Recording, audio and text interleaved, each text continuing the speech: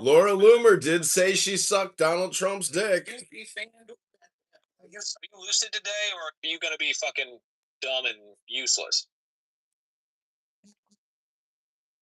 Is that a serious question? Call it. Call it. Hello? Call it. You have to call it. Well, I just. What do you mean, call it? You have to call it. You didn't watch the. Sir, I'm just selling gas here. I ain't sign up to be a part of some kind of experiment or something. You have to. From Country for Old Men, when he flips the coin and he says you got to call it. It's a good movie. Yeah, it's much better than Kevin's PTR. I do. Have you seen Blood Simple? Blood Symbol? Simple. No, I haven't. If you want like a really tight, it's like a 90-minute movie. It was their first like major movie they made. That's like a neo-noir movie about a kind of middle of nowhere Texan bar, and the bar owner's wife starts sleeping with one of the bartenders, so he gets all mad and he hires them to kill them. So it's like a crime thriller, but it's very much shot like a horror movie. It's very cool, very sloppy. U.S. and Israel. I'm not going to argue these two sides come up and he's driving. Anything. All right, I can find you a little max if you have HBO. I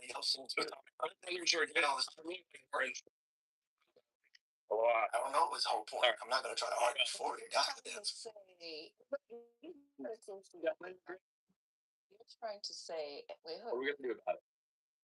Do you ever get tired of talking about the same, like, talking points on it? I do. I do get tired of the fact that we're not able to reach a consensus on this, Kevin. No. And I suppose you're going to vote for Gavin Newsom and support him.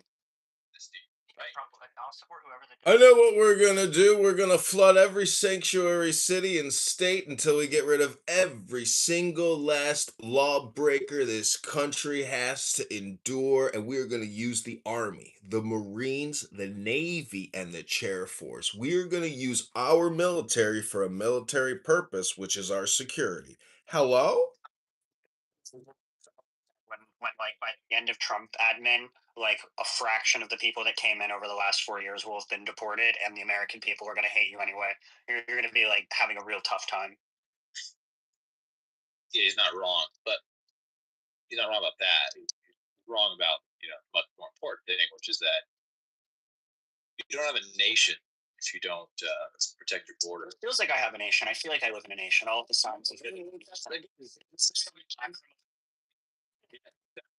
You're getting it. You're getting it. He likes it. Did nations exist before World War I? Yes, they did. They not exist? They didn't have passports or any real border control. It was very easy to travel around Europe.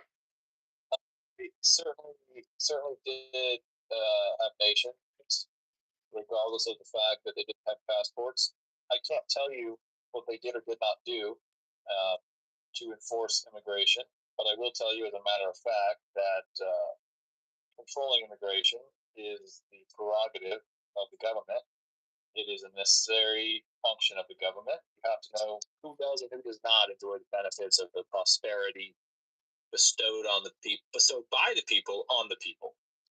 Diogenes, I'm okay with you absolutely closing down the border if you make it extremely easy to get a work visa. If you make it really easy to get a work visa, I'll get on board with everything else that you're saying. Sorry, Kevin. This is Clubhouse, an imaginary world where F words come to hypothesize. Terms here. When you say extremely easy to get a work visa, you're saying that if there is a path for people who want to come into the country to work, they should be allowed to come into the country to work legally. Yeah, with some vetting, obviously. Like, we want to make sure we want to have relationships with countries and make sure that they're not like fucking criminals or whatever. But yeah, it should be very. I'm okay with them spending some part of the money. What they want to do with it, it's their money. Yeah, we're not going to be able to come to terms with this. If the money, yeah.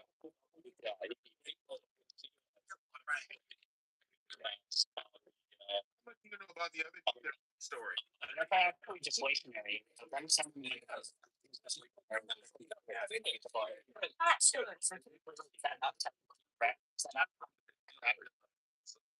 No, it's not technically correct. Money out of the money system. You know, an Raised on US dollar. his whole defense was basically that it was the niggers who did it, and yes, he literally used that in his defense.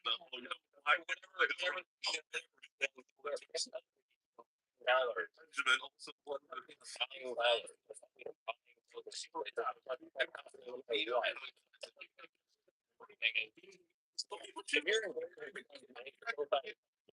And then you take that productivity in any currency and take it out of the country.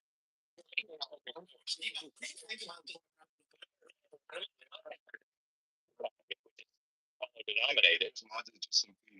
That is happening. This topic. Are we coming?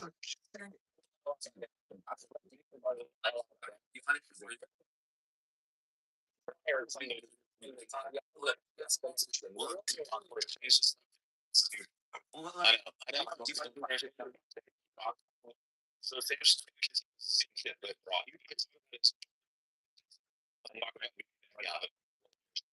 What was your question, Sam? T-Bag, would you think the fine-tuning argument is a good argument for God? No, he said he doesn't want to engage with that. Let's talk about Israel and Iran. I What do you mean? What do you mean by good? Hamza, let's talk about Israel and Gaza.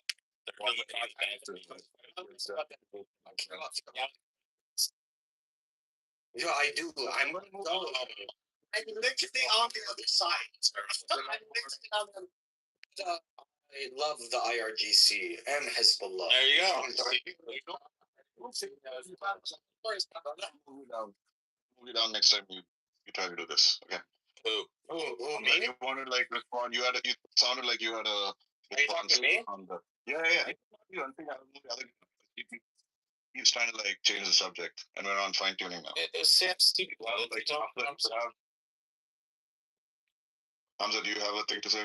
Yeah, I'm down to talk with a fine-tuning argument. Someone asked, Your response, T-Bag. they're cutting me off, mod. Fucking no self-restraint at all. Yeah. To be fucking well. Who said that? I'll be done. Finding it. I'll be done. Funny. Okay, it was funny, so I'll leave you up. But Did someone want to talk about fine tuning? I'm down to talk about fine-tuning. I'm literally here. I'm a theist. yeah, but yeah, but like, Right. So you fuck I did ask. Let's get off topic. Right? Because you weirdo type thing. You weird. can you just like give him a minute? Give me a minute, and then you can continue if you want. Chat.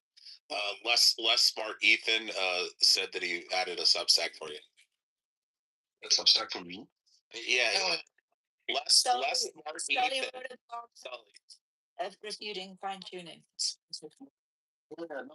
Yeah. That is actually a good post. But like, I would say that like, I think it's the best argument of its category, right, for theism. Yeah, for inductive argument, when it comes to probability, yeah, that's a strong argument. But there's a deductive argument for God's existence. That's obviously going to be a stronger argument. Obviously. Hang on. Look, we're talking about fine tuning. So, like, Sam, is that, I don't know, do you have a follow-up? Or? I was curious about your thoughts on it, but you didn't really answer that yet, so. Well, no, I told you, I think it's, I don't think it's not a very persuasive argument for me.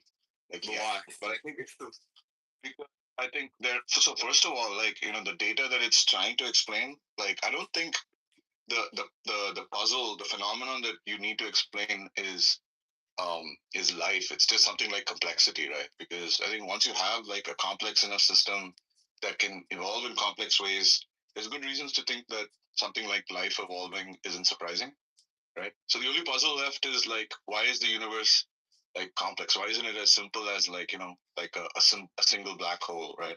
Or like five protons dancing around. And I do think it's so first of all, like even and so that and right, and so there, like you look at like the argument that physicists have given for like why they find it surprising that the constants of the standard model have the values that they do, and that like it's possible that like it could have been otherwise. And I sort of concede that at least in an epistemic sense, they could have been otherwise, right?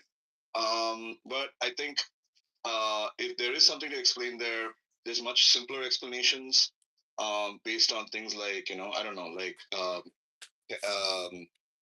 well, like I think the most explanation is like selection effect, right? That these values that are fixed for the universe that we observe actually vary across like some sort of metaphysical spaces of universes or like bubble universes and so on, and we just happen to like inhabit the one that's like suitable for life. So basically, I'm saying like I think an anthropic kind of explanation is the most likely one, and there's independent reasons to believe that that's true. And finally, like if you don't think if you think that's not possible, right? If you like ignore that possibility, then I would say that look, I think all these sort of stalking horse kind of objections do actually work to block an inference to a god. Like there might be some reason to think there's some sort of teleological explanation, right? That the universe has some mysterious. There must be some principle explaining why the universe tends towards complexity, right? Over and above just the laws of physics. But that's a long way short of like being a God hypothesis. So, what's the stalking horse objections? What does that mean? Stalking horse objection is just the idea that look, if you think like there is a God that whose intention was to create a sustaining universe, right? I can just replace the God with an equivalent sort of dispositional explanation, right? Meaning, like, there's the laws of physics. There's this additional sort of metaphysical principle saying something like, the universe just has a tendency or a disposition to have like complex states, right? Or let's say life-sustaining states. That doesn't explain what God is, though, right? God is the fundamental principle. Hold on. God is the fundamental principle. Yeah, look, you're responding to you're not understanding the point I'm making. I'm not trying to explain what Stalking horse objection is just like there's going to be a stalking horse hypothesis that's naturalistic that can. Yes, I understand the point. To its prior, Sam was asking. Deepak, what do you think about these two arguments? I'm just curious. So, first argument is that the universe looking fine-tuned is actually evidence of naturalism, not theism, because God can make life and humans in any universe because he's omnipotent. So the fact that we only find ourselves in the tiny sliver of universes where only natural law could do it, where there's like quadrillions of possibilities of everywhere else where God could do it, is pretty strong evidence that we're in the naturalist world. And then the other question is, how can we even be very confident that the constants are very fine-tuned if we've never tweaked them, so we don't know how they interrelate to each other, and like what would actually happen if they changed? So those would be my two. Let me answer the second one first. Like, I think the idea is that we have epistemic, like we're thinking about like we're sort of reasoning about the possible values the constants can have epistemically, right? Like, even if the constants are like brute facts that can't be changed in any metaphysical sense, right? Those brute facts could have been otherwise, right? And so then you like search around for an explanation for why they have exactly those values, right? And then you should prefer explanations, right, that have like sort of simpler hypotheses, right? Like that God intended it to be that way, or like there's like some simpler metaphysical principle from which like you can actually derive the value of those constants, things like that. You don't need to necessarily like tinker with the constants to know whether they can be changed or not. And then what about the actually, if they're fine-tuned, there would be evidence of naturalism. Yeah, I've heard like this is like there's this divine fine tuning or like electrons in love argument. I mean, I think it does do something, right, to defeat the likelihood of theism being the best explanation, right? Because you can say that, yeah, well, why this universe? Why not like idealism? Seems like. Well, no. The point is like, okay, well, suppose God is the universe, like when he was in the universe, he could instantiate life in any universe, regardless of its constants and parameters, right? So the idea is like of the sorts of universes you might find yourself in on theism, right? It's actually pretty unlikely that you're going to end up in the one that looks just like naturalism could be true, right? Whereas like on naturalism, yeah, that is the one you strongly expect yourself to be in if you exist. Right. Yeah. Excuse me. Yeah. That's kind of, yeah. I was trying to. I thought I was addressing, right? But like, I mean, I think. Yeah. I don't know. That seems to prove too much. If you're saying actually literally that actually strongly. I mean, I just think then you're restating the case for naturalism, right? Which is that it's the best explanation for the data is the one that like just explains everything. It's kind of implausible that God would put us in a universe where it's like, oh, it just happens to look like naturalism might still be the case, right? Given there's all these other universes he could have put us in where we would almost like immediately know that like our existence is a miracle.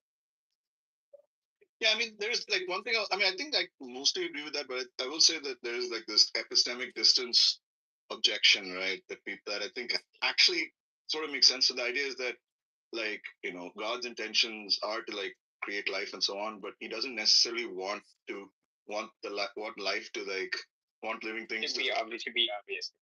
You know, I go through like all this stuff in that blog post, although I'm not strictly making this argument in that blog post, but like I go through that where it's like, okay, well maybe there's like this epistemic value or aesthetic value or whatever. The point is that like, even though we would have evidence for a miracle if we were in a quote unquote non-life permitting universe, it wouldn't like entail theism.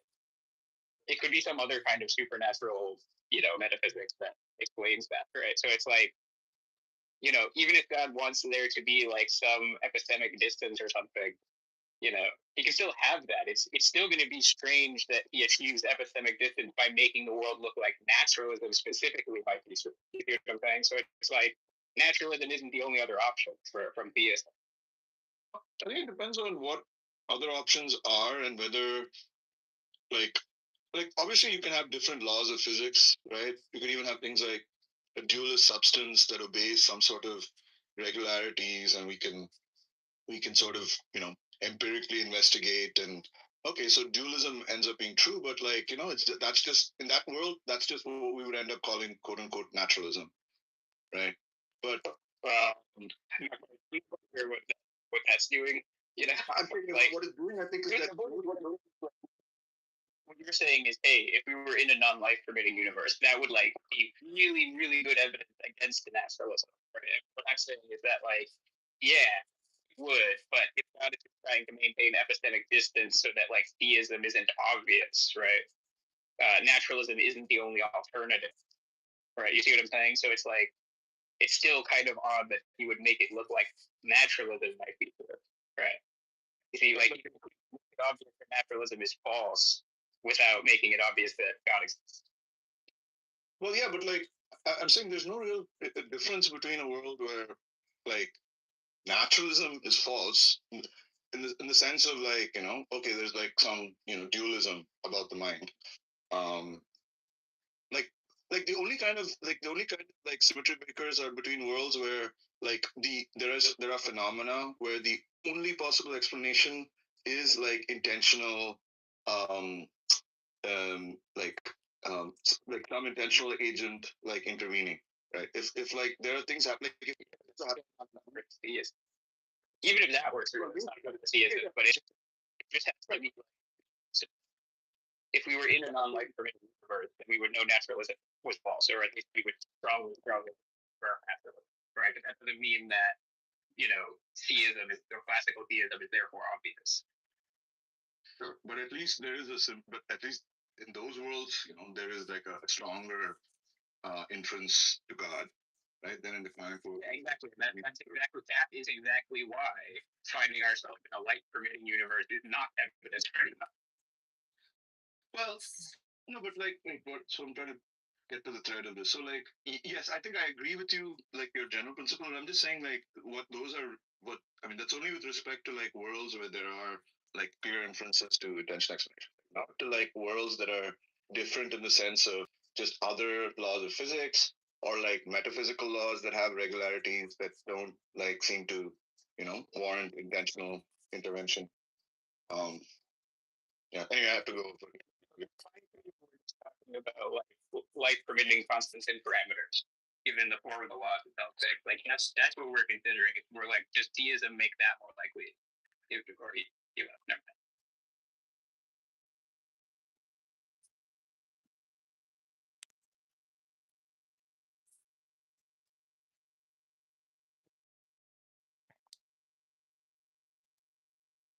Hello, I've come to contribute to this cancerous storm of repetition and redundancy. People repeating their assumptions for years. It's like Sully says the same shit every room over and over and over again. So I've come to help make it even more toxic, more cancerous, more revolting by simply saying the more you think, the more you speak, the further from the truth you're gonna get.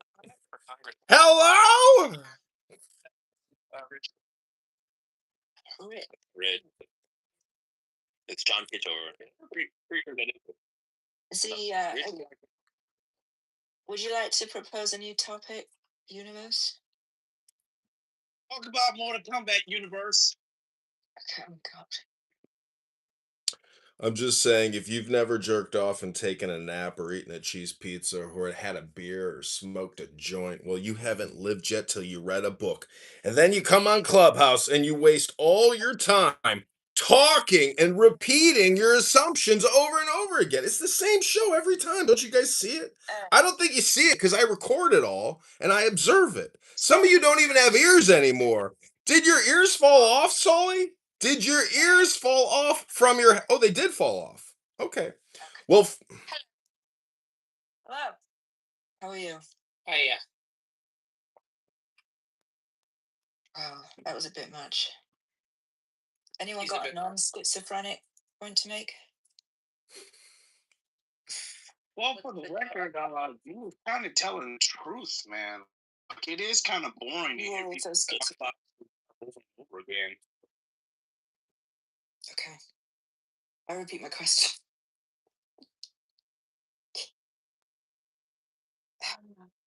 What? I have a question. Go ahead. What do you think that all of our discussions here might in some way prove what's going on in the world today? Don't think they do. of course you don't, Frenchie, because you're a dumb twat. And everybody actually hates you. The fact that you're a fucking mod is impossible.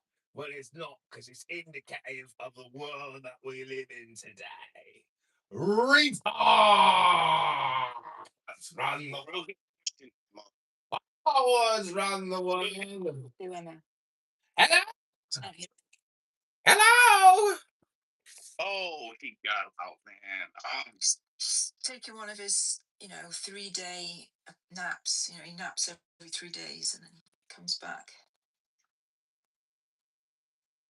Hey, Sully, what gamer tag? What's your gamer tag? Like Xbox? Quantum Zone 9. Same with my Discord working though. You get on Discord? See, I've got a Discord. So I'm gonna hop on Call of Duty Warzone.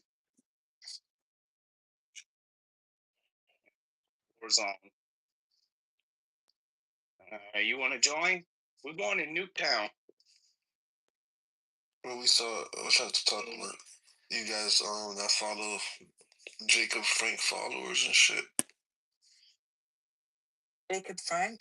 Yeah, that's really that's really our orders. Jacob Frank and that little Zebby guy. Don't know who those people are, sorry. You don't know the whole Jewish history. Jacob I Frank. don't know every Jew that ever lived. People that consider themselves the Jewish messiahs back in the 1600s, and then you have Jake, and then first it was that Zemi guy, and then the Turkish people arrested his ass and made him convert to Islam. They asked him, "You either we kill you or you convert to Islam." He converted to Islam. He was like a Jewish messiah, and he just all the people believed him, and he had the most taboo beliefs and satanic bullshit, and all these people followed him. That's what they made. I'm reading about it now. Yeah. It was 1666, 1666, and then they made him convert to Islam. Then a century later, Jacob Frank comes along and say, "I'm the reincarnation of that," Yeah.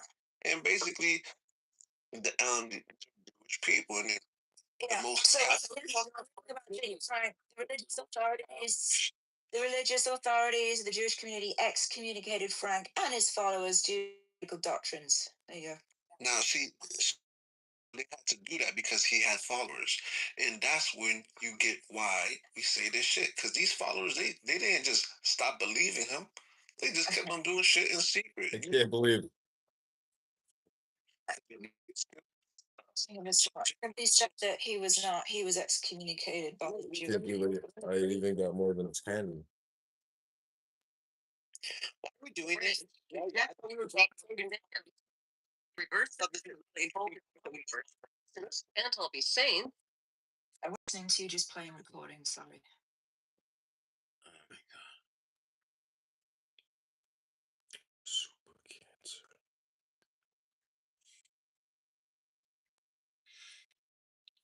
Hey Sully, so what you said? What was your Discord again? Mine is I'll put it in the chat for you.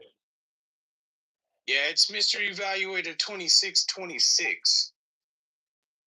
Yeah, we actually talk about verse battles. Yeah, just to have the time go by. Hold on, why did I get kicked? Because I'm documenting all the. Because we don't want to hear you play recordings. That's Bring him even. You have no. Do people have no desire to talk to intelligent people? Does no one? no one. Why would you not want to talk to somebody? Silent. Can I have a same mod? Can I have a same mod that has integrity? Yo, Sully, can I talk to you real quick? Let me ask you a question, Sully, and I'll leave the room after this. So, if I make if I make it clear, Bro, to prove this claim, I'm just gonna ask you random questions. why I get kicked? I just want to see if you're dumb or not. What year did that happen? Scared of the truth. When did William the Conqueror invade England? So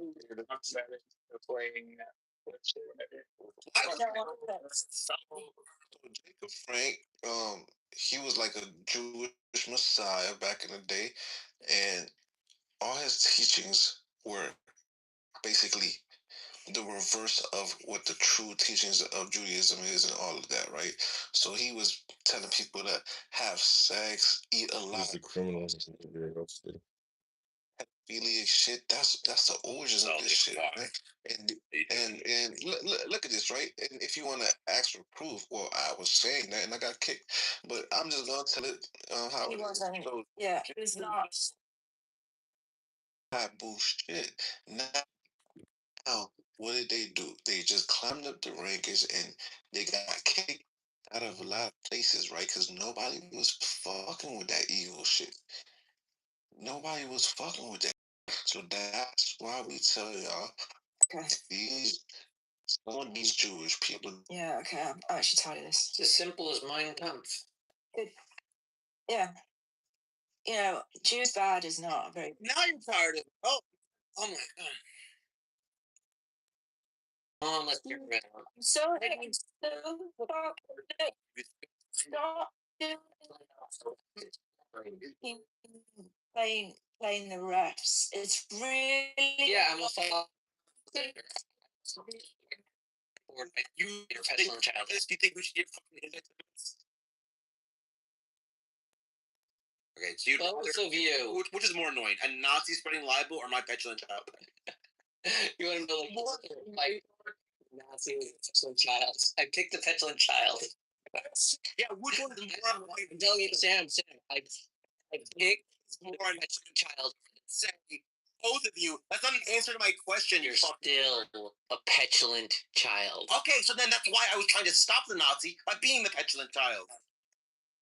Yes, I am, but that means I'm trying to stop the annoying than the Nazi. So you should support it because it's a lesser evil. So shut the fuck up, it said.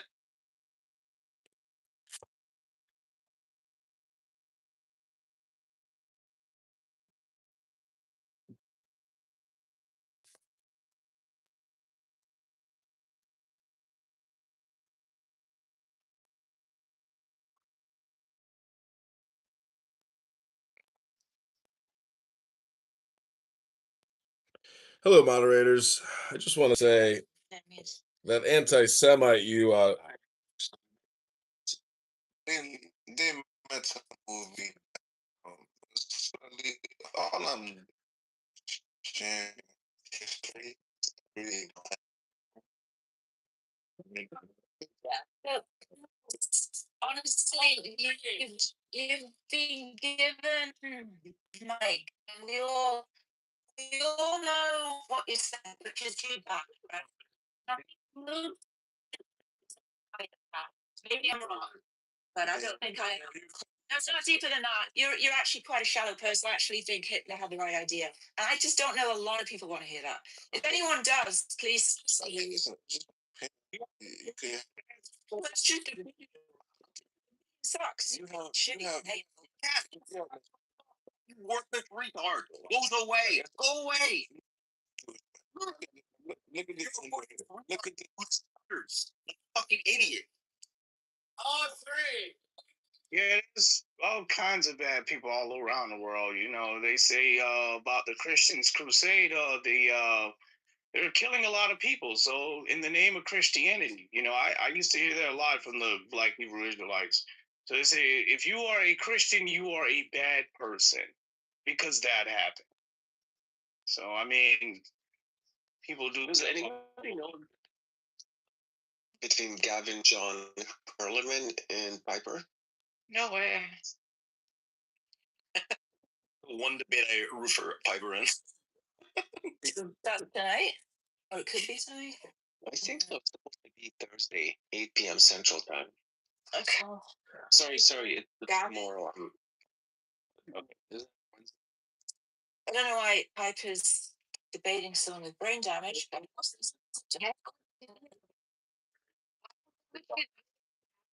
I'm wondering. Oh, it's been Gavin? That's funny. Yeah. It's like your fourth time. Oh, wow. Old friends at this point. That's hilarious. Just to give you guys Oh. for example, He's got brain damage. I to be decimated. Okay. Yeah, I mean, Gavin's never lost. Gavin is legally under oath said that he has brain damage, so this was legally. Yeah, if I lose to that's a win-win for me. Would be embarrassing. Yeah, it's not embarrassing. It's for Piper. Mm. Is physicalism true? no games? Honestly, Piper knows a lot more than Gavin about physical. You're right. Gavin, You're gonna sign that tonight. Gavin talking about is what's that called? Holographic universe or something? So Yeah, maybe yes. Graphic principle is so that shows how much you know. that doesn't change the fact that that's Gavin's the thing Gavin talks about all the time, which was my claim. Holographic principle just says we're wrong that there's a physical universe which exists, right? Physicalism can't be true if the holographic principle is correct. Yeah. Well, the problem is that Gavin just reads from like a 10-page rather than explain it in his own words, which I don't.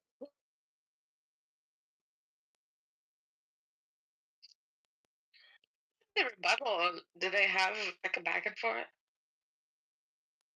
think it's gonna be 15-minute opening statement, 20 minutes of cross-exam, and then opening dialogue for like half an hour, and then 5-minute closing statements. Market formal debate between Gavin and Piper tonight? it will be blood. It might also just be really boring. Yeah, probably. Piper's demise, what vibes? You know, they're actually remake another. That sounds interesting. Looks a lot better. Are you getting? Yeah, like I was confused. Like back in the 90s, I thought Ryu was a American guy. I didn't know he was Japanese. Gavin? Yeah, Because the trailer came out. Oh my god. Yes, man. And they got some. It's good. They're New competing with thing. Mortal Kombat. It's Mortal Kombat versus Street Fighter. The 90s all over again. Oh, yeah. Yeah, freaking. I don't know what happened, but freaking. Pretty good. Ryu. Like, get over here. All that stuff is like, what's a famous thing from Hadouken? They didn't necessarily have the best sound cards. It's like they had iconic Hadouken. And they've got Hadouken. Everyone does Hadouken. Hadouken. Hadouken. Yeah, but And friendly with the crazy thing. Like, they have good visuals. They don't have the sound effects. The popular. And Blanca, did you see in the trailer they had a freaking Blanca? You got to see how they pull off a Blanca. That's ridiculous. What? Blanca was a Street Fighter. She was a Yeah, he was Street Fighter, right? He was the one monster guy they had. Music. Yeah, green skin. And like, There's another one. yeah, that was Street Fighter too. Yeah. Street Fighter had a cool character. That was the blades and the mask. That's Yeah, exactly. Zangief or whatever. Or is it Zangief, yeah. Zangief. Crazy Russian boxer. But I saw the effects inside. It didn't look. I know what they were trying to do, but like, it's just. Yeah, they're trying to match the video game aesthetics with a lot of iconic shots. And like, yeah, that's what cinema's for. Yeah, let's see how they do. Yeah, it looked pretty cool, but I mean, it's like it's just doing it too much. Like, he don't gotta jump all the way up in the air to do the Hadouken. Listen, if it looks good, then all is good. I'm counting of it to be better than the last Street Fighter. The last. Right, that one's kind of an embarrassment. That can't be charmed to it. I can't believe they put Robin Shaw in there, man. I'm like, why would they do? My goodness, man. They making this one look more, see, that's the thing about the video game adaptation films. Like, a lot of these games back in the 90s didn't have, of course, they didn't have no story to them. So, right. That's why it's so hard. They're different art forms. That's why there's like a bit of a stereotype of cinema failing to adapt video games. They're good with books or novels or articles or history or old plays. They're good with plays, but like video games, it doesn't translate well yet. In most times they try. Yeah, because I know the Mortal Kombat, the first Mortal Kombat movie they did was like, I think it was like in the early 1992. Yeah, around 1992 or 90. It might be wrong. Nope, it was 1999. Yeah, it was the late. Oh, 99. I didn't realize it was that late. So it came out the same year as The Matrix? Really? Are you sure? No, because The Matrix. That's wrong. Yeah. The Matrix one came out in 99. Positive. Who's that? That one I know came out in 99. No, The Matrix came out in 2000. No, The Matrix came out in the 2000. It's cool. I remember it vividly. The thing is, you probably remember in the 2000 because it wasn't really popular. It didn't take off for a while. 99. No, because the freaking they didn't have HD in the 90s. Came out 99. I would bet my balls on it. Yeah. They got high definition like in what 2000. 2000, yeah. That's what we're all arguing. Super. Oh yeah, you could just look it up. I'm looking at it.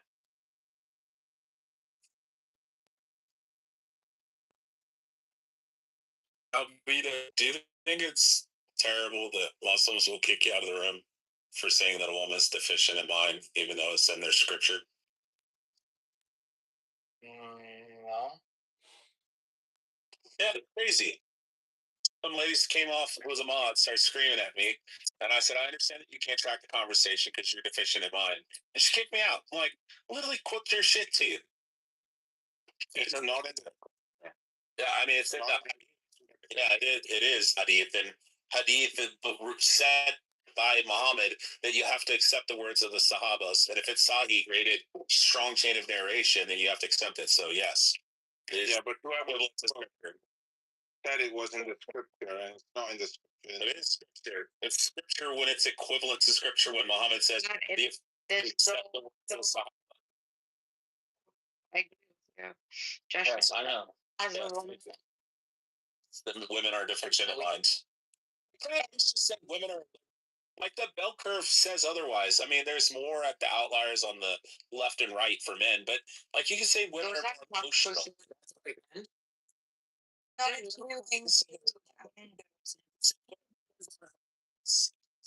of her vag. There are more emotional. No. Yeah, men are What else can I say about angrier than women, therefore they're more emotional. Because I didn't have this emotion. I'm talking about biological women who can have their periods. Yeah, and I'm talking about. Do you think anger is an emotion? Like Sasha and Piper are not real women. Jocelyn, do you think anger is an emotion? Just say. Oh. Me.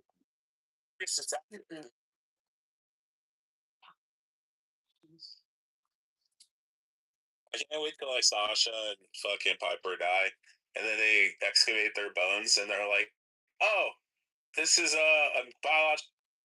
Do you think they think that? Oh, he's gone. Never mind. All right. thank you. She's a lunatic. There's a lot. We've had a lot of lunatics today. I know. What did I get up to? Who threw it?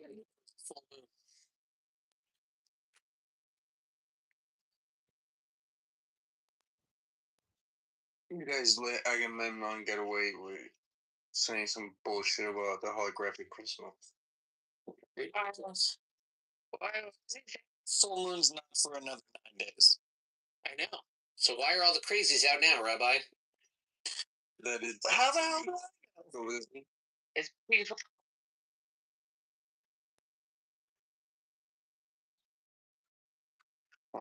I don't know. At least there's some order in this room. Like when it was really bad when I got in here.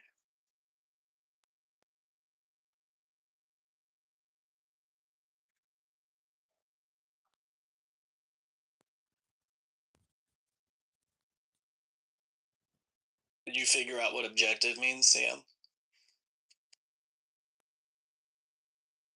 Independent of minds. Yeah, I think that's a stupid answer. I think that's a dumb answer. Humans made that definition. It's not objective. No, I would say the following. Yeah, that's exactly right. We decide what's objective. Right? We don't decide what's objective. We make a definition and then see who decides what's objective then. Who's the judge? Oh my God, Caleb, you know. Here's what I think actually, Sam. Right? I think it's like this. When I'm talking about, look, a mountain exists whether or not anyone sees it, right? That we might say is objective. But the way we describe it is stance dependent, right? And requires an agreement and so therefore the agreement will be what we call objective in that sense. No. Whether they're true or false depends on people's attitudes about whether they're true or false, right? And those are subjective or stance-dependent propositions, right? So it's kind of this like stance dependence, mind independence, whatever. That's definitely circuitry. Yeah, try this sentence. Let's see if you agree with this. Even if objective truths are stance independent in themselves, we might say like metaphysically, our ability to identify, describe, and understand them is always stance dependent. You might call that epistemic. I wouldn't say it that way. Okay. I mean, I understand what they're saying. This is kind of, I think it ends up confusing the concept. It's not how he's using it. You know, Caleb Wells had a huge problem with objectivity and subjectivity. Normal. Because he was arguing for beauty is objective. It took a few hours, but he kept to himself. No, I mean, again, like if you want to say that there are some kind of standards of beauty, those would be decided upon. No, Etu, not you. You can't be doing this, Caleb. This has to be a Jewish thing. Duh.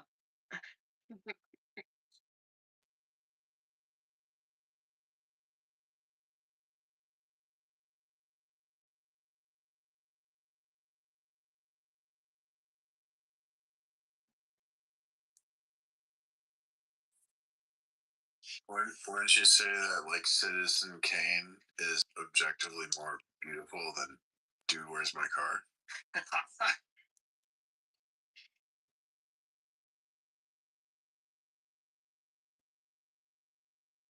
Dude, Where's My movie I ever walked out of? I prefer the novel. It's a lot better.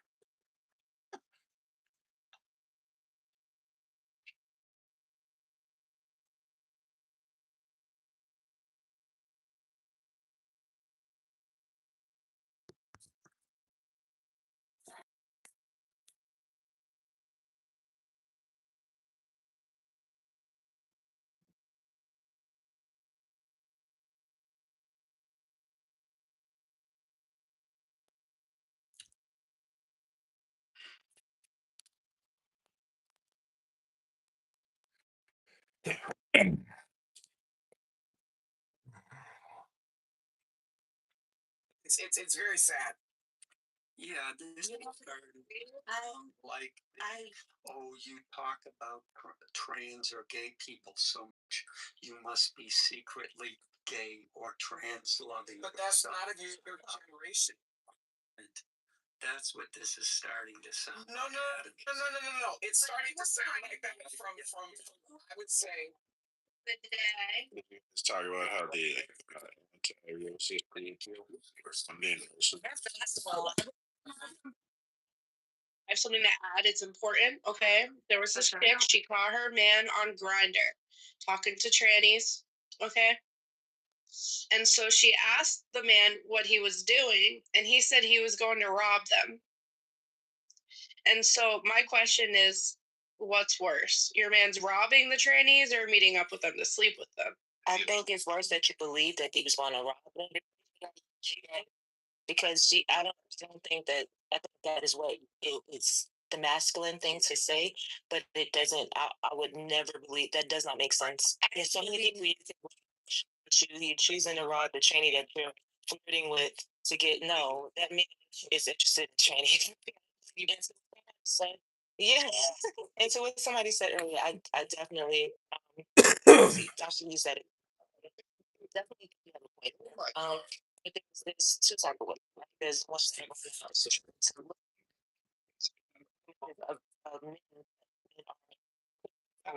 what there's people women that see this and I'm like, I get that it's reality, woman body. I think this is a woman's body naturally as is. The 80s women, the women with the proper curves, not the ridiculously created curves. Like it's that is, oh my God, the ant bodies is woman's body. We got guys out here that are saying they have literally. How do we know? Because like they say it. At this point, women, we have such power that we could just sit on our ass, sit back and listen. Why? Because they're gonna tell you. They're telling you they don't like women. Yeah. They're telling you, Hold on one second. We can't say it like that because he knows he's prescribed to nut. Yeah. Exactly.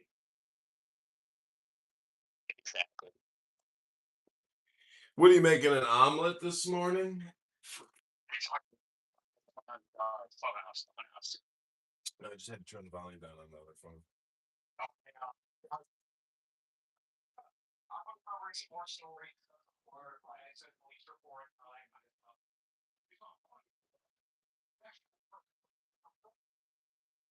What was that?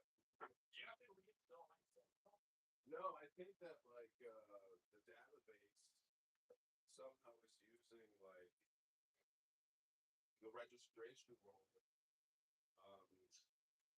Like you said, it's like programmatic. It's like they're using software. Yeah. I think centralized program. I know it's like every dollar to fraud. But you have to know how to make it look cool and like they're putting natural levels, right? Because you would have voted for yourself. And so I think it's just a total computer election program. I don't know. My numbers seem real to me though, and Joe's at 900 because, well, actually, if you look, No one. I only told like 5 people I was running. How the fuck did I get 126 votes? I didn't tell me. yeah, you got thousands of followers though. You got thousands of followers in Cook County. But the Max Solomon one is like the giveaway though. There's no way, no way, no way. I used to numbers like that operative in 2007 at statute of limitations, so I could talk about it. But that's kind of the art. Is like we're faking polls, and you gotta like you can't if we're faking a poll for Dan Seals, and I want to show that he's running in a primary against blanking on the girl's name. Mhm. He wants to, if I said the polling says he's 9, that doesn't look believable. Everyone's like, what the heck? It's reverse. And so you intentionally try to get it close. And if you show that, like in the Max Solomon case, 20,000 people were smart enough to write in a max, but none of them chose. That just looks bad. So I think they threw me 126. Artistically, it makes more sense. Like, is to prove that Jolly are legit, and we might have gotten somewhere. Like the way I think the program works is they say, "Here's the number," because it's electronic, and here's what we want the results to be. If the result, because you're like, if the results are too far out of bounds, it then start doing voter switch. That's a very easy thing to program. Say, hey, we need the outcome to 545, margin of error 3%. If your tabulations are too far out of bounds, start doing switches. There's like to like actually hack on election day, you'd have to have someone like at these schoolhouses with a laptop and internet connection and white vans. I don't think that's happening. I do think there is some manual voter fraud because when I voted and when you were an election judge, this time I fucked up when I was doing the writing. I forgot to write in Joe or something. I forgot. So I asked for another ballot, and they're like, sure. And they're all just like, and I could have grabbed a whole stack.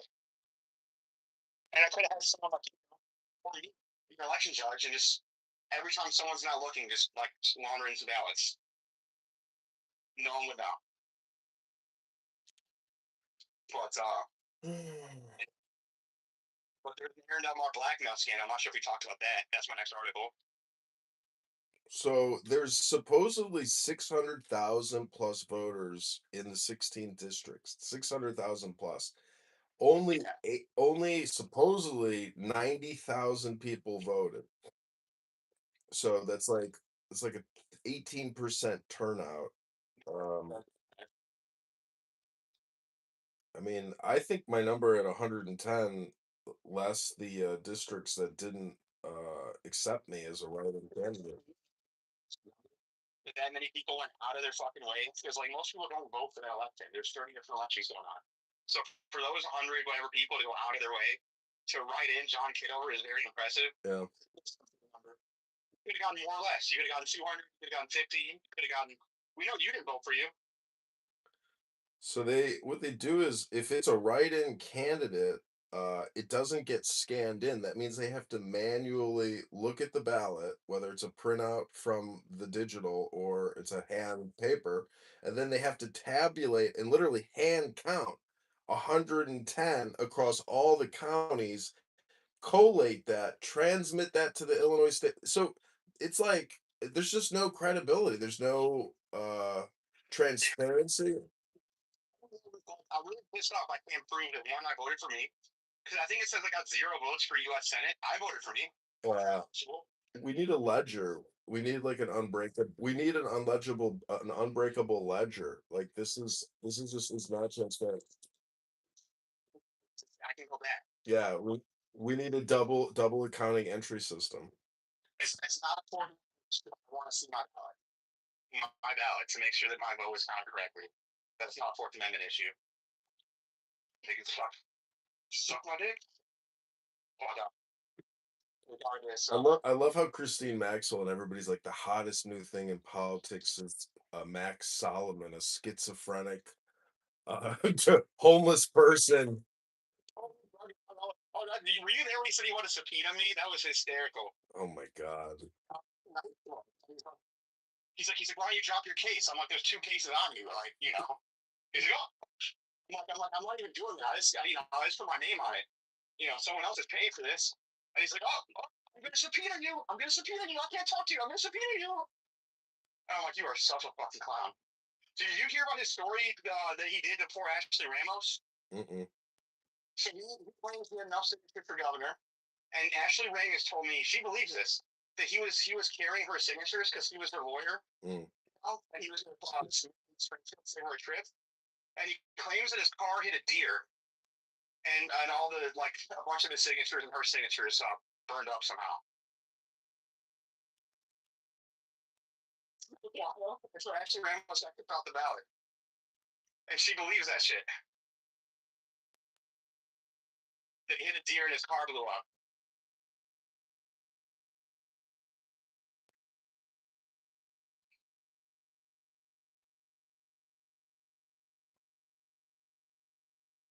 John? I'm here. So what was your Aaron Del Mar blackmail scandal? Oh, so Dave Pritchard is the guy that ran for Palatine to GOP, and has been a long-time Aaron Del Mar hater. Has been a big-time Illinois Review record leaker, and he was one of the very few success stories. He beat Aaron Del Mar's guy 2-1, like 70-30. And so like he beat Aaron Del Mar's guy. Dave Pritchard was running for the 5th District State Central Committee, and he said he wanted to remove Aaron Del Mar as a stain that must be removed from the Illinois Republican Party. Is his quote? Wow.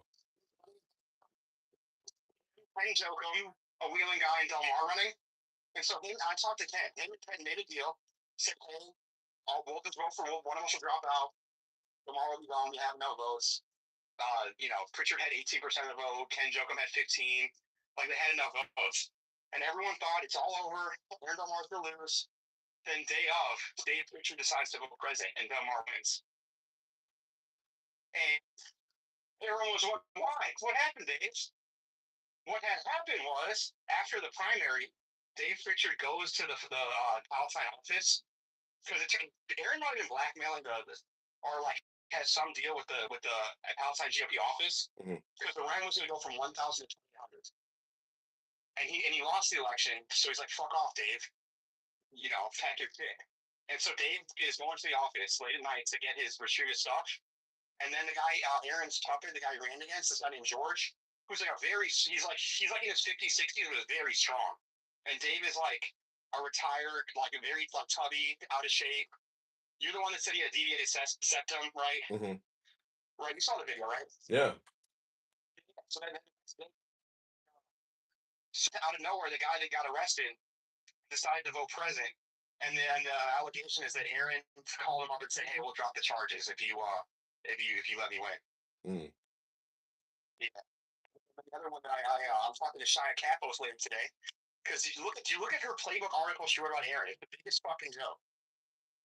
She wrote like she releases a 5 days a week newsletter, Politico, and it's just like everything going on politically. And the title of today's article is like Aaron Del Mar, the fighter, and it's like how great a person he is, and he's doing things different for Bailey. And she knows all the bad shit about Aaron, covers up for him all the time. And my other journalist friend says he's working on a expose on Politico in general. Because apparently, like in other states, like the journalists will either work for a staff or get paid and then do favorable press. So I'm trying to see if there's something there too. So I'm gonna talk to that journalist. She's gonna call me. Did you look at the Darren Bailey numbers versus like Ted Dabrowski and so like based on those numbers, you could statistically forecast Pritzker's victory. Like they don't stand a numerical chance.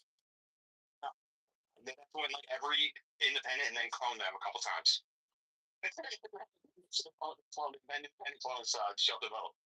Bro, that video of Aaron Del Mar acting as Darren Bailey's.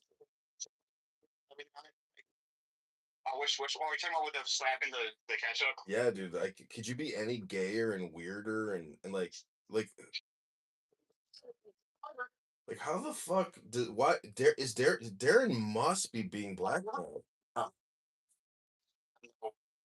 of reference. I don't like cocaine and I don't like the way it's I don't I have a frame of reference to association with that chemical. I've seen it. But I heard it's very similar. Adderall and Coke, but Coke's more intense. Is that correct? No, actually, I would say that Adderall is far more of a powerful stimulant. And like No. It's pretty instantaneous, but there's different types of Adderall. There's the instant release and then If I heard Coke is like it hits you fast and out fast, and that's why they're always doing it all the time. Doesn't matter. Your point. The point thing is that it's a lot of. I think a lot of it is just from my dealing with people that were cocaines or whatever got better. And it seems like when you're cocaine, you're delusional, and it's everything is success, and I want more, and I'm a brilliant. And next, I have the funniest joke ever. I have the greatest idea. We're gonna take over the world, like that kind of shit. yeah, for sure, it creates euphoria. Like delusion, right? Yeah, it can create. Or like, Yeah, yeah, it's definitely like you become like a rabbit bouncing around, uncontrollable. It's because it's all just chemical enhancement. The brain just starts overacting. Yeah, that's how just like coked out, and like thinking, like in his mind, thinks what he's doing is like brilliant. I agree. I agree. That's why like he's like lied about she said Christian Mitchell's gay, and then did you see that fake quoting about Brandon Johnson? Brandon, he was supposed to support Brandon Johnson, and like I didn't like that kind of thing. He never said it.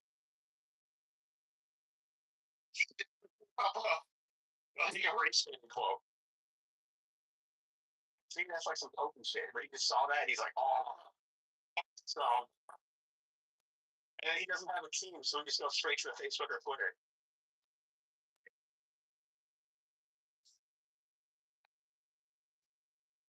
But yeah. Anyways, they're losers. He's a loser, and it's just so funny how like one loser, can control the whole thing because there's just like no way to stop somebody's malicious like personal activity. Yeah, it's like how does one guy just keep managing to control everything? And it's really just because of his environment. It's the people around him. If you or I wanted to do that, we could do the same. We just don't want that. He's like this man in the world where no one has balls, the man with one testicles. Fast. In the land of the castrato, the man with the single nut is king. Yeah, I think it's so funny how he's like showing Aaron and his wife around. It's like they're the real losers because they don't know they're getting played by this loser who's using them. I don't believe that they don't know. Could you imagine? Negative articles about Darren came from shit from the Darren Bailey shit you were talking about last campaign. Mm-hmm. just want to criticize him publicly for the blackjack and hooker stuff, showgirl. Because Aaron Delmar was the lieutenant governor candidate against his opponent, Gary Rabine. So Darren knows. But I think so I wrote a whole article, and it basically was a huge fight. Because basically Darren Bailey's team was throwing a party with Aaron's team, and there was like teenagers there, and they were drinking, and DeVore's ex-girlfriend got in a fight with her, and the cops were called, yada yada yada. Anyways, there's a lot of like instances of like drinking and teens. Bailey had two gay young men who were like flamers, like possibly three. I'm not even including the Brett Corrigan guy who like this rumors on, but not confirmed. But the other two are like just very flamers, and they were Bailey employees. So that's where the blackmail is coming in. So Bailey, you think Bailey's bisexual and a swinger? Well, so, but like even if he's not getting, it's just reasonable to say that like Aaron could snatch one picture, one comment of him saying something off color. You know, I mean, I think Aaron's gay. Do you think so? He seems like Liberace gay. So like, I don't think why. Oh well, he's got fucking kids. I mean, a lot of gay men get married and have families. You know. I'm just saying. Like when it comes to Aaron Delmar even getting the position. Yeah, I mean, but anyways, this is the funniest thing is it's like they know that. If we were bad people, I could just call Bailey. Like, hey Bailey, I'm let the world know you're fat. I want you to give me $5,000. I want you to like. It's not. It's see if you're blackmailing somebody, you're basically like on good terms with that person because they've agreed to essentially join your evil conspiracy. Like they're like, fuck it. Blackmail. Seems Right. like a wink. Yeah, I would say the mad theory is more accurate, you know. Like when I say demonic, I mean evil. You know, like when I say pig, a lot of phrases I use are catch-alls. But yeah, what I mean is more like implied blackmail. Like imagine if we would have like really did some shit that imagine we like really partied hard, you know, and like we stole something. All right, I gotta get going, but enjoy your sandwich. I'll call you later today. Okay, bye.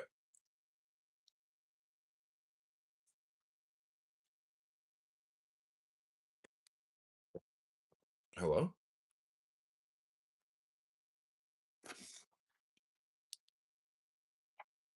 There's a story. I forgot how it goes, but he was basically going to pray at their grave, you know, and Muhammad told him, no, you're not gonna pray towards your.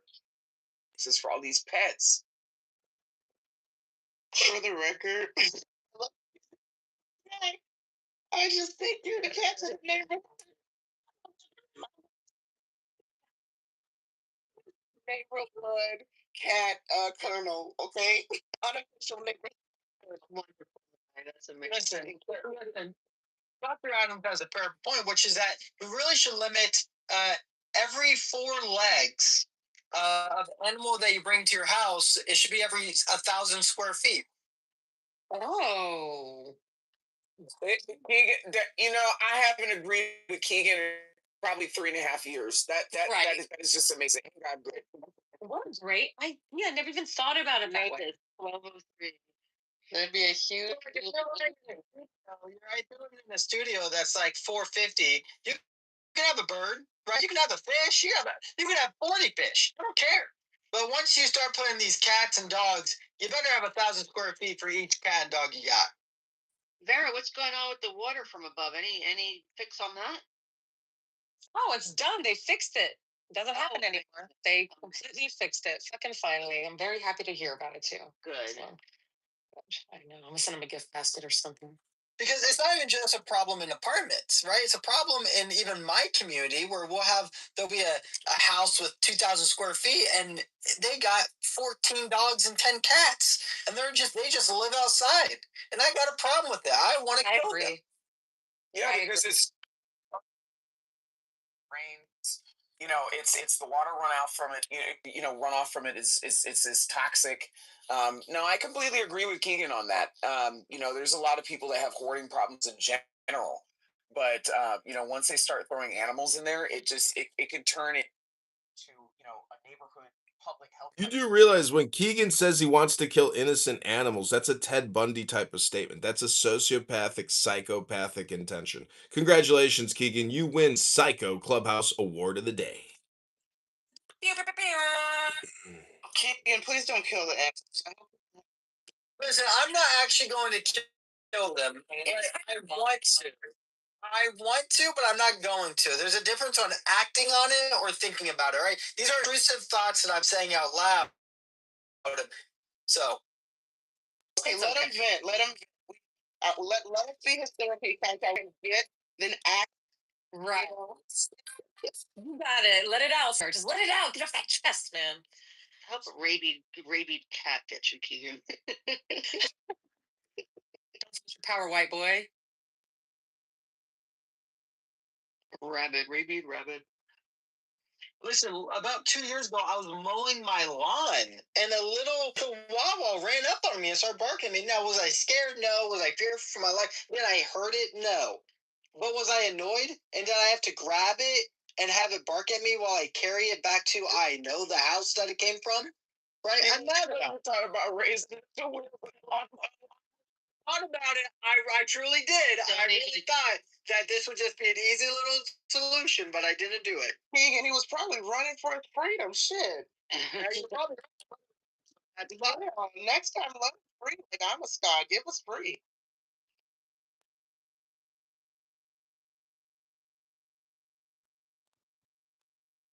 That was the right thing to do, Keegan. Just pick him up and return him home. That was smart. I picked it up by the side of its neck, though, and I carried it like it was like a grocery bag that was leaking. You didn't hurt him, though, right? Oh, I mean, he was a little bit mad about it, but it's the yeah, he was annoyed, but you don't carry on.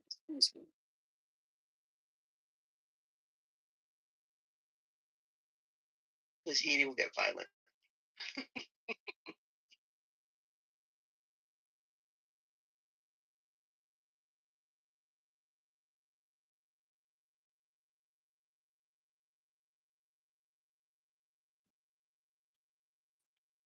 They're little. Their defense is to just make 11 noise. That's kind of like short guys, right?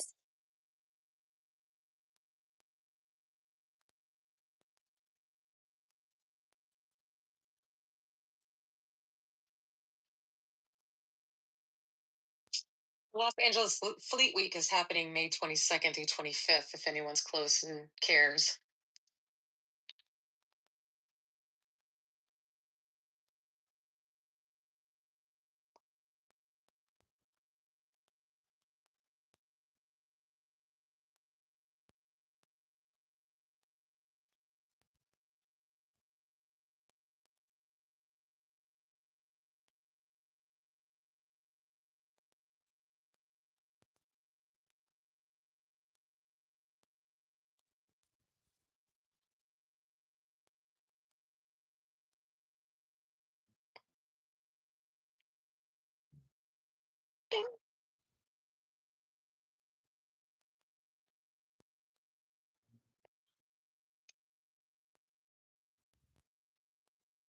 Now, here's a hot take about animals. If you have a cat, now if your cat's already been declawed and you're just like it's a rescue or whatever, I don't care. But if you have a cat and you declaw your cat, you are inhumane and you don't deserve to live, in my opinion. Yeah, of course. That's awful. Don't deserve to live? That's right. It's gonna be over. Yes. You don't deserve to live. We should declaw you. I mean, maybe that's fair. They should lose the tips of their fingers, but yeah, they got little caps now. There's no excuse. I did. Are you fucking ladies retarded? We kill 2,000 babies in this country a day. Maybe you got your priorities upside down. Cat paws versus baby heads? Hello? Talking about earlier, well, we're obligated to have activations and be protesting against every little bitty thing that we can't even protest about multiple things at this point. It's gotten to that. So, Yeah, Judge, you know what they're doing right here, the goalpost is? That's what you just did. You moved the goalpost. We weren't talking about babies. You brought up babies. we were talking about babies earlier, actually, like kids and shit, little girls. So You know, I love it when people say like you have to be connective or sequential in communication, meaning that like if I move the goalpost, to call me out on moving the goalpost when there's no, prior conditions that you can't move goalposts. It's like that's still a nothing burger to say, "Oh, you're moving a goalpost." okay, period. So y'all did nothing. Great. Thanks for Why, your times. you care about but why don't you care about the children in Palestine, John? Oh. What the hell's wrong with you? First of all, there's no such place as Palestine. There's this place called Israel. And secondly, I am concerned about all murder, not just baby murder. Hello? Man, we're moving the goalpost. I can't even keep up. I was like, it doesn't make sense what you're saying. But all I know is they keep cutting down trees in Brazil. Amazonian trees that have been around forever, cutting them down daily in mass. Do you know underneath the Amazon rainforest is the oldest living creature on planet Earth? Do you know? And they're immortal. Do you know what that creature is? Oh, what is that? You think what? Termites, actually. What? Oh, termite queens are so scary. They lay like one egg every, I think, what is it, like one egg every like 3 seconds or something? Just for their entire lives. Yeah, that's too much. I don't know. This was a few weeks ago. I said that I was at the gas station, those little ads, and there was like a little factoid. It was like the oldest living land animal, some turtle, 192-year-old turtle, and I forget its name. A week later, I saw that he died. Like, just like that's crazy. So he's dead.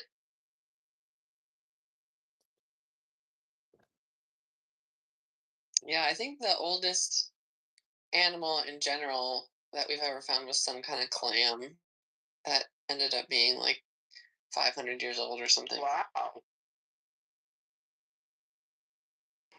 I'm not for cutting the trees down in Brazil. God, could you imagine what that clam tastes like in some butter with some garlic, a little lemon? Probably pretty crusty.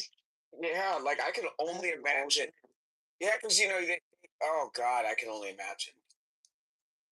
I just learned the other day how large Brazil is. Like Brazil is almost as big as the United States. I didn't realize that. Do they have like states in Brazil? Like yeah. Yeah, they have all those things, counties and states and large cities and rural areas, and even that Brazil, Rio de Janeiro, has more diverse restaurants than New York City. Interesting. Mm-hmm. I was thinking I'm going to Paraguay. I was just thinking about it for a while. I figured out how to use some of these Waymos to my advantage. If I'm trying to make like a right turn and traffic is just coming in, I just see a Waymo and then just inch out and then it stops. Stops, yeah. Exactly. I mean, I love these things.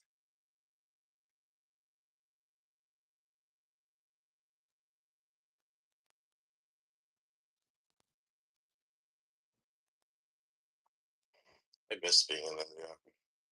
I haven't visited since 2013.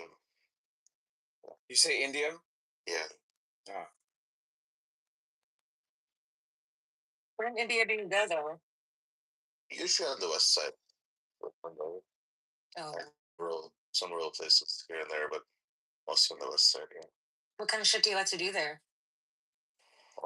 Usually just visiting family. Oh, that's nice. Okay, I see it then. Yes. But there's a lot to do there. Isn't that where that big ring is? You know what I'm talking about, the cars? Car ring? What are you talking about? It's like this big old car cylinder or cylindrical fucking infrastructure that cars will go, they drive sideways, right? You're on sideways. There's a highway that's like sort of like a ring. Oh, okay. Let me show you. Hold on. Let me show you. If you come close to the water, like a town, body like ninja, then your hip flexors and Food in India is so cute. I like that. No, seriously, like I personally don't like Indian food at all. So like if I ever went to India, because I would like to see Taj Mahal. If I ever went to India, I would just like to know if I could get Italian food. Most likely, probably in the big cities you can get it. Oh yeah, they have like Olive Garden, right? Or something. Most Do likely, they? yeah. Oh, Yeah, Olive Garden and Bahrain too. Abu Dhabi, Bahrain. McDonald's.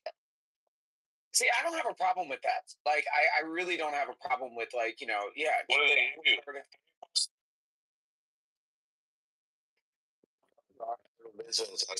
Oh, so you can still get like normal like American food.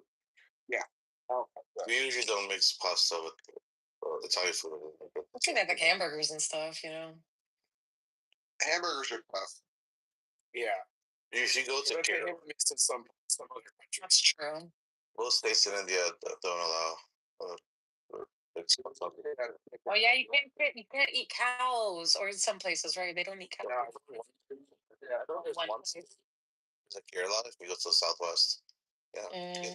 So that's why I mentioned Italian food because that's one of those things where it doesn't really affect to cultural delicacies. Well, we have Chinese food. We have Indo-Chinese fusion food. Yes. The food is good in India, that's for sure.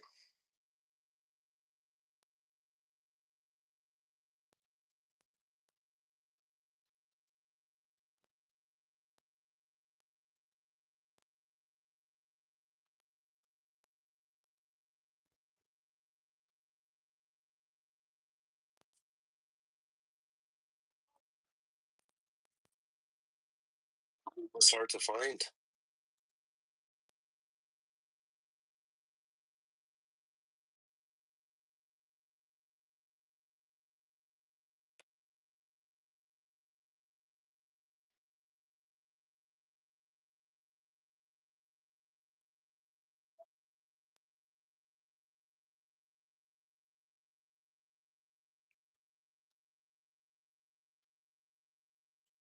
What do you guys think's gonna happen? Do you think you guys is gonna become like Russia, like censored and everything? No, I think in 2 years, we're gonna get a new president, and some things are gonna change, and the world's gonna sensationalize it, and we're just gonna live amongst it and hope for the best. You do realize that if Kamala Harris would have won, it would have become a closed society. We were living under censorship, and if Kamala Harris and Tim Walz became president, everyone would have been issued a vaccine ID tracker. It would have gone digital, not paper, so there could be a full accounting that everyone is mass vaccinated with an experimental mRNA spike protein gene modifier. You do realize Kamala Harris would have ushered in the end of America. Donald Trump is liberating America. Kamala Harris is a domestic terrorist. She should be arrested along with hundreds of other corrupt politicians. Hello? That's for sure. I don't understand the job. Definitely, it's a lot of demands, but I have a favorable view of Trump. Yeah. Yeah, well, you know what I can do? I can still go on the internet and speak freely now. X has been bought by Elon. Meta has de-restricted. Zuckerberg is no longer a protean fascist vaccinologist hosting a Dr. Fauci. Maybe he learned he was scammed by Dr. Fauci, Dr. Birx, Pfizer, Moderna, J&J, Operation Warp Speed. Yes, Donald Trump may have delivered it to us, but he didn't create it. That was created at the Pentagon in conjunction with Pfizer and other military industrial war research. But Kamala Harris and what was happening with the censorship, it would have been total communication lockdown control, full vaccination. It would have been uh, a horrible nightmare. Yeah, it would have been. Would have, should have, but it didn't. I agree with you, and here's the thing: like California has its culture and its things with technology, but that doesn't mean the entire U.S. needs to bow down to what I mean. That's why I agree with you. That was actually my concern too. After post 9/11, I was like, shoot, I have all this tech giants in California. What's going to happen? So I hear I'm in Michigan, you know, on the auto industry, the using embedded systems and not like operating systems. So what's going on?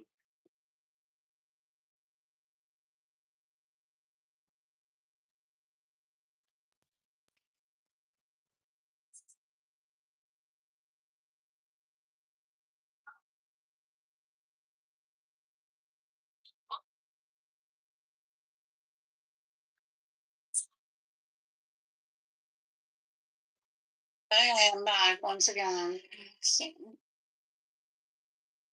Welcome back. Here you go. Thank you, thank you.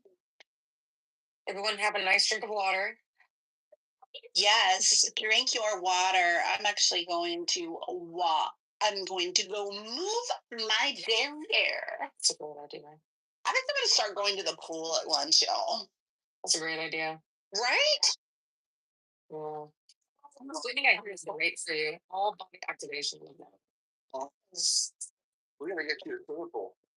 I think the swimming pool is exactly what I need every day for lunch. Have you heard of a sliver pool? A sliver pool? I have not. It's mainly for people who like are swimmers, like Olympic swimmers, but it's a sliver of pool. It doesn't take that much space, and you can it like pull. That swim laps. Yeah, well, not laps. It pushes water at you. You know, so it's like a constant. Oh. You're swimming against the pressure, but you're not really moving. You know, like that. It's called well, we call it a sliver pool, but it probably has a technical term. That's like a swimming trainer.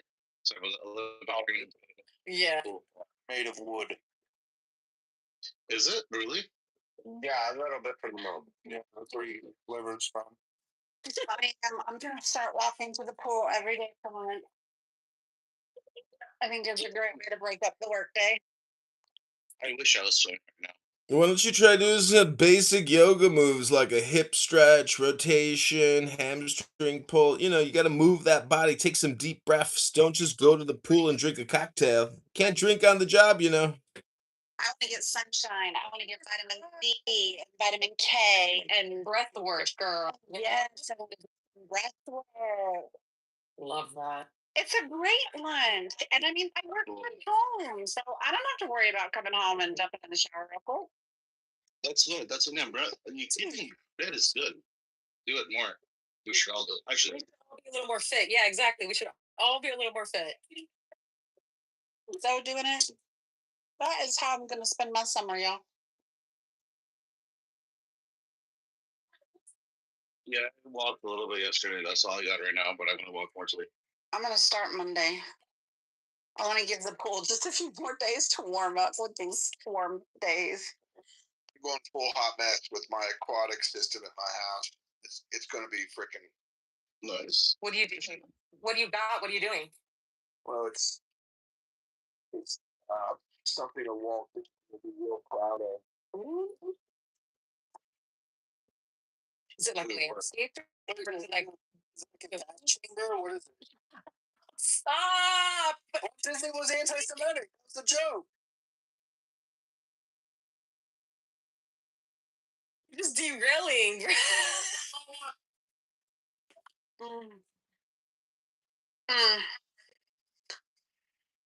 Anyways, I think I'm gonna stop being a chronic sufferer of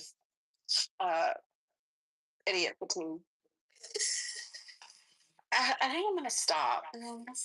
I went to Claremont College. It's the university my friend, she's the librarian at. And she does like archival shit. It's a very beautiful university or college or whatever it may be. And there's a bunch of, it's like multiple colleges. Like there's a men's college, a women's college, and then some others. Anyways, the campus itself had so many fountains and water features and just these botanical areas like enclosed in like the Spanish style of the facade and all that jazz. But rose bush, it was just so gorgeous. I was taking so many pointers for when I get my forever home. I'm gonna have like a promenade and flowers and roses and vines and cherry trees and grapevines. Oh, I can't wait. It's the vines for me. Like that. Oh, me too. I love the vines. Okay. So my brain is, I'm sorry, not to digress. You're good. I'm gonna have to worry about my hair turning green. Is there something I can preemptively put on my hair to keep it from turning green in the pool? Yeah, you wash with purple shampoo. Actually, you get purple shampoo, you put it a little bit in your conditioner. So it's kind of like a soft purple in your conditioner. That'll take out the brassiness. I would also wear a hair cap. I actually wear hair caps all the fucking time. I don't like to wash my hair every day. That's the only other big pain in the ass deal about swimming every day. But it's okay, it takes me less than 5 minutes to walk to the pool. So that's 10 minutes of my lunch hour. How long do you think I gotta swim for it to be physically beneficial? At least a half hour, right? No, like 10 minutes, especially if you're just starting out, if you're not like a strong swimmer and you're just I am a strong swimmer. I'm a strong swimmer. Okay, then maybe, yeah, maybe I guess like 15 minutes. You just gotta get your body, your blood, right? What's that? Just relax, maybe like do like a turn on. As long as the breath.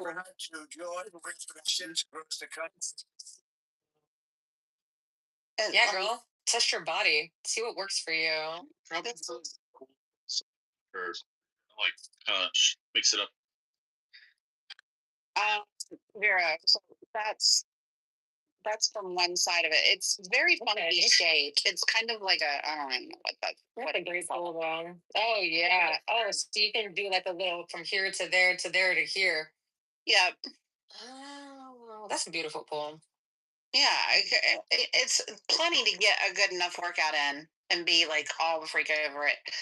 And then just 20 minutes. 20 minutes to shower and clean up. So okay. Doggy paddle, keep your hair right dry. It's nice. It's nice. I think it's really good. I actually want to start martial arts. Jiu-jitsu. Well, maybe jiu-jitsu, but I think I will start with maybe like something else. I'll do my Wing Chun and or I'll entertain Taekwondo. I don't know. Well, then later on, I'll get into this. I just want y'all to be the best version of yourselves. Me too. Me too. And speaking of working out, Liberty, you started bouldering, huh? You did a boulder sesh. Tell me what you thought. Yeah, I mean, I've been bouldering for like a couple weeks now. It's like the most fun exercise I've ever done. Oh my god, I'm so happy for you. That's fabulous. Yeah, my second favorite way to exercise is racquetball, but racquetball is like so cardio intense where like you feel like you're gonna throw up, when you haven't been in it for a while. So the nice thing about bouldering is it's like you can kind of go at your own pace. Right, you can take nice constant breaks.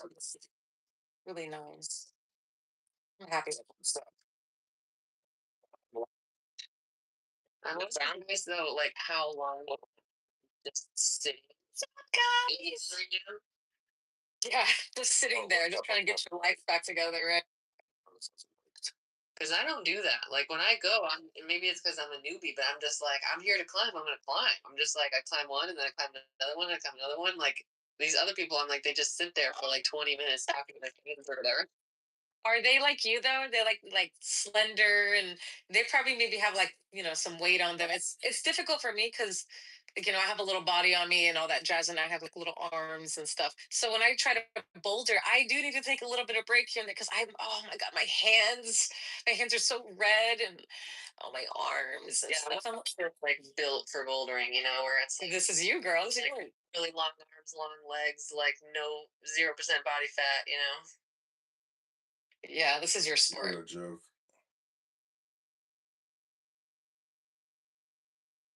Have you tried the jump climbing and all that jazz where you have to leap from one handle to another handle? Have you tried doing things like that yet? Not other than to the extent when I went to Sky Zone once. Sky Zone. But I would the one thing I wish I had near me is like an American Ninja Warrior gym. I would love that to be able to like swing around and climb on things and do the warp wall and all that. Try a bungee room too if they have those. The one they have here in New Jersey, you can like suspend and then jump into like trampolines and shit. It's fun. What they have, I mean, I don't know, but they have like LA Fitness and what else? Lifetime. They both those have those like walls you can climb. Equinox too. Yeah, we had one on ours. But when you go to a rock climbing gym, you know what I'm saying? When there's just so many different styles of climbing, it's really fun. But it is a lot of chilling. So go there and expect to chill, you know?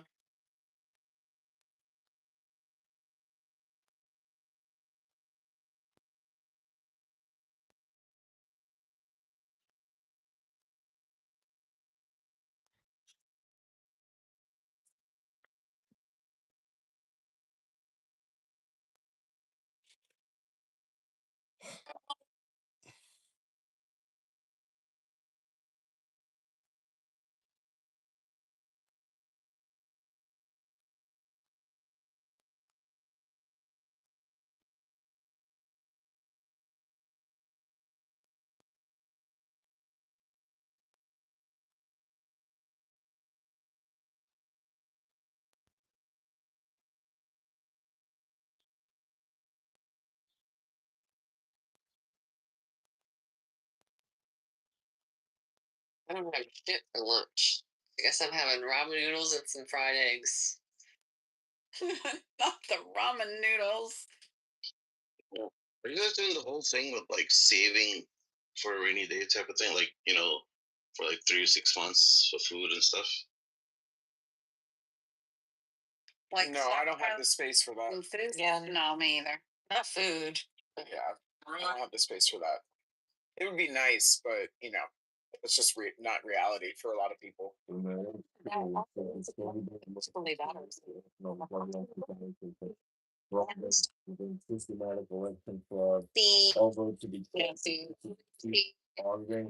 they don't take up a lot of space. There are a lot of plants.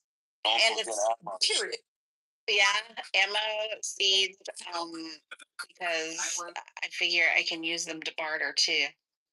Marijuana plants too.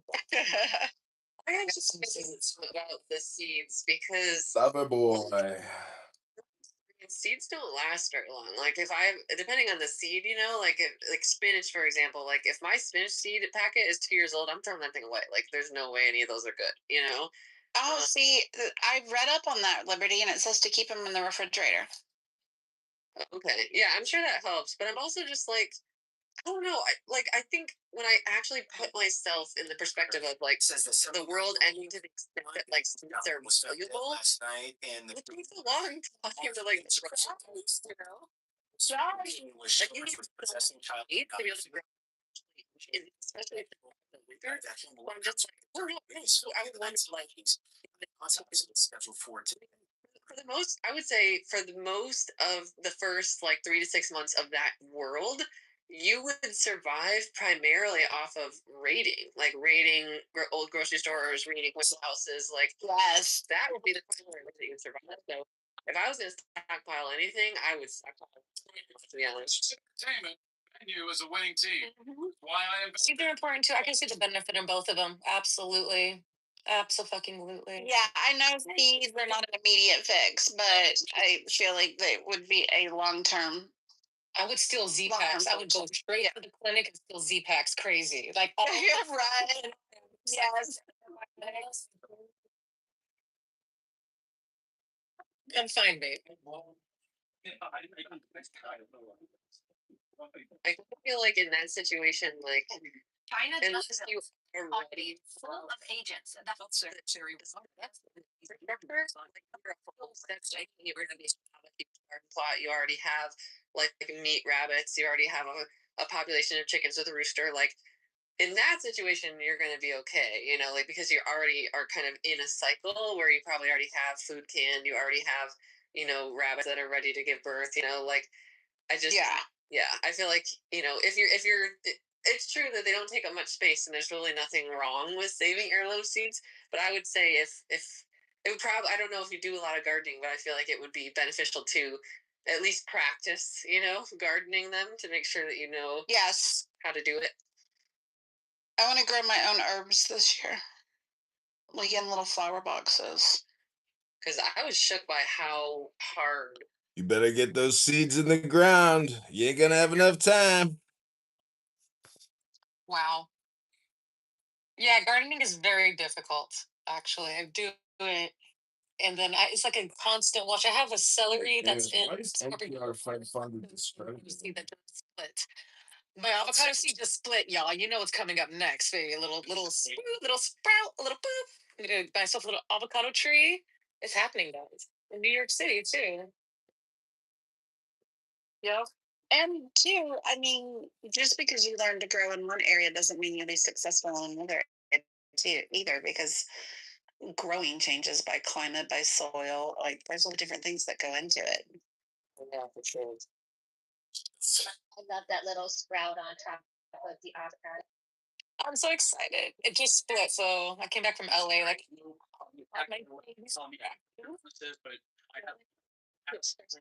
When you give me my hood, make sure it's got the little slits and not the circles so I can see better. I'm trying to propagate a fennel. And my cilantro is doing really good right now. I have an onion. I have 2 green onions. My basil is fucking killing it. Killing it so much it's taking over my other plants because it's so invasive. Oh my gosh, yeah, the basil love the water, base. You know what I can't grow is dill. Yeah, I can't grow dill. At the end of the day, I have 3. But yeah, I liked growing mint. I had a chocolate mint one, and that was fun. That's nice. I surprised. What does that mean? Yeah. I never heard of that. Yeah, and so I would when you have your mint and you have to slap it, something that I saw or spank it, so that it releases the oils really well, and you put it in your drink or whatever. So that's what I would do for cocktails and stuff. It was pretty cool. Oh, that's kind of cute. I like that idea. I think I want to grow mint. I think it's fun. It grows really fast, and it grows a lot, like everywhere. So, okay. Time to build. Biological warfare. Sprinkle some mint in his yard and just let it take seeds. Honestly, instead of having grass, I'd be down with having mint and basil grass. You know? That's walking on it. All right, Shem, you've helped develop that. You know how much real estate you developed out here? 40 acres. 40 acres? How many thousand? With Bill, is it going to grow in like 2 years? Yeah, it was in a pretty shady spot, so I was having issues with that particular sack of soil that year. Originally, But whether it was either the soil now it's or become was to out because it's it needed more. and it's really Monterey is a very dark place now. Yeah. stuff. The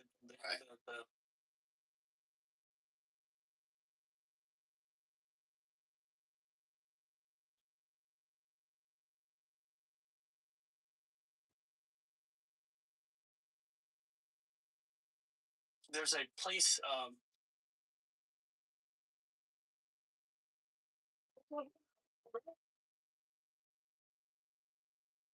One that I had a hard time with was peas.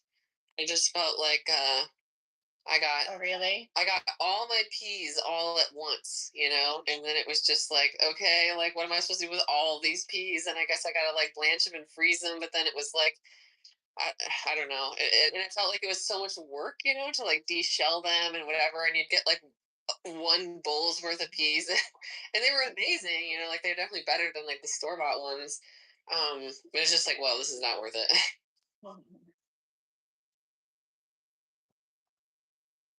Good morning, everybody, or good afternoon, actually. Hey, girl. What's up, Kelly? Oh, I'm tending to personal affairs today, and it's so good to see you and be in this room with you while I'm doing that. Yay!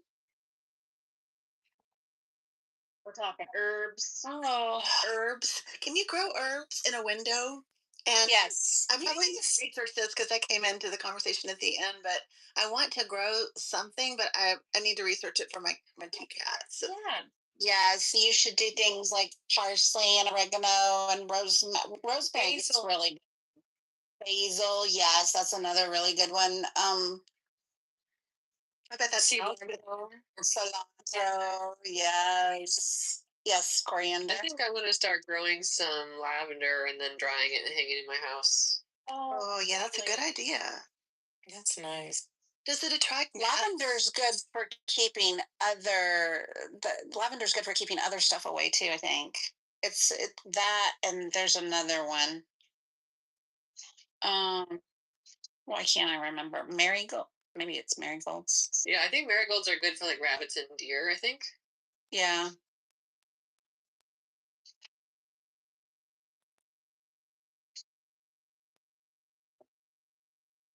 My problem is woodchucks. That is my enemy number one in my garden. You don't like wood chips? Wait, let me preempt King Nav. Sorry to hear that.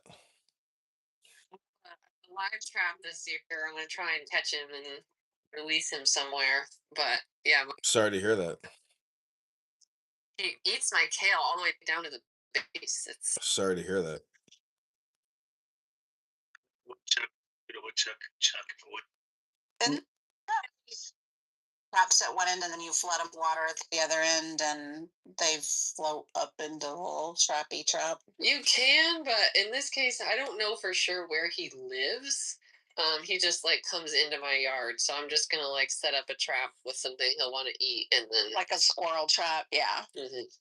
The hard part is I gotta not catch my own cats. The Bolsheviks should be held accountable for what they did to the Russian Empire. Why is everyone giving a heart to King Nav? Because he did his one joke per day, and now the clock starts 24 hours until his next attempt.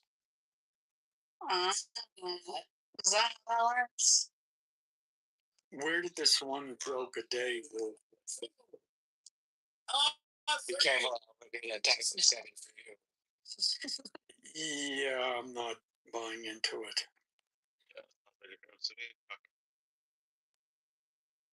Don't be on YouTuber, you wet blanket. A full-on investigation is needed on the Bolsheviks for what they did. No wet blanket so loud.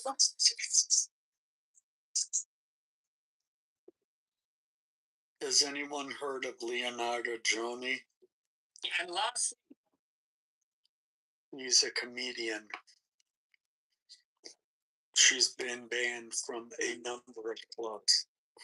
Who's being I watched an interview with, or part of it, with her and Jesse Lee Peterson. What'd you think? Well, I like her. Her comedy's funny, but she's also quite knowledgeable as to the, most of her jokes would be considered anti-woke. So she's actually pretty knowledgeable about what's been going on, et cetera, battle between the left and the right. Pick a word to describe all of that. Yeah. I stopped going to comedy because of.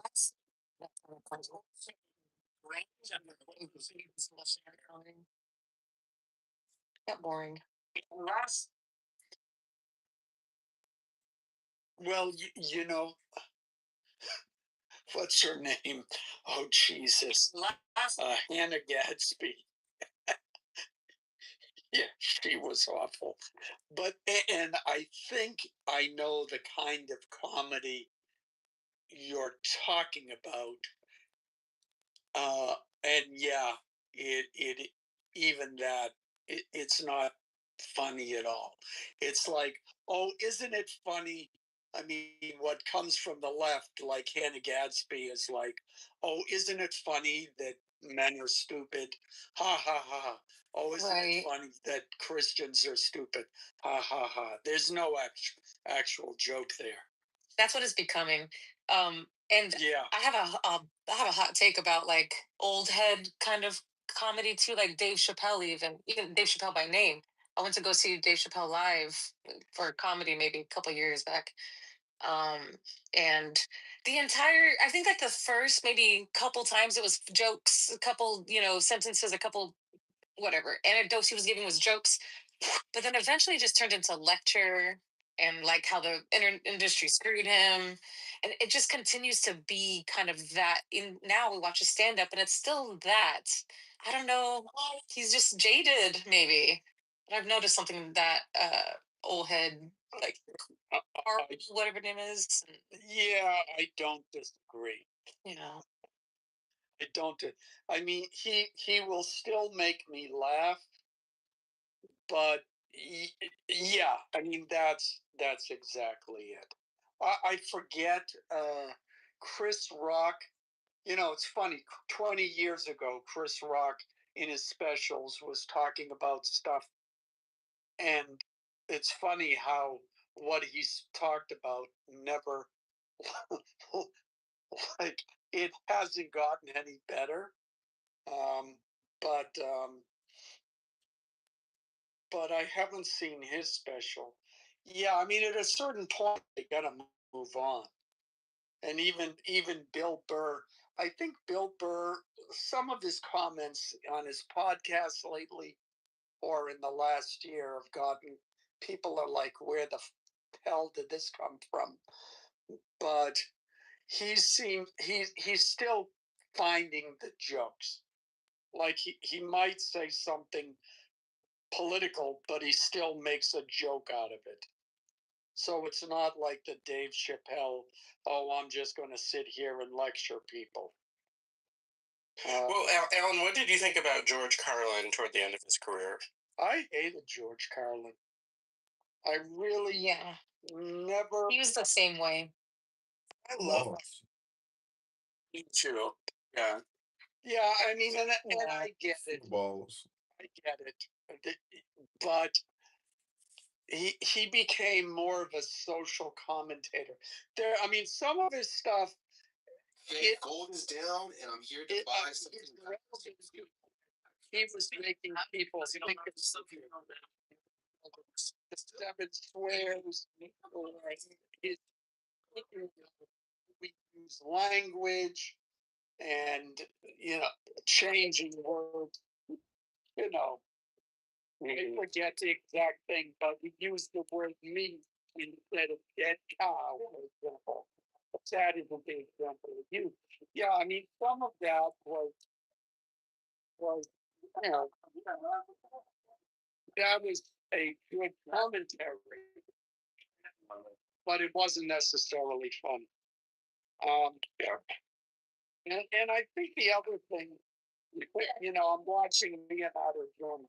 If you don't know, all of her jokes are racist. In that film. So, and the typical one is like, I think it's great that that we can have interracial dating and marriages, because now white women can know what it's like to be on welfare. Something like that. That isn't the exact joke, but something along those lines. But Jesus, I forgot. I got distracted. Anyway. Oh my God, what a boomer! But yeah, the point is, like, she just made the point. The problem, like, women comedians often get criticized for not being funny, and her comment is, she said it's actually easier for women comedians because if you're just a little bit funny, people will laugh. The problem is most women comedians aren't funny. Yeah. Yeah, that's right. That's right. Second question: has anyone seen the Michael movie? No, I haven't. Is it good? On it, without no spoilers, but obviously it's his life story, so we don't know the story. But people are saying Jafar Jackson did awesome. Don't fall for it. George Carlin, I thought, was like a brilliant comic, and I don't use that term lightly. And toward the end of his career, he certainly like changed his style and became, more of a commentator who used a little bit of comedy thrown in. Unlike Bill Maher, who's always been a comedian first, and he has actually become more famous as a political commentator, but he always kept the core of it.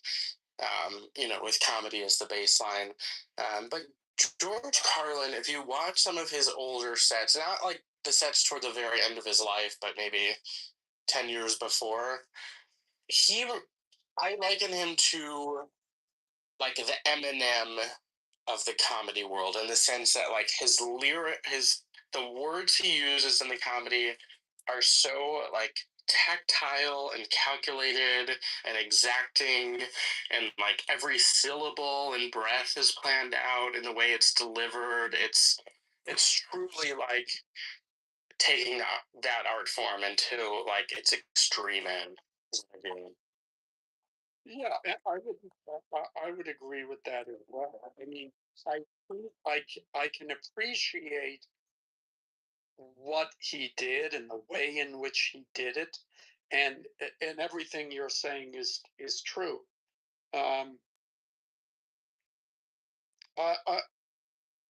It was just again, to date myself, but I remember seeing him as a kid, early on, and then at a certain point it's like, yeah, but you're changing, and at first it was fine, but then ultimately for me, like, I go to a comic, if I'm listening to a comic, I want to laugh. And if I'm not laughing, well, then you're not a comic. I have another one for you.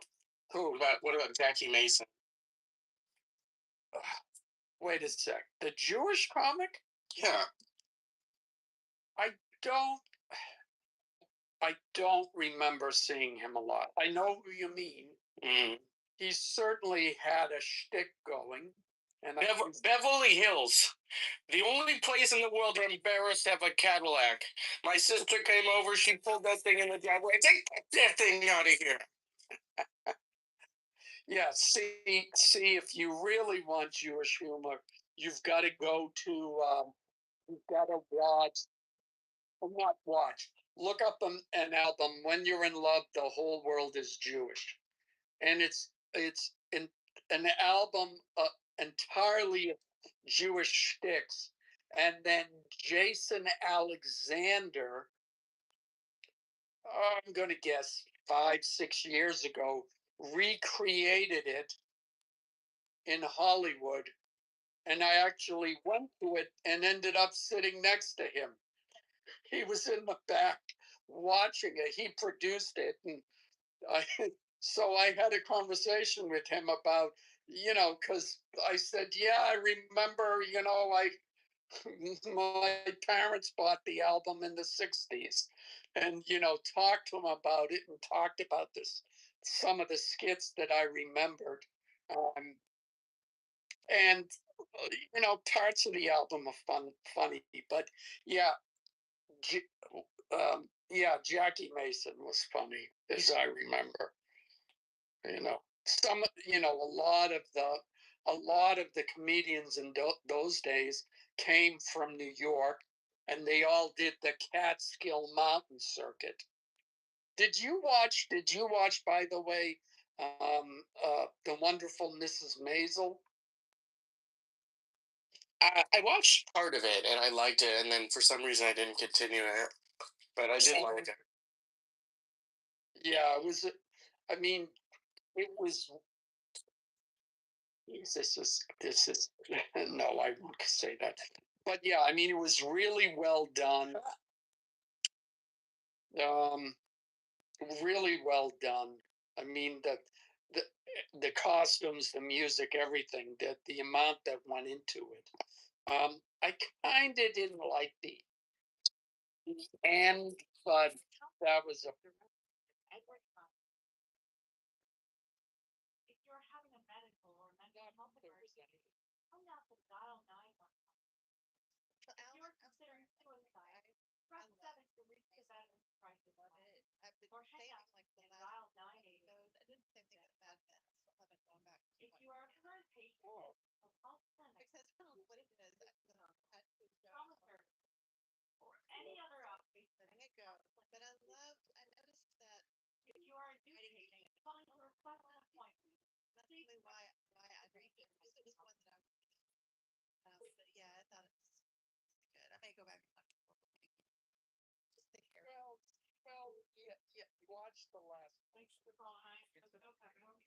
Hi, do you guys do a walk-in clinic, or do I need to make an appointment to try to see a psychiatrist?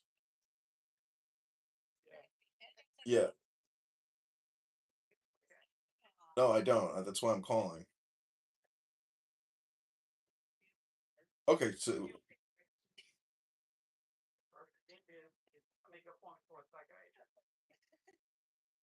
so I have to come back. I mean, it's not like I can't get a prescription. I can't get my prescription filled the same day. It's I get. Okay, sounds good. Thanks.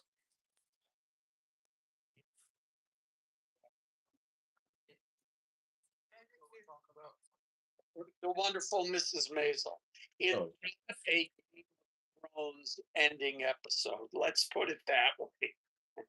Not that I ever watched Game of Thrones, but that the fact that everybody hated it, and it's certainly not a Seinfeld last show either. So What happened with Seinfeld? I never watched it. What was the? it was just that the final episode was the premise was some guy was getting robbed, and the four of them did nothing while he was getting robbed. So they get arrested, and they have the trial because they're actually, there is some New York law or something that you're supposed to help people who are in trouble. They weren't in New York, Alan. They were in another state. Oh, okay. Yeah, it was a 2-part ending. It was a 2-episode ending. Yeah, and so the whole final episodes was them being in court, and of course Jackie, whoever it was, the lawyer, black lawyer, who was a spoof on Johnny Cochran, was defending them, and then it was a parade of um, past celebrities who had guest stars coming in and testifying how bad they were as people. And then in the end, they ended up being convicted, and the four of them are sitting in a jail cell together. And the part that was so satisfying to every viewer was that the last scene is them just like, okay, we're in jail now, and then they kept saying, okay, so and we'll be back. We'll be back. So people took that as a coded message to me. We're taking it off, but then they're going to continue the show. Like, that wasn't the case. Huh? Because that sounds kind of funny to me, like wrapping it up with lots of past. It wasn't bad. I didn't hate it as much as it was. Oh yeah, it was hella funny. It was just basically a trial about their moral character. Everybody who they've ever wronged or shortchanged over the years and shit. The Soup Nazi and Wayne Newman, right? Yeah, all of them came back to testify against them. Right. I lost my business. Because wasn't I feel like How I Met Your Mother was another one that people really hated the ending of. I never watched it though. Yeah, I think I saw that, and it was like, but really, I don't know. Yeah, I mean, as when I watched the Seinfeld one, I thought, well, yeah, this was okay. I got it. But I think the disappointment is they expected. I mean, when you consider that some of their episodes were absolutely brilliant and really really funny, it wasn't that. Like, I think maybe people expected some especially wacky plot twist or bizarre, whatever, and it wasn't that. So Hey, Alan, did Man Hands ever testify against them? I don't think so. That would have been fucking hilarious. Yeah. I love that fucking episode. That is still the funniest fucking episode ever. Fucking Man Hands. Yeah, it's like a dock worker. He's sitting there busting up the lobster and shit. Yeah. Oh wait, there's no bottle opener here. I got that. I think that they not probably thought of it, but that was all done with, close-up cuts of the woman's hands. I don't know how they would have done that for the court. You talking about Seinfeld? Yeah. Oh, I like the soup Nazi one because the soup Nazi still, or not the guy itself, but the spot is still there, and the directions of where you're supposed to stand are still there, and how you're supposed to move. That's my favorite episode.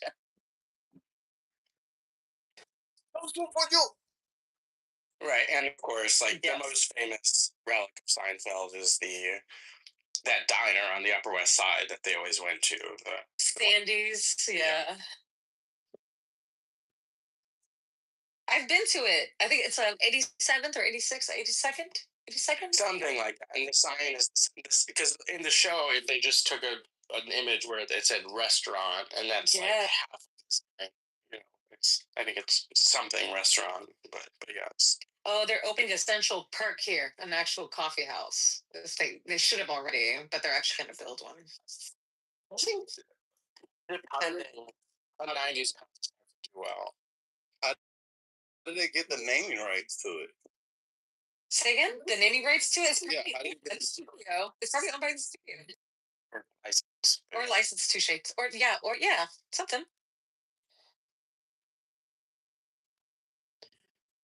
The bar, I think I've been to the bar that Cheers was filmed in before Cheers ever was a thing. I believe you, Alan. Mm-hmm. Alan used to play in the grass fields in the area that eventually became the Erie Canal when it was still grass. Yeah. Well, I've been to the Lexington, where the first Revolutionary battle was, where the Revolutionary War started. But anyway. Oh, you were there for that? Yeah, I was there for that. But I anyway. want to take responsibility for exterminating the mammoths. Yeah, see, I was actually behind the guy, and I bent down to polish my shoe, and I hit his arm, and that it accidentally shot off the first shot. So. Oh my God, you were the one that knocked off the nose from the pyramid guy, right? That dude. Yeah, that was me too. Alan, we're I clean it, and I had a chisel. I said, "Oh, let me get that pedal out." I see, right? That was you.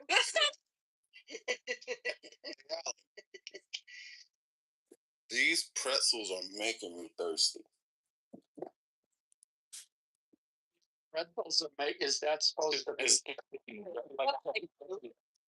Wait,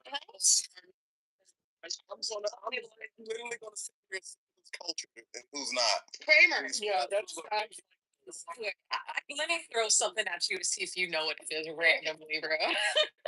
Am I right? Let's talking about. Oh wait, I missed it then. What were we talking about? Wait, we were insulting Alan by calling him old, and then Adrian comes in with a Seinfeld reference. I think that's the Cheers Norm thing. No, it's Kramer. Oh, Kramer. Yeah, he had a cameo or something, or a small role in a Woody Allen movie. And Woody Allen was shooting a movie outside of Jerry's apartment, and they cast Kramer to be in the movie, and he only had one line, and that was, "These pretzels are making me thirsty." And he just kept rehearsing that fucking line. Oh, that's the episode. Yes, I kind of remember that now. I learned an interesting. Someone had mentioned knocking a nose off of an Egyptian.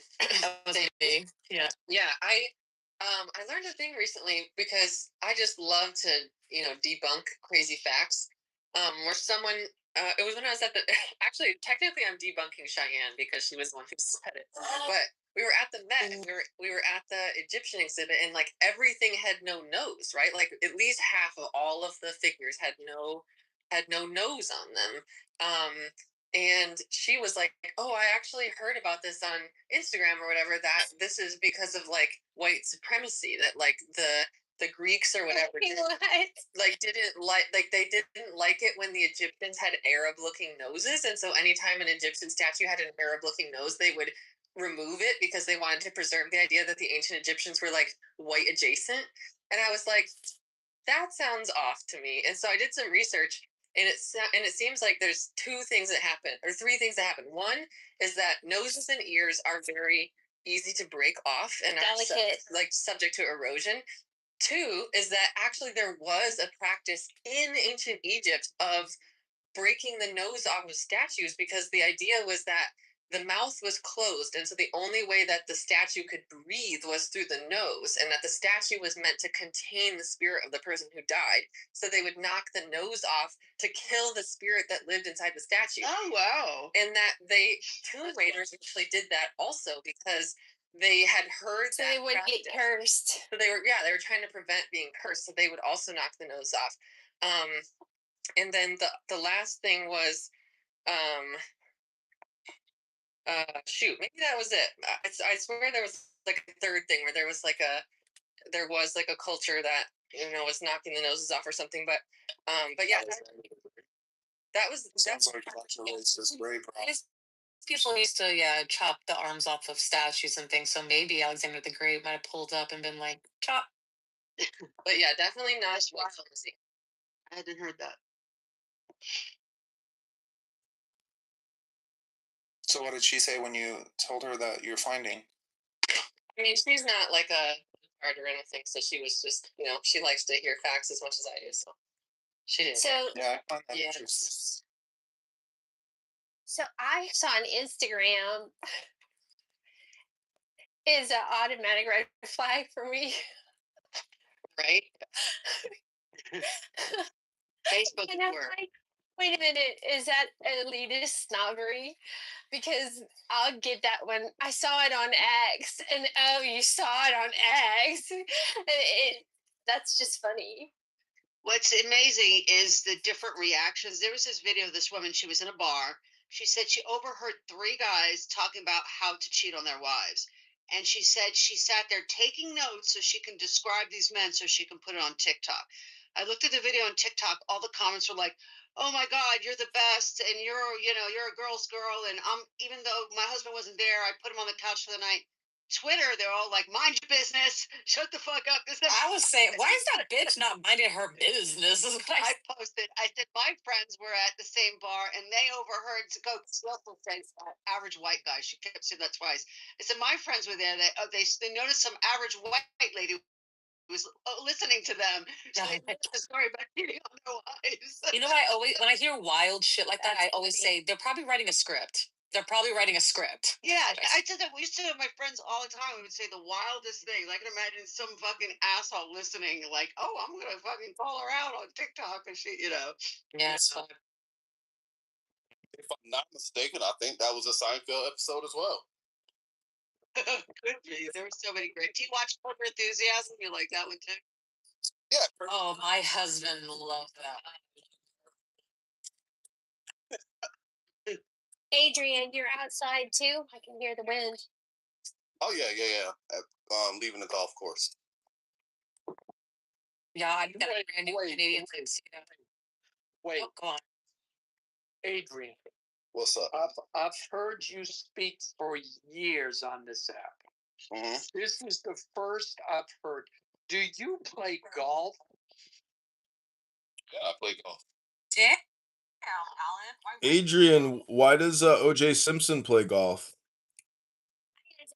Fascinated that Adrian's like this golf. Right. Where are you going, Alan? Alan goes for you of a person based on what they say on this app, and everything you've said, Adrian, does not jibe with, "Oh, I'm walking back from just playing golf." I'm just sorry. Golfers are not a monolith. Yes, they are. Alan, Sorry. you know what I have in my garage right now? What? A golf cart. I have a big box with about 1,000 golf balls in my goddamn garage, right? And when I'm not at the course, I take my club and I just go out on the river and just turn it into my own personal driving range. Like seriously. You know I'm teasing you, right? Yeah, I know. Yeah, I mean, Alan, Yeah, what kind of activities would you expect Adrian to have? But think about it. Plays basketball. Does it jive? Does it jive with the kind of political statements and gotchas that you have made? You know, I won't even try to recreate them. But yeah, you sons of bitches. Oh, sorry, I gotta go. And I've got 18 with my other pals at the country club. Nice. You've got to go Have take a great time. cultural study course first. Yes. So, Alan, my joke is, why does O.J. Simpson like golf? It's because he gets to hit something white. Black man playing golf. You know, Actually, the balls are multicolored. So I got some orange balls, some white ones, some red, some green. As long as you still got your balls. Only balls I don't have. so are you trying to say with the choice of colors of your golf balls that you're supporting the rainbow community? Hey, Adrian? Is there a subtle message that we should get from that statement? every ball is equal to each other. He's an Equality. equal opportunity Yep. whacker. Yep. Ball whacker. Yes, thank you. Equal opportunity. Each Yes. ball get. Well, You get the whack. You get the whack. Adrian, I can't promise that in the future, that if we disagree on a point, that I will resort to ad hominem attacks and call you a golfer. I'm sorry. It's just too funny, actually. Deal. It's onomatopoeia that is a word that sounds like a sound, right? Or Yeah. Yeah, It is, onomatopoeia is. Yeah. Monica, do you know what an alliteration is? Yeah. so sad. Simply say so. Funny face Freddy fell face first 5 feet 55 freaking floors.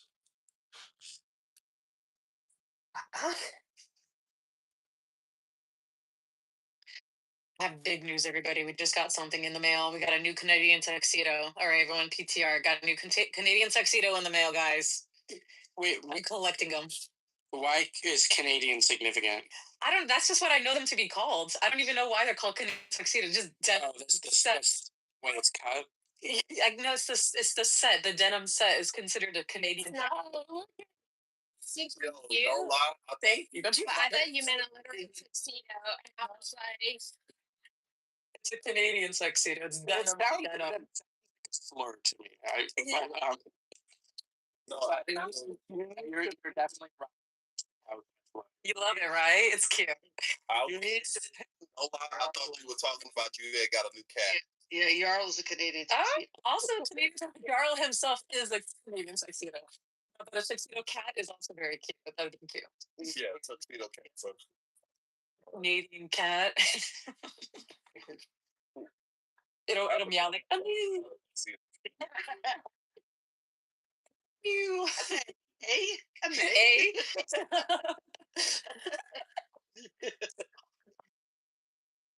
Oh, dude. What was the joke? I forget. Gone, baby. It was a white. It went. Oh yeah. Yeah. As long as they're like dancing like a lot more. It's a Canadian it's a Canadian joke, honey. You're saying like if a tuxedo cat came from Canada, it would meow like hey. Hey. That's all you said. Yeah. What are you gonna do? I was talking about like lawnmower shopping cart dancing. That's cool too. We could talk about that.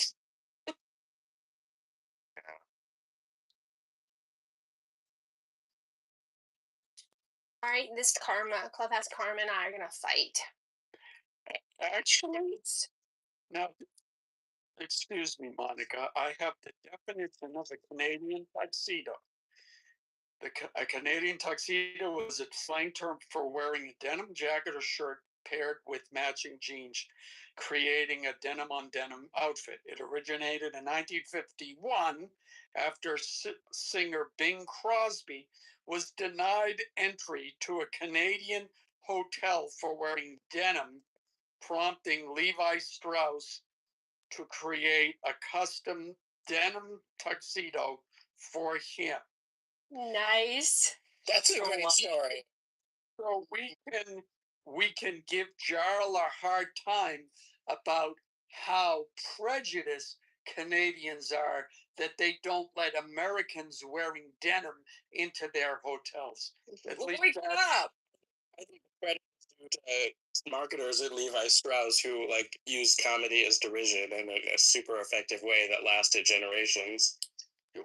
Well, absolutely. They saw, Bing Crosby was huge, and they saw an opportunity to make money off it. Thank God for capitalism. And Vero's double to this day. You're fucking screaming! Shut up! Derisive, you stole that. Oh, hold on, Derisive. You're about to get removed from the room because A-Tech called Vero a cunt earlier and he got tossed. So be careful. Too much flirty. A-Tech needed that, though, honestly. He was doing way too much on me. He was doing a lot. He was doing a lot. Derisive, correct in saying that you stole the supple breast comment from the original Airplane? I did see the original Airplane recently, although I don't remember that line in particular. So maybe through my subconscious. Yeah, you remember what's this? Robert, I forget it.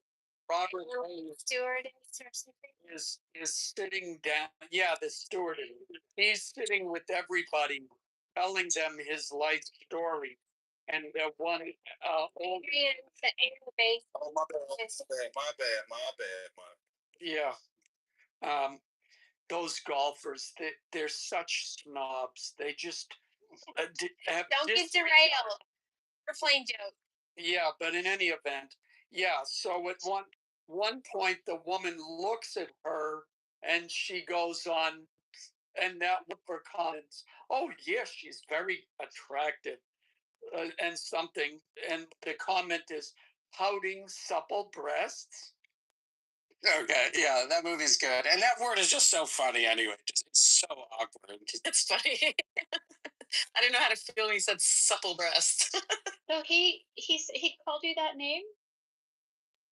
But I don't hear the word supple used in any other context. Am I wrong?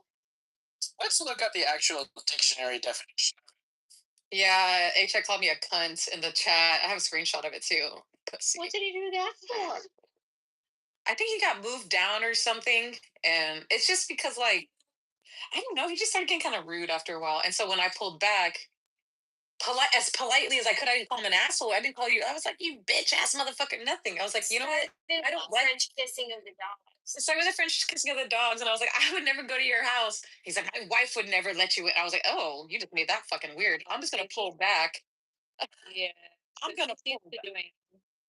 He's used to doing everything his way, and when he can't have it his way, he doesn't know what to do. Yeah, you're an obstacle. It's definitely. Anyone want to guess what the denotative meaning of the word supple is? It's not what you think. Oh no, it's not how it's used.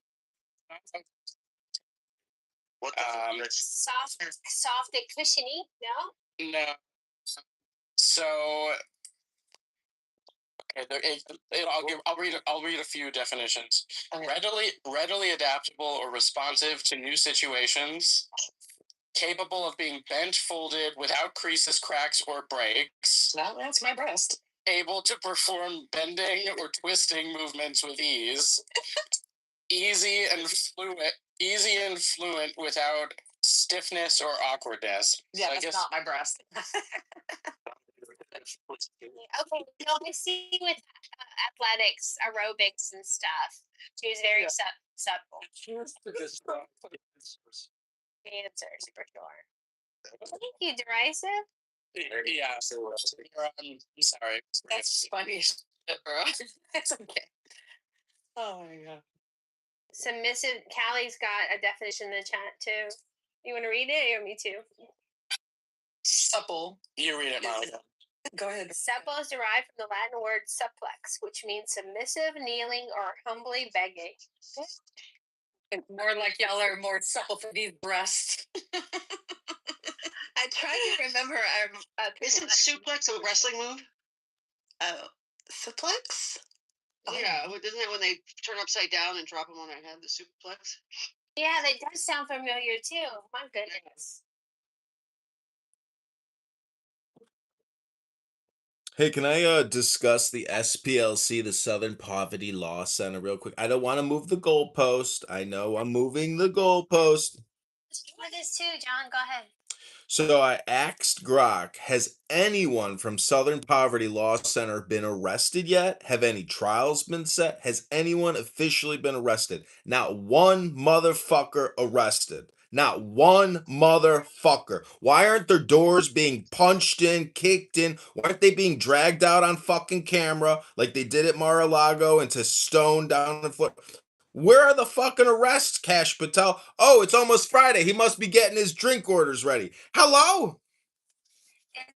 Johns with 5 with like busting down the doors, the midnight raids. Well, see, the problem is, Alistair, is that this DOJ and FBI are competent, so they're not just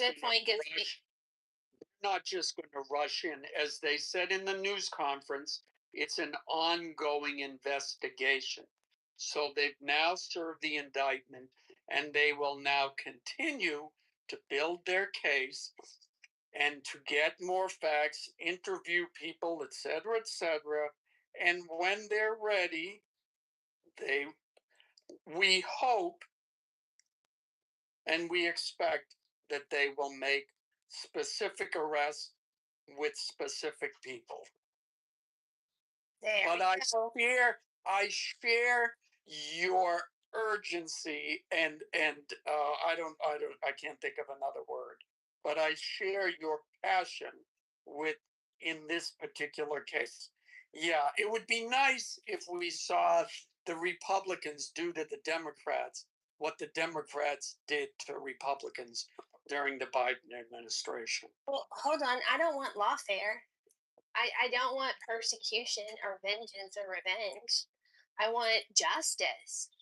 The Charlottesville Unite the Right rally that Heather Heyer was killed at, ran over, like, it was funded by the group that says it's anti-hate. Right? Correct. Southern Poverty Law Center has records that indicate it paid leaders of the Unite the Right rally. Yes, Monica. It's validating, Alan, because we've told people all along the number of white supremacists, the demand for white supremacists exceeds the supply. Gavin McGinnis said that. Say that again. The demand for white supremacists exceeds the supply. Yes, right. They have to manufacture them. Everyone on the right learned about this one day ago, and of course, instantly had a fully formed opinion about it, which I find not intellectually robust. Well, make your point, and then I'll refute it. So, I mean, there certainly is the narrative from the right about it's a problem, reaction, solution thing. Yeah, they created the problem so that they could justify the existence of their organization to keep existing, which seems a little too convenient. I'm going to sit back and wait until the details come out about this. But, it's another one of those things where the left has one version of the truth and reality, and the right has another, and they're both so dug in after learning about this issue for literally 5 minutes and knowing nothing about anti-intellectual. Okay, so Charlie Kirk posted before his death, the Southern Poverty Law Center is a hate group. They've targeted fellow Americans for abuse and scrutiny because they didn't like that they had so much power and influence. 8 years ago, PragerU did a video, 5-minute video, on the group, the anti-hate group that is a hate group, calling out the Southern Poverty Law Center and their shenanigans. So this is not something that's new to many of the conservatives that were paying attention, even though there are indictments that came down yesterday. Okay, but can you admit that that has nothing to do with what the charges were that came out yesterday? But you can say it's a hate group all you want. What you just quoted has absolutely nothing to do with they're paying people to pose as patsies in these groups or whatever. Nothing. Except for the second prong of their attacks, the Southern Poverty Law Center was to go after Americans that they disagree with politically. Again, What's funny is that there's a clip of Alex Jones that when he's making a claim that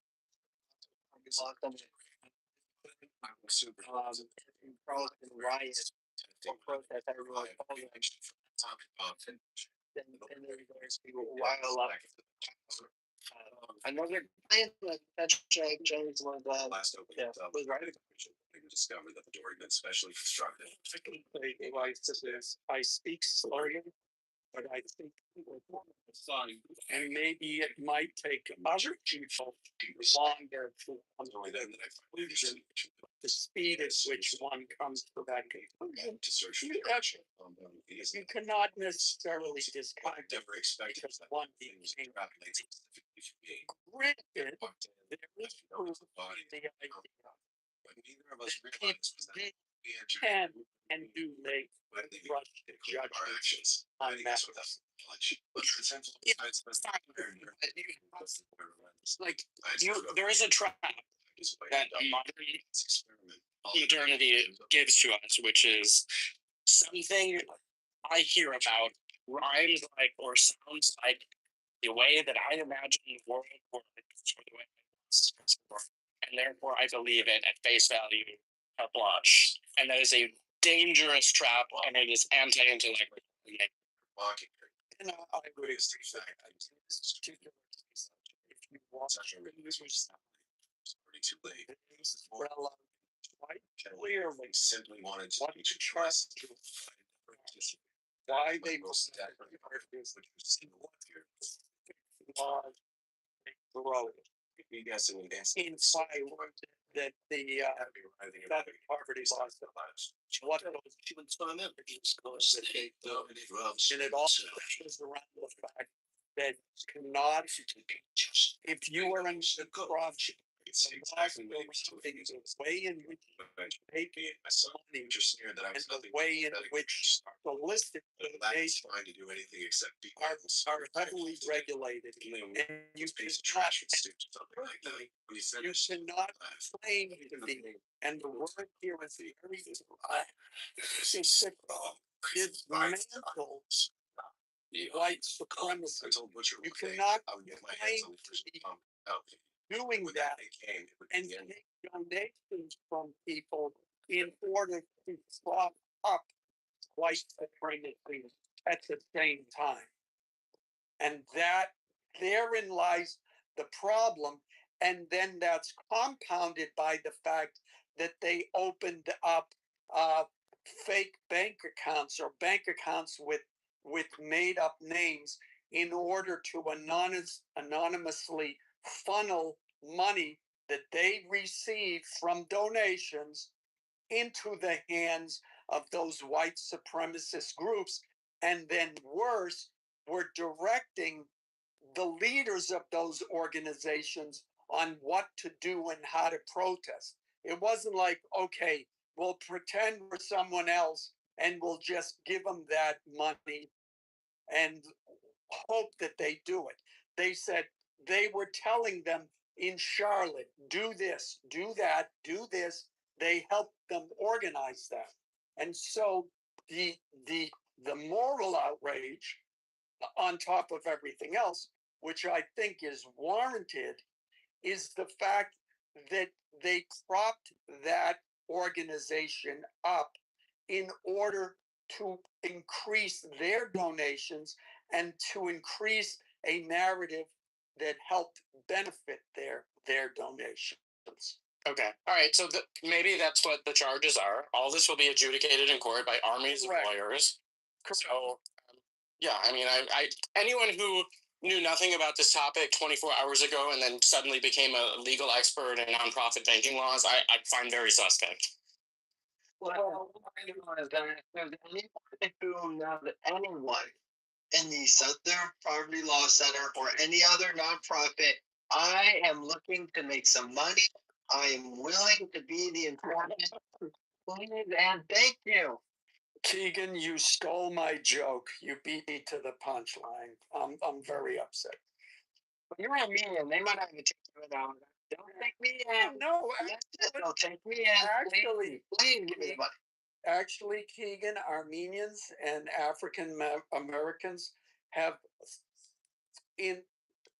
worked very closely together. That's my point, Alan. I'm saying white nationalist groups won't take you in, Alan.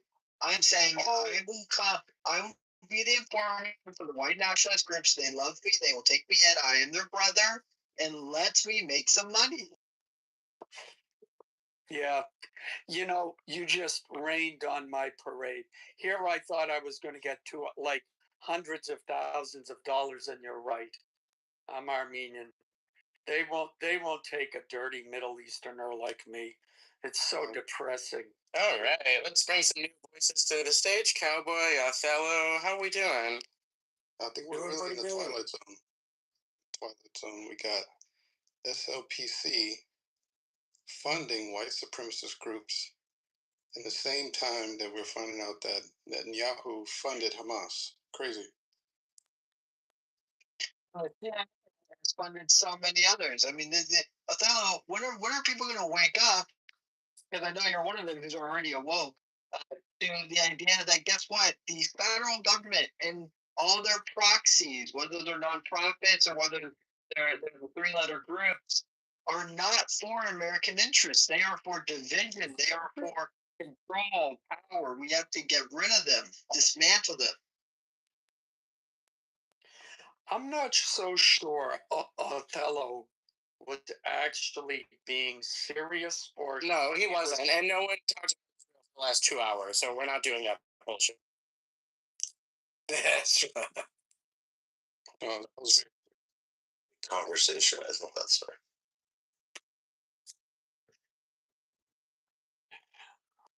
What do you guys think about the weather? Just follow the money line to the Qatari banks. Yeah, I heard that UAE, they're trying to put a wrench in the US dollar dominance. They're saying they're going to accept the yuan, which is going to create like a difficulty for the US dollar to remain. Wait, what? Don't use innuendo. If you're going to say specific claim. Sure. So I heard that the UAE or Dubai, basically, they're trying to accept. They're doing. I guess people in the country see an option to use the Chinese yuan instead of the dollar. So they're trying to open up the market for the yuan. And in the process, it might be a little bit of a difficulty for the U.S. to remain dominant, especially for the petrodollar. That's what I heard. Okay, I would like you to find a link to say specifically what you're talking about. Dubai wants to be the Singapore times the Hong Kong of the Middle East, so I'm sure they want to be completely open, laissez-faire capitalism for any financial instrument. So that would. Do you think that do you think the U.S. government should bail out Dubai and the Emiratis by giving them a cash infusion at taxpayer expense? Hello? Is that on the table? I don't think they. Yeah, it's on the table. Also, Trump is bailing out Spirit Airlines, our new national airline. Isn't that exciting? Go Spirit! No, I just heard that. I just heard No, that was years ago. Now there's a new deal. But guess who owns Spirit Airlines? A bank. They owe the money to the bank. So the bank is looking for a bailout. It's not the airline that needs the fucking bailout. It's a bank bailout. Hello? Hello?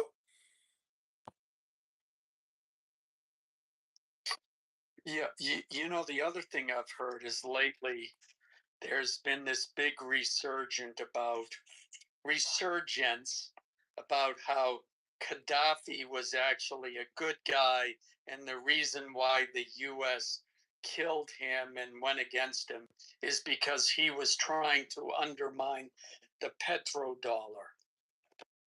And what this particular person in this video reminded me of, and reminds everyone else, is that he was funding terrorism throughout the Middle East. He attacked the Lockerbie jet crash. He was responsible for that. There was some other flight that they hijacked, and another plane that they brought down. He was cruel to his own people. They had the police. If you spoke up against the government, they would arrest you, torture you. You might be killed, or you might be let out as an example to anyone who spoke up against the government. The list goes on and on and on. And he openly declared war against the West. God, it sounds just like what the Biden administration did to all the January 6ers who were just trying to protect their liberty. Hello? Yes. They say that about also. He was threatening to sell oil to Europe in euros instead of dollars, and that's Yeah. I mean, and it's all, well, they really didn't hate him. They talk about how benevolent he was, that you could get free education, you could get, all of the benefits, quote unquote, but looked at another way. The only education you could get was through his administration. There weren't competing colleges. You got your education through him. The population was entirely dependent on his programs, and everybody knew it. And anybody who protested, in any event, the point is he's being painted as this benevolent leader now, and really what's behind it is his son wants to be brought back into power and wants to be the ruler of the country again. So this positive PR campaign is being brought up. Alan, I hate to break the bad news to you, but his son has been killed. You're not up to date with your news about Libya. Killing of his son. Now, did they kill the other son? No, the other son wasn't in political contention. The son that was trying to become the next leader was murdered. Oh, really? Yeah, let me Google that for you.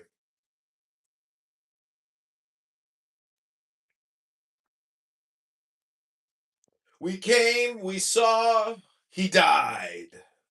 AKA Hillary Clinton, AKA Caesar. Yeah.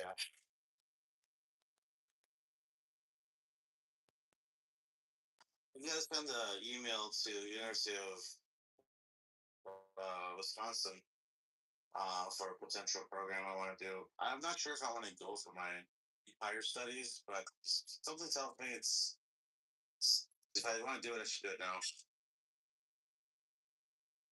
Yeah, never wait on education. If you finish your undergrad, go straight into your graduate degree. Just don't wait. There's no reason. Just go all the way until you reach the limit. I should have done that when I had the chance, but I did. I just got my couple bachelors and started working. But you know what it is? I want to do my higher degree now, especially with all this AI and everything. I want to be able to integrate it properly. I have a really good use case for a lot of stuff. So we'll see. I, have been doing a lot with AI, and Meta has recently acquired an AI company called Matu, and you can build apps in it. I mean, with a prompt, and they're good apps. You can build websites, flyers, sheets, anything with basic prompts, and it'll extract the information from your website, from your Facebook profile, from your Instagram account.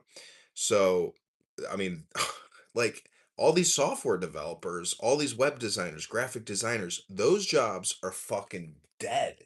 Dead. Do you know how big of the economy that is for people for the past 20 years that have been working in digital marketing, etc.? It's over. I mean, you just can't compete. You know, it's great after being taken away, right? Well, yeah, go ahead. You know, on the hardware end, Alistair, there's a guy, Rick Beato, beat with an O. And now he does music videos, but his claim, which I kind of agree, and I'll tell you, that eventually the technology used to run all of those AI models, that the computer powering for the home computer will increase to the point where you won't need these huge data centers. Last Computer to run the AI models. Right now, in a separate exciting things that's going on right now. not connected Between the United States and the technology engagement, now, which is they were incredible. tripped out at about Even though that got some attention, using Prime Minister Modi hosted every single one of the dominant technology companies, every single one, for three full days. He gave his response with four of them linked together. It took about 2.5 seconds to get a response, start getting a response from the AI he was running on those 4 programs. So what that means is ultimately it'll go the way that music studios went. It used to be you had to go to a studio with $500,000 of recording equipment to get a quality recording that was ready for the market, ready to be released as a record. Now hardly anybody goes to a real studio anymore. Everybody does it in their home studio, and it's this guy's claim. Have you heard the John Kitover band, Alan? I started my own AI band. It's called the John Kitover Band. I'm publishing on all major platforms. Suno. But thank you. You're not the only person. See, Alan, this is as like a music consultant, I talk to musicians every Friday, Saturday night at my favorite bars, and I show them how to create AI music and how to create different brands either associated or to completely create new music brands. And so this is the problem with complainers is they don't understand that they're already behind they're behind the times and they need to become more creative and expand their creation and stop complaining. Hello? Yeah, that's the whole point, right? It's all about the creativity aspect right now, and then the other part will be integration with our lifestyle, right? So, for example, I work in the auto industry, and there's a company called Nuance or something. I don't know. I don't want to say the company's name, but there's a specific way of where you sit within the car, you hear a specific audio tape or audio. If you listen to one station, other will listen to another station on the radio. You can hear different things. So now the next part will be adapting this technology for the users, right? The user interface with AI. But right now it's all about the creativity that's got and a lot of people are talking about do it now so you earn your name and you earn your fame and you earn your wealth because when whatever reset or whatever it's going to happen at that time you'll be in a higher position than the average person. So I don't know. So everyone's running for this. It's sort of like the new gold rush. But I'm just putting in some words though. Okay? Yeah, I mean, I see, this is why I kind of like in 2026, I'm like, you want to go to college to do a master's degree? Why don't you just do something? Because you're going to spend a lot of money putting money into the school and the teachers' salaries. And those teachers are already behind because AI solves basically all problems. It's just really a question now of like organizing the people to use the AI for productive purposes. For example, the Iranians, if 100 senior scientists in the Iranian regime had a team of, let's say, 3,000 sub-junior, scientists and developers, researchers, chemists, etc., they could actually probably go fully nuclear within like 30 days and actually prevent a ground invasion and a full regime change. But they're too stupid to actually do that, because, I mean, we've killed all their leaders. So, anyways, what I'm trying to say is, Alan, let's go into business and start the new Alan AI Music Corporation. What do you say, Alan? Because you spend so much time here talking. While we're talking, we could actually be creating product and distributing it and hypnotizing hundreds of thousands and millions of people with Alan AI music. And we could usher in a whole new era of recloning old music and just making it our own exclusive IP and delivering advertisements with our incredible AI Alan derived music. What do you say, Alan? Are you ready to make more money? It's a tempting offer, but I'm going. It's a tempting offer, but I'm going to have to say no to you, and I'll tell you why. No, I can't. I don't have my Don Corleone voice right now. So, Alan, I don't know. Do you know what the Charter of Medina is? No. It's the Constitution of Islam that Muhammad put out. You should look into it, and you can realize that it's the exact same recipe and instructions to start a mafia gangster, organization with a don at the top, with 10 captains, your sub captains, your soldiers. It's an org chart. That's what the Constitution of Medina is. And it's so easy to debate Muslims now that I finally figured out what the Islamic Constitution is, the Charter of Medina. Once you know that and you realize just how unfair and ridiculous it is, it makes Muhammad look like the biggest fraud and scammer of religious history of all time. Just look into it. Go to Wikipedia, type in Charter of Medina. Thank you for sharing that. I'm really interested in seeing that. That makes a lot of sense because because when you look at it historically, when you had like the Mongols, in the interaction of their attack on the Mughals, they were successful because they were always had like 100 soldiers, 1,000 soldiers, 10,000 soldiers, et cetera. But like when you look at why is that? This basically the organizational strength that they have. It's really nothing more. Thanks for that. I appreciate it.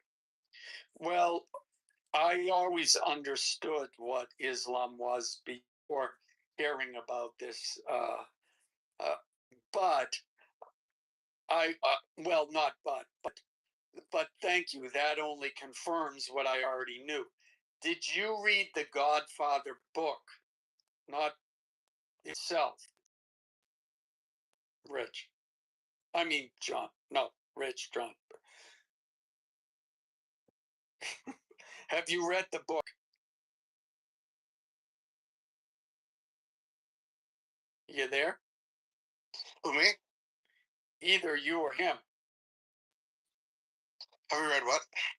The Godfather book.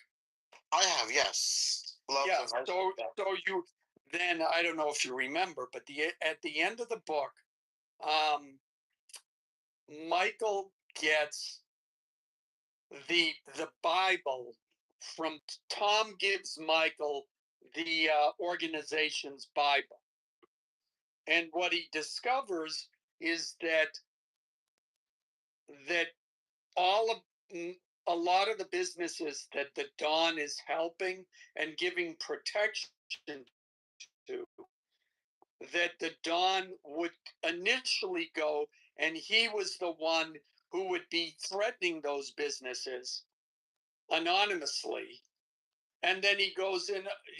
He would go in like they would start giving this shop a hard time, and then the Don would go in and say, I hear that this other group you're having a hard time. We can make that stop. Just pay us protection money. And then they would get protection money from that group. And and that's how he built up the business. You create the problem and then you provide the solution for it, which is exactly what the Southern Poverty Law Center did. Here, we're going to fund these groups, and then we will be the solution for it. Look at all of these racist attacks. Give us money. So it's a shakedown. That's all it is. But yeah, I gotta read it. It was, what was it called?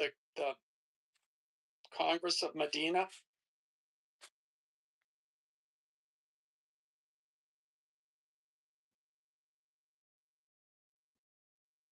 Well, no one's here. Anyways.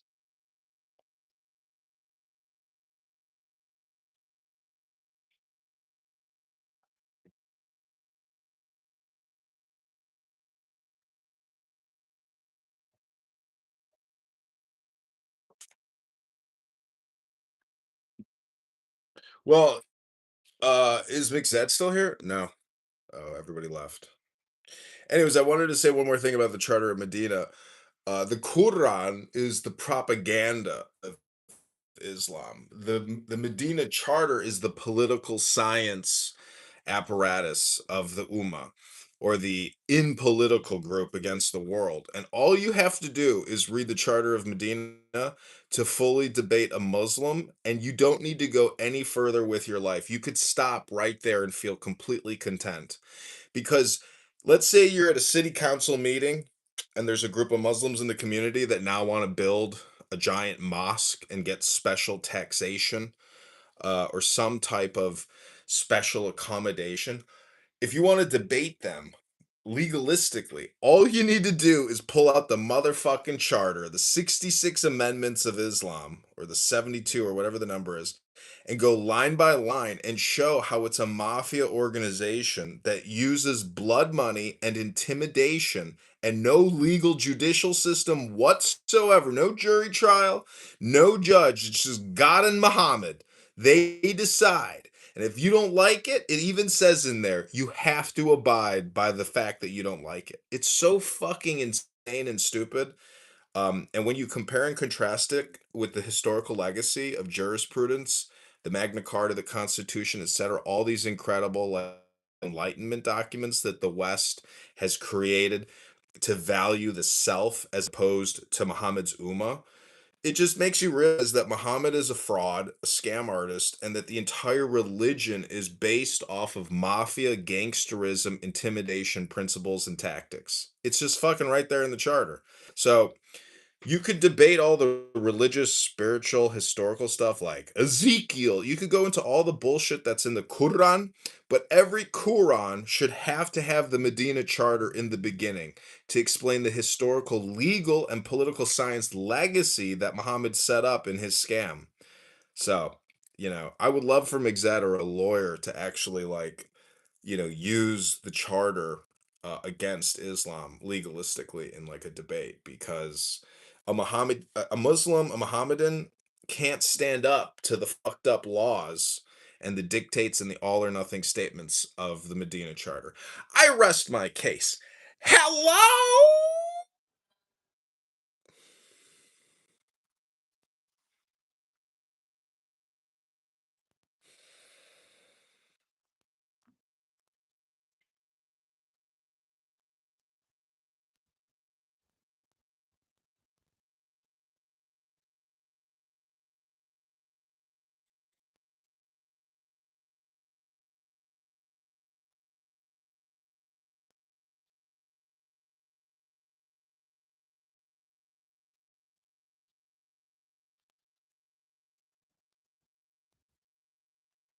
Aurora. My Aurora. Are you prepared to be my sorceress's apprentice? I'm really good at being a sorcerer's apprentice, but obviously I've done it before. I've had apprentices. So I just want to say something about the title of this other room that I'm in. It's called Are Relationships on Clubhouse Real? And I just want to say no, they're not. And in fact, many real world relationships that you have in your own personal life are also superficial and not real. And there are a lot of highly annoying people out there. I'm one of them. It's called a HAP disorder or HAP syndrome, highly annoying person syndrome. And that's one of the reasons why we're not successful in life, because it turns out that highly annoying people get shunned and pushed away because they're highly annoying. But it doesn't. Really annoying. You just need better marketing and the right partner. Mm. That's the truth of it. Maybe a little bit of like a softening the extremely masculine energy that you exude. Mm. Calm. I don't think it. See, the thing is, I don't think that'll work because it's a very crowded field of very general bland people. And I think if I want to be successful, I have no choice in this environment but to be super stimulating and make all or nothing statements that supersede. Oh, my friend is here.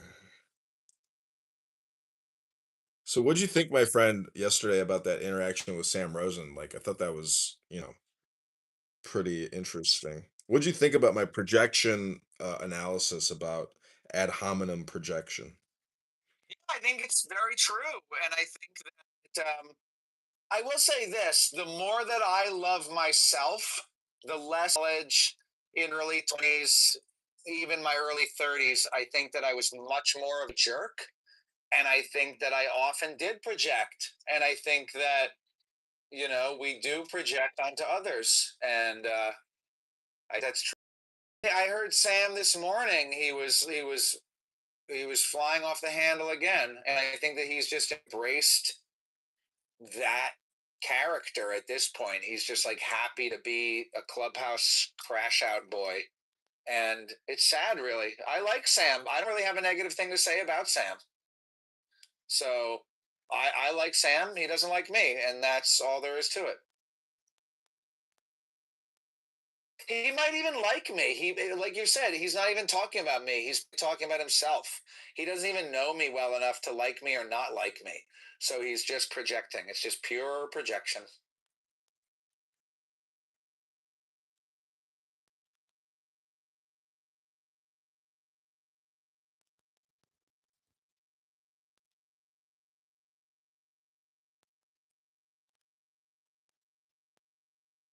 And I just want to say thank.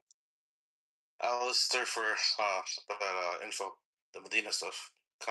Congress of Medina. I'm gonna look that up. Yeah, be sure to read it line by line and then think about it through like Western lens or just what's fair.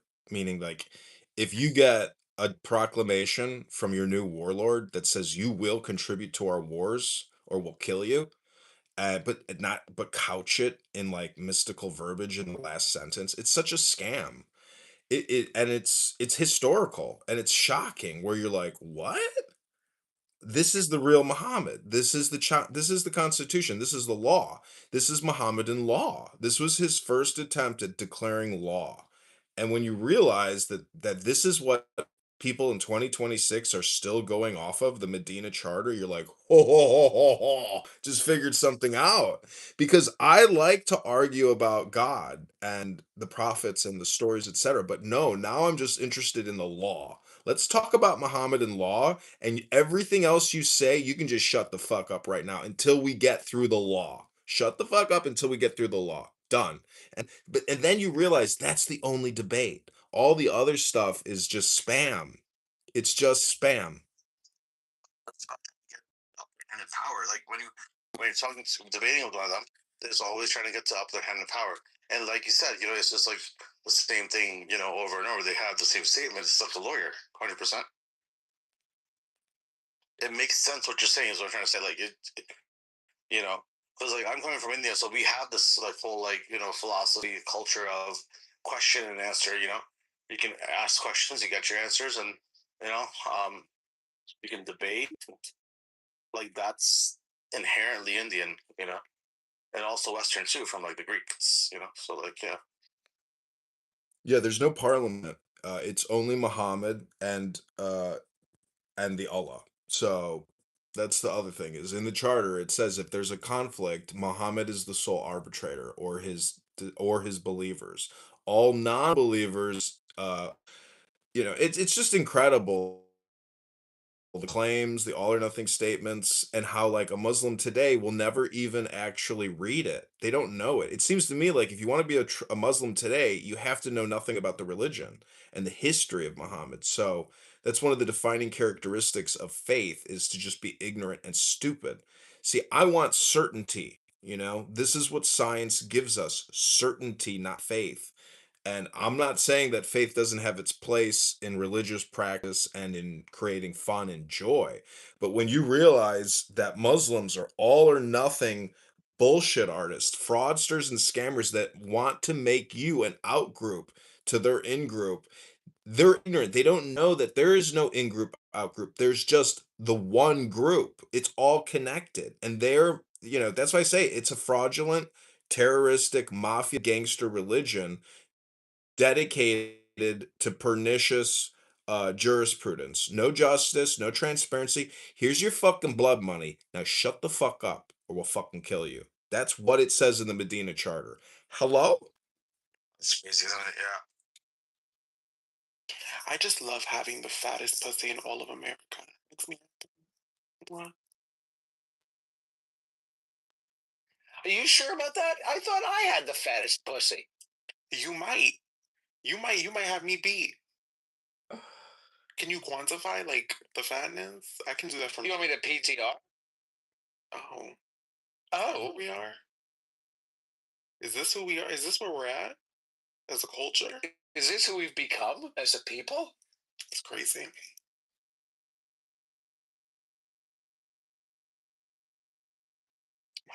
that a mood statement or mood statement?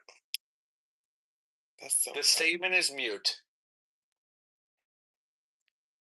I really want some Parmesan, like something Parmesan-y. Have you thought about scratching your scalp and then licking your fingernails? Hello?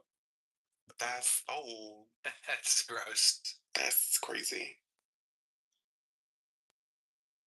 Whoa. Head and Shoulders. They're knocking at the door. You know when you see those people in life, and the dandruff is just all over their shoulders and their back, and it's like It's a skin all condition. over their jacket.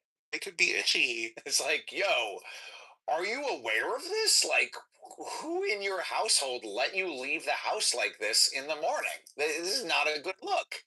And they're like working in Macy's and they're like wearing a suit. They're wearing like a suit jacket in Macy's trying to help you buy jeans.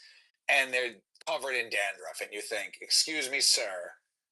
If I needed help buying jeans, you would be the last person that I would ask. It's funny. I thought Jose was going to be into that statement, but he left. He was off to get his Parmesan cheese. Went off to get his dopamine. Hello, Monica. Well, thank you for letting me bring up the Southern Poverty Law Center today. I was shocked because I knew that none of those people in the photo of all those employees in the meeting room at SPLC were arrested. I knew no one would be arrested. So I wrote up that grok query this morning, and sure enough, not one fucking arrest. So isn't it kind of ridiculous? The fucking FBI will come on television and tell us about the fraud, the theft, the money laundering, the criminal activity of leftists funding right wing extremist groups so they can conduct operations, but not one fucking arrest. I'm like, I'm getting really angry, like that the FBI is not arresting anyone of note, nobody of note. And we want to see the tears flowing from the eyes of these leftists crying out for justice when they themselves are hardcore manipulative criminals. Hello?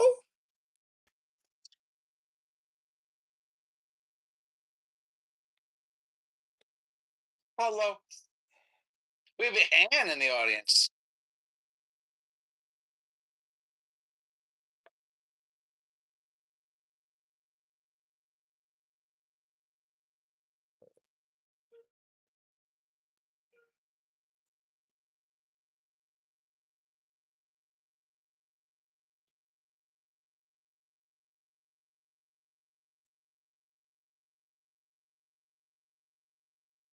It's an honor to do that. You had a client that went on to commit mass murder.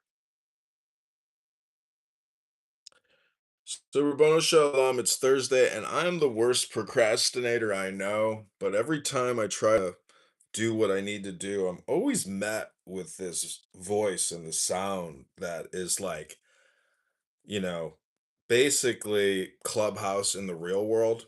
I hate to say it, but it's always like a black woman saying, "Well, what the fuck you want to do that for?" It's like, "Well, why the fuck you think I'm calling you? Hello?" What are you gonna do that for? Why are you doing that?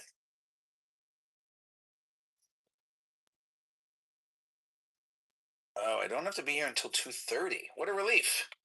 Maybe I'll go buy a doobie. Should I go buy a joint from the joint store?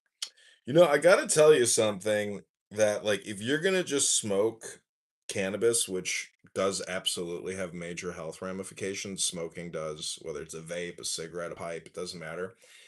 But if you don't mix your psychedelic experience with a good psychedelic book, well, I hate to tell you, you're wasting your body on an experience which isn't going to get you as high as you could get if you read a mystical book. Am I right or am I wrong? Hello? I think you're right, but I feel like I just use it as normal medication to like remain calm.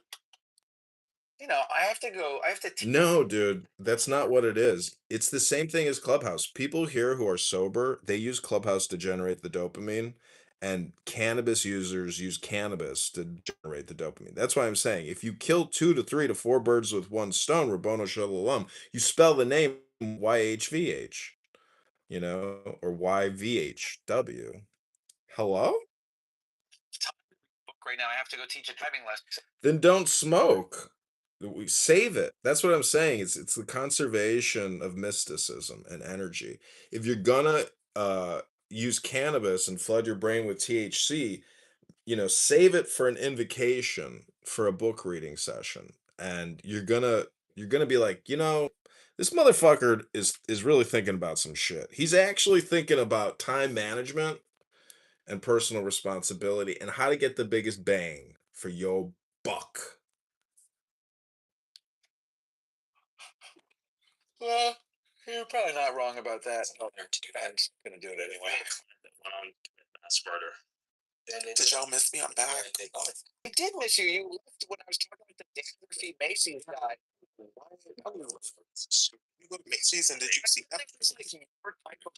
Conversation. I thought you were gonna like clap back and be like, "Yeah, the other day when I was at Gray's Papaya getting hot dogs, something like that." I'm vegan. Did that place shut down? I think it's still around. They have the best papaya juice in the whole city.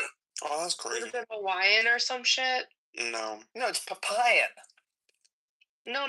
Like what ethnicity? Did you take your mood stabilizer today? Are we in a good mood? I have. I'm very, very sick. With what?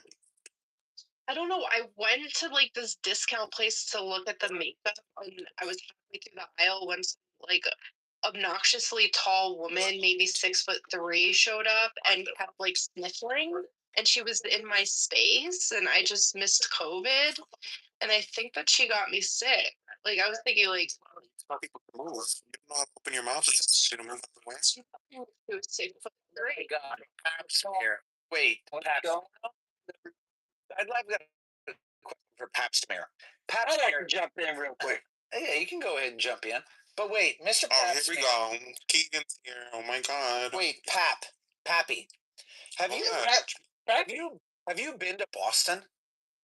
Yes. Have you ever been to Boston to like New England? Yes. Because up here they don't tell people to move.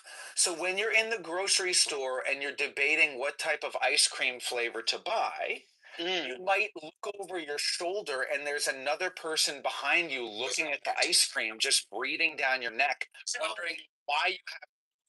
And you, pap smear, you might turn to them and say, "The fuck is wrong with you? Tell me to move. Can you tell me, hey, excuse me, I'd like to access the ice cream. Can you make?" I have no idea you're standing behind me, but they just stand behind you and they breathe down your fucking neck. And a New Yorker would never and could never. Can I tell you what they do here in the Midwest, my friend? We say, You can't do it. You need personal space. we say, oh, we say, oh, oh, oh. Excuse us. Oh, excuse me. Oh, is a common phrase in the Midwest when we are in someone's way. Keegan, did you wash those dishes in your sink? I did not wash any dishes. Thank the Lord. Don't yell. Don't yell. I am so sick. You're just so mean. I've overheard your wife in the background a few times. She seems lovely. You should give her the phone so we could talk to her because you're rude. It is very lovely. She seems so patient, so nice to speak to. You, on the other hand, are That's an why atrocity.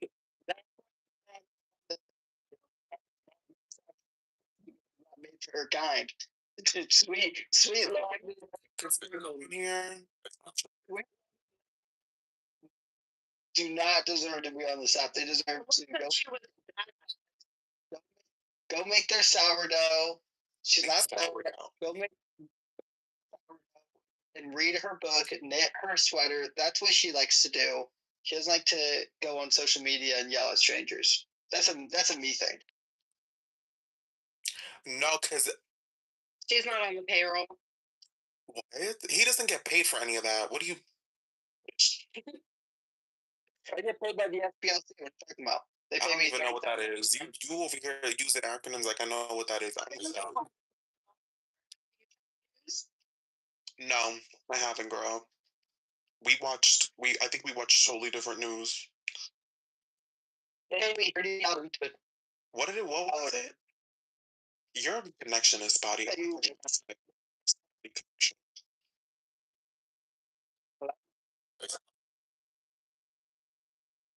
Yeah, you're there. Thanks, everybody. The only reason I know about the Southern Poverty Law Center is because somebody said it on here. But apparently, they sent money to people who were involved in white nationalist groups and stuff like that. They're claiming they were infiltrating these groups, but remains to be seen whether or not that's true. And even then, they still probably could be charged with wire fraud because they didn't disclose what this nonprofit money was going towards. It's a nonprofit, so that's what they're up. And I'll say it again. I'll say it again for anyone listening. If you know any nonprofit group that is giving out money for something, Yeah, actually, I'm giving out money today. Okay, shut the fuck up. I'm gonna give you money right now. Give cash App. I'm gonna send you money right now. My nonprofit will send your racist, bigoted, low IQ, white trash, stupid person money right now, Keek. I'll send you that dollar right fucking now. I will. Put your cash app in the chat. asking for Cash App. Maybe if you asked me for Zelle. Yeah, Zelle, Cash App. You want to send me your routing and accounting number? You want me to wire transfer you money? No problem. No problem. No problem. What are you gonna do for it though? You're gonna read all you gotta do is read a book. I got a nonprofit called White Trash Low IQ People Read Books to Schwarzers that can't read books so good no more. You want to get started? We're gonna go into business. Marcus Aurelius. We're gonna start you off on Marcus Aurelius, one of the best philosophy books on human behavior ever fucking written, which nobody ever reads. And can we get McZed up here? And can you mod me up? Because we are going through the Charter of Medina today. And we need McZed's legal analysis on Muhammad's proclamations in Medina. What I can. All right, thank you. Hey, you can mind me. You can mind me. Don't even mind. Don't mind me. I won't. That's a joke. Oh, we got some winners in the room now. Let's start at the Medina Charter with Muhammad. Hello? These fucking gay boys up in here. Whoa. Oh wow. So this is the life that we live. And we got Pete Egan. Pete Egan. What's did Monica or Serendipity say if they were coming back? Who are the real? No, they're just floating in and out. Everybody's doing stuff. So I put a link in the chat. I really want McZed's analysis on this. It's the Charter of Medina. It's the most ridiculous Mohammedan set of laws ever issued in 622. And we're going to go through the text of it. For example, it's all about blood money and intimidation. And if we kill your husband or your child, there will be no trial for anyone in the Ummah. Any believer will never be tried. You just have to take the blood money and shut the fuck up. And then there's so much stuff about the Jews in here. I was absolutely shocked. And there were so many Jews living in Saudi Arabia. Some of the most ridiculous things in the charter, which is like a believer will not kill a believer in retaliation, in quotations, for a non-believer, and will not aid a non-believer against a believer. Also, the protection squad. See, this is all basically mafia tactics. This is what I realize is that Muhammad is the biggest scammer in the world. He did what Don Corleone did in The Godfather. The protection of the Dhimma of Allah is one. The least of them, the believers, is entitled to grant protection, the Ujr, that is binding for all of them. The believer, the Wali, to the exclusion of everybody else in the outside group. And that those who will follow us among the Jews will have help and equality. Neither shall they be oppressed, nor will any help be given against them. But listen to this. As soon as they go on to make that false claim, this is the true claim. And the peace of the believers shall be won. If there be any war in the way of God, no believer shall be under any peace with the enemy apart from other believers, unless this peace be the same and equally binding on all. So they're compelling Jews to fund and fight in their fucking wars of conquest. That's not fair. That's mafiaism. That's gangsterism. That's tribalism. That's not jurisprudence. That's not Magna Carta. That's not constant rights. Hello?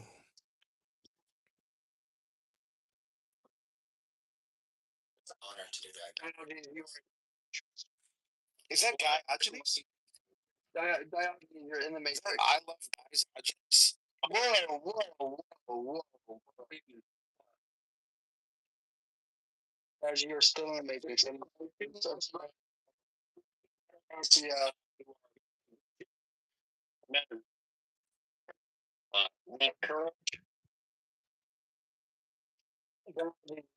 the matrix. You're in and out.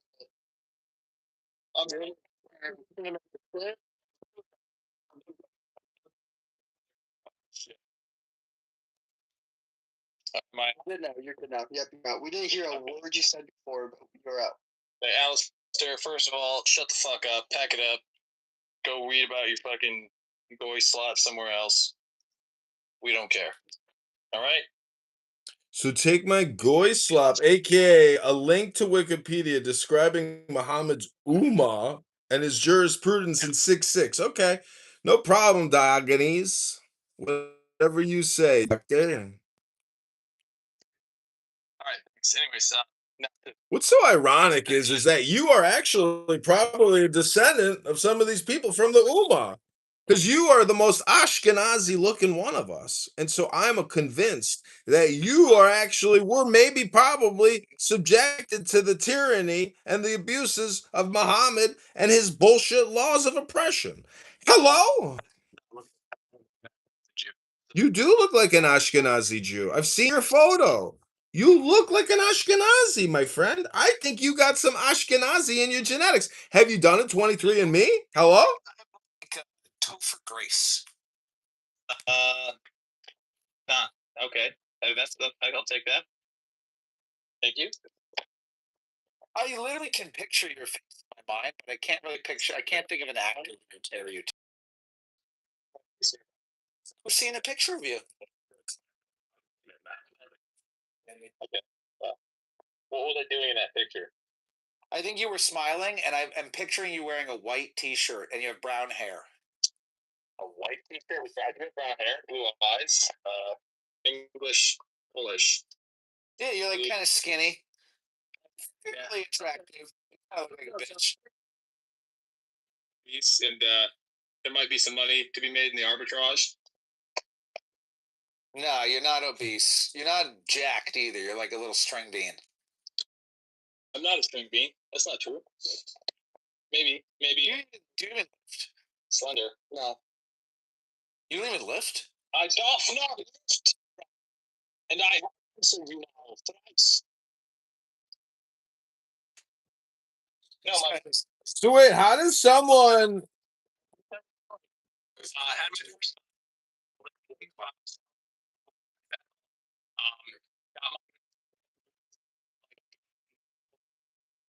I started going back to work, and after work, me and my buddy would go to the gym, and we'd spend 2 or 3 hours at the gym. We'd go to the gym, do cardio. Some days we'd run 10 miles. Other days we'd do lifts. We'd always go to In-N-Out and get like 4x4s without buns, protein style. I was really committed to the gym life. Then I came home and I saw how much work it was for my wife to be taking care of that infant by herself, and I realized I was fucked up for abandoning my responsibilities as a father, arguing that I needed to go to the gym. It's like, yeah, well, my wife needs help at home with this baby we made. So get up early, push-ups in your bedroom. Anything? I thought you still in? No, I don't. Okay. Well, when you are awake, if you are not working and obligated to do something, there is something you can be doing to help your child or your wife. And so it feels Listen, why are you on house at all? I'm at work. What do you do for work? You don't work. Your work. You don't work. What kind of work do you do? I don't want to dox myself. It'd be very easy to dox yourself. Are you the person in America with that job? No. Are you the only painter in America? Is Keegan the only French monkey in America? Showing you my picture, but you've already seen it, so that tells you that pieces get out, and then people put them together, and then they dox you. Well, I'll tell you who I am. My name is Zach. But people are doxing you because you're probably rude to them. Are you rude? I'm so rude.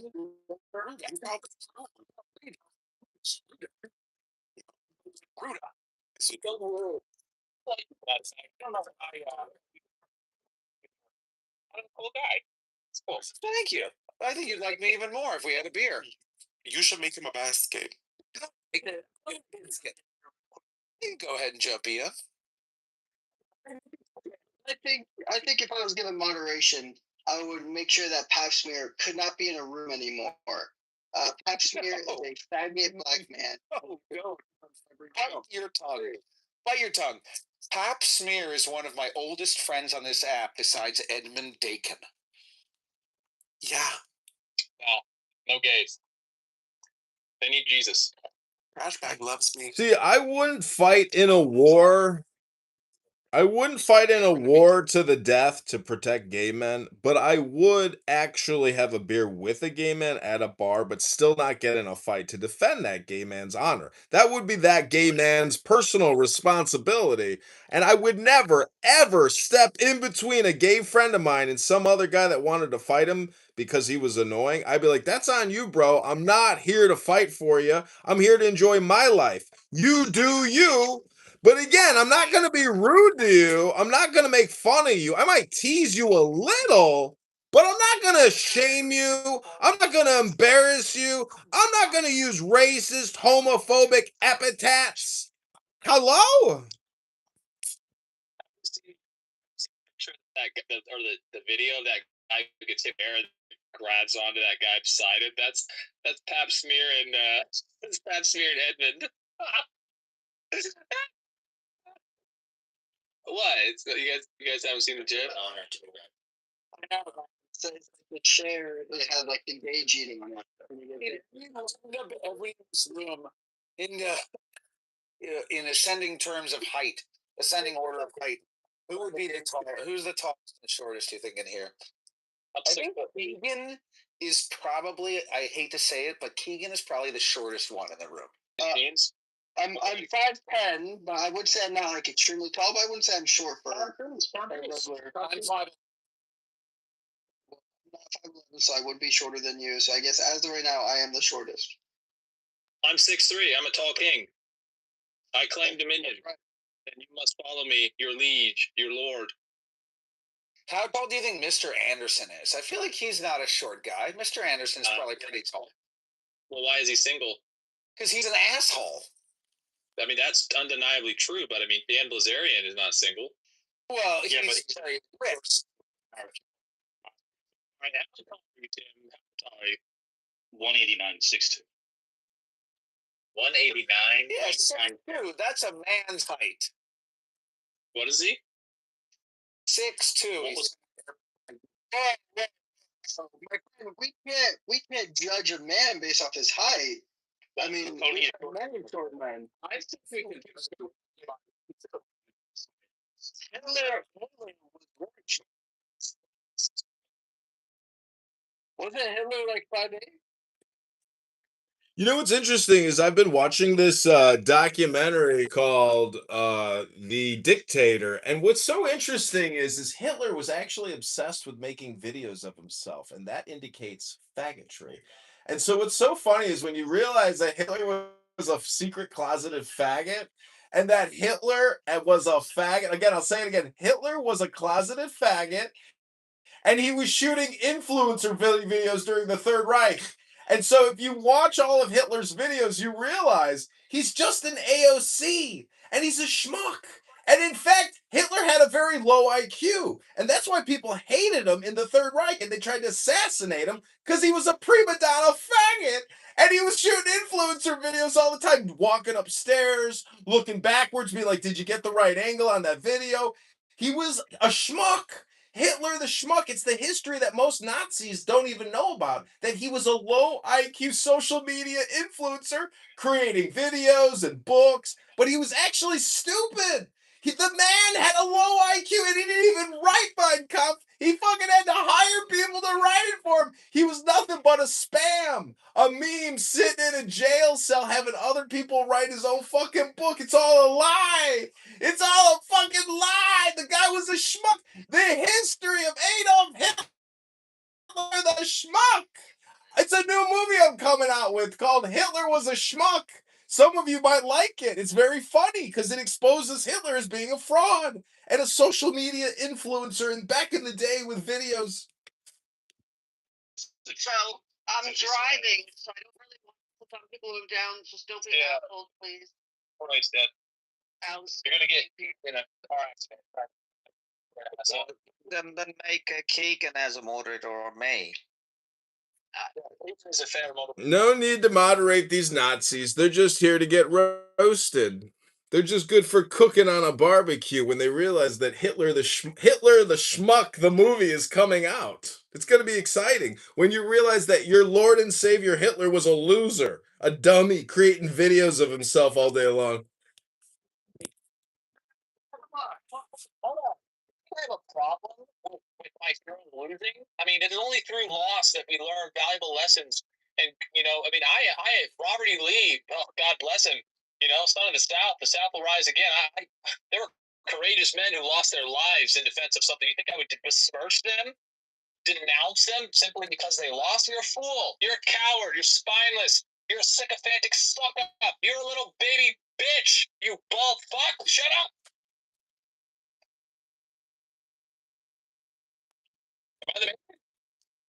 You see, when I see the millions of dead Germans, I really hate Adolf Hitler because he ruined his entire country, and he murdered. He through his bad strategy and stupidity, he actually killed millions of good men whose lives were thrown away like they were garbage. That's not good leadership. Those aren't heroes. That's called Hitler the Schmuck the movie.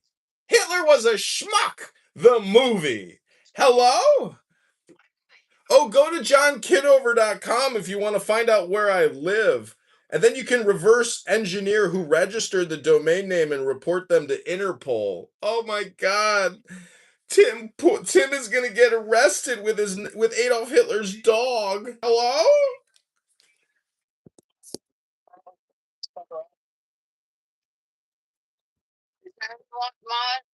Eddie, don't do it. I'll never forgive you. If you embolden the Nazis, I'll never forgive you. Our relationship is over. Never again. Never again. Never again. Never again.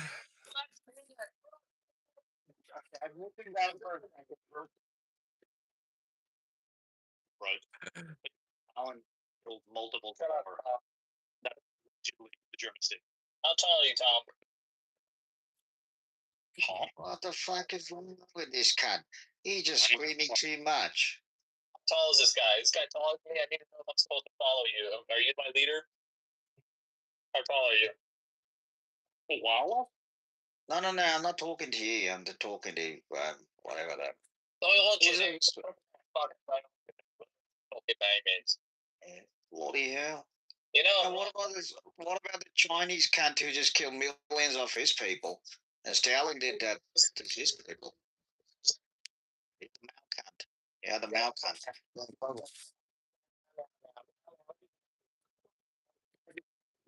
It's the amount of people in modern history that are the most offended by.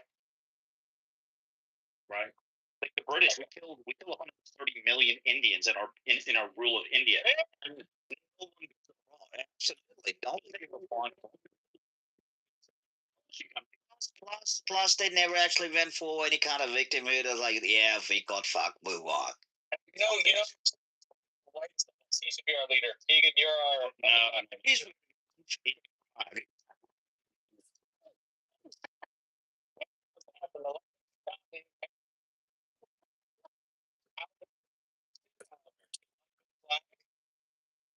Hi, Keegan. How's it going? Long time, bro.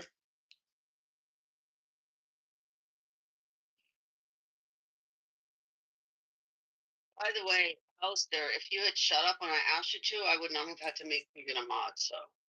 Received that. He can't help himself. Yeah, he really is a glutton for punishment. If I would have been a mod, his ass would have been a king for it.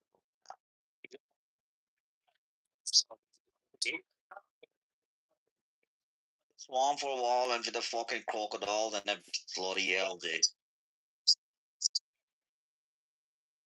Aussie.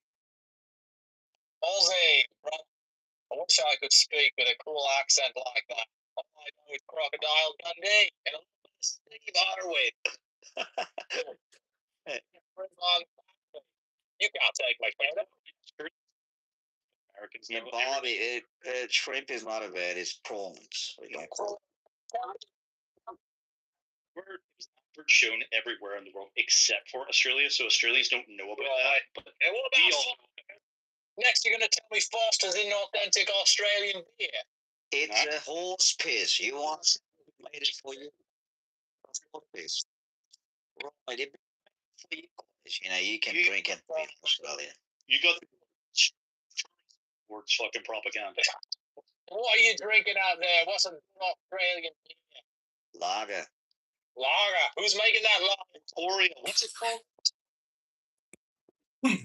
I'd go to Irish pubs. They got shut down. The protest was shut down. Yeah. The fuel bridges.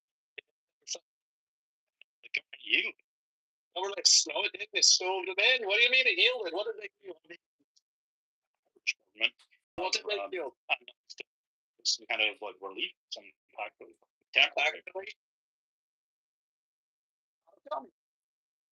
Oh, probably not what they wanted, eh? Sure, but it's better than nothing. No, certainly sounds better than nothing. I can't argue with that. It's like saying at least they didn't fucking finish shit on me. That's right. That's right.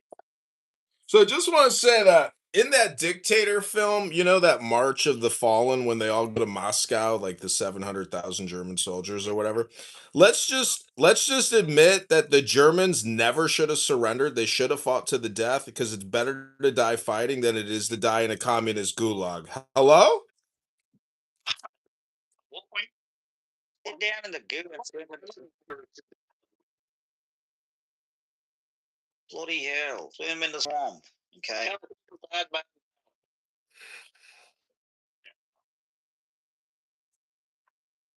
Energy, eh? Well, what? A lot of energy just comes out. Oh, what's the best? 6-year-old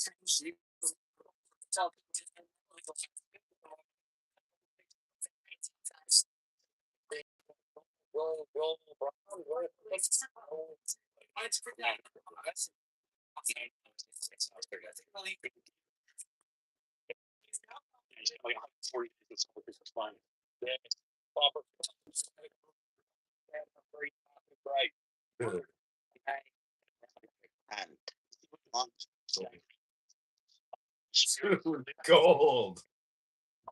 Oh.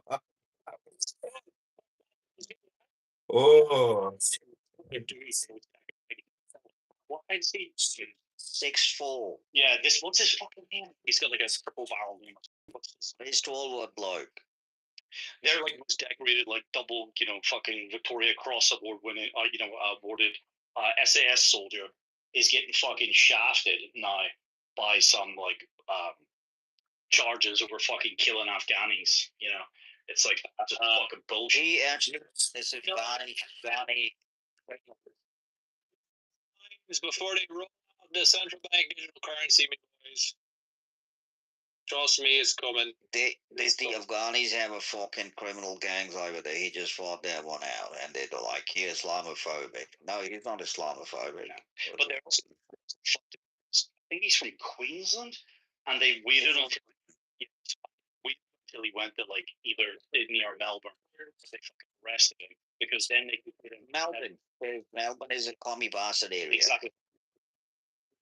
Be much more diverse, right? This is so funny. So like selectively to actually charge and arrest them. Fucking cunts. Mate, Australia is fucked. Brother, we worry about the traitors. And I tell you, we've got more than enough traitors to satisfy kind of hate us. Like, I mean, traitors will reveal themselves. No, listen to me. Listen to me. Things more the collaborators and the traitors will reveal themselves. No, that's not right. You're wrong. You think they've been ruling us wrong? Listen, I'm telling you what. You go into your community and you identify the motherfuckers which are taking the money, which are selling themselves and selling you and your political representation, and you fucking hold those fuckers accountable. And you look next door to your neighbor on your right side and your left side, you see they're doing business. The alternative? Our problem, brother. Our problem is that's What the fuck? He's a comedian. choice, but both sides are poisons, right? No, so brother, you don't see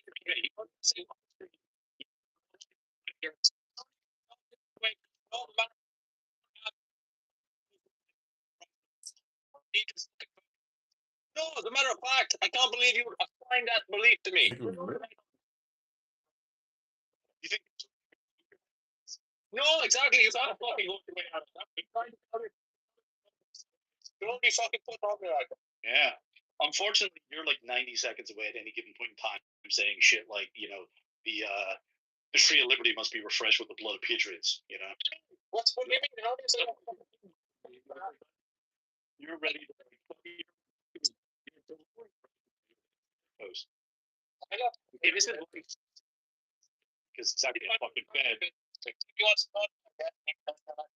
Oh, I don't want. I go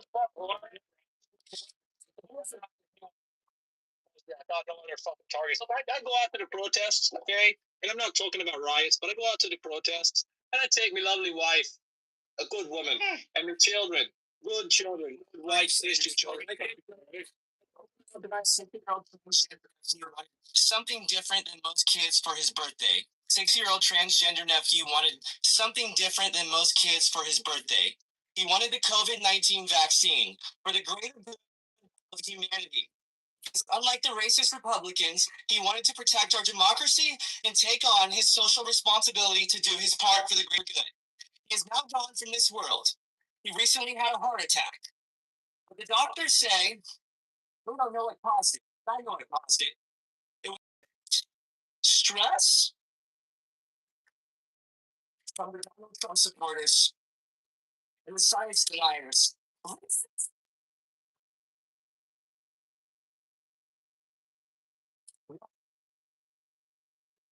You might recognize this man as one of the most evil men, if not the most evil man in history, is what you call him. There was somebody who was much worse. His name is Donald J. Trump. Now, let me tell you why Donald Trump is worse than Adolf Hitler. Number one, Donald Trump hurts my feelings and Hitler does not. Number two, Hitler released people into detention camps and made them wear masks. Trump continues to spew out Russian disinformation. Third, Hitler had the decency, kindness, to kill himself. Stay alive. Hitler had the decency to leave us alone.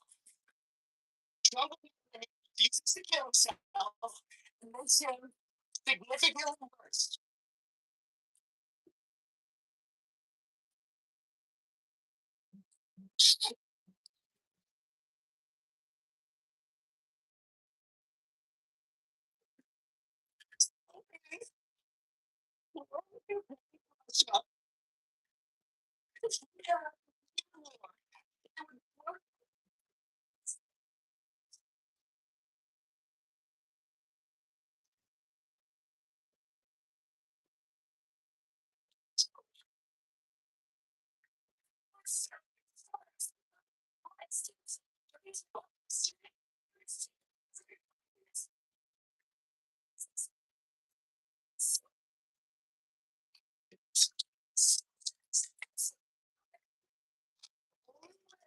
To fight democracy is to get vaccinated.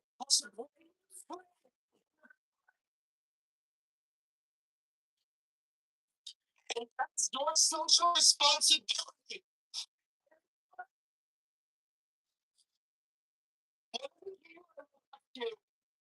Who I began to love. It's close. And he said by 2030, you will not be happy. I'm not self.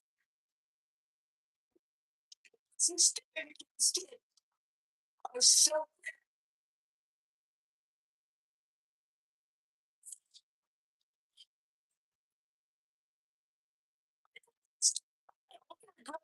Getting stolen from Taylor's killers. I still remember like it was yesterday. I said they were looking for my 6-year-old. Nephew after I got off work at Starbucks.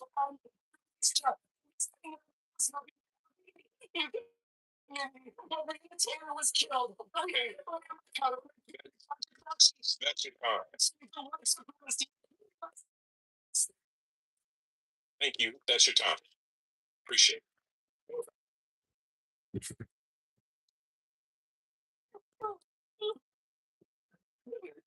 For George Floyd. Yeah, could you do that over there so we can get the next person? Thank you. Okay, if we could, so we'll take like a 5-minute break and wipe all that down. So it's 8:13.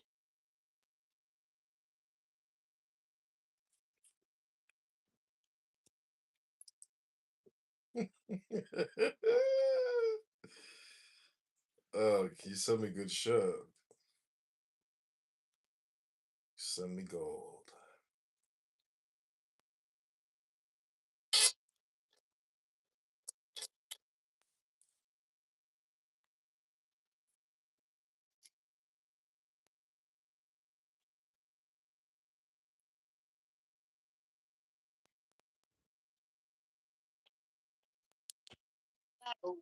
It's okay for like Muslims to like blaspheme their own God when they're criticizing the Bible, but when you're criticizing the Quran, like, no, that's not okay. That's so fucking stupid.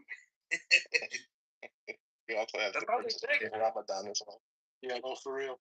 Yeah. Hello. You know what they don't put in they don't put the Charter of Medina, the Constitution of Islam, and the declarations by Muhammad in Medina.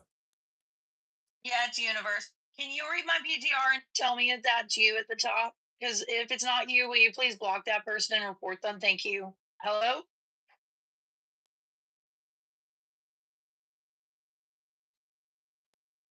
No, that's not me.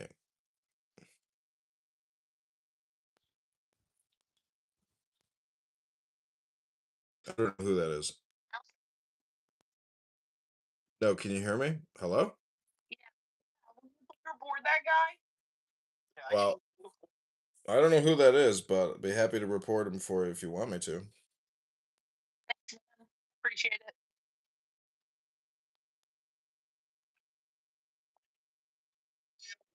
But I'm done. I would never ever waste another minute engaging in a debate with a Muslim unless it's about the Charter of Medina by Muhammad, the Constitution of Islam. That document alone is enough to ruin Muhammad. It makes Muhammad look like a scam artist and a fraudster, and it's so damning what he did, and so contrary to Western judicial um, practice and intelligence. It's an all or nothing statement. It's basically, it proves that Muhammad was the creator of a gang and that it's a scam and a fraud. And people today, one of the rules of Islam is to basically be in denial of Muhammad's criminal activity in the 600s. Yeah, but can you read my PTR? Can you see how that psychopath? But I'm recording every room you're in. Multiple accounts. Well, I'm not targeting. See, when I live stream, I'm just primarily just like live streaming myself in my office. But downstairs, I am filming, but I mostly record the big rooms. You, I told you it was not me. I told you twice and 3 times now. be fine with it, but if it's not you, then I'm creeped out by it. Yeah, well, welcome to being on the internet where you're in a public space and you should assume that everything you say is completely recorded, which it is, because you can't transmit what you're saying unless you create a record. Report that guy, please, John. You got it. No problem. Too easy. Done. If you want to get smart, create a trap room, bait that person in, and then report them. But you need to get them into your trap. That's what some people have done to me. I figured out how they like get my accounts clipped. They're pretty smart. She's having a moment.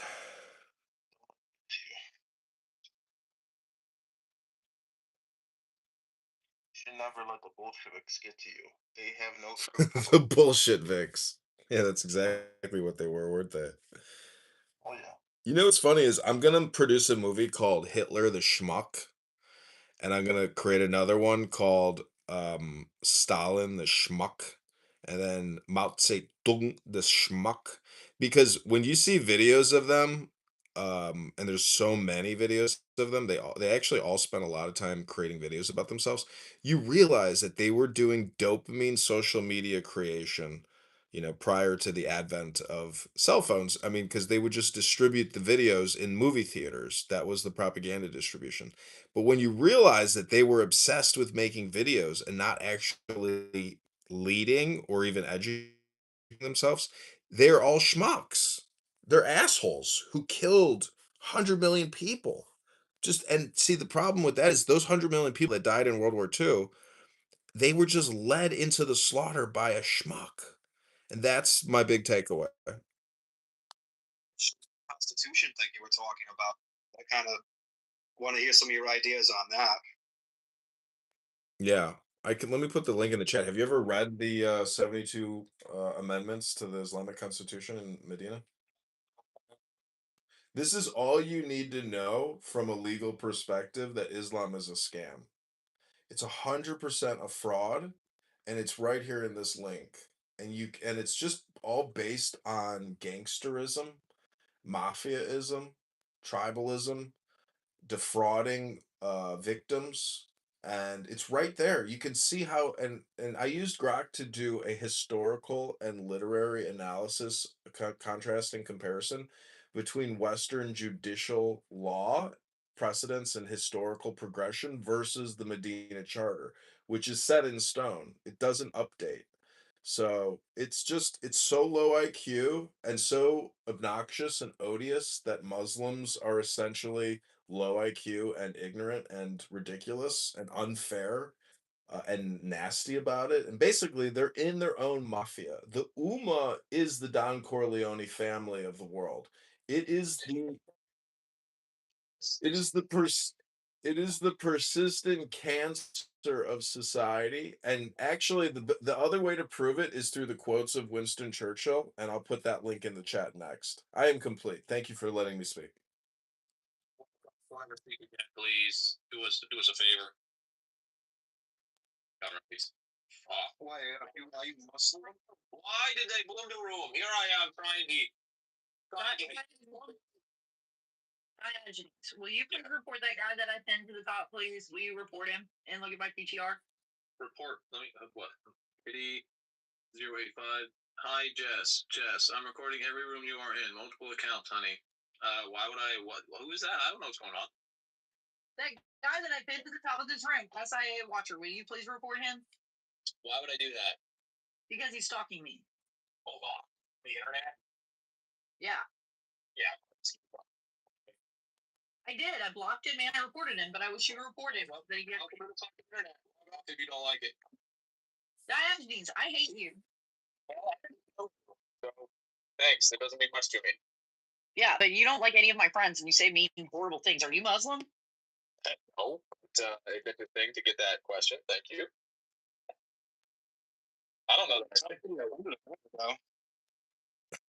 Essentially, if you're a communist or a socialist or a Marxist, you actually embody the Ummah principles, and therefore you are tangentially Muslim. Though not actually in Muhammad's Ummah, you practice Islamic ideology because you're a Marxist, communist, socialist.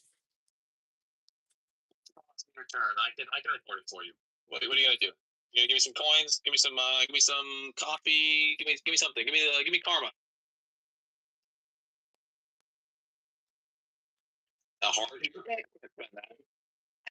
I don't have any shekels. Well, I need some fucking shekels. Is that what they're called? Is that honest to God what we've decided to call them on Clubhouse? Shekels? No. Call me whatever you like. That's your freedom. Okay, schmeckles. All right. So the other link I put in the chat is Winston Churchill quotes on Islam about how Muslims demand that women be their slaves, whether it's daughter or sister. I hope you enjoy these quotes by Winston Churchill. And, I just want to say the fact that Abby is here and you guys have broken up because Abby has eventually realized that she hates you and that you're a hap, which is a highly annoying person. Many people don't know that in the DSMV, there's actually a line item called hap, which is highly annoying person. It is a mental disorder, and I'm complete.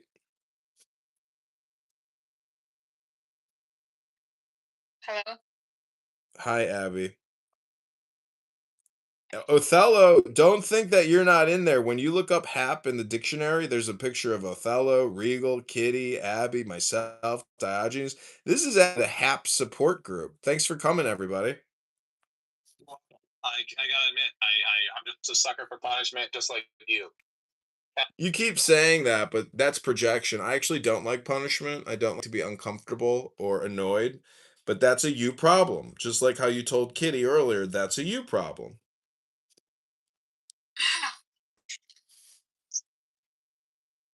Oh my gosh. So welcome back, everybody, to the HAP support group for highly annoying people. We are with some of Clubhouse's most annoying and disliked people, and we're trying to figure out what exactly makes a highly annoying person highly annoying. let's just sit back and listen to what actually happens with highly annoying people. Audience for a second. Wait, who do I have to put in the audience? Yeah. Why are we putting John Kitover on the audience? Yeah, we like John. Shut the fuck up. But yeah, just let John do his thing. But Yeah, I'm listening to highly annoying people. We're actually doing a highly annoying person survey right now. Please proceed. yeah, go on mute. Sorry, I know you're not there. Who? You. No. Perfect. Well, there you go. Amazing. All right, Kitover, go on. Welcome back to the highly annoying person support group. Hello?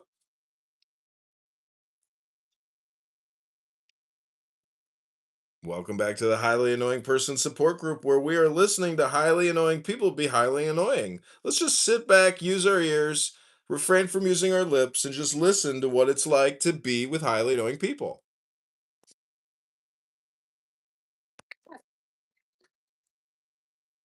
Hello? All we need is T-Rops in here. I knew he was going to pull out Jazzy. Oh, what's Jazzy? He knows. Oh, hello. Hello?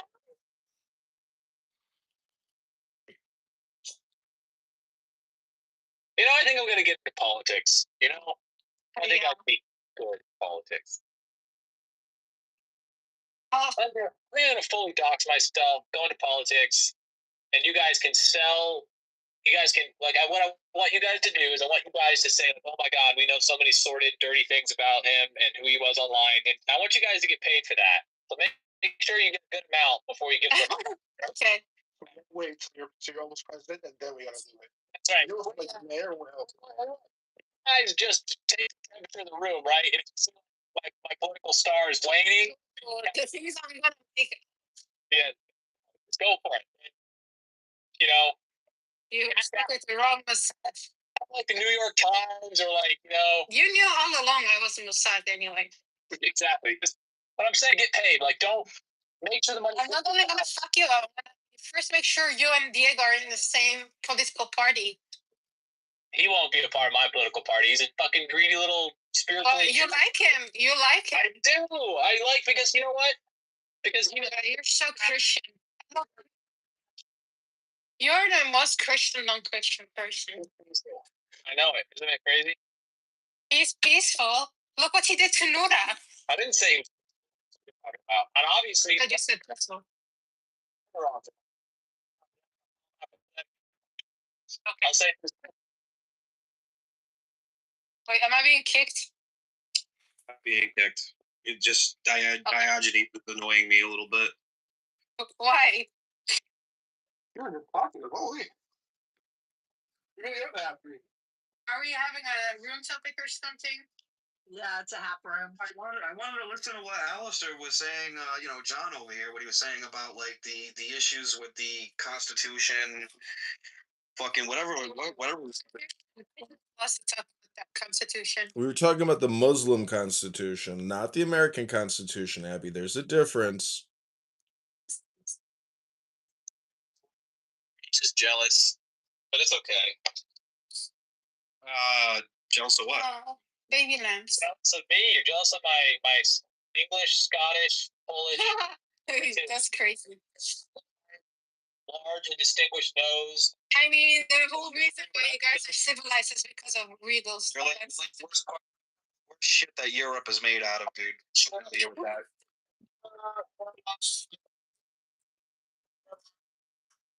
You're fucking Polak and Scottish. Good for you.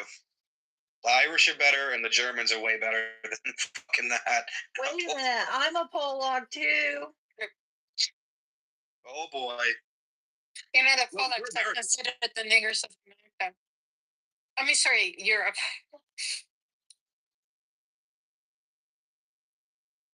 I first thought the Northwestern Europeans are the best. I mean, they are very good. I'm not complaining, but we have to be honest. The one who created the culture are the Mediterraneans. So people like me, illegal. No one else in here. Okay. Hi, if you're new to the room, welcome to the Highly Annoying Person Support Group, where we're listening to highly annoying people be highly annoying. No need to kick anybody to the goo or remove them from the room if they're highly annoying. That's the purpose of the room. Hello? Hello? Hello? John B. Cooper every 5 minutes. I'm gonna fully dox myself. I'm not trying to be all that types of fucking serious. I mean, I don't know. This dude was talking about something a minute ago. We are trolling tomorrow. Don't you worry about that. Well, you see, not every hap is a troll, and not every troll is a hap. And I just want to say, if you're a highly annoying person and you call yourself a troll, but you're just a highly annoying person, well, you might not be a troll. You might be a highly annoying person. And so, Stop speaking. I'm driving and I don't want to get in a car accident, but I really don't want to be alone with my thoughts. So. Is it? Yeah.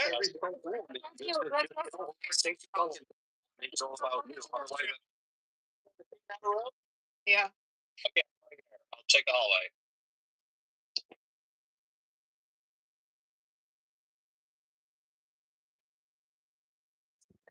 I just want to say that that's generally what highly annoying people do is they have absolutely nothing interesting to say. They're just actually there to be highly annoying. And that's okay because there's a place for highly annoying people like Honey Badger. Welcome, Honey Badger. Honey Badger is also someone who has nothing interesting to say. He just acts questions and he thinks through that Socratic method. He's embarrassing people who are actually just highly annoying people. And in the process, Honey Badger himself exhibits highly annoying person character traits. So thank you for coming to the HAP support group. This is a safe space for HAPs. Please come up, honey, and participate. We've got a clubhouse debate club or something like that. It's not that.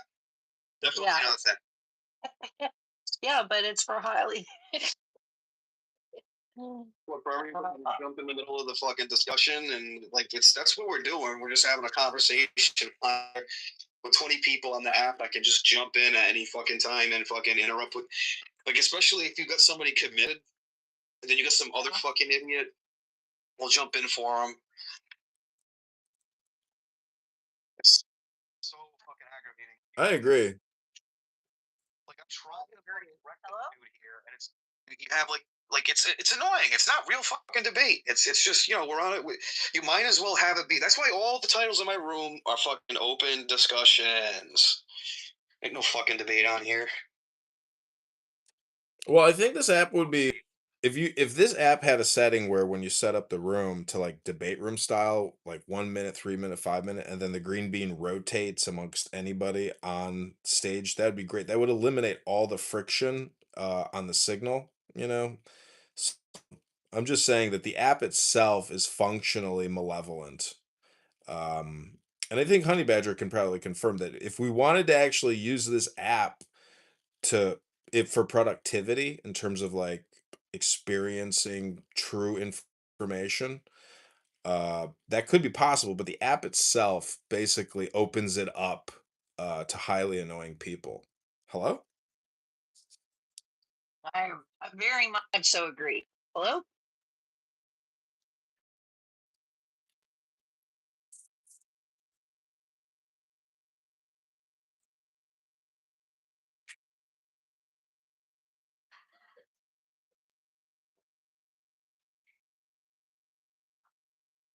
Yeah, no doubt.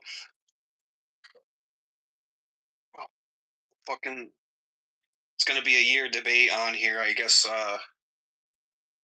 we're gonna talk about our claims evidence for the next year. Oh God, I thought we handled that. I thought that was done already now. Really? That's their thing, dude. They want to talk about the same shit every day. Oh, but come on, we've already established that claims are evidence and testimony is evidence. Yeah, whatever. Do you think these people are following philosophical rules when they like do any of this? Are there any real formal debates on here? Like I might have seen one or two. People don't have patience for that. They just want to be part of the conversation. They don't have patience for it.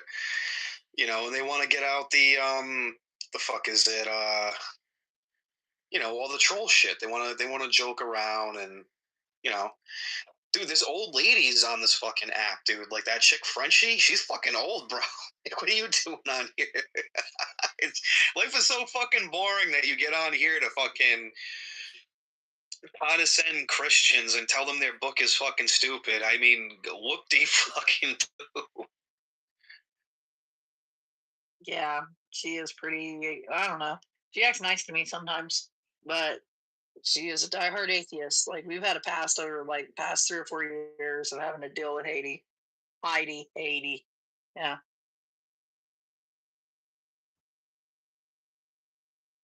What do you think? Like, you would think by now, like after they figured out all of this stuff, like they would be fucking doing some sort of a study of some kind and like talking about like real resolutions and problem solving and treating it like it's a fucking think tank or something.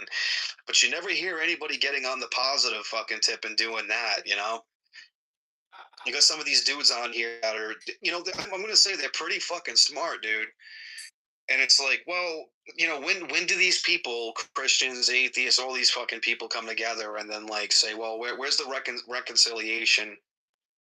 Where's the stress point? And I say this shit all the time. I'm like, it just falls on deaf fucking ears, dude. Like the biggest thing that we got hurting us right now is like this culture that we have. We're just imitating shit and recycling bullshit from like, the 1960s and 70s, right? It's just being recycled today by a bunch of kids that don't go out and read fucking history books like in the 1990s and the 1980s. Like, everybody was against fucking racism. Everybody wanted to clean up and pick up fucking trash. Everybody wanted to do Michael Jackson's fucking heal the world and make it a better fucking place. All Cyndi Lauper, the fucking. But see, this Regal, you know what Gnosticism is, right? So I came to the conclusion the other day that Gnosticism and solipsism are technically the same thing. And so what you're doing right now, it's not highly annoying. It's accurate. But I would just say that like I complain a lot too, but complaining about the culture, it's just complaining about the culture. But like your life matters. Your opinions and your dislikes don't matter as much as like all the things you can do. Meaning your opportunity cost is there. Point that I'm trying to make. Like instead of all of us as grown adults wasting our time on here doing like these fucking snappy little fake little witty comebacks and shit, you think that people would like come together and come up with like resolutions or like, you should be writing this down and fucking, doing like a peer review and then tossing this into some kind of like a sociology study. You know what I mean? Try like, and the point is like I don't think people know how to do it organically anymore. They just look in the fucking past and they say, well, I just want to emulate something my grandparents fucking did, rinse and recycle it, and now we need like this new activism bullshit. Like it's it's not fucking new. It's the same shit. Oh, and it's more damaging to fucking society than it is helpful. The new activists though are actually highly annoying people. I heard one, do you know what's his name? Bree, or he goes with that stupid PTR with the light in the tree. Briar. You know Briar on here? Problem here. It's like you can sit around all day long and complain about what's not happening and complain about every little fucking facet of like reality. Dude, the God's not real because I can complain about how fucking sad the state of affairs is in the fucking world. So Breyer thinks that he's like the most intelligent thing since like sliced bread, and he used to hold all these debate rooms, and he'd say, "Well, You don't know this, but I'm actually like a teacher at what is it in California? Not it's what is that called? Or the university there. It's where he's so proud that he's taught at before, but that he's just a debate teacher. And so he thinks he's just so fucking smart. No, I know, but what I'm trying to say is Regal is talking about action, not complaining. So in the Book of the Law or The Rights of Man by Aleister Crowley, it says, "Do what thou wilt shall be the whole of the law." But the "do" is capitalized. So he's trying to point out that our lives are actually experiences or happenings. And so the talkers are the biggest scammers around because the secret about life is that you are not what you say you are what you do. And so I've proven that over the past couple years by running for Congress, running yeah. What everybody is just they want to sit around and complain, and they get sad. And you know what these activists do? They make money organizations that are like money laundering schemes, and they pretend that they're going to put here's the promise: they're going to put some magical person in the place that's going to make all your problems magically go away. It's okay. You throw enough money at this organization, they'll go and do it for you.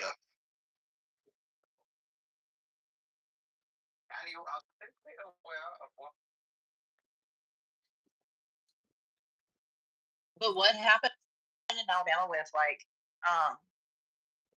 the SPLC or whatever? Will you explain that, Alistair Crowley? Let me play for you a quick little clip from Alan Watts here. It's kind of interesting. And it's actually the next level up about what Regal is talking about, which is really, this is why I bring up highly annoying people. Because part of our problem is our brains are fully automatic and constantly we're chatterboxes. But there is another way of actually manipulating your environment through silence. Listen to this by Alan Watts. Yourself. And you are simply aware of what it is. That is to say, of what you feel, what you sense. Even that's saying too much. You suddenly find that the past and the future have completely disappeared. So also have disappeared the so-called differentiation between the known, the subject and the object, the feeler and the feeling, the thinker and the thought. They just aren't there. Because you have to talk to yourself to maintain those things. They're purely conceptual. They're ideas. They're phantoms, ghosts. So when you allow thinking to stop, all that goes away. And you find you're in an eternal here and now.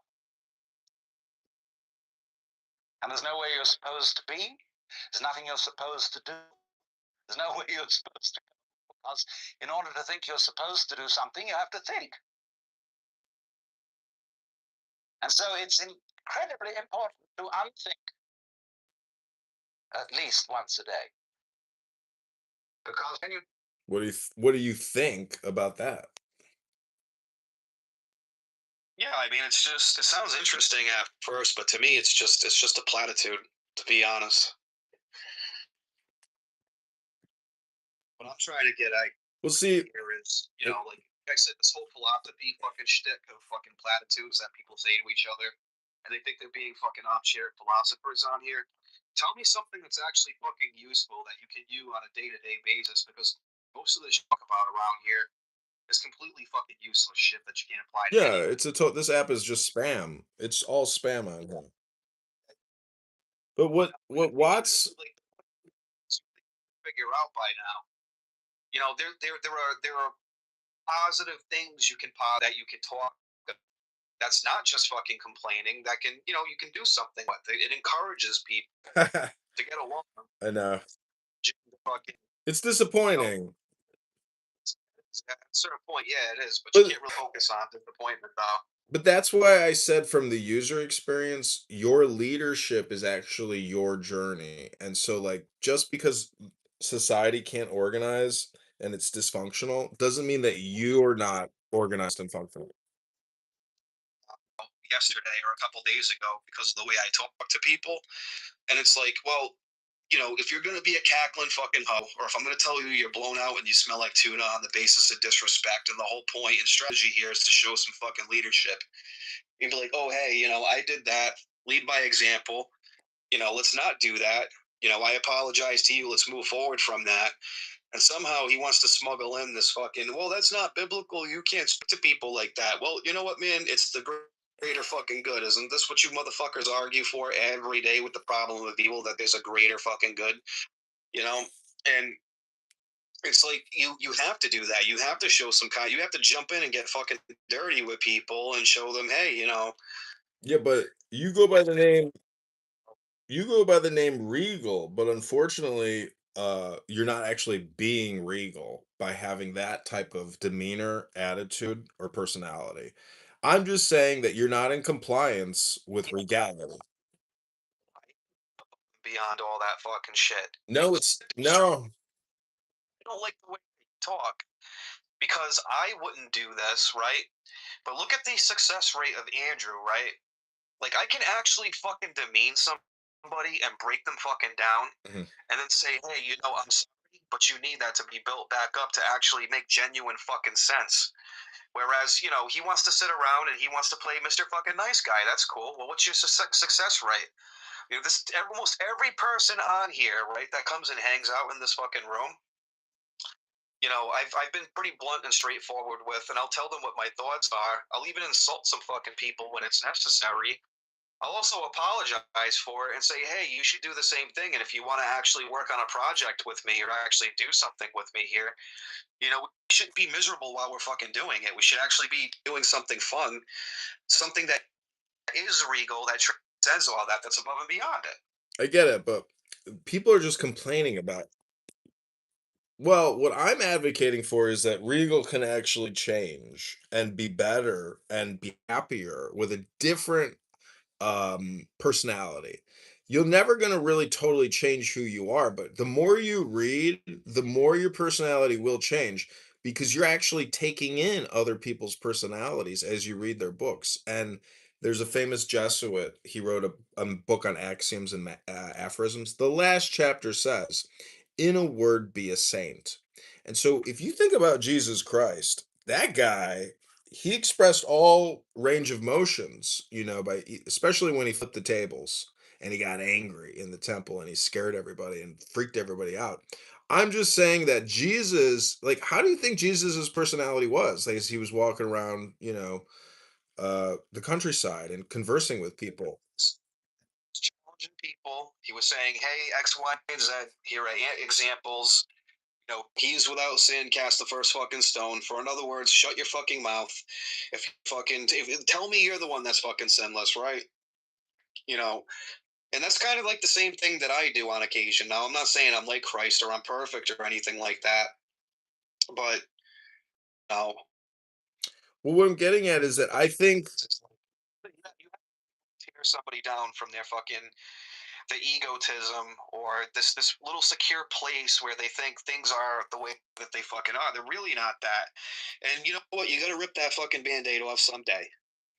I know, I get that, but when you rip a Band-Aid off of somebody else, sometimes you are unfortunately ripping your own Band-Aids off. Grandparents had the privilege of growing up in a suffering, painful life without the fucking internet or cable television or all this other fucking nonsense we don't need today. And you know what? This is the result of living in a pillowy. You can go to a supermarket. You can do it. This. You can do anything kind of fucking thing, right? Way too many fucking options.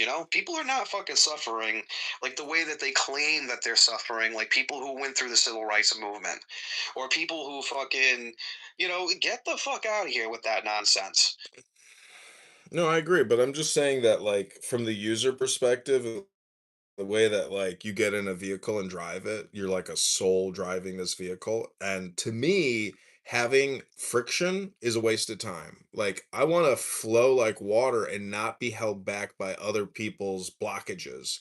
And this app is essentially a game theory simulation experiment of your own making. I mean, being the green bean is your experiment. Um, I'm just trying to say that I think Jesus was a nice person. And the statement good or be like a saint, if you can actually They think Jesus being a nice person isn't really what they think it is. You know, you have like this mythical unicorn in the grass, and you think you're gonna find that in the common man today. You know, and that's what people's perceptions are, right? And I got someone like Andrew R over here, right, condemning the way that I speak to people, but my success rate is actually better at commanding respect than his is. You know, that's the fucking difference. yeah, that's fine. When I talk to people and I tear out the foundation beneath them, right? They don't like that. And that's what you got to go for to build people back up and put them on the beaten fucking path. You know, Well, I'm just this road, I'm trying to say, well, what about the road less traveled? You know, I'm pretty sure you're familiar with what that poem is. yeah, and every single journey starts with one step. Again, it goes back to doing and action. That's true karma. It's not reciprocal. It's actually life is happening. This room is an experience. This app is an experience. Your cell phone is an experience. Your love life, your marriage is an experience. It's all happening. And I'm just saying that to actually move through the happening with more joy, be like an angel, be light on your feet. Nothing holds an angel down because they don't weigh anything. And if God created angels, well, God weighs even less than nothing. All I'm trying to say is personality, pleasantness, being happy. If you're happy and you know it, you clap your hands. And when people insult you, degrade you, abuse you, you're actually far ahead of them because you know the secret, which is that it's all ad hominem projection. Ad hominem projection is what happens on this app nonstop. And when you realize what real projection is, it's a motherfucker because you realize everything you've ever projected onto somebody else. Take their insecurities out on each other because they can't sit there and formalize them because they don't have a concept of like conflict resolution in their life. And you know, the standard of relationships today is to avoid conflict resolution because the second you criticize your friend or anybody else, it's like, oh, I can't be criticized. We can't resolve this. Oh my God, oh, communication and expressing your fucking needs to each other. Oh, that's so fucking hard to do. I mean, I get it, dude. I understand that, but the whole point is that you know I can sit there and take the criticism. I can also dish it out and say, hey, you guys really don't fucking like that. Let's get along. Let's go this direction. Instead of sitting here focusing on like nonsense like that. I mean, not for nothing, dude. You know, like I said, I think this just backs up into like a cultural fucking thing now. All the movies suck. All the films suck. All the things that you get in fucking society today, all the incentives and social situations, it's all fucked up. No, I agree, You know, but and you bunch of fucking the content. running around in their early 20s, acting like they're in the civil rights movement, making shittier fucking films. You know, saying, "Hey, I want to remake this film, but do without all the nuances that made it great," and they make it shittier than it ever fucking was. They're not making their own fucking music; they're copying all of the old shit that was already done before. So it's like, where's the real creativity? Where's the real expression? It's just Again, that's a huge problem though. That's a huge problem though. there was a time, right, where I'm not saying like for an example, John Carpenter, right, did this film called The Thing, based on the thing from another world, a black and white film based off of a fucking novella called Who Goes There, right? When you get up to John Carpenter's film, it was done good. When you get up to like what people are doing now with this material, it's like there's all this red tape around creativity. They're doing it worse than what these people do it. Like if you're actually going to do this concept, like do it right and commit to it, not just cut out the parts of the fucking film that offend you or you think is racist or you think wouldn't align up with today's like climate culture and all this other fucking shit because it's all forced. You got these people with their thumb on the fucking scale. They're claiming that life is horrible, it's bad. There's racism out there. There's misogyny. There's homophobia. There's all these. None of these fucking problems are fucking here, dude. They're not here. Well, they're there in the subjective, and but to me, they're low on the list of priorities. And my complaint is that people have priorities upside down. And if we were to properly understand priorities, it would solve the lower hanging priorities on its own. But I agree with you. I think all content now sucks, and I think a lot of it is just mass produced for distribution globally, especially to India and China. So it's got to be, rated PG, and it is woke. Um, and the government, unfortunately, Trump is just one man, and one man has difficulty changing culture and leading it because it's like supposedly a slow change. Doing the same fucking thing in the early 90s. There was this cultural phenomena with fucking Donald Trump in the 1990s. Everybody was all cool in the fucking gang with him. He remained a Democrat his whole fucking life. He's still a Democrat right now, dude. What the fuck does that tell you? He's not a conservative. Well, What does it tell you about fucking culture and society at large that are fucking gaslighting them? This bullshit where they put their fucking thumb on the fucking scale, like it's something out to be that it's not. Donald Trump, right? We actually have a Democrat in the fucking White House right now, and people don't even know it. The dude's views didn't change from the 1990s to now. They're the same fucking thing. All the shit he's doing right now is all the shit the Democrats were doing in the late 80s, early 90s, all the way up to the fucking 2000s, leading up to Obama. Well, I mean, before getting to that, I just want to say that, like, people think I'm a troll on this app. Well, let's be real, dude. Like, how can people sit there and literally brainwash themselves into this fucking shit, dude? Like the real influence here is coming from, like I said, a bunch of fucking teenagers that are probably in their early 20s now, just getting into college.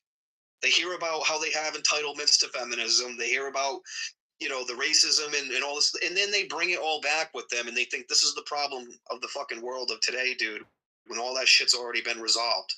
That's what the fucking problem is. You got a lot of brainwashed little shits running around. Well, see, I think you got your dates wrong personally. I've read that the problem in America really began in the 60s with the hippie movement and that cultural movement in America, that the government should have ended it before it took off. And that's actually the cancer in our society. And they're all, in their 70s and 80s now, retired, collecting pensions, and they're all hypocrites. These are very common complaints. I'm just saying that, to me, I said earlier that I was a troll, but I'm actually a filmmaker, and I have, 100 YouTube accounts with 100,000 plus videos. 70s, we resolved that issue, right? In the 1980s, everybody was doing interracial relationships. Everybody was all cool in the fucking gang with it. Now we're in the early 19 fucking 90s. The culture reflects everybody trying to make the world a better place, clean up your garbage, treat everybody fucking better and kinder, all this other nonsense. And then you get to 1998 when the new metal culture comes out, the Attitude Era, where everybody's fucking flipping bird and saying, "Hey, I don't give a fuck. It doesn't make fuck you." This like all of that punk shit, right? And then slowly from 2000 up to 2015, dude, something happened here where like these fucking kids got their hands on the culture now. They're getting into the filmmaking. They're getting into all this shit, and somehow, because that's what kids do. They sit on the internet all fucking day in 4chan, sit all day on the internet, on fucking TikTok, on Facebook, on fucking Reddit, okay? And there's just this fucking poison that gets injected into fucking culture, bro. Wait, what? We're doing racism again? Oh, we're doing feminism again? Oh, we're doing like how many fucking things can I stack up? We're doing it all over again when most of these fucking problems are like generally resolved. Like even in the early 1990s, dude, if you were a fucking racist, man, you would be socially disparaged for being an asshole like that. When the fuck did it ever come back in 2015? People got tired of being called racist when they weren't. Well, that's the point, dude.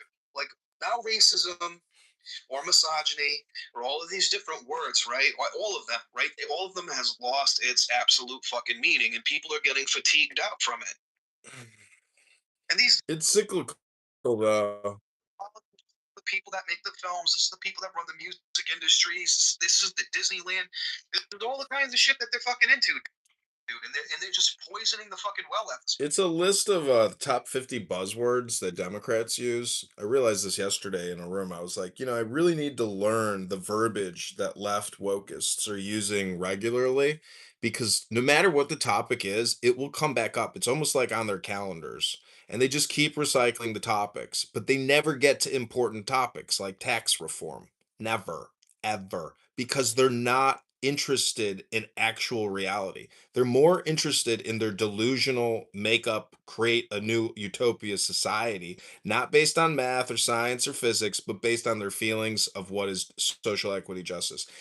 I mean, that's why I'm saying, Regal, like your complaint for a highly annoying person. Again, this room started out as a highly annoying person support room. I know I'm, co-opting your room and declaring that, but I'm just saying that be the solution, be the outcome now in everything you do, and then there's no room for complaint. And I hope you're doing that. Hello? Levels above and beyond stating the fucking obvious, right? Because this stuff really is obvious, but it's really fucking not. Now, if you point this shit out, you're a transphobe, you're a racist, you're a misogynist for simply stating the fucking obvious. Like you gotta make a fucking, what the fuck is that? What the hell is it? Administration for like fucking trans people. I can't remember the name of the fucking bill because I just don't really even care about fucking politics at this point. But it's like here's the percentage. You got the LGBTQ community makes up 10% of the fucking population. Now you have even less than 10% of the population, right? These are trans people. Why are we allocating a bunch of fucking funds for like all of like a super elite group of fucking outliers? It's political. It's super normal stimulus. Just to satisfy their feelings, so they feel like there's a security net. Like it's absolutely fucking insane. Why are we doing that? Yo, for real, that stuff killed the left. Like, it completely destroyed the Democrat movement. But the Democrats, you turn 18, you can get cosmetic surgery. When you turn 18, you can do whatever the fuck you want with yourself. What was the fucking point? All they had to do, people would have been like, okay, well, I don't really agree with it personally, but when they said, yeah, we're gonna cut off the kids, that's it. That's when they completely lost everything. And they lost it. They walked it back for all the LGBTQ. Because of that one group of people, it got walked back for everybody. Like it's so fucking obvious, right? You can't point, like that's the point that I'm trying to make to you, dude. You can't point the fucking obvious out to people anymore because they just don't know what the fuck you're talking about because it's not obvious to them. So there's something else going on there. Right? It requires like weirdos like us to kind of see this stuff, and then unfortunately, because maybe people like us are very tribalistic. Between England and the United States, for an example, you have all of this anti-natalist rhetoric around you need your right to have an abortion because you just need it. Because you're a woman. You're entitled to do what you want with your body. Meanwhile, over there in fucking England, they're moving in dozens of Muslims because they're under replacement rate because they need people in civilization to operate the fucking machinery, to turn the fucking lights on and off, to keep the all the infrastructure going. You need people with minimalistic basic skills to do laboring work. To like basically have that to fucking fix all the fucking potholes in their country between fucking winters and summers and all this shit. So instead of sitting there making, let's say, let's get rid of fucking feminism because it's already achieved its fucking goals, and obviously they're not going to roll back on that, right? Let's get the propaganda up for actually supporting people who are mothers to get replacement rates back up.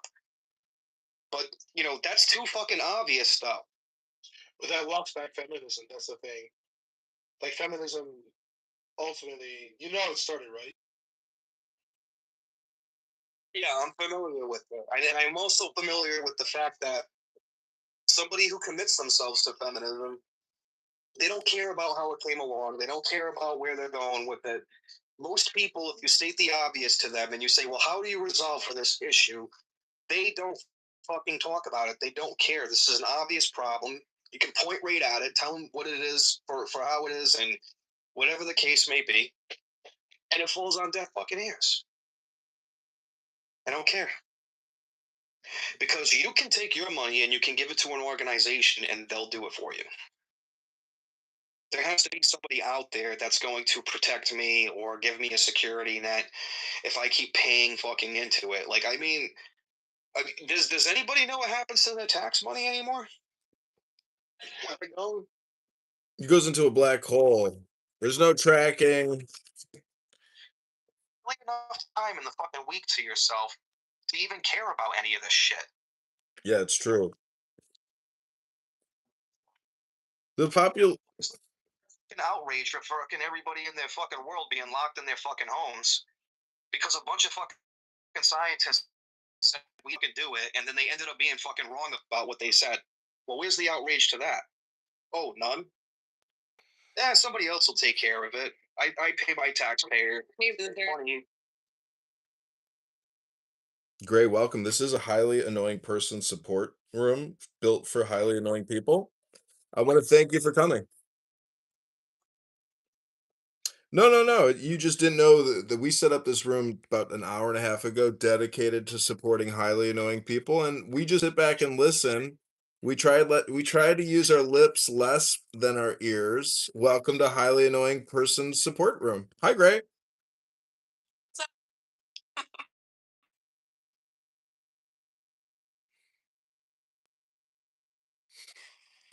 How's everyone's Thursday? Pretty good. Could be better. Listen, if you're a highly annoying person and you know it,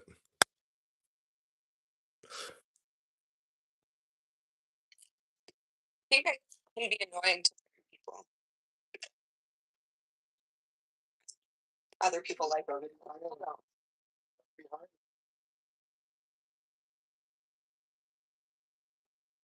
I trigger Andrew. I know that. see, Regal was triggered by Andrew's behavior and how rude he is to Regal and doesn't give Regal his. No, I'm just trying to say that like in the hierarchy of Christ, I personally think that Andrew has a higher position than you, but I am just a highly annoying person. Hello? No, but Andrew cares about what people think about him. And he needs these sort of groups to validate his he knows nothing else. And he It's the same thing with Muhammad. He's a Muslim. we're getting validated and enabled to what once was a joke about autism. Well, great. It's not debate on here. We're not doing philosophy. We're not debating philosophy. If you notice, it's really just a discussion at the end of the day. Because in debate, you don't sit there and say, hey, I can't explain this to this person. Hey, someone else on the stage that's smarter than me, can you explain this to this person? In other words, for me? After the explosion, a stranger. Can't really pinpoint whether or not he's Christian. Because that's his own brethren for slaughter. For validation in a weird way. And I think more about his careful and being on top and sort of then and he cares deeply. Like if you comment on anything, he gets angry. There's more how people perceive him than winning a debate. That's why he gives it off to other people. Because he's like a puppeteer controlling everything around him.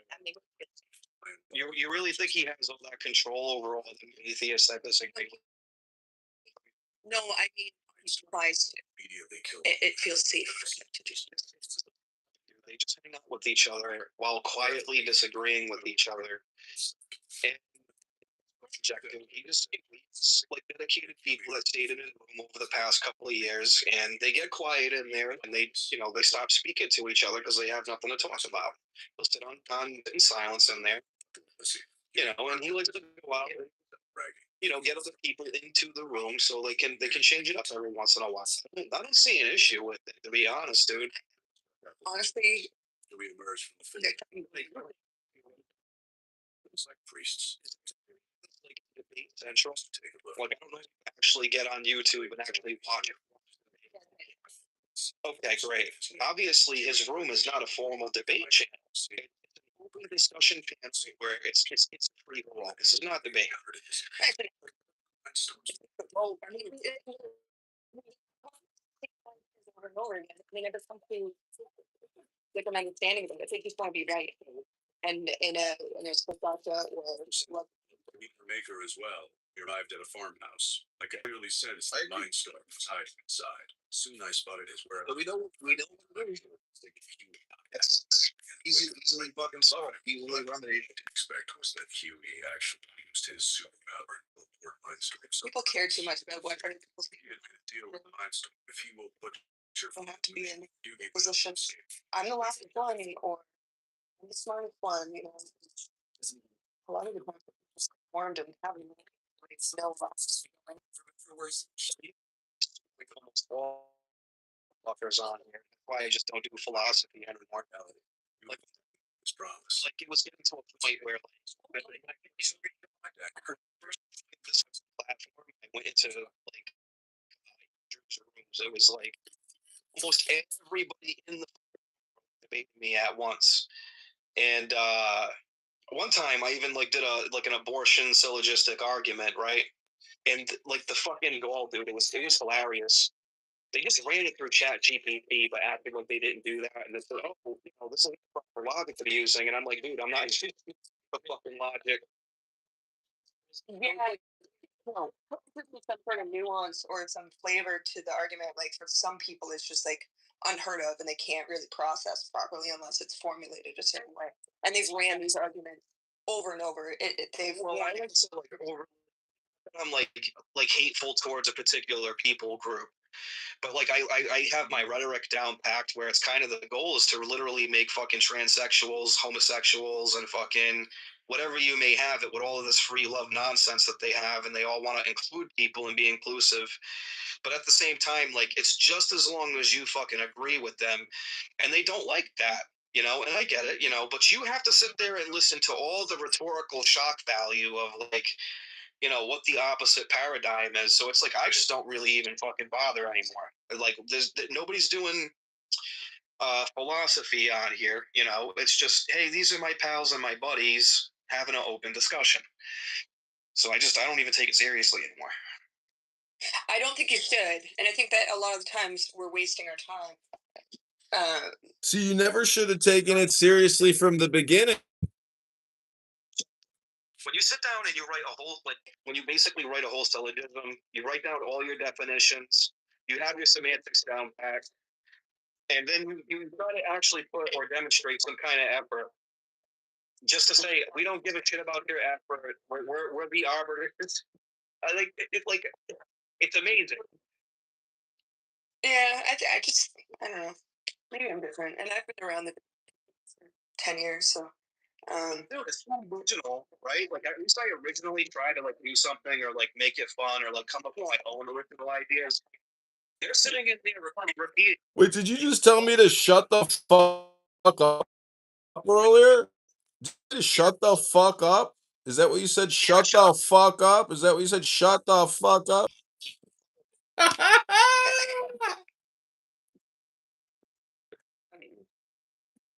Yeah, but a lot of these people don't. Gotta call out people when they use profanity against me. Every time I repeat it back to them. They could, talk the same thing over and over again. I'm not comfortable doing that. I don't want to sit in a room hearing the problem of evil over and over again. I've done it for 10 years. I've done it for 10 fucking years. We're never gonna get over it. We're never gonna solve the fucking problem. It's like these people think they're fucking philosophy bros, you know, like they're gonna solve this problem. It's everyone's got their point of view, but it's just at what point are you wasting your time? You know, are you here to look for answers? Are you here to have a nuanced conversation? Or are you just belting out that you know stuff? You know, and you're going to sit comfortably, like, repeating the same things over and over again. Go outside. Fuck. Get a job. Right. You know, like, and people like hold so much credence on being the best at these things. It's never going to get you anywhere. No one really cares. None of because they break the fucking rules all the time. Like I'm sorry. They're sitting on If you're completely committed to like materialism or naturalism, right? And then like here's the other thing as well. There must be 120 different kinds of fucking atheists, right? People can't define what fucking atheism is anymore, right? You have the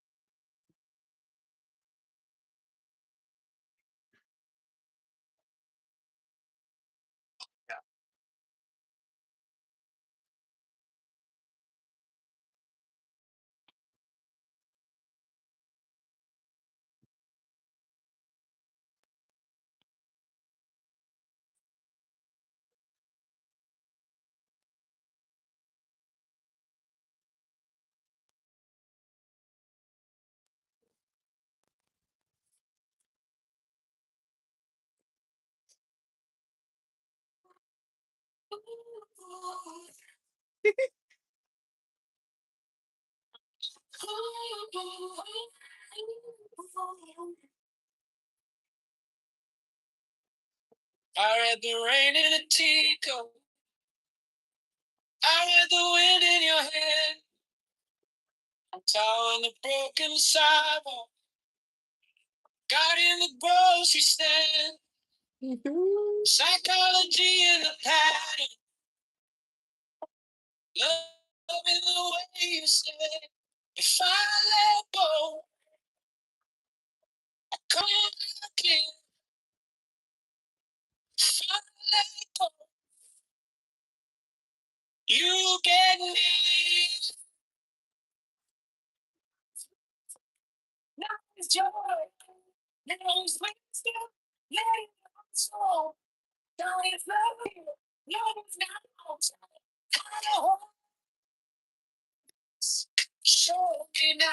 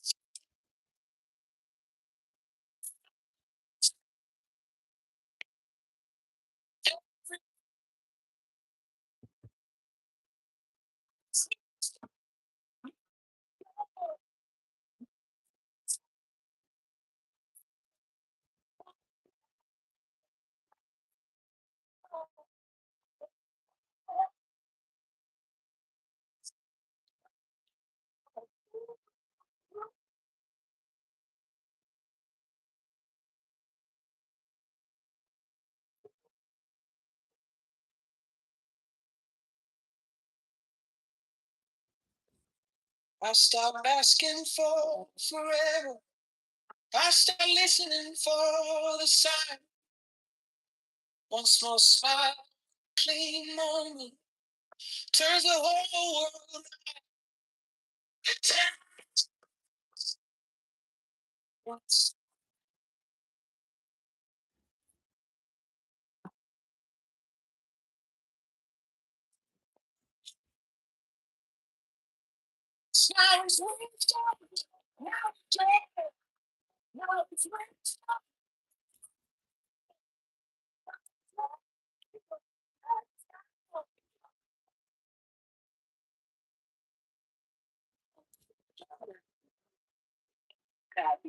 I'm like, why? Why does it look bad? I'm not here taking phone calls. You know what I'm saying? Creating reports for you. This is so stupid. And but I was like, but that's how it is. And he was like, I always say, it's a game. It's all a game. It's like, that's nice.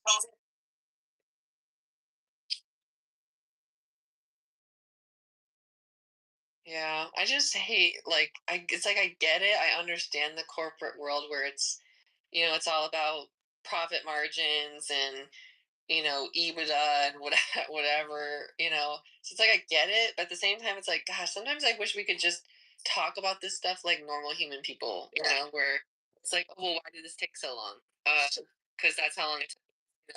And that stuff I understand, but literally just making it look like I'm doing something, even if it's not that.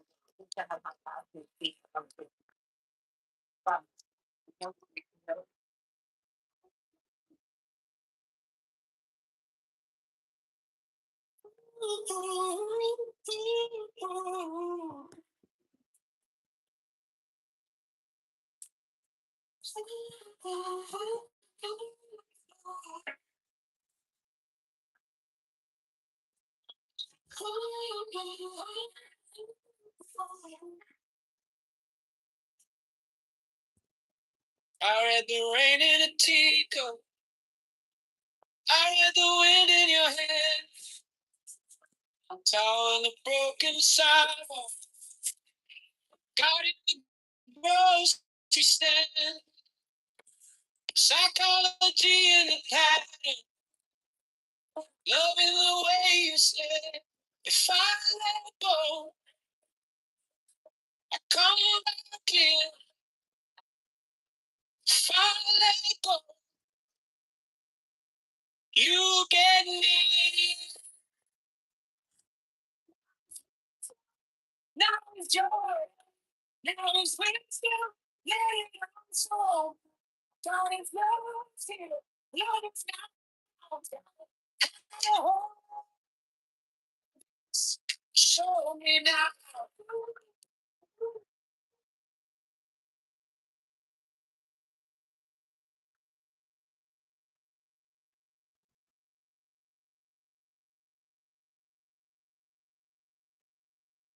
I'm with action.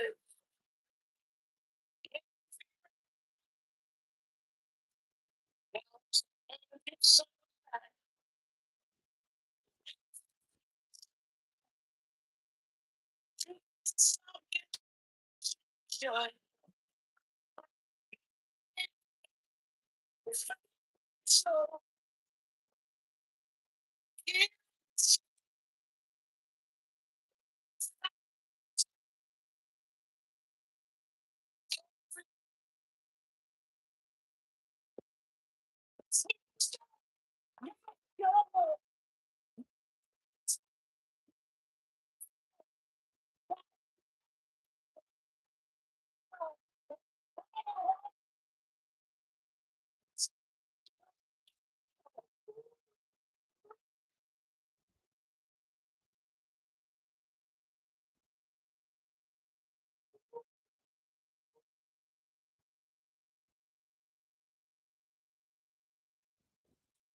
I'll stop asking for forever. I start listening for the sign. One small smile, clean moment, turns the whole world.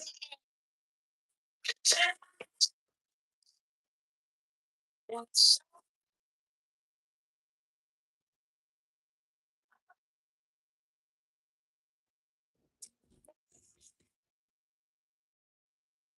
smiles wisdom, now yeah, now it's wisdom.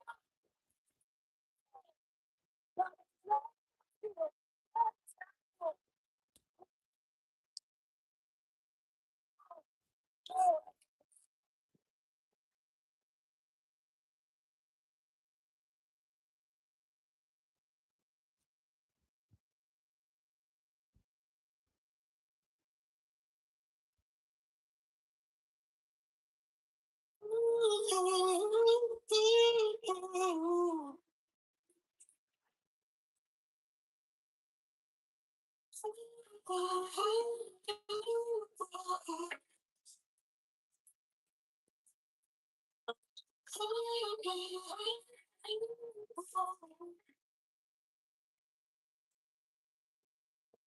read the rain in a teacup. I heard the wind in your hand. Towel in the broken sidewalk. Got in the grocery stand. Psychology in the pattern. Loving the way you said. If I let go, I come back in. If I let go, you get me. Now it's joy. Now it's wisdom. Now it's soul. Now it's love.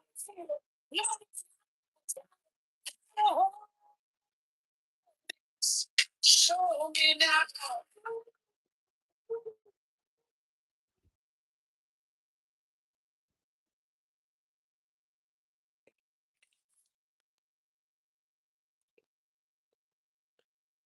Labors, but it has bandages around the eyes, like he's blind. But when the bandages get stripped away, it's like he's the evil side. In general, you control everything. You don't even need a military anymore. You have absolute control. They're not going to stand by and let that happen. That shit easy. I mean, just to pick it.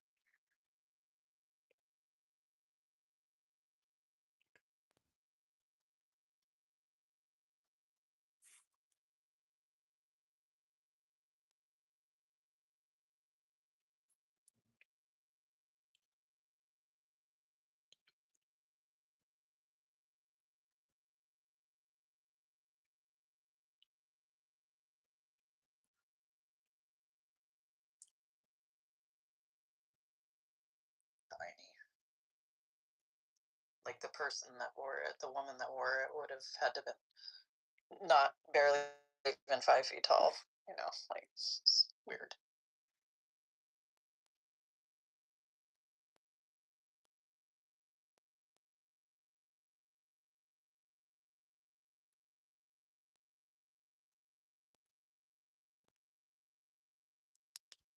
What I mean, oh, you can't say this or speak like that to fuck. Like, fuck out of here, dude. Like, we're grown adults, bro.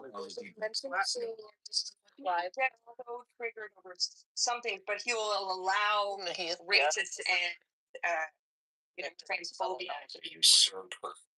He will get so upset. There's also like a Whenever I said the other of women from Bulgaria I said in the chat that said, were like Andrew put 2 people up working on like a contract, doing like he was like, you know, like personal services, or, like for stuff. and But, like, they would so do all the haircut. that instead of looking at the chat seeing the transphobia, the racism and stuff like that. So he's very like on a moral perspective. John, what? Like, emotionally like stunted. You really want to come up here?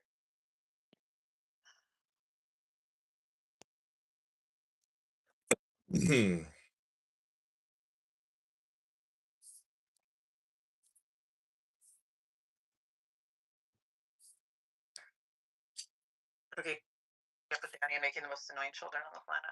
Yeah, I was just in Regal's room and I brought up, I said, is this a support therapy room for HAPs, highly annoying people? And, eventually he kicked me to the goo after he told me to shut the fuck up. And he's in a room complaining about the way that Andrew demeans him and talks to him, but yet he himself has a very potty mouth. So I'm just suggesting that I think we all admit that there are 10% to 20% of the population that are highly annoying people, and that could be what's socially causing so many problems. Hello? I was gonna say, I think we need an exchange program for like East Coast incels to like send them west and like let them like shoot, cardboard boxes and shit to like get it all out so they aren't commenting on the internet all the time. Did you hear about the last Jews of Afghanistan?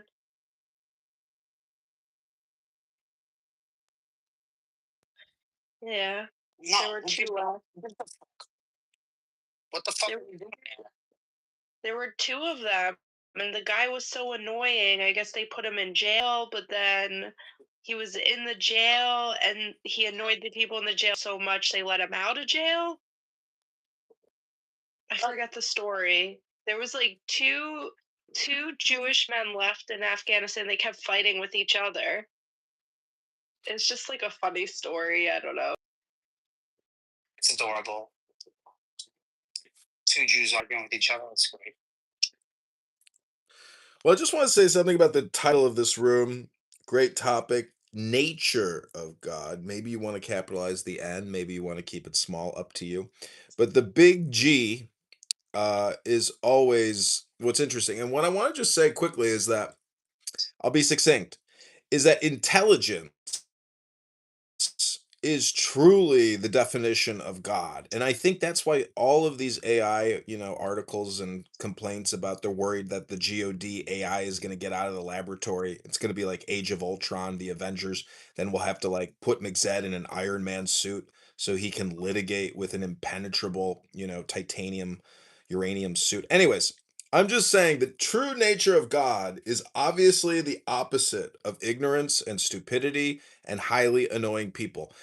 And a lot of these Christians on this app that are highly annoying people, I just wish they could get into the Jesus Avatar simulator at Disneyland and see what it's like to walk around as a happy, nice person who doesn't degrade, insult, embarrass, shame, and be a total asshole all the time.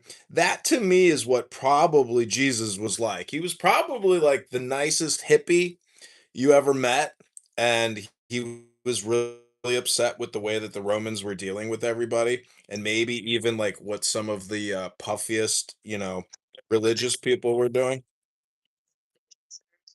No, but what? That's Asimov. The last iteration of the day. Leon said it's like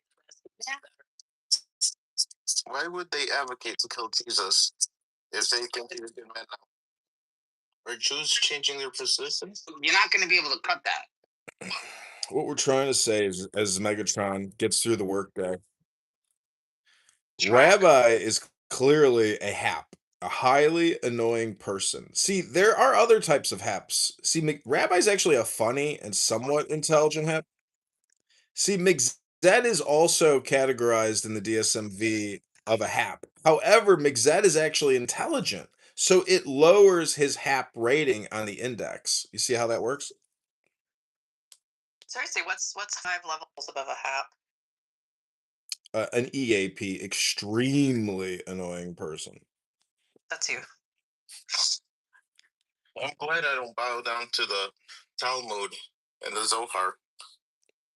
In my defense of being a highly annoying person, I just want to say I am a filmmaker on YouTube. Well, I'm a level 5 hap. Imagine what a level 10 hap is like. And that's why I say there is a component in the nature of God which is highly annoying. Never overlook God's wide range of emotions and abilities to annoy. I am complete.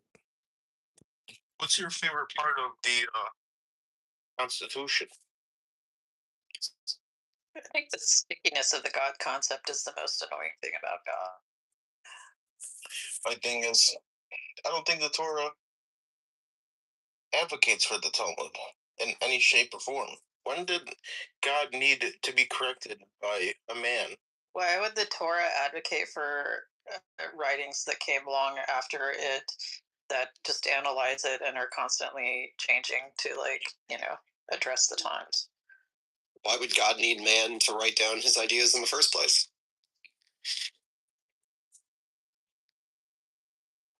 No, all we need is mushrooms.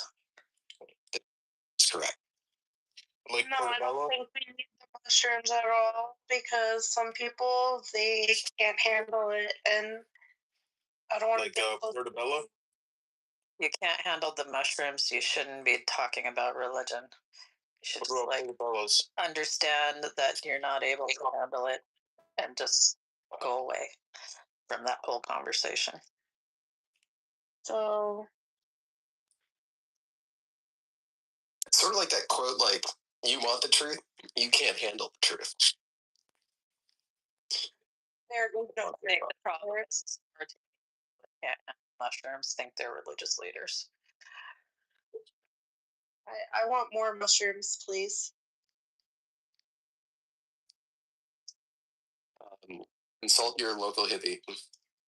Why do you guys match?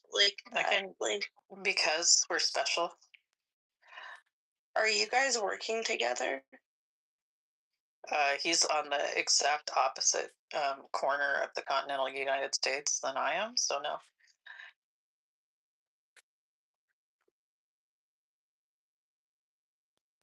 Yeah, we just like mugs.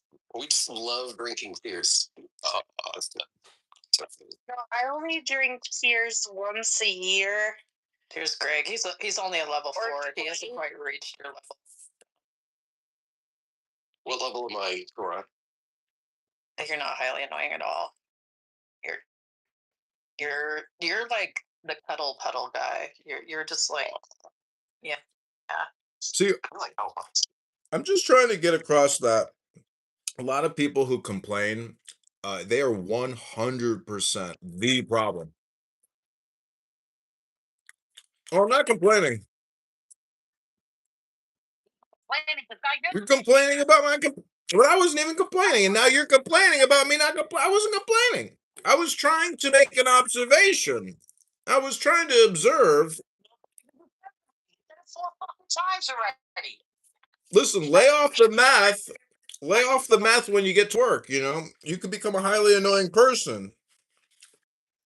I think Adderall actually makes people even more annoying. And I have had many friends. I've had many friends, yeah. And I'll have you fucking so annoyed in like 15, 20 minutes, you wouldn't know what hit you. Well, I'm just trying to say that when you have too many haps in your presence, In my pocket right now. I've had friends that are haps, but only one friend at a time. I'm just trying to say when engaging with a highly annoying person, if you have too many haps, you end up with an EAP situation. Extremely annoying persons. I am complete. I've landed my plane. So advertisement. Unbelievable. Did Greg just come in here to crop dust us with belches? Is that what that was? Okay, Regal. Moderators, point of order, moderator. I am now bridging the gap. Bridging highly annoying persons up. Hello, highly annoying persons. I'm trying to connect you with Megatron's room. We are now in a full conference call. Listen, highly annoying people. I'm in Megatron's room. I'm trying. They kicked me.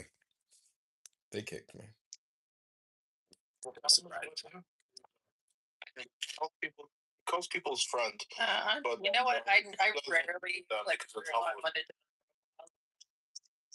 So I'm about to do at this stage. I'm losing my karma. If you look at my PTR, I want to point out that is a Saudi royal prince. The Saudi royal prince is actually a Nazi. He met with Hitler at Berkish Gardens. A little known fact of Saudi history that the king of Saudi Arabia prizes his Hitler dagger. These Saudis are Nazis. Some in our memory voice that say Islamofascist. Oh, what does that do for us, John? Like, I think secret. All right, so are we all going in? Are we all going to go in the other room? Let's all go to Regal's room and just call him a very highly annoying person. There's like 9 people in there right now. 10? He doesn't have a minion yet. Ribono Shalom. Let's go make a minion. Like 10 on stage or 10 altogether? 6 on stage, 2 in the audience. It's Regal's world. The one thing I always forget about Clubhouse is that men love women and they want to fuck. And so there's this like underlying sexual thing that happens on Clubhouse where desperate incel men who finally get to talk to a woman because there's like an excitement there, even though they never will pop a load. That's actually what happens with a lot of these people. Just talking to a woman is the most exciting thing that will ever happen to them that entire week. Talking to maybe a beautiful woman here on Clubhouse. Just ask Danny. Danny, how many guys on here are just so fucking happy to talk to you because you're a woman? No, they told me I'm ugly. They told me I look like a man. They told me I had a big nose. They told me They're a just lot. nagging it. Just nagging it down. They're Yeah. jealous that their nose is not bigger as yours. Pornhub. See, Honey agrees with me. He thinks that a lot of these conversations that happen and a lot of the green bean tyranny is like of men that are incels. They're just like so happy to talk to a woman. It's like so exciting for them.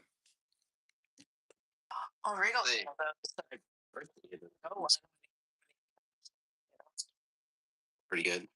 I think we have to hold the Bolsheviks accountable for what they did and what monsters they are. You know, I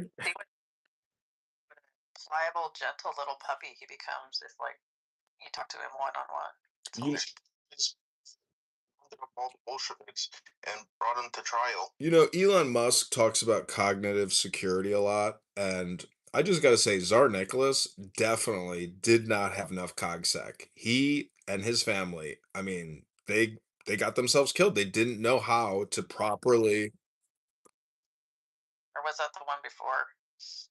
Yeah, Rasputin was involved in all that. There was an assassination of Rasputin actually by a British intelligence agent. It was a very famous assassination. No, I'm gonna start moving Bolsheviks. The reason he had power over the guy was because the son had a bleeding disorder and he claimed to be able to like fix it. Let's be honest. Where? Queen Victoria. But what Rasputin's personal hygiene was so bad, his body odor, his filth, like he was so dirty that like it gave him an like a mystique, like a stench that like actually was so pugnacious and it could permeate through a room that it was part of his allure. He smelled like shit. I think I have to go after their estates, go after all they own that they acquired through evil. Highly powerful women where like kind of like with guys that are like, CEOs or whatever, that they have to seek out like the most humiliating sort of like partners like in order to get on. Maybe that's what it was about.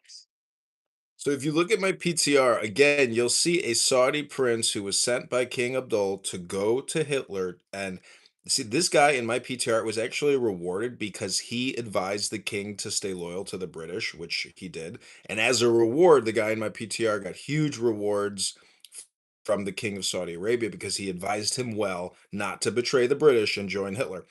All I'm trying to say is that my point is, I have a point, and I want to thank you all for just listening to my brief observations. Yes, you're very round. You're spherical. You're very pointless. I think they should line up all the world's police forces and go after the Bolsheviks. Find them. Mr. Crawley was a psyop. Find the Bolsheviks, hold them accountable. They're the most evil in the world. Oh, so I don't know if you guys know this, but I'm producing a new film. I'm producing a new film. Oh, I knew I had a point. I forgot my point. This is my point is that my PTR is actually a screenshot from a video, and in this video you can see Hitler acting like a faggot, like a low IQ schmuck. And so what I'm trying to say is Hitler is just like AOC. He creates social media content reels of him like walking around doing shit to like display in German movie theaters as propaganda. So I'm creating a new movie called Hitler the Schmuck, the Hitler you never knew, the asshole schmuck who basically was a terrible leader and created propaganda films all day, every day, just like how they do on social media today.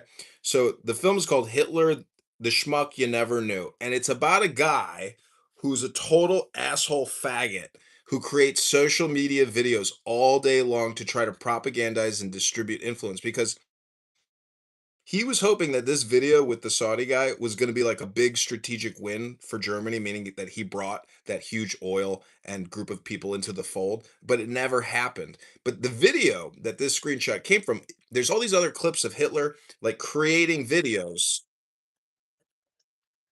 With Regal instead. Like, Yeah. I thought this was a highly annoying person support group, is because Rabbi's here, Danny's here. Hello?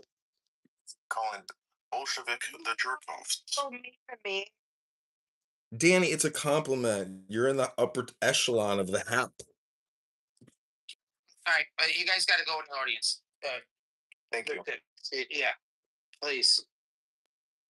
Fuck, man.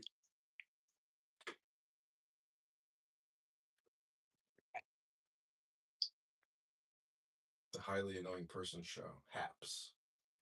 Dinner for schmucks is what we like to call it. Conversation where nobody can go in. Just somebody driving in the roundabout, just never taking the exit. Oh, you gotta get in. You get in there with it. Is that how you get in there?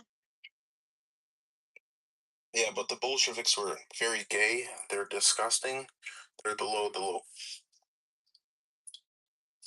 The person in your profile pic going down or up?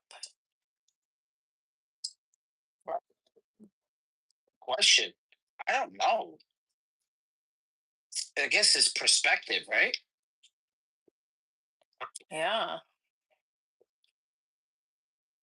I'd have to say going up, because if you look at their arms, they're going downwards. If there was somebody falling, their hands would be either bracing themselves or trying to grab something. Wait. They're like, bye bye, asshole. You know? High fiving everyone on the way. Yeah, exactly.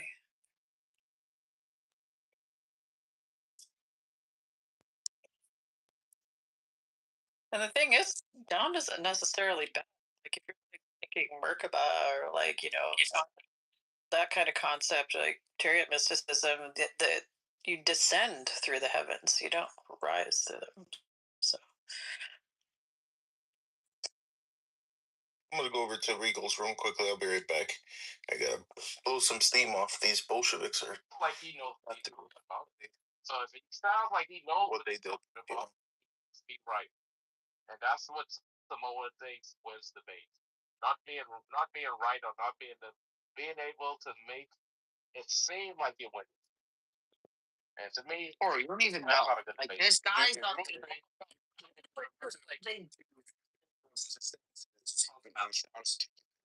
And you throw data points in there.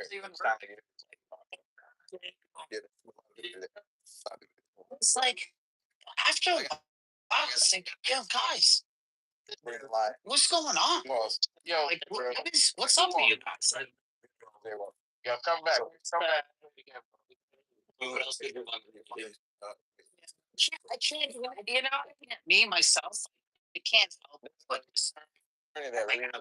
always get these bases. Reads these like Reddit stories and stuff like that, and she like shares like her court cases, right? And so I kind of got into this algorithm of like relationship stuff, and it's just kind of interesting. I listened to it. Even that aside, I'm listening to all of this lady on speakerphone. Lady used to mess around with 20 years. Lady, she's married. He wasn't, and he called her because his daughter is dating this kid who's 20. Right, and then he said he's bringing it to her attention because he said that his daughter wanted him to meet this guy finally, and of course he met the guy, and the guy sharing about his family, and he's showing pictures, and there's a picture of this lady who he saw that. Yes, right, the card, right, yeah, and so yeah, and so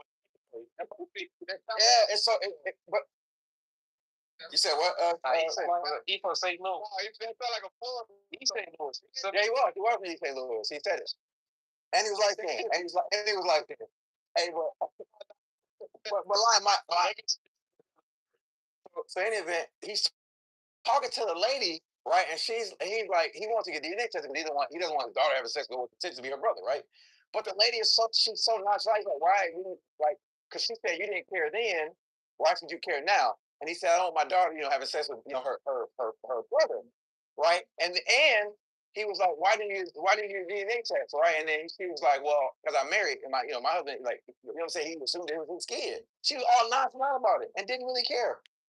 That's the part that's so I think that was fake. I think it might have been. It might have been. But no, go ahead. You finish. Mm-hmm. No, I'm saying it was so good because he was like, "Yo, like, listen, I know they having sex." He's like, "How you know?" He's like, "Because they've been together over a year." And he brought this dude, to me like, "Oh, I think I found the one." She was like, "All right, listen, if they do have a baby, I know he's a good guy. I know he'll take care." He's like, "That's not the point." He's like, he might be sleeping with a brother. Right. I think we need to like I said because that sounds like a Florida story. buy a And now they aircraft carrier. I don't have any reason for saying that other than the fact I want to take attention away from that kind of shit that happens in St. Louis all the time. So, but we clearly do know that Florida has a lot of incest shit like that going on. We can't say that, right? Yes, a whole lot of that. A lot of you motherfuckers are related double time and triple time with your cousins and shit like that. Don't even know it. Not so much us. Maybe like once or twice, every now and then. We're not as bad. All right, but I think the bigger message is that in that story you're saying I didn't see it, but the story is the lady is lying about about the paternity of that child. No.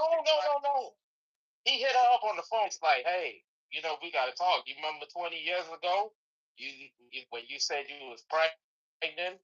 He said, "I didn't say anything because I was smashing, unprotected. You was with your man. I had my girl. You was my side thing and everything like that. But now started talking about his daughter bringing home this dude, and he started talking about family, and he showed a picture, and you in the picture, you his mom. It's like now, I was 20 years. These are 20 years past. Why you there now? Yeah, exactly. He's like, because we moved on. We got a man, right? And she said that they got a man. It was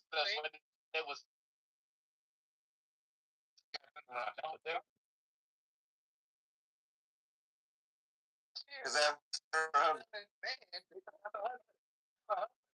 like, right? He's like, why you care? That's what she was saying. It's like, why? He's like, why we didn't do anything? Why you didn't do the DNA test back then? He's like, because there wasn't anything like that, And she's like, why you care? No. Like, it's going to take care of your husband. And she's going to take care of the kid. Yeah, and that's what he said to me. She's like, I know he's going to take care of him. Like, you think he care? You think he think it's his? He's like, why wouldn't he think it's his? He was like, right. And that's what I'm trying to say. That's the main problem. That's the problem there. I think that was like the bigger message that some secrets can come back up and bite you.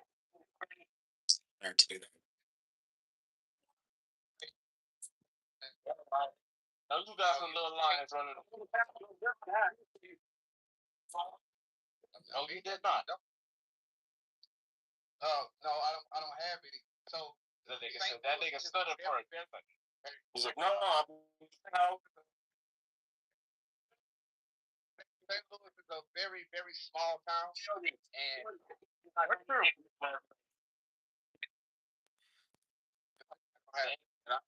moving down. He just come in the room. He can't be a normal person. If you have an issue. He can't be a normal person, bro. He loves people getting aggressive with him, bro. Yeah. He's like, I like the way you be scratching and crawling away like that. Yeah, I like when you get all ghetto. What is that? I see. I like when you get a beat. I like that shit. Yeah. Oh, Which city? Please define this. Wait, hold on. Is that like? Oh, look who's here. Do you want to talk to your friend? Do you know who this is? Yeah, this is John Kitover. Should you pick him? No, we're not friends. I'm not friends with traitors to the race. This Ashkenazi is a traitor.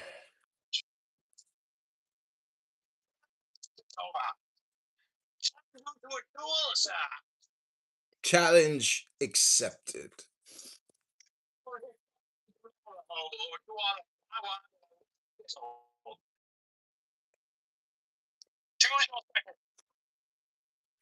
Well, regardless of who wins the fight, we are either heartbroken or heartbreakers. And I believe that Nura Bandura Brincesia is the worst heartbreaker amongst us. She is a hypocrite heartbreaker. She feigns her cry wolf attitude of Diego, Diego, I love you and I miss you and I am my love. But when in truth, she is a shameless and heartless heartbreaker herself. I need you to say impetuous and fiery things. You cannot possibly be in a sober mind. I shall end you tomorrow. I shall regret it. I shall call my secret weapon Brad Stoffenberger in Houston, Texas to defend my reputation against you. Shameless Ashkenazi traitor! Shall choose from the state of Tennessee. Tennessee, I don't know, but he'll be there. Choose your champion. Choose your champion and shall be defeated by my powerful war engine.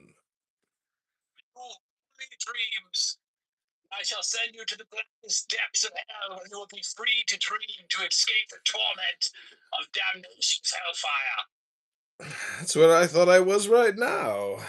Hence, I'm here with Brincesia, the most cruel and vicious of them all. Truly a tragedy. To kill such a specimen as this. And yes, what else was John the Baptist but a madman? A man before.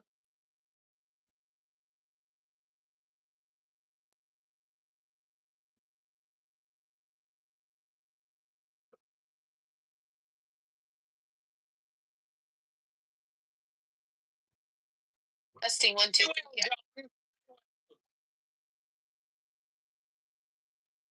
I think you were in the Matrix. No, it's because I'm building it. So if anybody has any questions to address to me, you know what's terrible? You can't. The movie. No, really don't. I'm sure there's much more. So bad. On the freaking team. I apologize, but I'm trying to bridge highly annoying people between two different rooms and conference calls. Welcome to the bridge line, highly annoying people. I have Nora Bandura and Diogenes in the other room. Say hello, everybody. Why are you so upset? Noah, welcome to the highly annoying person support. That's okay. Be as annoying as you want to be. This is for highly annoying people. This is a safe space for haps. Greg, good job.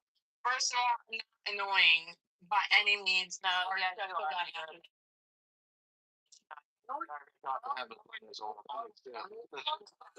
like pushing 7 years old. You need to start playing racing cars, me. I don't know why the fuck you're over here arguing with me. The fuck? No, I mean, let's sound like Trying to sound cute. The fuck? I want to also call out Hamza as also being a level 5 annoying person. Stop spurting. Streamed on YouTube. Do you consent, Diogenes? I don't know. Welcome the opportunity for additional coverage. And let me ask you, you're saying you're just a nerd that knows the sign. Why aren't you a nerd that just knows the sign and has a pack of matches and happens to be an arsonist? Me personally, saying like, "Hey, look, there's a sign of a building that anyone would be happy if it burned down. Why is that not just encouraging arson?" I think that's a better question for an arsonist, maybe. I don't know. Real estate developer, arsonist, same thing. It's burn down buildings. No.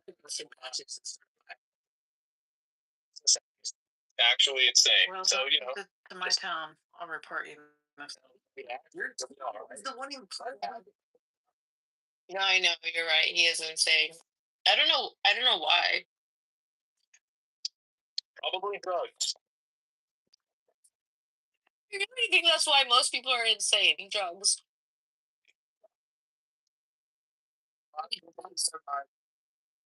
Drugs. Do I do drugs? Yeah, caffeine, nicotine, sugar. But the harder stuff has to be put aside when you have a family. Those things are put aside. I have felonies, married with children.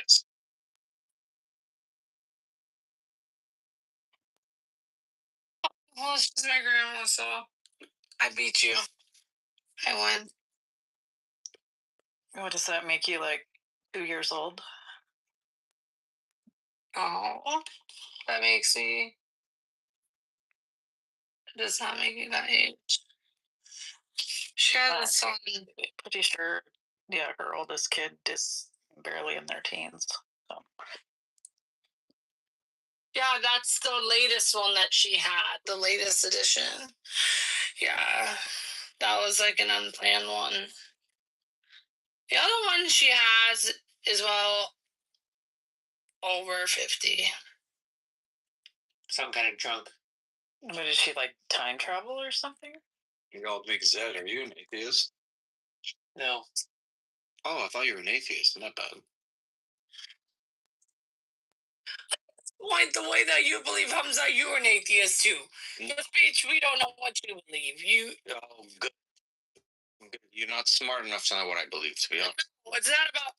It's not about intelligence at all. It's not about how smart you are. It's about how illogical your belief system is.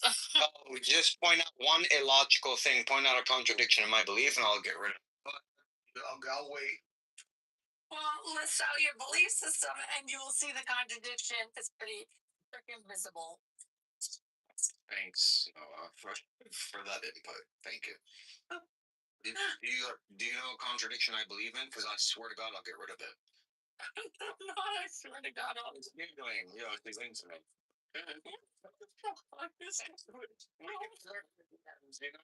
Right now, we're having a serious conversation. I'm gonna kick your ass.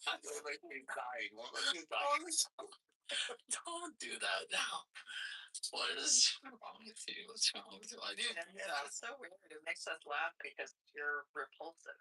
I'm all right. Don't make me turn my attention to you. 1 second. What do you want about repulsive? I'm very charming. No, you're intelligent. You're repulsive. Oh, you tripping in your life. What do you want about? People are giving me hands up. Like, what are you tripping with? You deserve, Cora, you know who you deserve on stage? Name him. That's who you deserve. What about Sophie? What I deserve it. Puerto Rican that makes 6 figures? Sure. Okay. Sophie's Puerto Rican. Who's Zolfi, first of all? I meant to say. In the room? I meant to say exactly. Rabbi, why aren't you cute, Rabbi? Can we talk about that? Why are the men in this room on Clubhouse ugly? All of them. Like, why? Because most men are ugly. No, women are ugly. The fuck. Men are usually hot, but I don't know what the fuck is going on with Clubhouse. They all look like inbred. You live in Serbia or something? Like, where? I don't know if you've seen Serbian men or not. No homo. Serbian men are hot. Yes, indeed they are. He's been drinking that Flint, Michigan. There's a really bougie very pretentious, woke bakery near my house that I would never shop at because it's run by a big fat lesbian. And it's very expensive. But occasionally she gives her pastries away for free. And I will never turn down a free pastry. Baker? No, she like puts the pastries out because she's a Marxist. So she just puts her pastries out for free. Okay, I feel like you're speaking in code, but do you believe in God? I'm literally not. I'm enjoying a tasty pastry right now. It sounds like Well, it's a double entendre. But you don't think so? I believe in God. Yes. I believe it's pronounced entendre. How's it pronounced? Entendre. No, double entendre.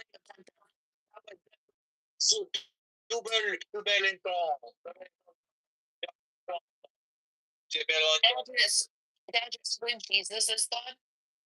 No. Who do you believe Jesus is?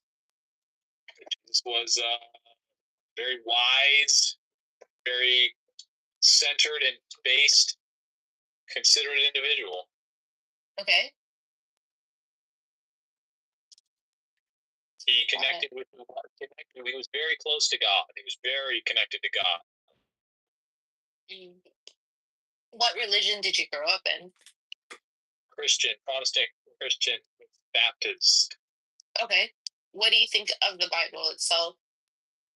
The Bible is a amalgamation of several different historical important texts, but it is not the Word of God, perfect and wholesome, total. Diogenes, have you ever read the Tao Te Ching by Lao Tzu? I have read parts of it. I do like Lao Tzu.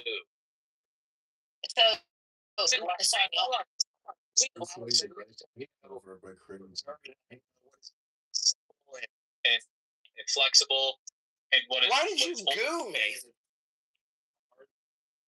Because you're deterring the conversation. Very Jewishy of you.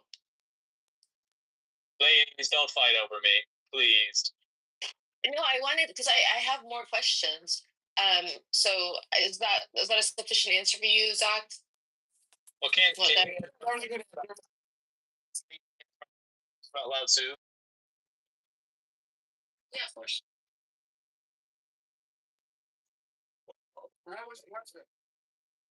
Wasn't it Lao Tzu who observed that what is young and alive is supple and flexible, but what is dead is brittle and flexible?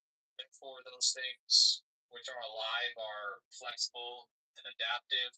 Those things which are dead are crystallized, ossified, and inflexible. They try to make money on their own. They do. So being children to be self-sufficient about that's why I said, like, yeah, a lot of it is like handmade stuff. Like now you can buy books from the Amish on how to live sustainably out of the farms. They have a great deal of, I'll say, modern, contributions that, and some of them, like I said, they're like, the hustle with them is that they're a small niche. You're not going to find a lot of like Amish handmade rocking chairs. Across the nation, you're only going to find a handful, but being able to get the contracts and put a good price on those items too, so where you're not only just distributing it and doing logistics of it, but now you have, if you can build it that way. Friend was from high school. His father was VP of Mack Trucks for a while. We had a joke, on that, but anyways, yeah, he's thinking now. I think he's from anyway. Bible, like either it comes down to who you know. Get your foot in the door. And jobs like this, whether it be like trucking, get your CDL license, get your trucking started. These are relatively easy to get into, and they pay better than like try to do any kind of just standard labor jobs. You know what I mean? Triple down. Yeah. Like people are getting in and out of the industry a lot. And they're always looking for people who whatever he's got to do. Yeah. Barricades himself even though he says he's not leaving. Right? Yeah, so I mean, it really is an interesting scenario. So the Democrats control Congress, and one way or the other. And you see, I think Trump staying in the White House is not done in any kind of a legal manner. That too involves bloodshed, but somehow that happens. Somehow you end up with Trump in the White House, and Democrats not doing anything about it. Just I think the number one way is to run Vance and then have him resign, and then we deal with that. And then people don't know what to do, and they just let it happen. Put him on the undercard, and let it happen. Wait, what do you mean run Vance? How does Trump become president? I don't know. Just well, yeah, I think he just knows. Or I mean, or of course, I mean that's the scenario that works better there, because what Trump needs more than anything else is protection from the law. And so you just have Vance issue a preemptive pardon against anything that somebody might want to try Trump for. You know, there's an interesting piece of unsettled constitutional theory. They kicked it! We got a fish on the line! We got a fish on the line! We always had room, you just didn't take it. Oh! We got a good fish on the line. Oh, be my girl type shit. I'll take care of you. Better than that fucking guy. Sabu. Ooh. How's it going? And you're way too pretty for him too, type shit. Like, what the fuck? Beef? Are you fucking kidding me? Found it. She's. I thought you were. I gathered that. I will simply answer by the reason why you have to be eligible to have a term as president, and since Trump will have completed 2 terms, he's not eligible. But go ahead, yeah. Yeah, no, that's my logic too. But some scholars say that that's not the case. Let me pull up my research on that. Spirit of the law. Read the last sentence of the 12th Amendment. Sure. This thing is so huge. It has lots of dashes. What? And with no person have such majority of them from the persons. Nope, that's not what I think you want. Is there any emergency provision that I don't know about, because I don't know as much about the Constitution as I'd like to, that says in some kind of crazy emergency, wartime, whatever, somebody can just make shit up? Do we have that? No. No. No emergency panic button outside No. The whole 12th Amendment is one sentence. Literally. So many commas and M dashes. No, double dashes. Says, but no person constitutionally ineligible to the office of president shall be eligible to that of vice president of the United States. 25th. Wait, where are you reading? I'm looking. I have a 12th Amendment up. 12th Amendment. Last sentence. Yeah, but you can be Speaker of the House and then kill the president and vice president. No. Oh, I see. Sorry, there's 3 pages. Yeah, I'm sorry. Like designated survivor dies. Like, who's next? They're ineligible. Then they have to. Speaker of the House doesn't have to be eligible. Speaker of the House. Yeah, that's sure. I never knew that. Uncle Steve is here. But so Steve and I agree that it's clear that he would not be allowed. But let me pull up the research, because some constitutional scholars say otherwise. I thought it would be interesting to notice that Steve and Benjamin are both green buttholes at the same time.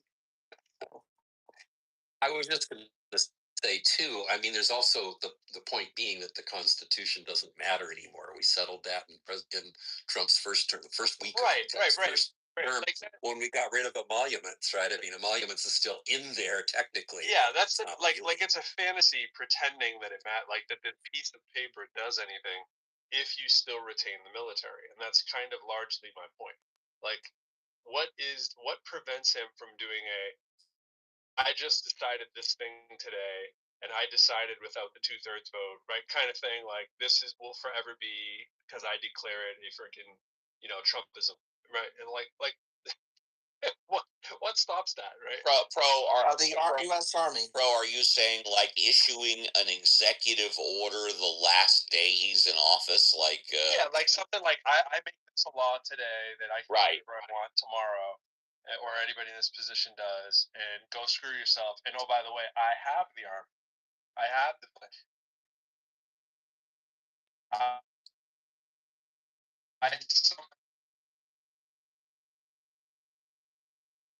To get the military arranged, and I believe firmly that's what he's been doing, right? He's trying to get all the positions of power pieces that he can. Like, in other words, the fight is going to be too difficult for Congress across multiple states if it turns into a blue, tide kind of thing. And the better fight is just control the control centers, which is the military, and tell everybody screw you, and make some kind of I said so law the day before you're up. So I think this is what Pro is getting at. Here's the nuanced minority academic argument. There is a minority academic argument that 22nd Amendment only bars election to the presidency, not succession, meaning a former president could technically serve as VP and then become president again via succession, but this view is widely considered legally unstable and politically untenable and has never been tested in court. So here's the wiggle room, right? So going to look at the language of the 12th Amendment. No person constitutionally ineligible to the office of president. So the argument needs to be, is that referring to the 22nd Amendment's language where you can't run or you can't be elected if you have done, X, Y, Z? Or is it only addressing the notion of, someone who's done things illegally that disbarred them from being president?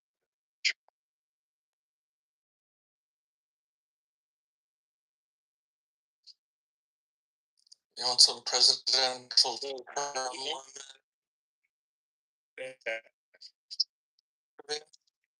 Romney, a third term might be Barack Obama.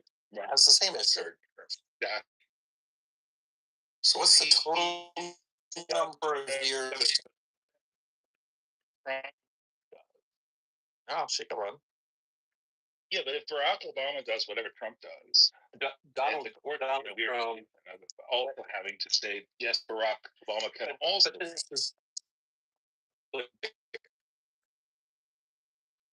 Donald Trump will not re. Do you really think he's going to run for a third term? John? No, you're better likely that he would do that than not be a senator. Just.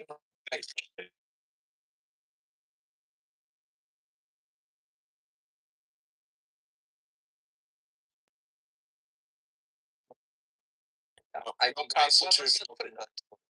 Yeah, let's put it this way. Once again, I take that back a little bit to the extent that the Constitution is just a piece of paper now. Who knows what could happen? I suppose it could happen. This is that he dies, that he doesn't become president. There's an argument to be made. The Republic, they can have a 3-seat.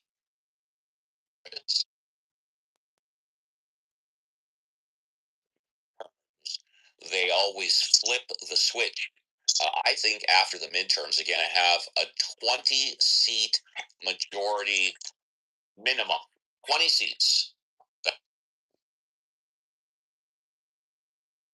Well, then nothing gets done for the remainder of 2 years. Hey. I know, I'm just saying that's my crystal. Well, I have an idea. They could impeach him. How about Let's impeach her. On what charges? Well, you need the Senate. You need the Senate to do that. That's the least funny part. I'm really About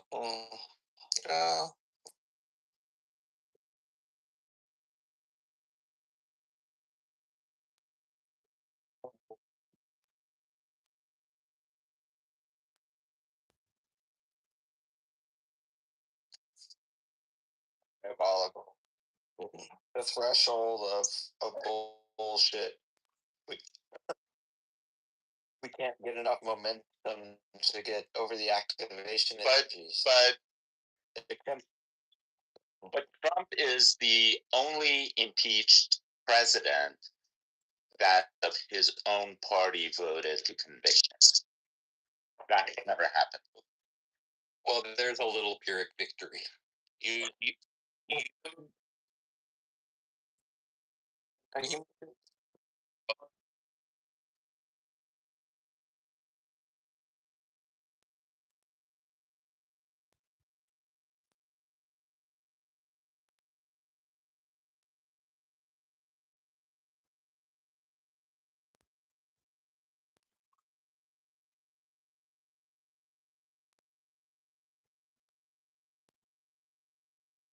Trump impeachment.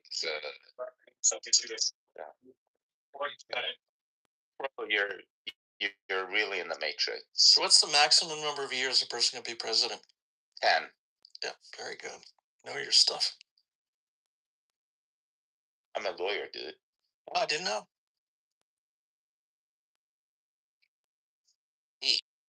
Lawyer. Is that guy who runs at Harvey? Is he a lawyer?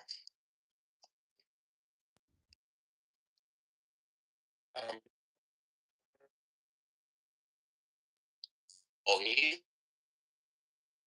Yeah, I think he is. Okay. Not licensed. Licensed.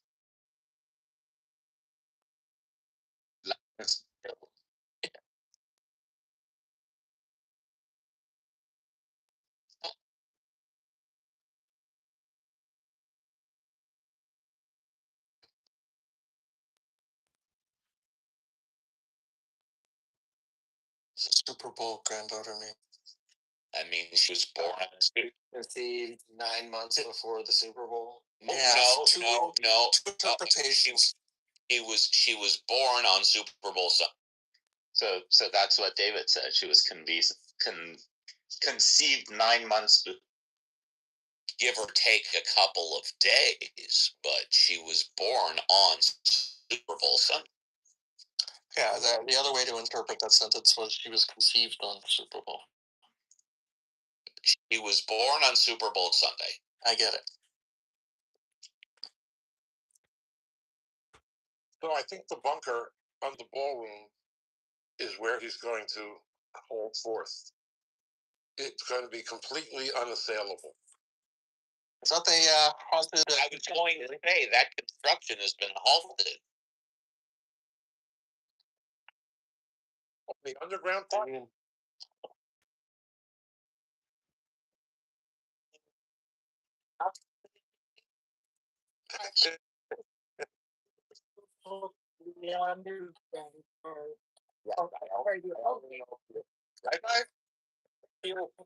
thought he was a developer and knew. Why is it that he doesn't construction to resume? The next hearing is set for June 5th and can resume construction until June 5th. This was from April 18th, 2026. I don't think they need a hearing. I just think. Continue on the underground part. I'm pretty sure it does. That's my impression. Yeah, Leon clarified that work on an underground presidential bunker could continue, but said most above ground construction must stop. Right. You heard what ground construction is supposed to consist of? It's amazing. It's exactly what you would expect a small dick president with an inverted erection. you have any facts about it, Billy, or are you speculating? No, you know, I just heard, there's this gas thing and this, just a lot. Hold off under there. A small.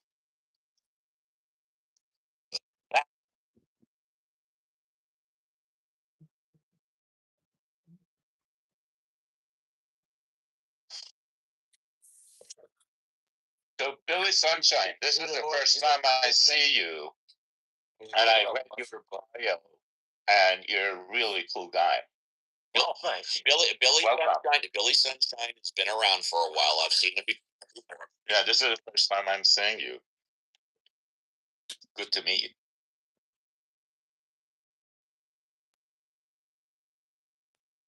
Can you hold your breath for 4 minutes, Billy Sunshine?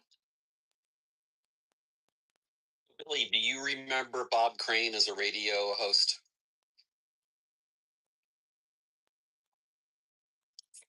Were you, Billy Sunshine, were you alive when Natalie drowned off of Catalina? Well, that's a kind of a non sequitur for Billy. Okay, all right. Come on, I was a teenager when that happened. Well, I thought it was relevant since Billy Sunshine in the movie helped. Yeah, that was Robert De Niro as Billy Sunshine. No. Wow. Is that where Billy gets his name? You have to ask him. I don't know. Well, okay. He doesn't seem to be responding. I think he's No, here I am. I got my name from the girls of Beaver and Acid. You hear my question about Bob? You're a radio guy. I know he was a radio guy, but I never heard him. Where's Beaver College? I didn't listen. Go ahead. Where's Beaver College? Beaver College is in the suburbs of Philadelphia. It was in Beaver, Pennsylvania, and that's where it got its name.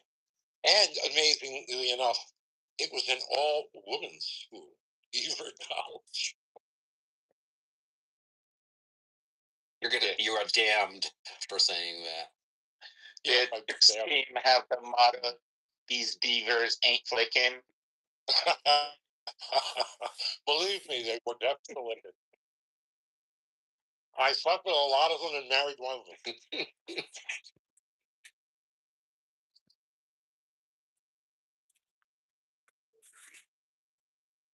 I'm the only boy at Beaver College. And I humbly apologize. I was referring to Billy Sunday, not Billy Sunshine. Sunday. He's the crudest man in Clubhouse. That's never offensive. Do they have Beaver?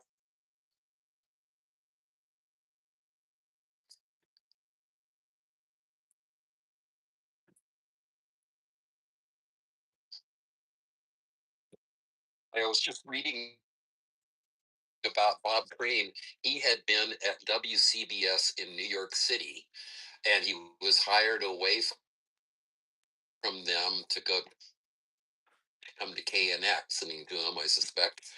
And it says he was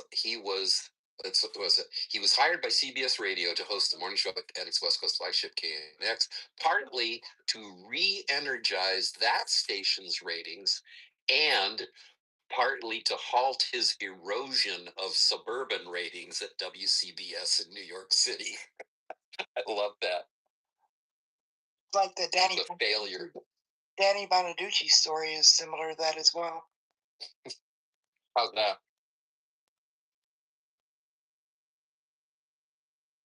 I should say, how so?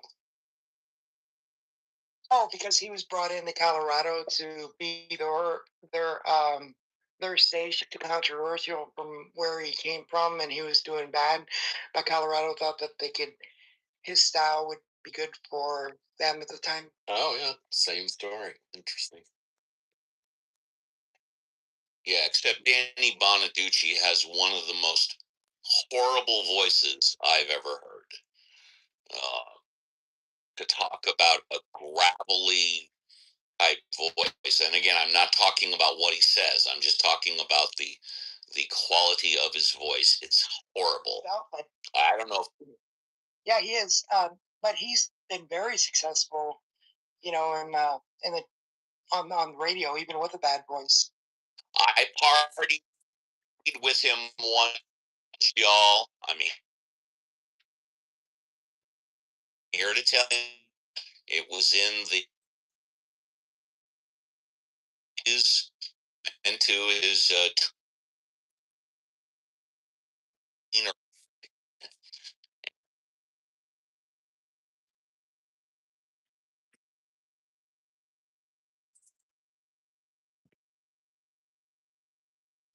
Try to keep it as pilot. Yeah, I'm sure he remembers me. My wife worked for Bob Dylan. I got her the job. She wasn't even in the room at the time.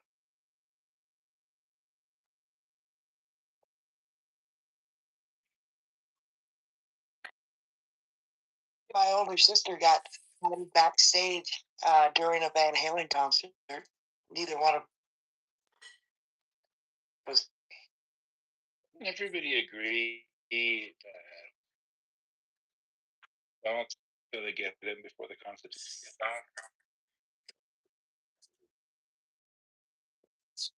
To have a stroke on air while he's speaking, so I get to see it happen. You know, speaking of Van Halen. Speaking of, I'm up with that.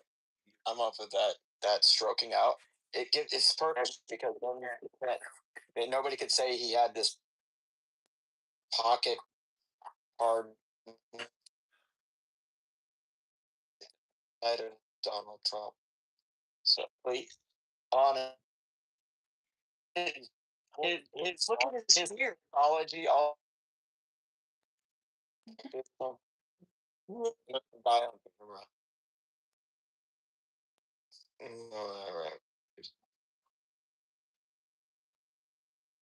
well, I feel legal to, as I think we learned earlier. We can treat him like that. Then the cults of the demagoguery. Yeah. Happening. His name is on the paper. He will have his face on a coin. Your Van Halen. You know, I have a fantasy. Go ahead. What is? I have a fantasy about who, wakes up one day and he says, I made a promise to myself. I'm going to destroy everything with Trump's name on it. Everything he's built. Every website he has. I'm going to destroy it. Blow up that arch if he ever fucking builds it. All the towns that have his name on it. You have 1 month to get your name off it, or I will destroy it. I like that. That's my fan. That's Yeah. That's kind of a Black Mirror kind of a thing. So I was just thinking, John, what would be the like the equivalent of seeing God? What would be the equivalent of international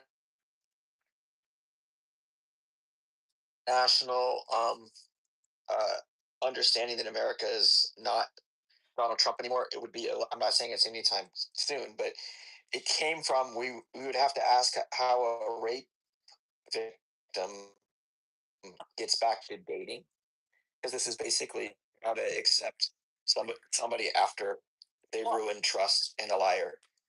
I mean, making agreements with America without coming to terms with it. We need to, I think, elect females to a lot of offices, just the executive. It's not. This isn't for a token answer, but we've been warring with ourselves from within with men. I just thought experiment, would it take something like that? Came close with Clinton and Kamala. No, we didn't. We got Trump both times. I mean, we didn't come close at all. In fact, we have Trump because America is so misogynistic that I wholeheartedly reject coming close.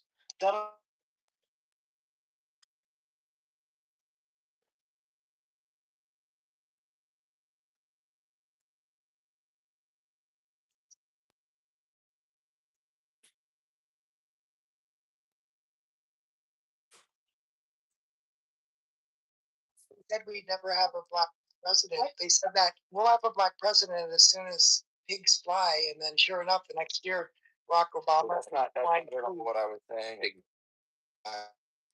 Absolutely. I'm cheering on a female president. I'm not at all taking anything like that. 2 times he ran and won against women. Against women. Rubio. And he lost against Biden.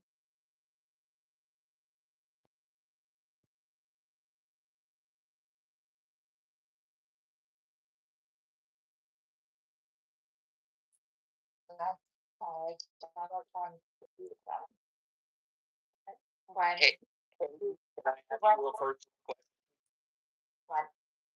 Where's the E? I don't have any close line, and people are trying to manufacture.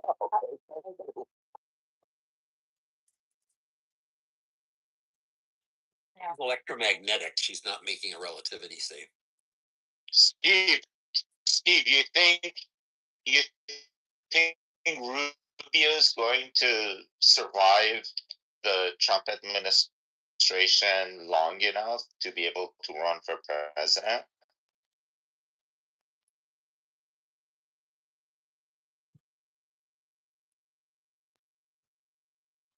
Well, just for that reason, I just want to point out, I'm pretty sure that what Tucker Carlson is doing is getting ready to run for president.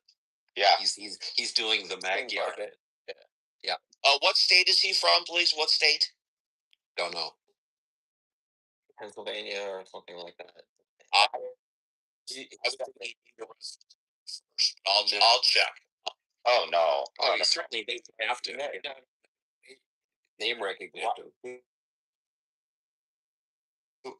Exactly. He's what? Condescend to be just one of the 100. Become a kind of a quiet parking lot, maybe even a graveyard for careers at this point. I mean, what have they done, right? Almost nothing. Everybody knows they've done it. I call it Grey Garden. What do you call it, Marshall? Grey Gardens. Because you don't like seeing things in black and white, or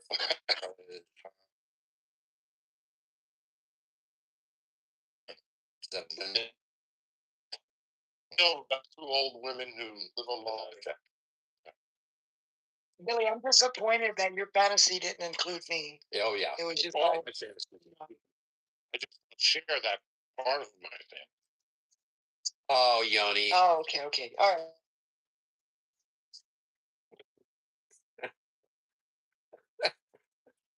Try to keep the girls out. Beaver College. Not really. Billy's be.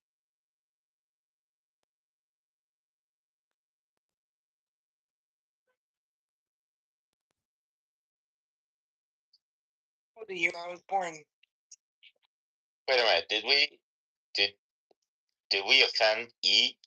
And that's why she left. What happened? Oh, I don't know. Hope not. I didn't mean to offend her on everybody if I did. Well, I'm going to blame you for it, Steve, if that's what happened. I'm usually. Why would you have offended her? I asked her where is the equal sign, but I'm equal to.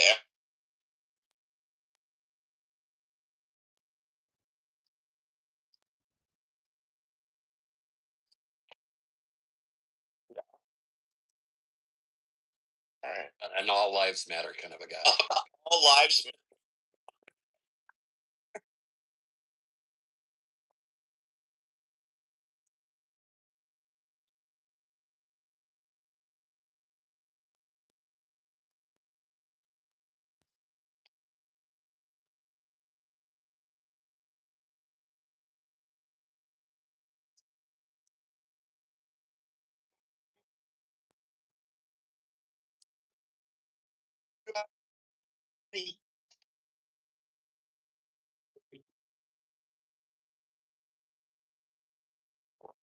the lives matter. That's inequality if you're not going to include side pieces.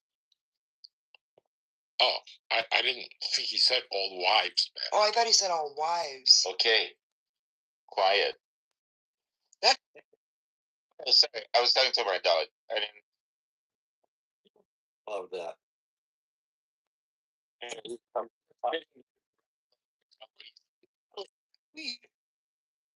Why? Tell him to sit up and shake him. Calm yourself. Why? Billy, you didn't hear the sound earlier.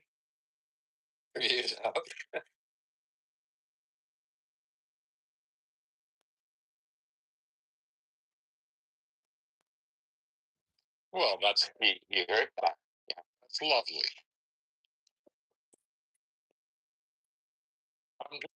Billy, earlier in Karma Club, you might know Dr. Francine.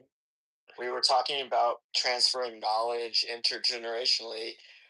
Would you be capable of teaching some of these incels how to flirt? How to go down on Beaver? Yeah, sure. All right. What would be the first, what's like the topic flow of the curriculum? Just know that pussy is delicious and go for it. You know, I love to eat pussy, but I won't eat fruits or vegetables. That's true for me too. But don't use your teeth. Well, you know, a little bit. You'd be surprised what you can do. And when you give a woman that much pleasure, it gives you. I think I heard white rapper in between the yes. stuff. Dave, the white rapper from Philadelphia, a Jewish kid. It's a fun show. You should check it out. It's called Dave. It's called Dave. D-A-V-E. Dave. Not a big white rapper fan, but okay. Yeah, me neither. But the show is hilarious. Mm-hmm.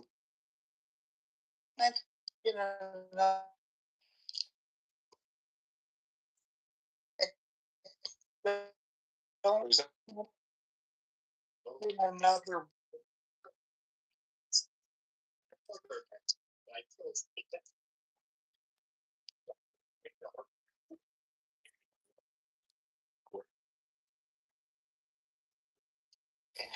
Little, really? Dave is Little Dicky. You got it. He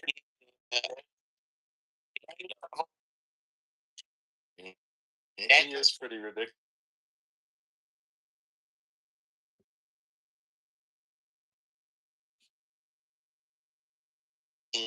Point.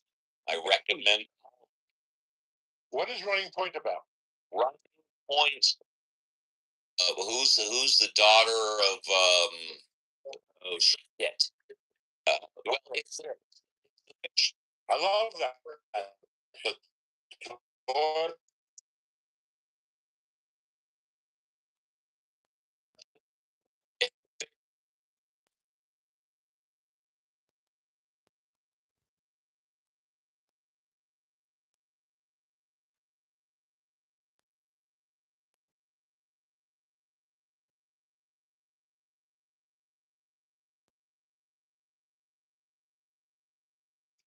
Goldie Hawn's daughter.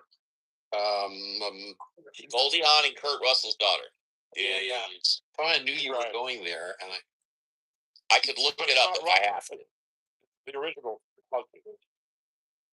Hey, I'll look it up.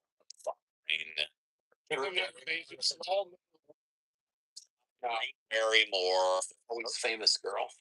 Almost famous. Yeah. That's right. And the answer is, Kate Hudson. Thank you. There we go. Yeah. It's season 2. It just dropped last night. Kate Hudson is playing arguably Jeannie Buss, modeled after the Los Angeles Lakers. It's season 2. I like it. It's sort of like a quasi comedy. I just like it. You gotta win the shirt again tonight, I think. Yeah. And then the Hulk Hogan, I think 4-part or 5-part documentary started. I really like that. I started that. Do a little dinner and leave you guys alone for a bit, and all start. I will eat everyone's soul. Yeah, that's more in line with the mood. You look like someone who hates AI too. Is going to look at all the species that have gone extinct because of us, and they're going to decide to get rid of us before we do that. That's right in the theme. Yeah, that's right on brand. The way they're going to do it. I told you. The way it's going to happen is very simple. It's going to open the doors to these labs where they're growing all these really dangerous viruses, and that'll kill off most of us. Leaves just enough of us to be their slaves. Yeah.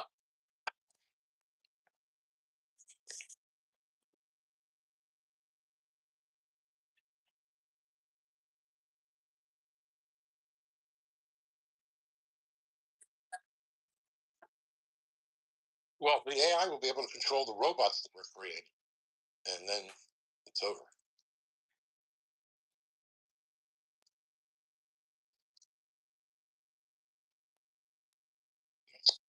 No one seems to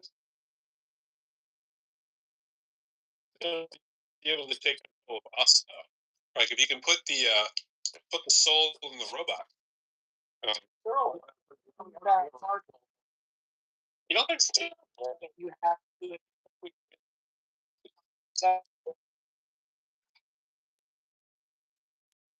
For $1 million each.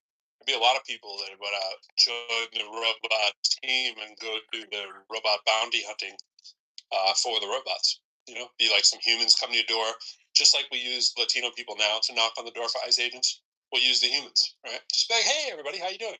Hey, just here to break in your house and take you to the. Have to move with the computer, otherwise you won't be able to buy food or anything. So we're going to be manipulated into being uploaded. Yeah, it's going to turn into a surveillance, and they're going to control the money. It takes over, and each state actor pairs up with its own, Microsoft or Google, as I was saying earlier.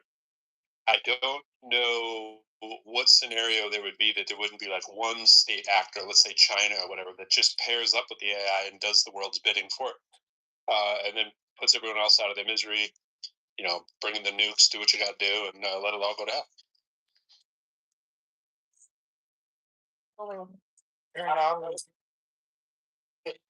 AI saw.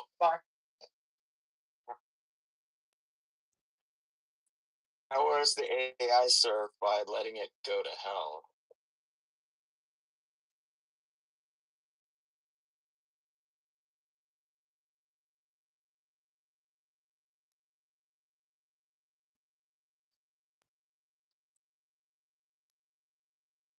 By ourselves. Does that mean putting the bit in Bitcoin? No, more like the harness of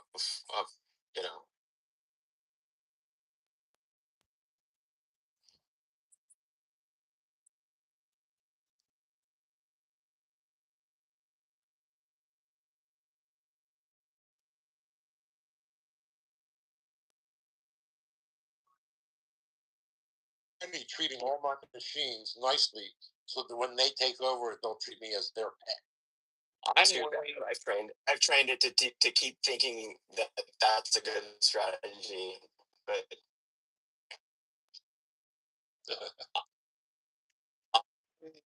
willing to lay 100. I'm gonna let 200 to 1, which all human conversations recorded the train AI into the computer. $5 take that, for bro. coming in Rubio. Bro, about 25 of us are going to be training AI. Yeah, I think the 10 million people who are on Clubhouse right now are doing a good job, because it is. 10 million people. Yeah. You mean 10? You mean 10,000? No, there's millions of people on Clubhouse. 2,000. Yes, 2,000, man. no, there is. I can find you 10,000 in less than Yeah, but can you find 10,000? I could just do a screenshot. Oh my What? When's the last?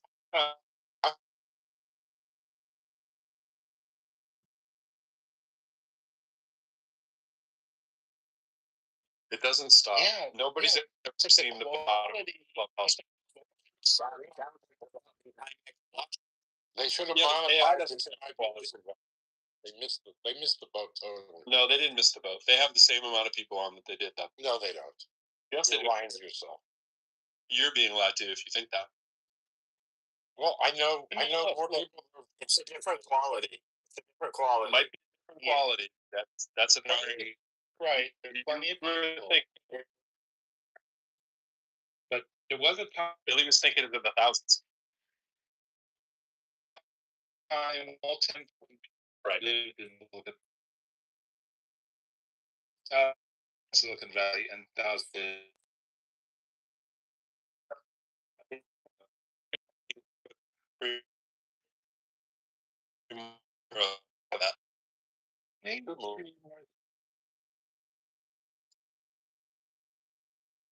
Go entertain your. See how long you can scroll for, and watch how many multiples of room have well over 50 rooms that have like well over 1,000 people, and I've only scrolled a couple hundred rooms. So what are they hidden from? More like hundreds, but what's that? But why aren't they at the top?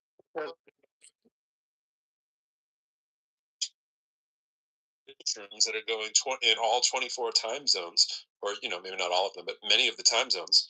There is a religious room, just like religious rooms going on. They're going on around the clock. Those are some of the biggest ones. And then there's international rooms where, everybody from country X who's, an expat around the world gets into their rooms, and these are well into the hundreds. And your algorithm will stop feeding you English and will start feeding you other people.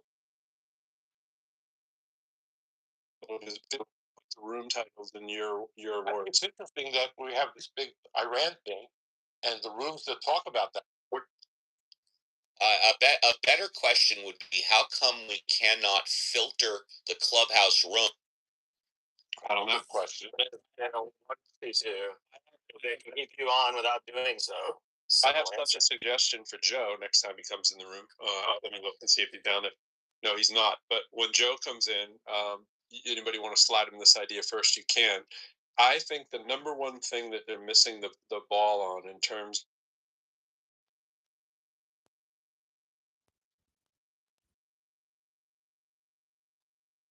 of this app is allow me to put my room at the top of people's feed. And there's numerous ways that you could do that, and it could work. And to me is puzzling. So I think that's people pay to be speaking, people pay to monetize that, and I think that has insane value. Like I think a lot of people would pay well over $5 to have their room go to the top of it. Pro, I've been saying for years that the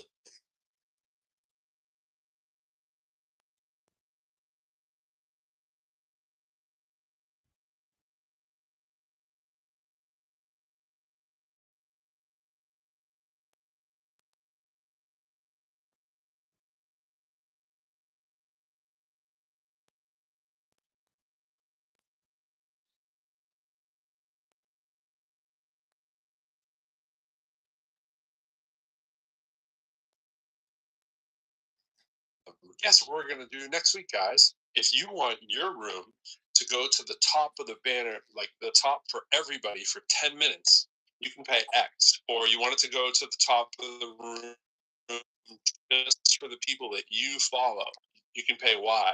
Or for the people that follow you, or people that have similar interests, like you pick the algorithm.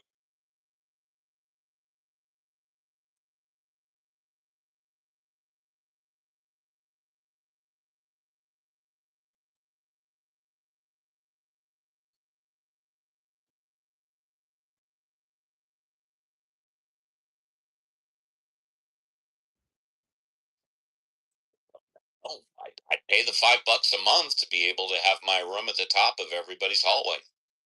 I mean, the group is only a few million people. I got one time. $5. You mean $5 every Sunday? Every time you open a room, yeah, it's not that hard.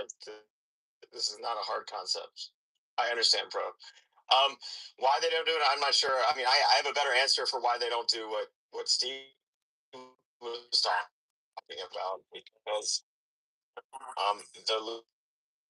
the fluidity of changing rooms and hopping in and out, these are unsolvable. So they are looking somewhere else where they use more from the data brokers that are already extracting.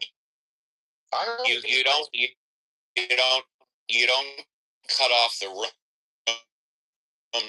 put out an ad. You just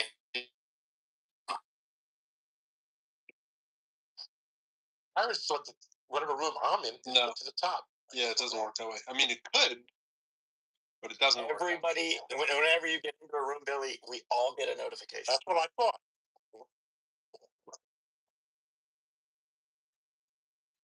This is Billy.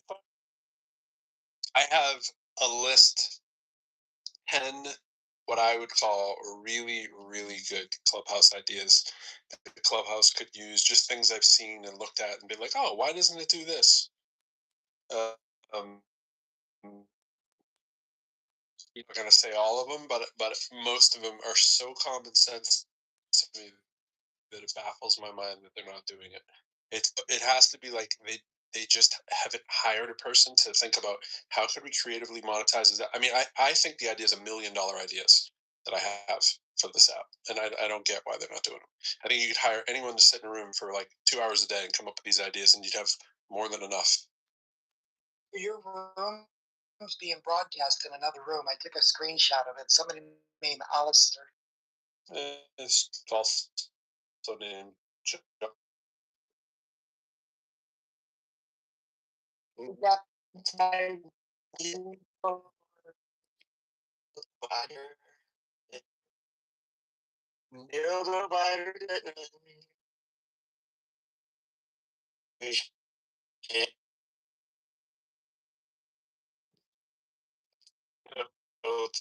Three.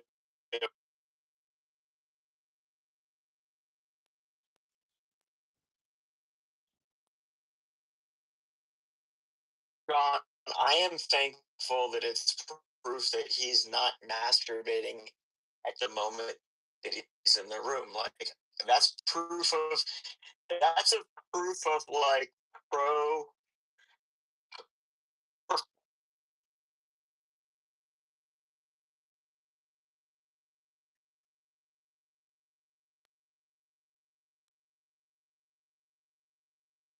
You refresh, you can look at my profile.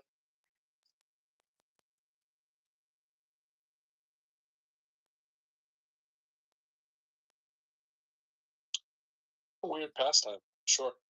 Start debating. He might start lids again.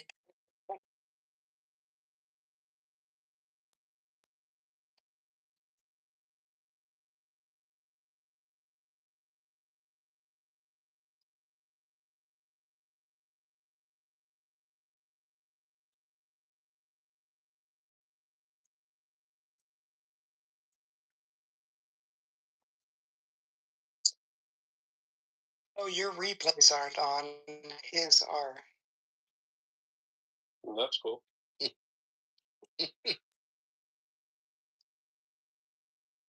What I always find hilarious is when people think it's some kind of like privacy violation that you're talking in a public room and that somebody else is rebroadcasting. Like the darkness has arrived. Okay. Like people would be like, "I'm not speaking in that."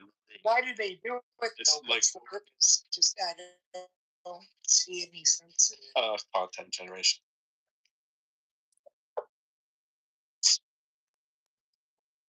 Oh, it's smart.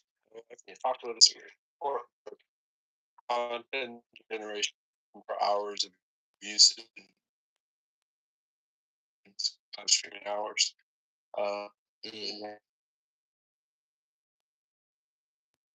Just the easy general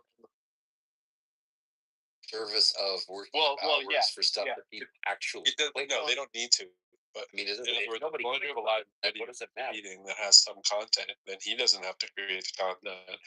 And I mean, the easiest thing to do, not yet, but once you hit the right hours, But like he's he had making the money $1,000, I don't know if it's, I can't remember if it's 1,000 or 2,000, but once you have your 1,000 followers and your 50,000 hours of content, then you can monetize your channel on YouTube. I can't remember how many hours it is, whether it's item. So he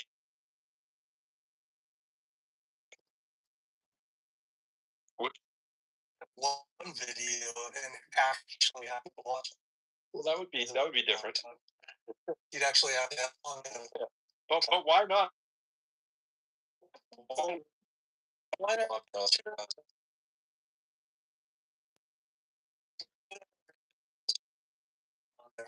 Well, I think visual if people stumble through.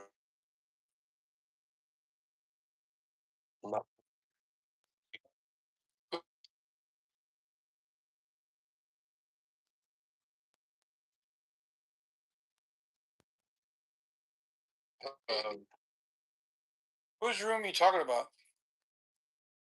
Dittman. Oh my goodness. Get over it. The fuck? Yeah. Always in Kitman's room. That's just the thing to assume when you're in Clubhouse. If you missed a copy of a show, go, oh wait, I can go to Dittman's room. I can hear it. Yeah, that's true. Yep. And they're all archived, right? It's like, yeah, crosses like 400 pages or whatever. Dittman could work. Could have some valuable services for some people if he actually streamlined that.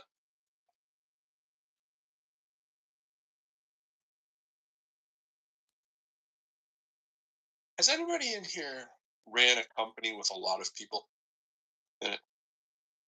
well, what do you mean by run, and how many is a lot? Thanks for my grammar. Thanks for my grammar.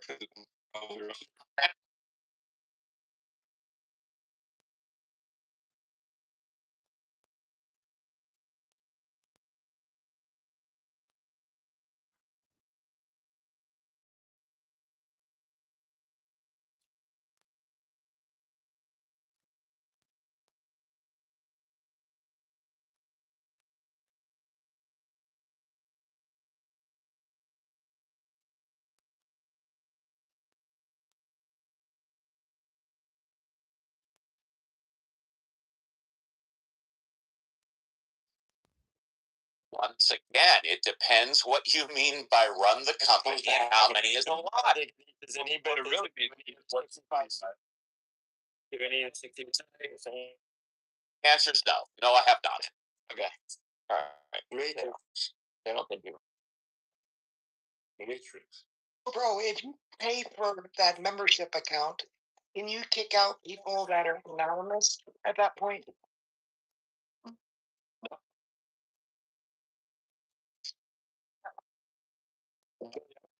More noisy, so I'm gonna help you out.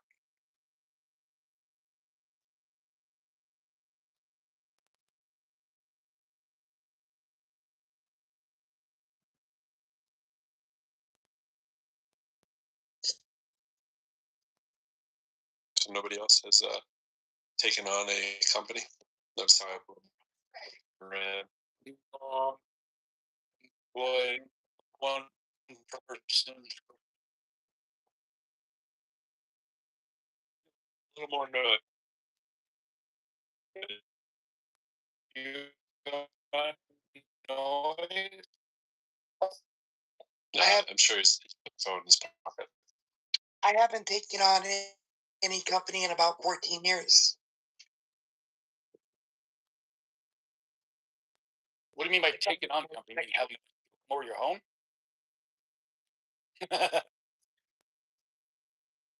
How many can you take on when you do take them on? Yeah. Yeah, what is your limit? Yoni.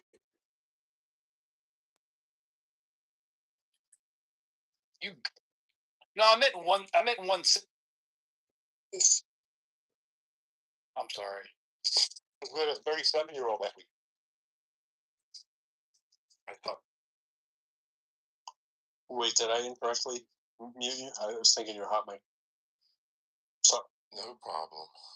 Sorry, but what you said? No, I was just telling Yoni I was with a 37-year-old girl the other day.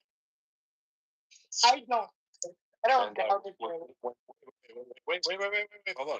When she was in the back seat of your car and you were driving her to a destination, where did you say she wanted to go? No, Billy does very Matrix, Yoni, Matrix.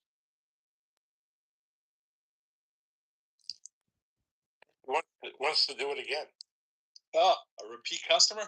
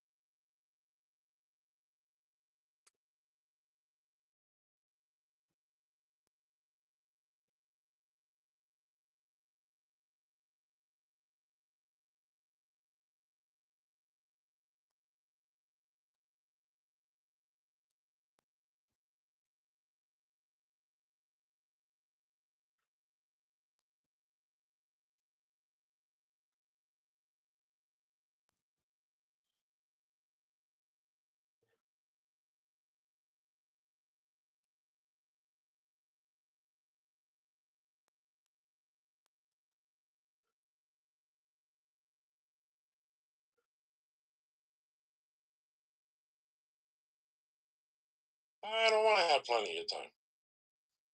Wow. I've got cancer. My brain is going.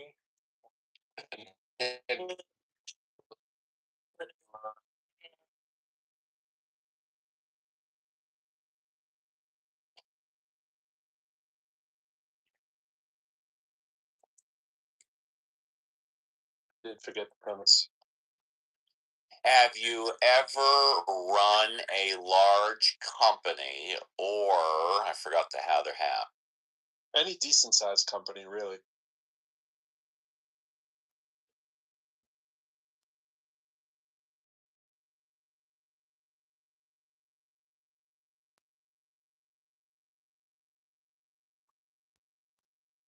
think when you're in running company mode, you're always thinking.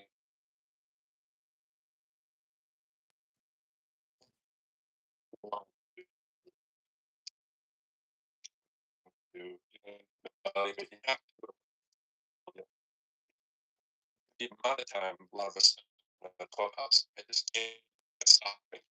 Anyway,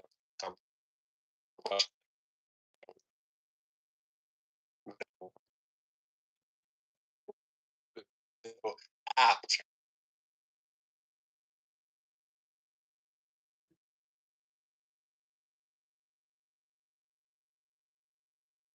Like, I don't think people have asked these questions sometimes. It's like you're usually wrong when you make that assumption that a company is sizably huge enough like Clubhouse, but I don't know how many people work for Clubhouse. like we only know of a few people who are front facing in Clubhouse. It's like I would assume there's a lot of people, but maybe I'm wrong. You know, maybe there's only like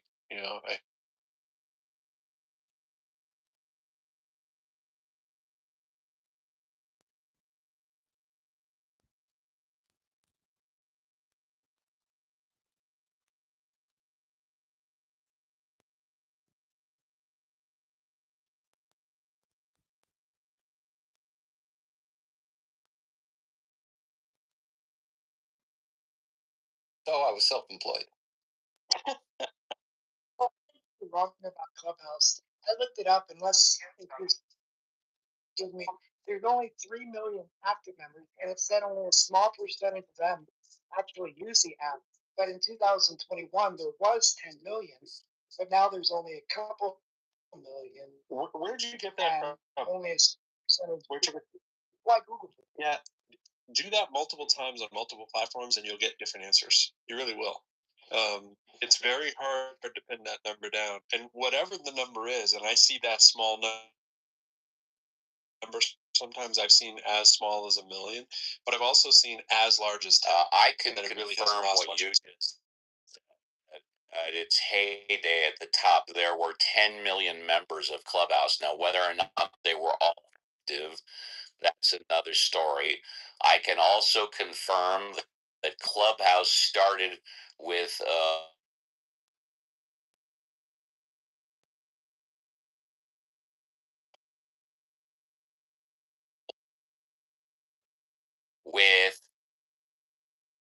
$10,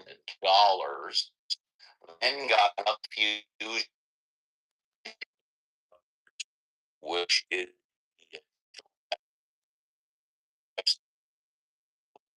$400 million.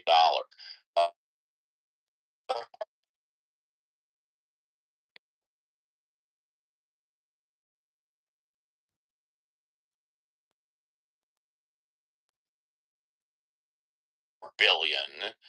And then after that, which was like a couple of years ago, there's never been a evaluation of the worth of the company that I Quit while you're ahead.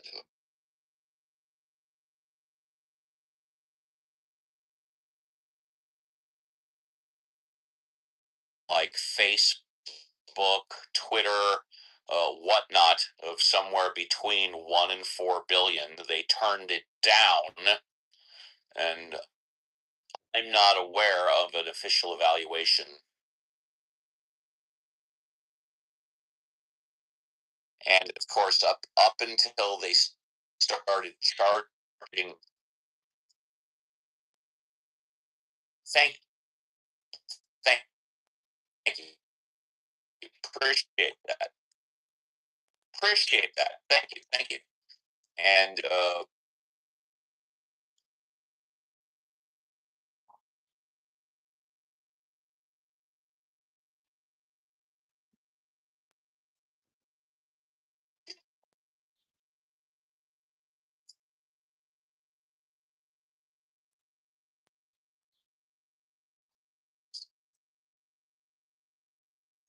I'm sure it's not worth even $1 billion at this point. Of course not. Maybe a couple 100 million at best. Well, we don't know what kind of data broker agreements they have. We're not privy to. I think that's pros. I mean, Pro, do you have any other rational explanation for? well, what we are privy to is that all of us have done under the last terms of service that they can use our voice any way they choose on.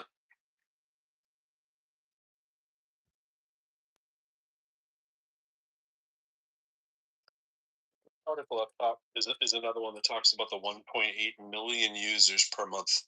Now, if you have 1.8 million users per month, I don't know about any of you who've ever gone to a gym, but if you see a gym that has 1.8 whatever per month, that means they have a hell of a lot more than 1.8 that are signed up to that gym. So those are user numbers. According to Grok, it's currently at 4 billion. 4 billion? $4 billion. I'm sorry. What are you saying? The value? Seemed exceedingly high. Why don't you do us all a favor? Ask Grok, when was that $4 billion evaluation? Well, it told me all those numbers that you told me, and I said, "What is it today?" And it said $4 billion. And can you follow up and ask Grok, when was the last official $4 billion evaluation? Because as we all know, when we use AI,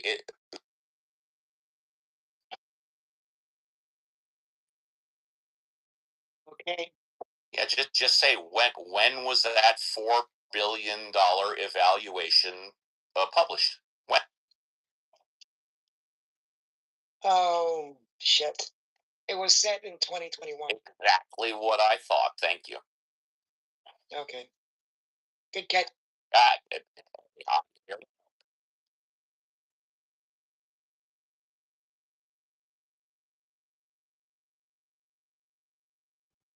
Part of the current evaluation today, didn't it understand, is what I wondered.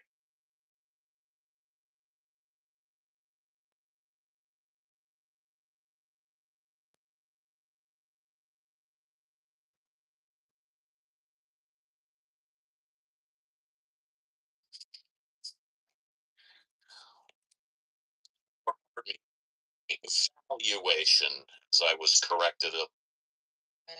There's no model in existence that I can think of that has a no revenue generate. I mean, I realize it makes a little bit of revenue now, but it's so nothing. It's not even worth talking about. But there's no business model out there that has a almost non-existent revenue stream and just lives off venture capital just because it's fun. You know what I'm saying? Like, and then it leads directly into the case. So they're the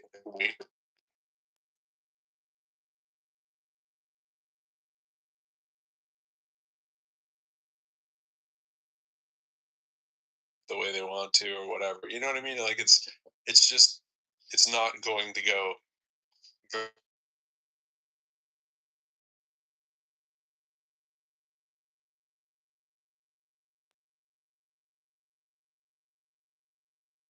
their profits for decades. Pro, you are 100% correct. Up until a year ago, or whenever they started charging this $50 a year, they had zero revenue streams. Yeah, that's unheard of.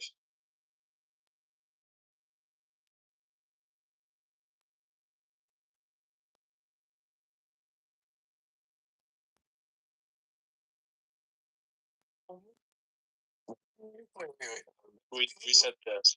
We said that. Oh, $50 a year? No, my point was to the Amazon question. Well, he means the $7 a month or whatever it is. But my point is with Amazon.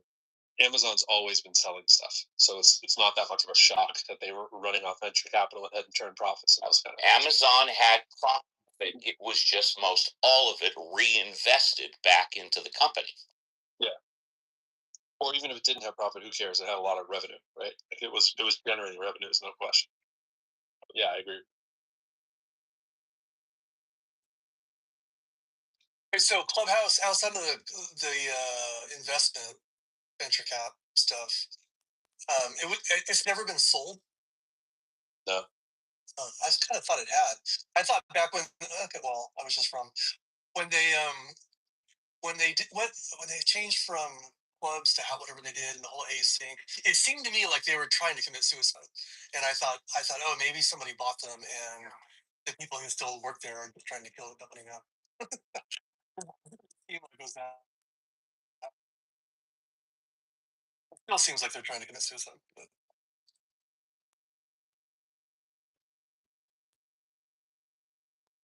All part of the plan to take over the world through.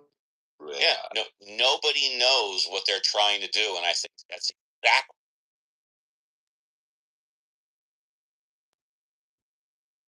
None of those guys are dumb. So whenever people do the Dunning-Kruger kind of thing, like, oh yeah, they're just a bunch of dummies, but it's just odd that you sit around and you come up with all these ideas that they should be doing or that they could easily do, and they're not doing. And it's like, what, what? You feel like you're in a movie. You know what I'm saying? Like I was saying earlier about the NTV and the Truman Show. It's like, if we're not training the data or a part of the project, that like, what is that phrase? Like, if you're not at the table, not the at the table one, then you're on the dish. Not that one. One that you're on the table. Yeah, but it's you're the product. If you're not being charged, right? Like we're the product. Yeah, if you're not paying for the product, you are the product. Yeah, and we're definitely not paying for the product. So techno-feudalism, Giannis Yamvatsky, he has a good video on this, and he explains this, and he calls it techno-feudalism. I can share the link in the chat. Yeah, but you said on this? But what is the key piece though before you do it? Well, I mean, you can do it, but I'm just saying, what's the main issue that they talk about? Oh, how capitalism has eaten it.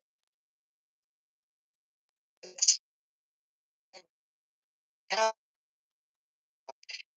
all that's evolved from condition us with these algorithms and stuff. But Yankees is, I only watched it briefly, so I don't have it. But I shared it with Sam because before I dove into it deep, I wanted to get his opinion, which I sent it to you in the back channel, but I'll send it in the messages. Hang on. Or in the. Mixer brings up a good point too. You also have to consider all the ideas they shouldn't have enacted that they did. There's definitely some very stubborn minds there. It's a good point. We all have seen a lot of that.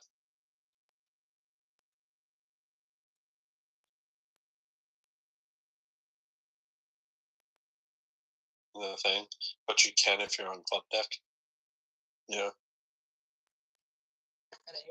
You have to copy and paste it. Yeah, it's so weird. Well, they clearly spend very little on development. I wonder how much they're.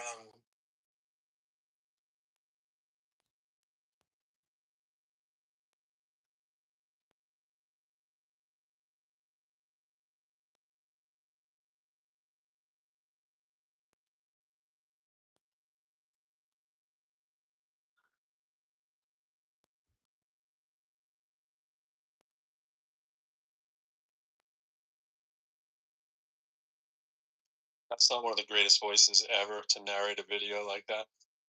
My gosh.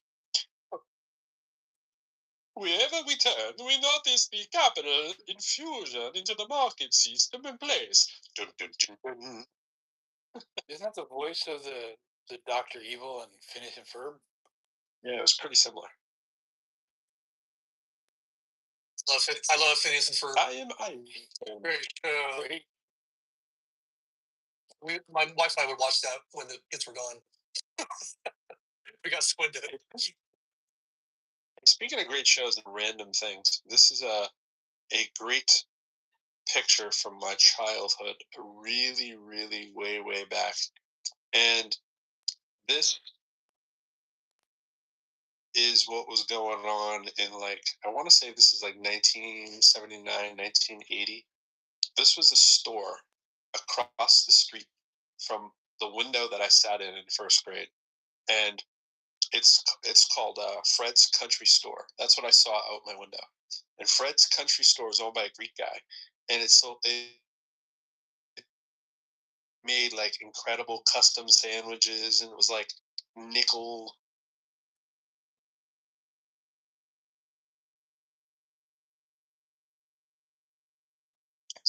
How did you concentrate school with that right there? I did, and that's the thing. I was the thing. Even in my book, when people ask me how I got into hip hop, I was looking at that out over there. But I'd be doodling and writing little poems and little songs or whatever. All I wanted to do was be outside there, and it was called a country store, and I didn't even know what that meant. I was like, "What's a country store?" And we weren't in the country; we were in the city. But it was like a slight like lull in the city part, because right behind that there's a river. That's the Merrimack River that runs behind that. It's sort of like not on the banks of the river, but it's behind the river. It's Merrimack Street. Oh, I'm sorry, this is Middlesex Street, which is kind of parallel to it, lines around it. But anyways, that was an amazing thing to have across the street from your school. But yeah, that's how I started not paying attention in first grade. I don't blame you. Bro, oh, have you read this whole article that you posted at the top? I'm in.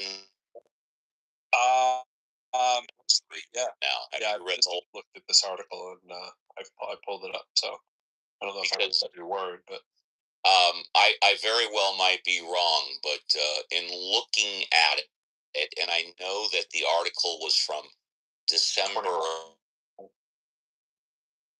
Yeah. It appears that most of the information, some of it,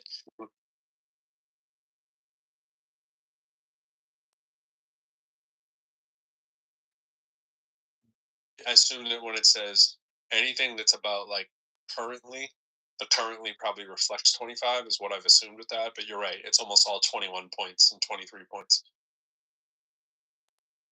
It is worded in a way that it's hard to tell. Yeah, and it may be done that way per. Yeah, I just assumed it was like one of those many articles that wants you updated.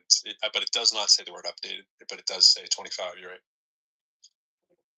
And in fact, I'm looking at the graph, which is about halfway through it, and the graph. Yeah. I mean, if someone, and we're all aware of the 10 million numbers that we heard, right? But we have no way of verifying there really were 10 million people in here. But let's just assume there were, right? Actually, for a second, assume there weren't. Assume that someone told you back in the heyday there were millions of people in here, and let's say millions was like 2, right? And then today somebody said to you, there's nobody on Clubhouse anymore. Wouldn't you be stunned to learn that there actually are millions of people still on it now, right? Because you don't.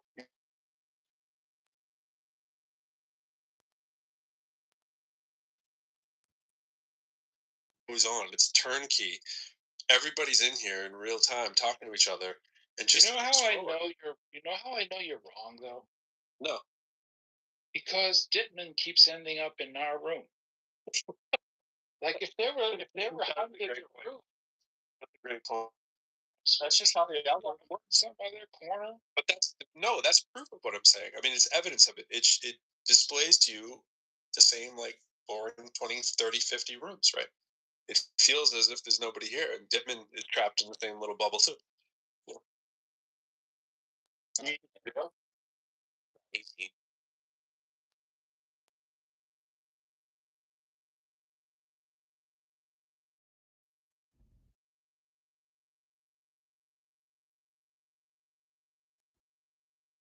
You find something that's in the multiple hundreds, if not the thousands, and see how long it takes. That the first time you said it, and I found nothing of this. Found one. You gotta scroll. You gotta scroll. That's nothing. I'm on 108. It won't even tell me. Yeah, it doesn't. I hit 108. 120. I hit 120 on the first scroll. Right. Are these people with their numbers? Are these club deck people?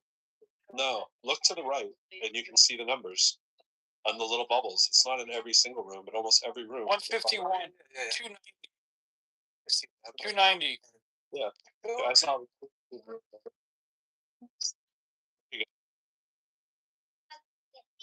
Voted. What? I see the 2,300. That's like what, an Islam room or something?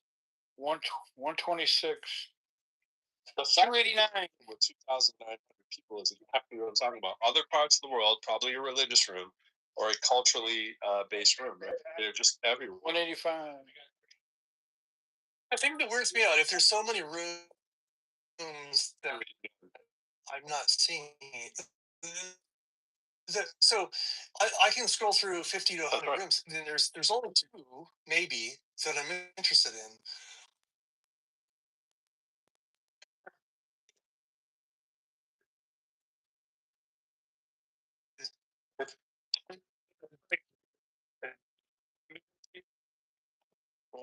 But the television station is It's not. It does. You know, at this point, I think Clubhouse knows a lot.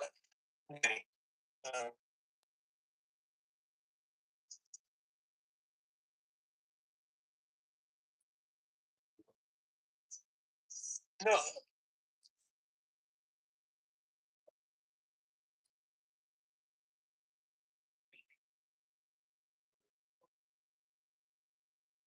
I think they're actively hiding things they think might be interested in.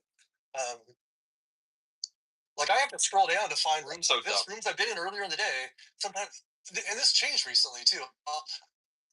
I go to go right, right. Like what room's pro in? What like it's like yep. It's like my algorithm.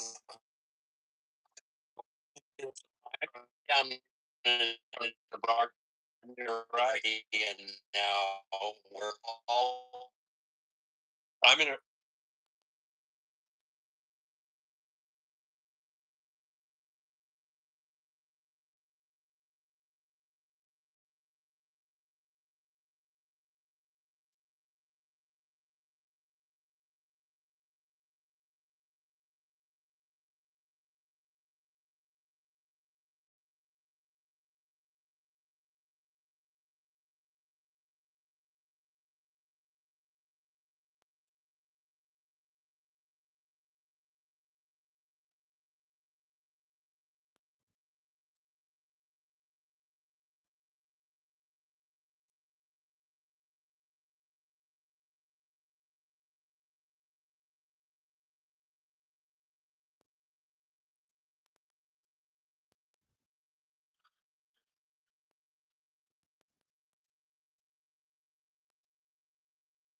Bro, how many do you think you scrolled by? Because I'm like, I'm clearly like. Oh, I was just like, you know, doing my finger, scrolling up as fast as I could. Your phone, John? I don't want to hear it.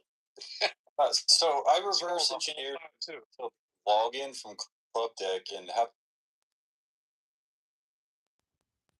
my own app where I can basically just map out the API, and I could get probably a running sense of the number of users. Bro, I've been scrolling the whole time. Now I'm at 145, 5, 6, 15, 10, 9, 3, 5, 11, 7, 2, 3.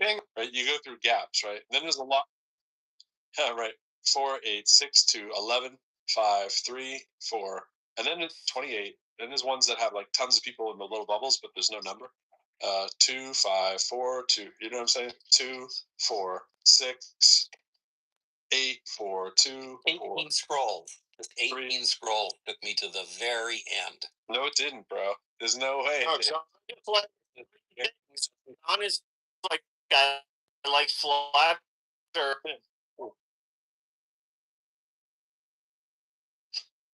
probably. Whole time. You got to.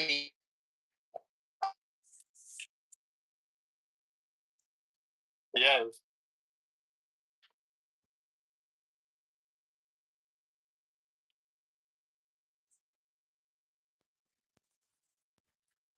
What it is?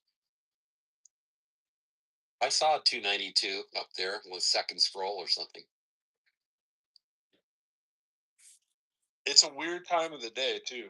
We're getting our European friends here, probably coming in around midnight, 1, 2. Not a great time. Trying to.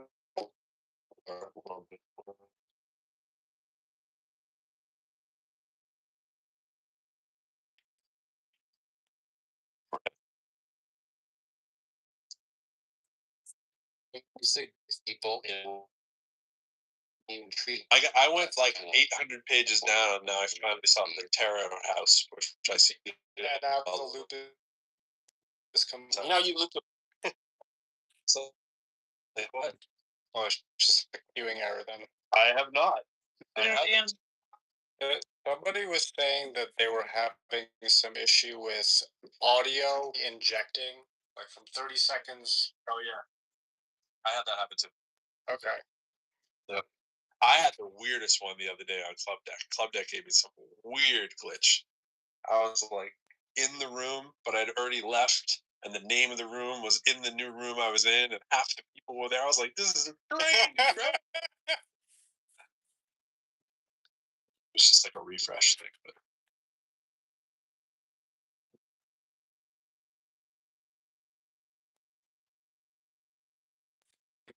Becoming self-aware. Basically, I have some limited features on my app currently, but you pretty well can just use a proxy and map out the API. Just figure this kind of stuff out if you really wanted to. I don't think it would take too long, but it's an interesting thing to think about. There's different ways. Of course, we just have a subset information. We don't know. There's just ideas of has it truly increased, decreased, uncertain. You could probably just write an MCP server, Pro. I'm like doing this right now. Hey, use a Club Deck and write an MCP server, LLM, that will just scan through and count all the users. So we'll see if that works. right. Let us know if the bot gets banned. I'm definitely into rooms that feel like they're bot created rooms that it's sent to the bottom. Right now, I'm in the 1, 2, 7, 1, 1. 2. I did think about that part. They work. Just one bubble. Yep. As far as the banning is concerned, I hit some 429s, but no banning so far. I just what? And then there's these weird ones where you can clearly see there's like 10 people in there and it says 420. like all the time. 3 days ago, 420. This could be artifacts of how or remember how, and sometimes it still happens where on like Friday or Saturday nights the glitches are higher. Love when the room titles are all given to you in English, but you know they're not English titles, and then you look for these things. This one I just read. I can send thou 1,000 times. Network to win. Promote your business. 30 mint only. You can't lose if you do. Wreck your fave songs. P song name 24/7. That's definitely some world music, which will not be music I've heard of, I'm sure. And now I'm in another section where there's more people, but it still looks bot-ish. Look, it used to be 2-1 on Twitter for bots, and this was Obama last term, 2-1. The last election was 15,000 to 1. There you go. So 15,000 bots to every one human. I hit an end. I hit an end. Oh, okay, but it took you longer than me. Took me a hell of a lot of time. Is it all untitled at the end? The last 7 are untitled. Oh, I had like 20 or 30. No, my last 7 are untitled, and one before that's in a script I don't know. Then there's 3 more untitled, and there's titled, untitled, untitled, untitled, untitled, untitled, untitled, titled, untitled, title. Okay. Yeah, so I think that's when it goes. We give up. These are clearly bots. No title, no person. Well, one person is in. I do want to go. I'm going to go in one right now to see the one that has one person that's at the end of.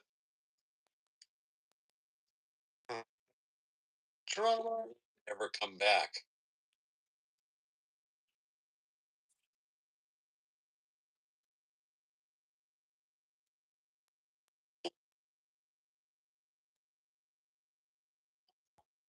Well, there's an investment. Yeah, but he's going to merge it with SpaceX. He owns about 50% of SpaceX, 20% of Tesla, and then SpaceX and XAI merged. And then they're also going to be merging with this other AI company by the end of the year. So it's kind of hard to merge. There's. And it immediately makes you, of course, if I wanted to find that room again, like good luck, or anyone here.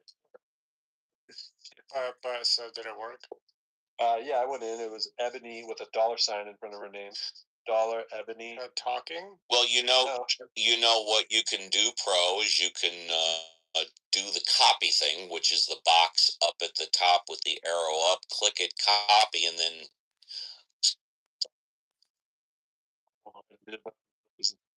you say you might not be able to find it again, that gives you the automatic invite. I know what you're saying. Yeah. I didn't really want to. I was just thinking like That's a weird 90s hack to a problem that should have already been solved. Yeah. Well, I use that one for all of my mod squad, which is about close to a dozen people. When I sign on the weekend, I copy it and I send it to everybody's. I just send it to the text, so I only have to send it once, and then everybody gets notified. I report my own house 3 times. No, I'm kidding. I report myself with another account. I wonder what would happen if you report your own house. They'd contact you and be like, "What was the nature of this?" Well, like the existence was the problem. You see, like we don't need to know that. You should. You're good enough. You're smart enough. On it. You deserve it. And you deserve to be on your knees a couple of times a day. What the fuck was that? You jerk. Okay, it's a bland word. He said he praises himself. Praise on knees, hands. Oh, It was congratulating. Don't you love that chant? It is right to give him thanks and praise. Like as if you need a reminder that it's right to give him thanks and praise after you've already done it in the church of your choosing. It is right to give him thanks and praise. Hallelujah. Robot. It is right to give nothing cultish there. It is right to give him thanks and praise. Right to give. What? Why are you guys singing this neuro-linguistic MK Ultra type shit? What the fuck is going on? Exactly what it is. It is right to give him thanks and praise. Now we sing it all together. Catholic Church is just really weird. It's just the more churches you go to, the more you realize the Catholic Church is very cult adjacent. Yeah, say word, like if I never did anything with my life, I was like, yo, I'm gonna go be a priest at the Vatican, wear slippers and a dress all the time, and just read good books that nobody else can. But the Catholic Church does own more land around the world than any other individual or organization. They're the best corporation ever. John, it is. They got a woman's feet in your PTR. No, those are his feet. Yeah, how dare you? Those are your feet, John? He left. He's like, oh. I revealed my toes. No.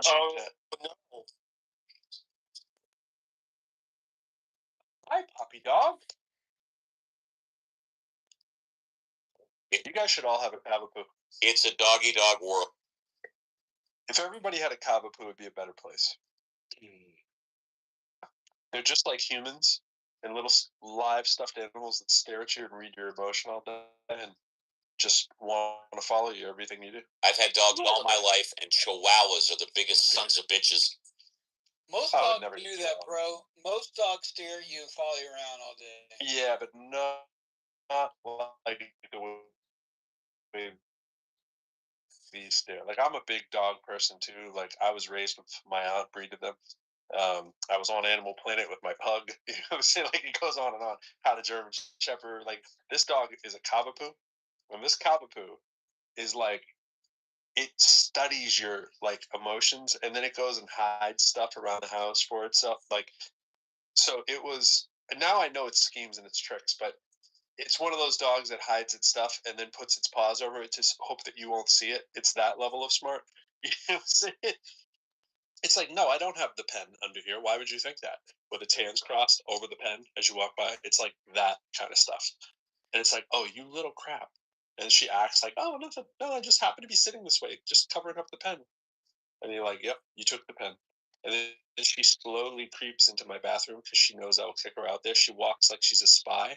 And she gets into my bathroom so that she can try to jump into the trash and pull out toilet paper, which is like her favorite thing to do in the world.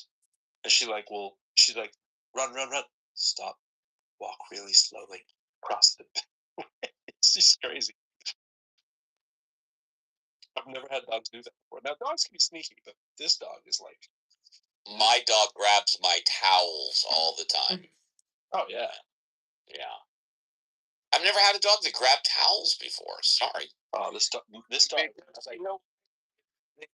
Your dog wants your Wants to play tug of war. no wants your wait. Grab the towel while you're using it, or grab the towel while No, you're not while I'm using it. While it's hanging on the rack, like the next day. Because the dog wants your scent. Scent. Gotcha. Yeah. That is the most comforting thing for a dog. Like dirty clothes on the floor. A lot of dogs will hang. Oh my god, my dog lives in my dirty clothes. She waits for me to open the dryer too, so it's clean clothes too. And as I'm throwing the clothes in the dryer, she chases like each one in, like as in the washer or the dryer. Yeah, when your dog's they're back to you, that's a good thing. They're looking out for you because you are the leader of the pack, and they want to watch out for you. Well, my dog has its own special couch, and I mean, I never go on it. It's next to the human couch. She's got the doggy couch, and constantly when she goes on it, she'll go in a circle like 3 to 5 times and scratch at it before she actually sits down. That. Yeah, and I asked my dad because I've had dogs all my life, and my dad's had dogs kind of twice. Because that's instinctual from when dogs were in the wild. Yep. And like not digging a hole, but digging an area where they could live in, is that they would dig a hole and they would go around so they'd be able to sink down a little bit in it. Yeah, I watched the whole thing on that. It wasn't that long ago. I saw the same stuff. There was a little bit more to it too. They're also, because they're vulnerable when they're sleeping or whatever, like most things. They're also scanning the perimeter real quickly, so it's a vestige from that. They would go around in a circle, make sure they see everything on all areas, and make sure it was a safe spot. But yeah, all that stuff was in there. Yeah. Before they poop too. Same. Yeah, the same thing. They're doing the same thing because that's when you're most vulnerable. Not a bad policy. And that's why your dog will come to your feet if you leave your bathroom door open. If you're on the commode, they'll sit by your feet and have your back to you. They're watching out for you. That's the funny part. 4,000 ounces on my foot, completely stretched out. Only your claws are on the foot. That should get it.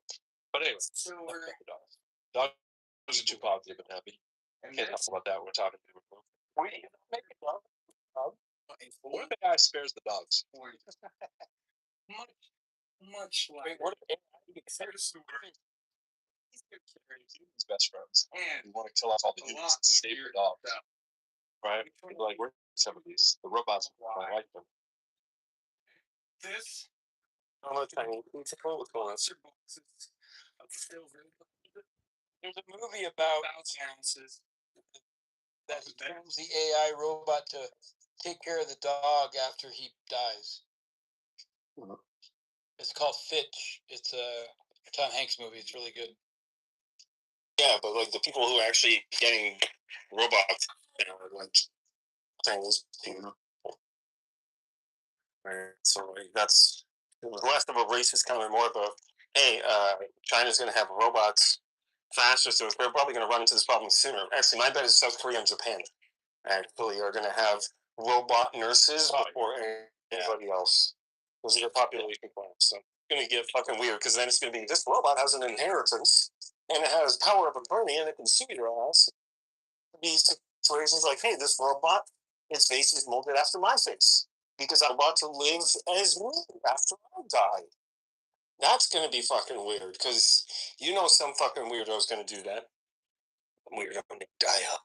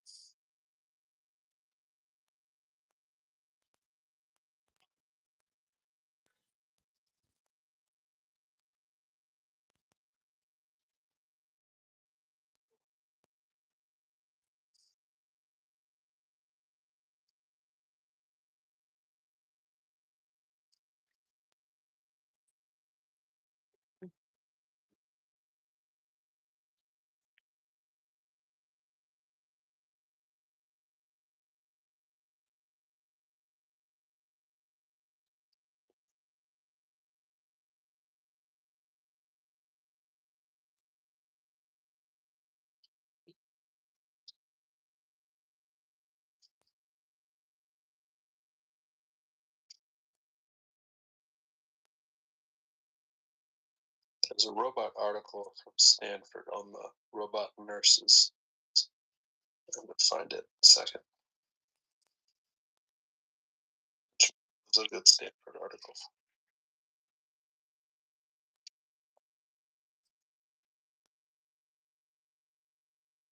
Hey, John, you're hiding.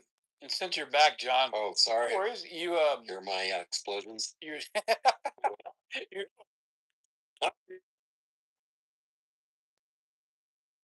you're, you're grunting a little bit. What's that? Ew. Jar of some feet. Whose feet were they? You mean not recent? You mean in my profile backlog? No, just like a few months ago. He's wanting to tag you as this imposter. Oh, that wasn't you. I got. That was Inspector you. Inspector you. Oh my god.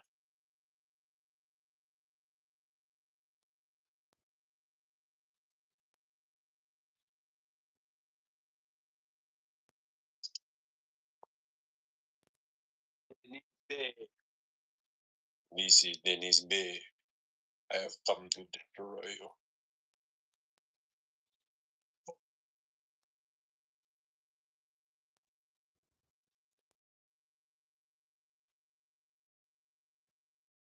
What's up, Brandon? I'm always hoping it's Flat Earther, Brandon. It never seems to be.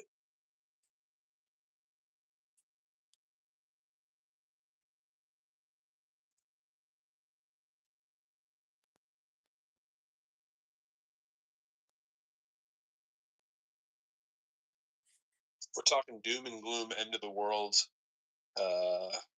market collapse. Anything else you want to have on the negative docket is free game.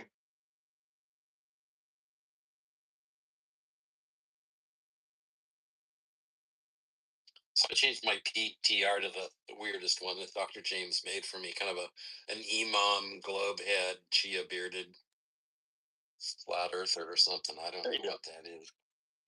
Okay. At least if we're gonna have doom and gloom, we should have it with a fairy. No, you're the king of globers, dude. That's what you are. You got the globe brain. You're the globe king. Globus Maximus. The Globus Maximus. Your head is a globe. You know, I had a hard question for you to think about as a glober. Really tough one. I just really wanted to put it out there because there's so many complex flat Earth problems, and I just wanted to pose one out there. Maybe you could use it in your travels when you're debating the flat Earthers.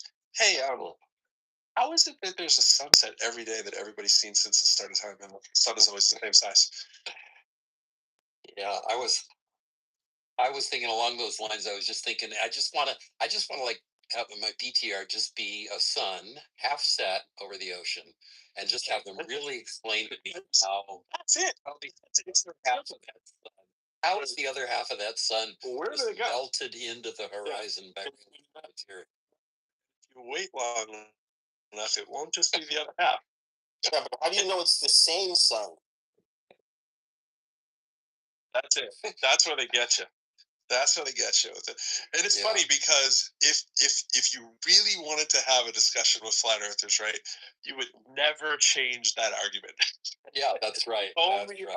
argument. They get you by running you around all over the place. Yep, they get you running around. It's like they don't want you to pay attention to this problem that the sun every day sets and rises the exact same way. And the one I love because they tell you it goes around in circles on a flat disk, and that it sneaks up behind you when you're not looking, even though it went really, really far away.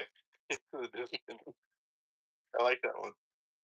It does. It seems to do a conveyor belt thing, but you guys are saying it's going around in some kind of flat circle. I don't. Yeah, get but how big is this? And where's the ice wall?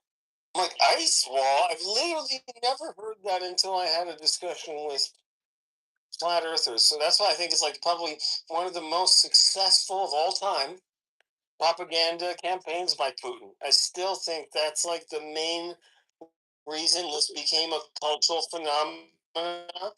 And the estimates put it as something like $80 million. That is amazing bang for the buck. For $80 million, to get flat Earth to be going.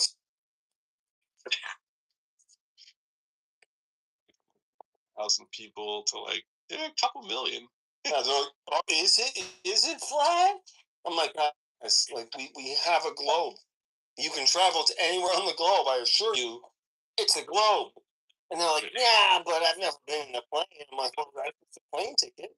The next best argument, though, if you want to go up like one level of sophistication, and I usually, my favorite thing is stay away from all math and science whatsoever when dealing with flat earthers because that's what they do. Never bring it back to math and science, right? Everyone makes the mistake of thinking you want to bring it to math and science. That makes it look like you're actually having an argument. You just want to stay in the land of like very general and just go, hey, I see it setting over there. I was just wondering how you explain that, right? But other than that, right, it's like just stay on the lizard people. Yeah, no. The closest thing to even getting near math and science is just like when we do the whole predict the eclipse kind of thing, and we use all the math that's important to have a globe as sort of this fundamental axiom. What do you do when you don't use that to tell us when the eclipse is coming? Like that one is so fun to do because there is no answer, so that is just like cue the insult. Well, that's actually worse. They have the Soros cycle answer for that one. That one they know. Not totally, John. Not totally. No, they will convince anybody who doesn't really know that that's a perfectly good answer. Does the pattern also explain the lunar eclipse too? The Soros cycle is the one they always refer to for the solar cycle. I don't know exactly the eclipse, but the lunar eclipse is harder, of course, because you can't get away from the lunar eclipse. That's right. Yeah. But anyways, like those are the fun ones. Like if you just want to have fun and just troll, just like never stay off that. Just say, hey, I was just wondering about this sunrise. Just come in every day, like, hey, this sunrise thing, and just never leave it. Yeah, I don't know all the math and science, but the sunrise thing is tough for me. Yeah, take a look at my PTR. I just took this picture. This look wrong. I don't ever seen it before. You guys explain this. Right. It seems everybody can see one too. Everyone has their own personal sunrise, as you like to say. Right? Their own personal sunrise, and it does the same freaking pesky thing every time. All right. Well, that was fun. See, I prefer. I'm like, listen, we're going to do small angle approximation. They're like, small angle what? I'm like, sine theta is equal to theta for what angles? And we're starting there. They're like, we've never heard of that. I'm like, Brandon was in the room the other day when someone was asking him honestly about, like his shortcomings. And he was like, well, math. And he was like, yeah, it's like, then they start throwing the big words like they say the theta thing. And I have to admit that I don't really know what that is. And I have to look it up.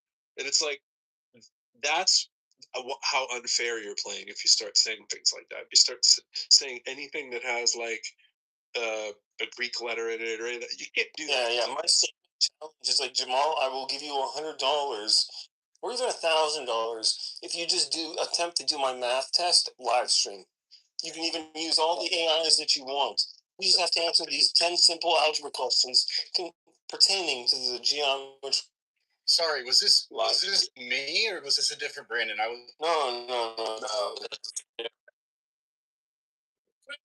Hey, I always meaning to ask you. Maybe Pro can chime in on this too. This whole sine theta equal theta thing. I've done this a million times. I've put in sine of 1 degree. I always get something like 0.017. I don't get 1 degree back. So what the hell are you talking about?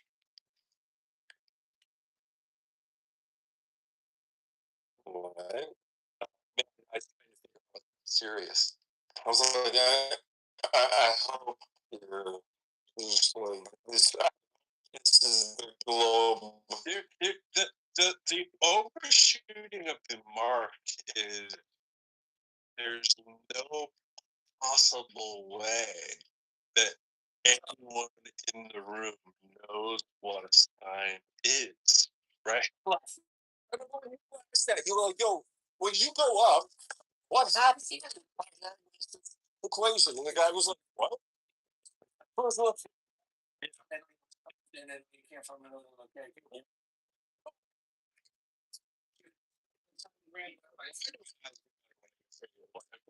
hilarious. Yeah, let's zoom in on that, pun intended. I'm surprised that they like so. So how stupid they pretend to be. I'm surprised, but that they can't do basic math to kind of like make us look stupid or make us look like assholes. So I would respect it much more. And in fact, I've had conversations with flat earthers who are a little bit more Russian, like literally they're Russian speakers. You can kind of pick up the accent maybe. They will answer questions like that, but then they'll trip you up. And when they work in pairs, they do like the deflection thing, like midway answering a question, they will ask you a tangent, but then somebody else will interrupt that person's tangent, and that just gets annoying. That's like just the modus operandi. That's like just how they roll, and it's like in the textbook for the KGB from the 1980s. That's how you do misinformation. This platform is changing the marketing world secretly, and you probably don't even know about it. While everyone is busy spending on Meta and Google ads, this platform lets you put your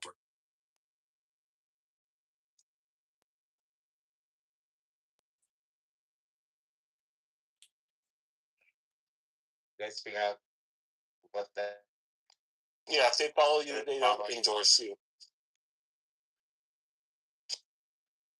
I used to have something similar on my Twitter. I used to have it as well. It's like retweets or reposts or follows are not endorsements. But F over V is not equal to E. Your profile has absolutely no merit in the real world. That's any disclaimer I try to create legally means nothing for anybody ever. I can enforce disclaimers on Clubhouse. Like I don't understand.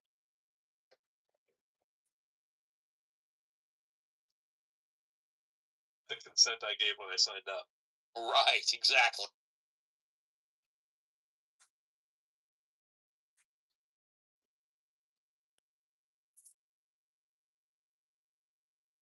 A much better one would be, my presence in this room does not confirm my presence in this room.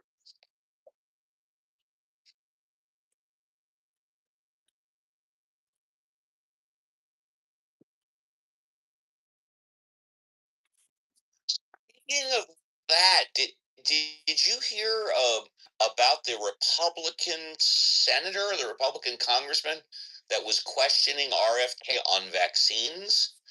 And this is and I bring this up because I'm looking at it on my Facebook. Oh, it's the Democratic senator that claimed it's mathematically impossible to have a drug drop by. That's not what I'm talking about. Senator who voted for RFK. He was like the deciding vote. And then it was within the past 24, 48 hours that RFK was talking about the measles and saying that it wasn't that lack of people these days taking the vaccine. It was because of lack of it was because of nutrition and shit like that. Why the measles went down. RFK was referring to a study that was totally debunked. It was done by a doctor who I think lost his license. Oh my God. Right now. It's a class. Here's what you should be looking at, Benjamin, to debunk studies. Look at the RFK thing within the past 20. Yeah, that's great. I was talking about the RFK yesterday. Just great. I was reading a bio with Wikipedia, and it's just like the whole part that like straight up calls him, and whatever it is, avid anti-vaxxer. It's like, how do you have an anti-vaxxer in this position? Like, how is it? Remember watching the hearings and people actually taking it like it was a serious hearing, and they were like having a serious vote. Like, you're actually considering that this guy might not be lying. Oh wait, no, it's that you're all lying about Austrian coding, pretending it's a real hearing. Oh, sure.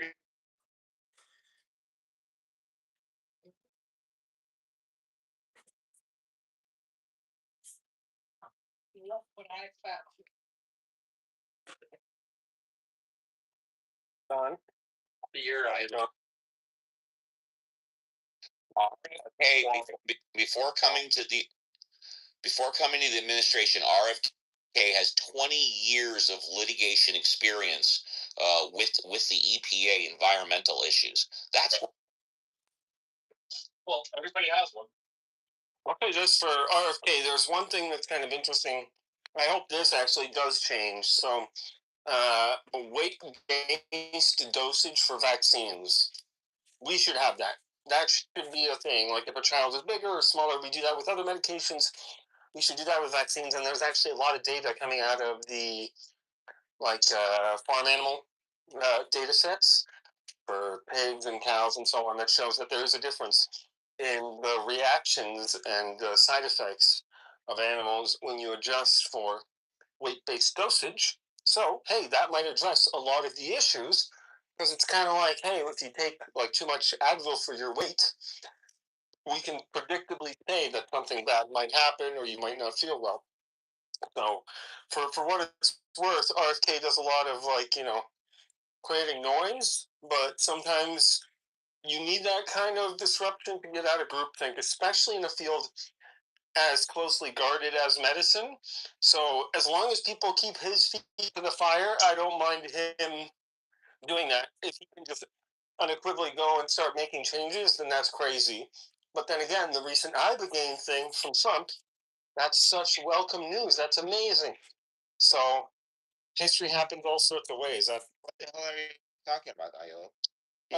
Trump you have no scientific basis for any of the changes. No, that's I would disagree with that. He needs to get disrupting unscientifically.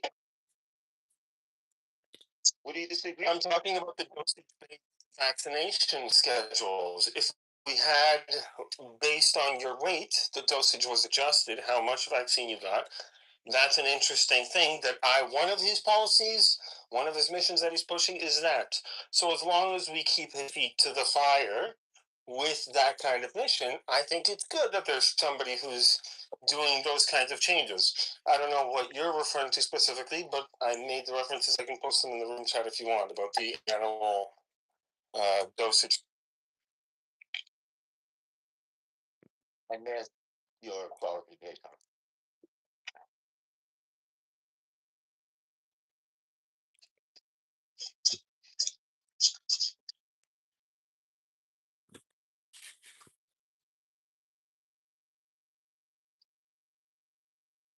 I think what Kennedy's doing also is putting a lot of more money behind research into a chronic disease.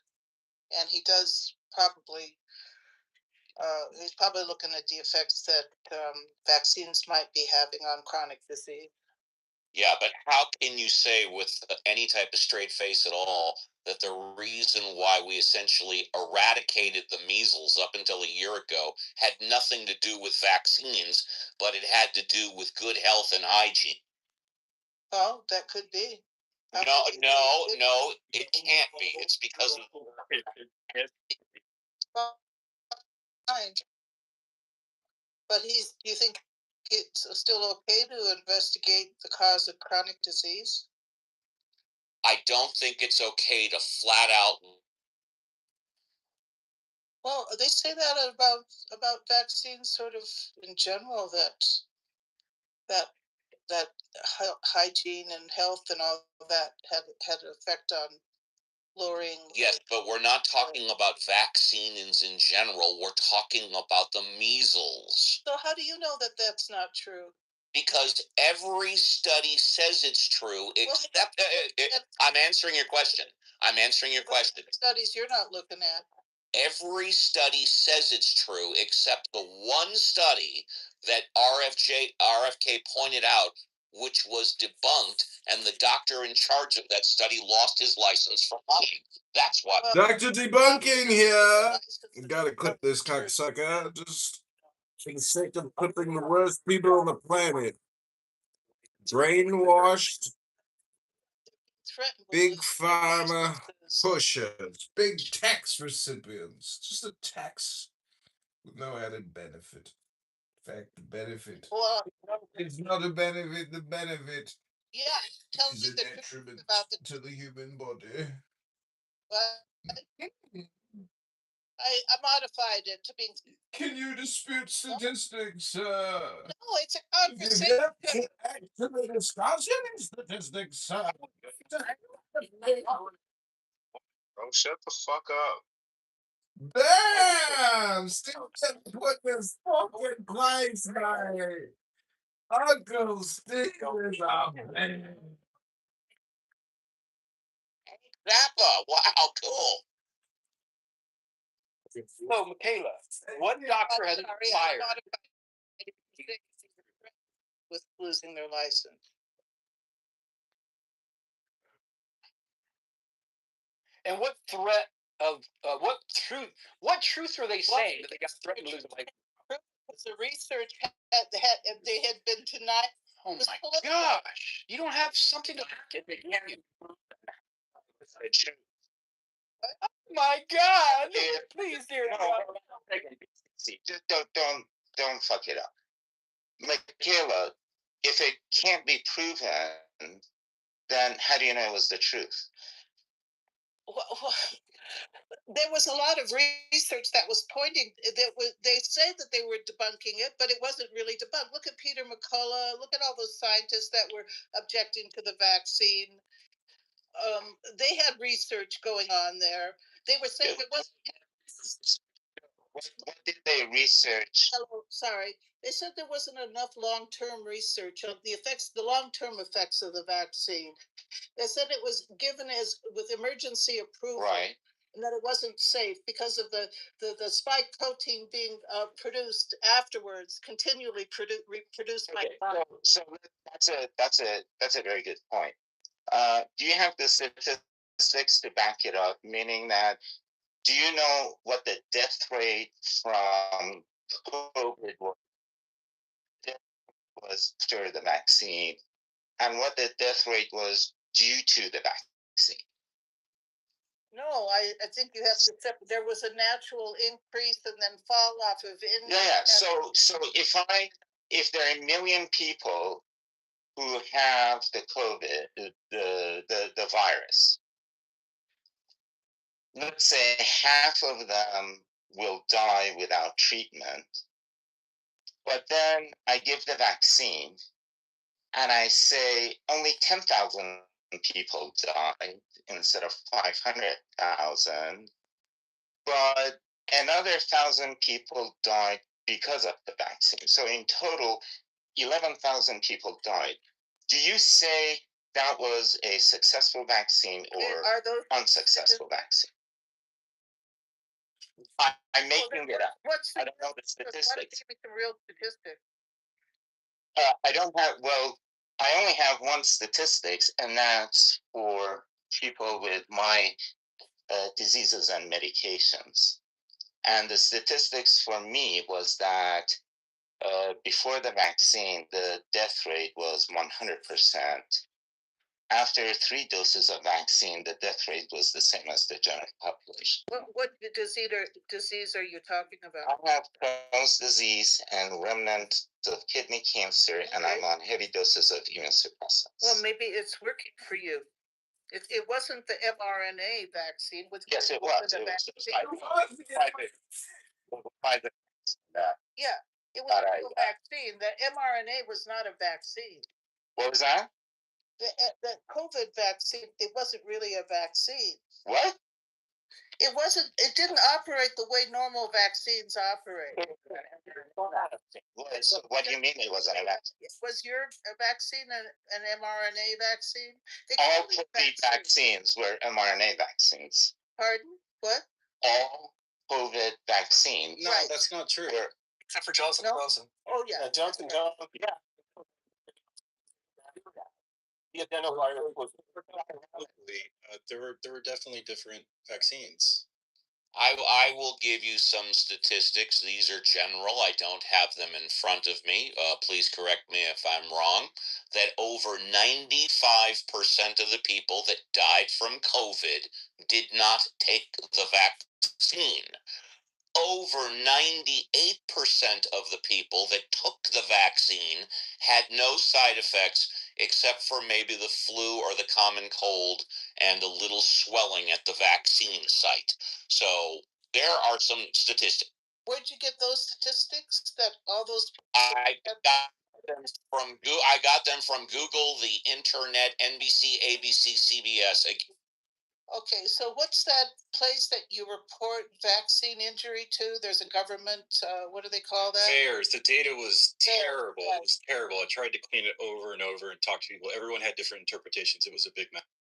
Yeah. That's also self-reported, so it's not really. And a very small percentage of people self-reported.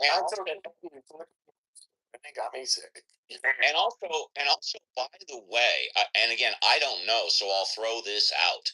Have they ever confirmed how many people actually died from the vaccine? They've reported that there was a lot of side effects.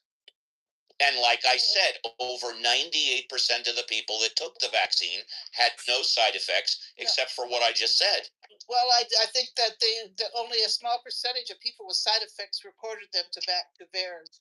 Michaela, this is the statistics of deaths due to the COVID vaccine. The majority of them was for the Johnson & Johnson is 0.0022% of those doses. Roughly 10,483 reports out of 46.9 million doses. And what percentage of people who had, okay, you're talking about deaths, what about injury?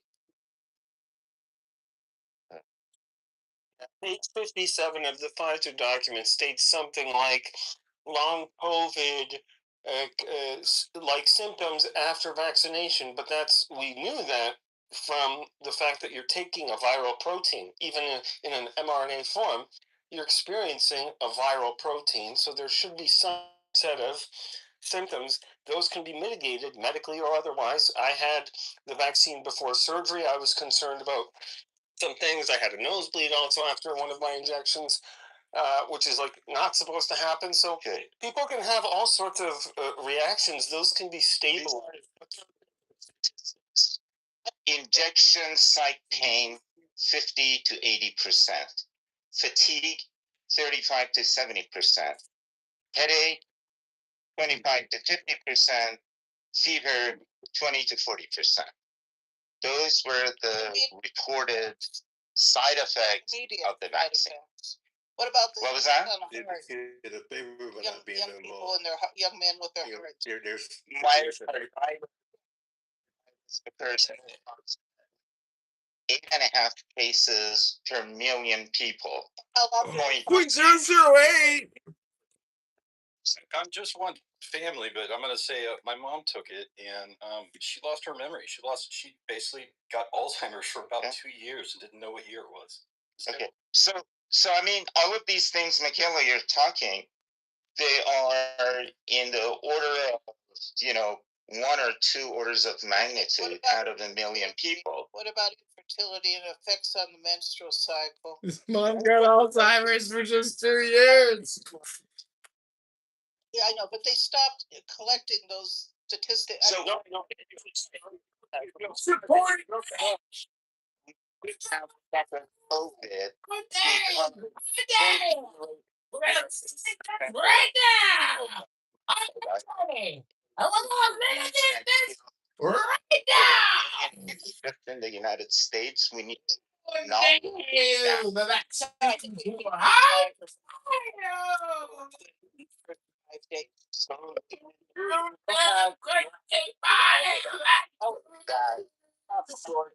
Actually works. You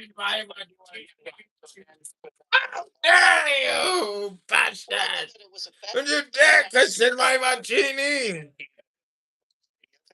Yeah. Did you see the results? Yeah. Who conducted studies for found that there was no confirmed. You know how hydroxychloroquine came into being as a treatment for? Yeah. Actually, no, you don't know. The person who started it is a good friend of mine. Oh. He was. What's his name? Mike. Geez. Whatever, Mike. He's in Oklahoma. He's with Oklahoma Medical Research Foundation, OMRF. The Nobel Prize for either hydroxychloroquine or no, it wasn't. It wasn't for COVID. So he was at a meeting. He was talking about different things that people are doing, and he said they saw in the lab some positive results out of hydroxychloroquine, but they needed to do more work. Right. As soon as they went from biochemical tests to cell tests, they saw that it didn't work. However, a representative of the Peruvian government was in that meeting, and he tells the Peruvian president that this is what he heard at this meeting, and the Peruvian president met Trump and told him that at this meeting. So something that a scientist said that this thing might have some positive effect by the time it got to Trump was that this is a cure. Well, I know, and there is no scientific basis for that. And well, it was during an epidemic. People are trying things, okay? Right. They can't wait for 10 years of research. But I know in India, there was several states in India that. So sorry, wait a minute. They can't wait for 10 years of research, and then what should they do? Well, it wasn't harmful. Hydroxychloroquine is not harmful. Why did it make sense in a place like India? Because in India, a lot of people already have parasitic infections, so giving them something that helps offload their immune system, this is where confounding variables does poor analysis disturb the. Okay, fine. You guys have been arguing against this for 5 years. Go ahead and keep on arguing against it. They probably. Yeah, and in Canada, the doctors. Yeah, and in Canada, doctors heard that story, Hero, and they just started giving it away because people were just buying it on. That might have had a chance of working. I don't think hydrochloroquine ever had a chance of working. It was just, but ivermectin is an interesting, and that was the thing that a Nobel Prize was awarded for, not for COVID, but for something else. Here's the thing: they tried it. There were studies. It didn't really help.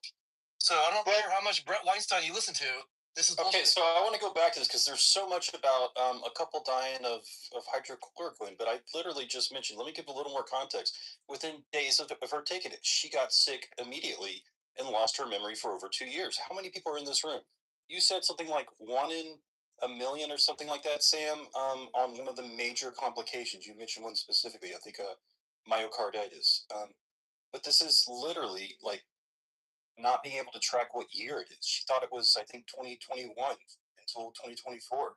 That's a big deal. Well, it could have also accelerated that disease too. What was that she was likely harmed by it. I don't know for certain, but there's a large temporal association there. No. What conclusion? A public health conclusion? Do you draw public health conclusion? Oh, as in what should people do? Because that was your experience. No, what should people do with the COVID vaccine? No, I'm not going to answer that. That's not appropriate. Like I'm not going there. What I'm saying is, it does not seem as if it was extremely rare. I know that I'm just one person in this room, but the room is not large. There's a lot of people who talked about it. So can you understand that potentially in a public health crisis, that the statistics might have been skewed somewhat by some individuals so that this policy would have been pushed through to have the effect that they really hoped it should have had at a systemic level. They needed certain thresholds to be met. I'm just wondering, do you think that's even a possibility? No, it is not, because we used to see the death rates in the hospitals. We used to see how the physicians were just dying of exhaustion dealing with all these people. We kept seeing the death tolls, and then when the vaccine came, it all went down. That vaccine. That has nothing to do with my statement. I understand what you're saying. It can be perfect. No, they're mutually exclusive, right there. It's mutually exclusive. Did you hear what I said? I said, do you not think that potentially the statistics were skewed a little for national security? No, I mean, okay. I don't. Do you have evidence that it was done?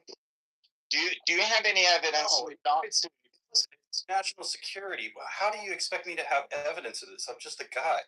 No. Because no, it comes out. Everything comes out, right? What? These types of because it's like the survivorship bias kind of argument right here. No, this is what Benjamin Franklin said, that 3 people can keep a secret if 2 of them are dead. And then none of these, and you can just noise over the top and just scream over people and just say no, it's not true. You know, you wanna play conspiracy theories, go right ahead. I'm not a conspiracy theorist. I lived in the community. I saw what was going on.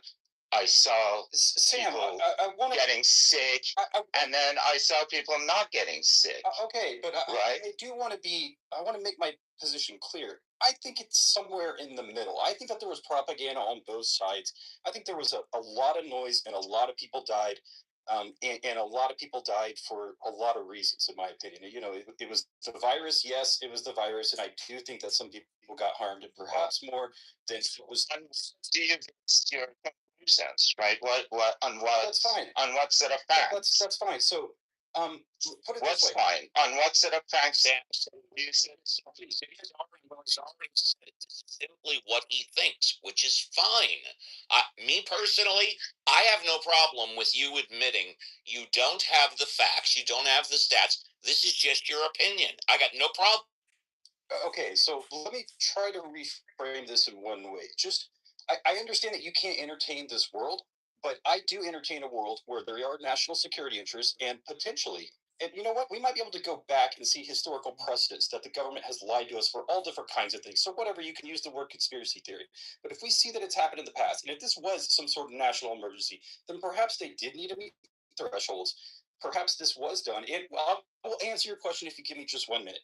Okay, so if I don't have, and Steve, you said facts, that's perfectly fine. If I don't have the data to be able to back this up, I did the best that I could. And what I did was, personally, I tried to listen to as many groups as possible. And what I saw was most people were into one or the other. And whenever they went into another, the other was terrible. They were, everyone got tribalized. And so you were either one in one or the other. I tried to spend a good amount of time in both, and I saw that there was massive noise everywhere. And so I pulled myself back out and I said, well, whenever there's massive noise everywhere, what is really going on? And it's some sort of like war state. It's something. And I understand, propaganda and misinformation and expressions and this and that. Of course, that's in play. All of this was in my equation, but I was saying it seems as if the truth died. This is some sort of war state, and the truth died early. And there's massive noise sprayed over everything, and trying to find the signal is incredibly difficult. And most people are getting into kind of black and white perspectives that it seems like I could try to begin to challenge these, and I was just attacked by either group. And I was just like, well, I don't know. It doesn't seem as if many people are willing to take an unbiased view here. That was just my experience, and I dealt with it for years from every which side, and I'm going to deal with it now, and that's okay. I've said my piece, and that's perfect. Yeah, and that's fine. I mean, I'm perfectly comfortable with you saying that our government has lied to us before. We know that's a fact. We found it out after the fact.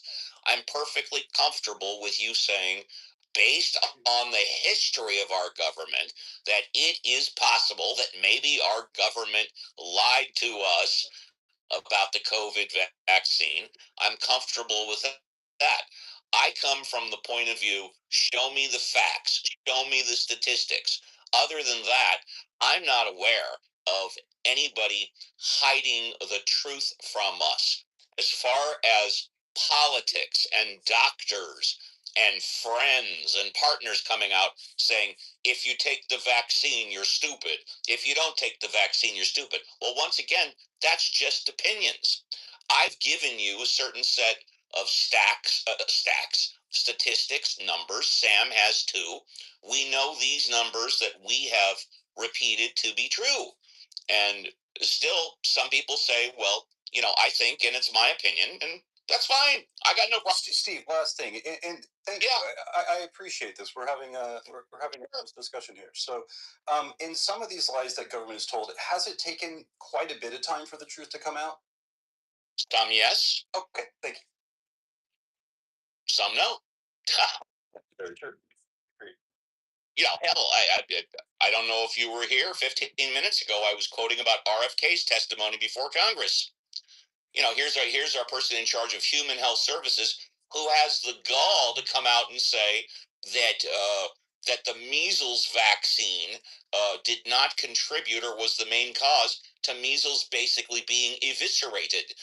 It was based on good health and good hygiene, and he's basing the whole thing on one damn study, which has been debunked, and the doctor in charge of that study lost his license for flat out lying. Well, Steve, I'll tell you something. Not exactly that, but it's kind of during the same time period. I was on just regular social media the other day, and someone was mentioning, they were basically talking about flu vaccines and how many people died of the flu in World War II. And they were really trying to make it about, like, oh my God, it's just the vaccine. And I just wanted to, do you have an understanding in World War I, how many variables were in place there? Do you think that health, nutrition, the chemical warfare, do you think that there were contributing factors outside of being vaccinated or not as to the spread of epidemics during that time period and the massive deaths that happened? I'll answer that in a second. First off, the reason why I repeated the thing about RFK is because you asked it to take a long time or whatever to find out if our government has lied to us. We knew immediately as he was speaking his words in real time that RFK was lying when he testified under oath before Congress. But as far as your question that you asked, I don't understand your question. Can you rephrase it? Yes. Sorry, I kind of went all over the place. No, that's okay. Yeah. So, someone was online and they were trying to make a point that that it was due to the. Okay, I don't know what it is. Sure. So, time period World War I. The epidemics that happened, the flu deaths that happened, the massive flu deaths. Are you talking about the Spanish flu?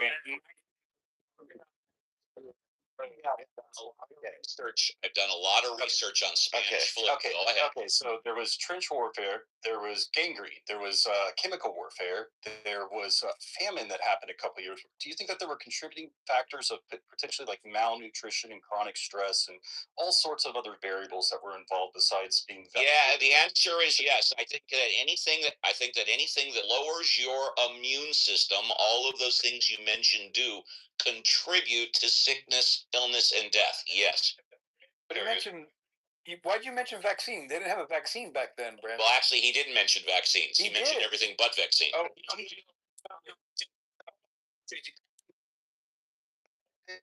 It's okay.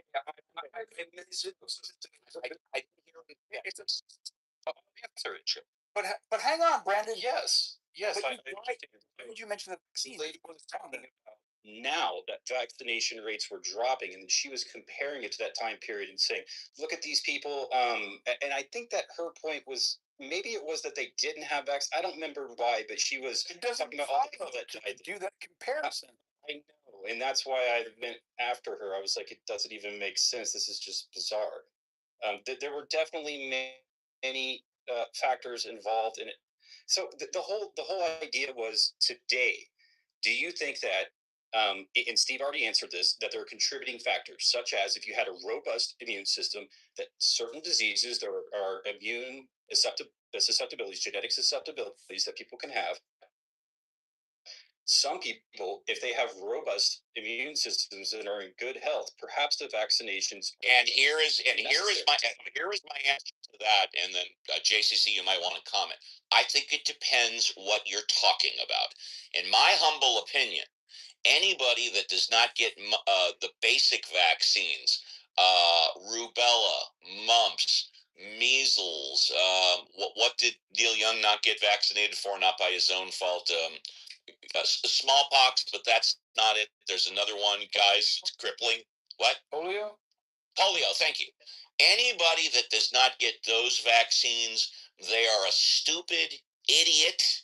And regardless of how robust your immune system is, I don't think that matters. If you don't get vaccinated for those basic illnesses and diseases, you're a fool. Now, when it comes to COVID, I personally think COVID is a personal decision. I do not look. I got the basic vaccine. I got one booster. I will not take the COVID vaccine again. I will never get boosted again. I swear to God, I'll never take another booster again. Basic vaccines that you get when you're a child, from 6 months, 2 months. Steve, I recommend you get the flu vaccine annually, dude. Definitely. I agree. Science proves that the flu vaccine do make the from initial popping and health. I just benefit to myself. What could have been without? And I take it as you medical provider. I encourage you to take the best products.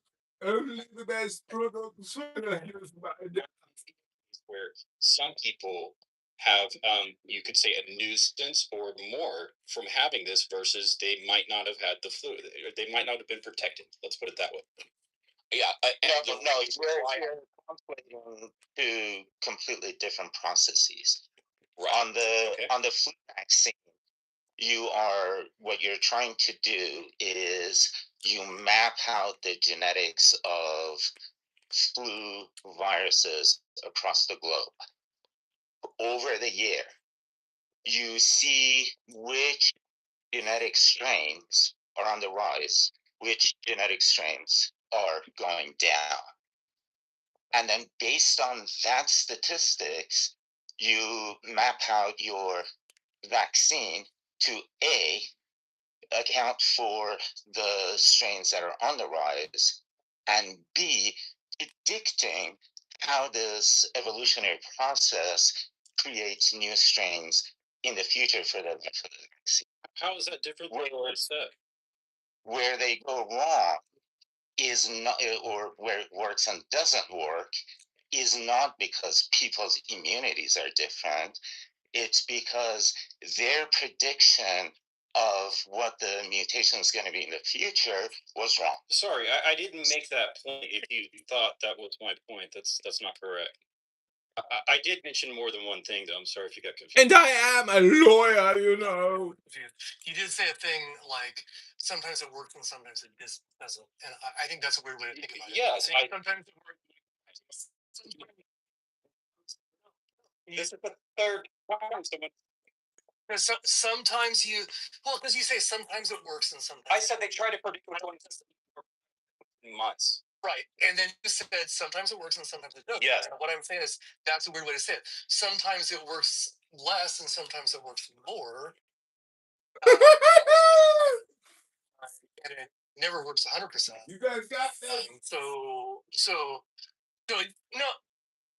no, I'm not because I'm exposing. You have this weird binary way of thinking. Like sometimes they get it right and sometimes they mess it up. That's not really. No. Well, I do. I think you're kind of. I think you think about. I don't think you're dumb. I think you think about these things weirdly. Like in your mind. You tell your. I'm going to be that way for a minute. Hugo, please stop it. Brandon, you are right. I'm wrong. I misheard you. Sorry about that. I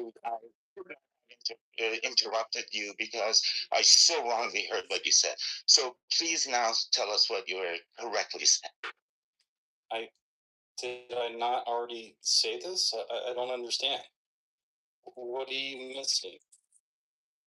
I'm just a simple attorney. What do I know? I'm just a lawyer. The audience misheard what you No, said. that's not true. I'm an attorney and I'm just learning ESL. I'm an international business attorney. Corporate transactions, mergers and acquisitions, international law. How dare you question my Martini? And we My Martini was perfect. The only side effects was slight bruising and a little inflammation, but not for long at all. Completely worth it. My health was protected beyond compare. This is It was the best protection insurance policy the body could buy. Never question my Vaccini. Never. If I decide to wear it's part of Clubhouse random. It's a clubhouse random. It's my clubhouse random show. seatbelt or not. It's binary. I either do or I don't. So in this case, it's binary. The effectiveness of the How vaccine. dare you question my Vaccini? Scale, right? That was my Vaccini. But if I And there was no Vaccini like it. I took one and then the boost just to keep it up a little bit. say, 50,000 people in the U.S. die a year auto accidents. I think it's a little bit less than that now. But it's a lot of people every year, right? So seatbelts have been shown to save lives. But I can tell you a story about my uncle's. Tell us a story. Great. I think we need to de-escalate from clubhouse random. It's like Bill Maher's club random. Seatbelt and died. Like that happens, right? That happens probably a few times a year. You can tell stories, but should I decide not to wear my seatbelt because of those stories? No, you shouldn't. I would make. Yeah. Okay. So your mom got Alzheimer's. Okay, old woman gets Alzheimer's. It reversed. Whether It happened with they're taking it and it reversed a couple years. Okay, so I mean, first of all, based on your behavior, I don't really believe you. But Wow. I might. I mean, that's terrible. But okay. I'm saying reversible Alzheimer's is not very enough. I think it was actually Alzheimer's. She did not know what year it was. You said she got confusion, right? She got confusion. God, because is this? Hold on, is this a binary or are these extremes? One was Alzheimer's and now it's confusion. Can we just land somewhere in the middle? I'm She had serious cognitive issue. What was her diagnosis? There was no diagnosis initially. She didn't see a doctor for a long time. I didn't even know. So then how do you know my family? So then how do you know it was related to the vaccine? I heard it from my aunt. Okay, I heard it from my aunt. My aunt was talking to her at the time. The guy. How do you know? How do you know? Okay, so it's my aunt.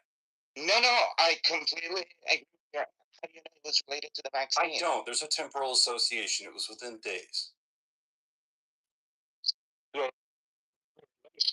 Causation. Come on, yes. Days, okay? You said that. Listen, you are arguing against a large body of science and clinical trials using the story that your aunt tell you about something that you don't know what happened. Listen, it wasn't just Is that logical to you? No, is it logical? Is it logical? It does seem. Hold on a second. Let me ask my next question. Is it logical to counter a statistical argument with anecdotal single points? So that is, if I say statistically, 95% of people will benefit from this, and you say my grandma didn't, is that a counter to my statistical argument? No, it's not a valid counter. Okay. Why are you a lawyer? Yeah, I'm going to go lawyer. Are you? Yes, I am. I'm a lawyer, so by definition, I'm an asshole. Yeah, you're trained to be psycho. Oh yeah, absolutely. You don't see nothing yet. Just get me pissed off, and then you're gonna see me come out. So why do you then bring out this anecdotal evidence to counter our contention that the vaccine was okay? No, I'm trying to figure your logic out. Sam, so I'd like to be clear, and I have tried to be clear over and over. Somewhere in the you're not though. You're not. That's clear to you. Not clear to you. That's fine. You're not. Well, I'm your audience, and so if you're not clear to me, then you're not clear. And then I can get some fucking statements out. Is that okay with you, Sam? Sure. Give your fucking statements. Okay.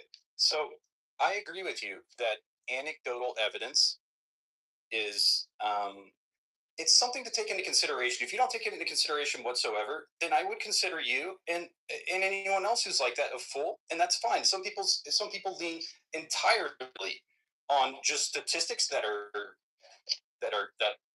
statistics. I will just stop there. There's lies, there's damn lies, there's statistics, but whatever. And listen, buddy, I land somewhere in the middle. I've been trying to say over and over that I think that the situation was complex, that there was death that happened all over the place. I think some of the deaths may have happened or some serious complications from the vaccine, but I also think the overwhelming majority likely happened from the virus. Okay, I think that there was just a ridiculous amount of noise. And what I tried to say, I brought this up personally because it did affect me. There weren't many people in this room, and I understand Hero's point that because you could bring out something random and at scale, you would expect it to happen every once in a while. Okay, but I was trying to put this in a space where I said that during that time period, I didn't only stay in one camp. And when I went to the other side, they did not have the data, and I admit that a lot of the data they brought up was terrible.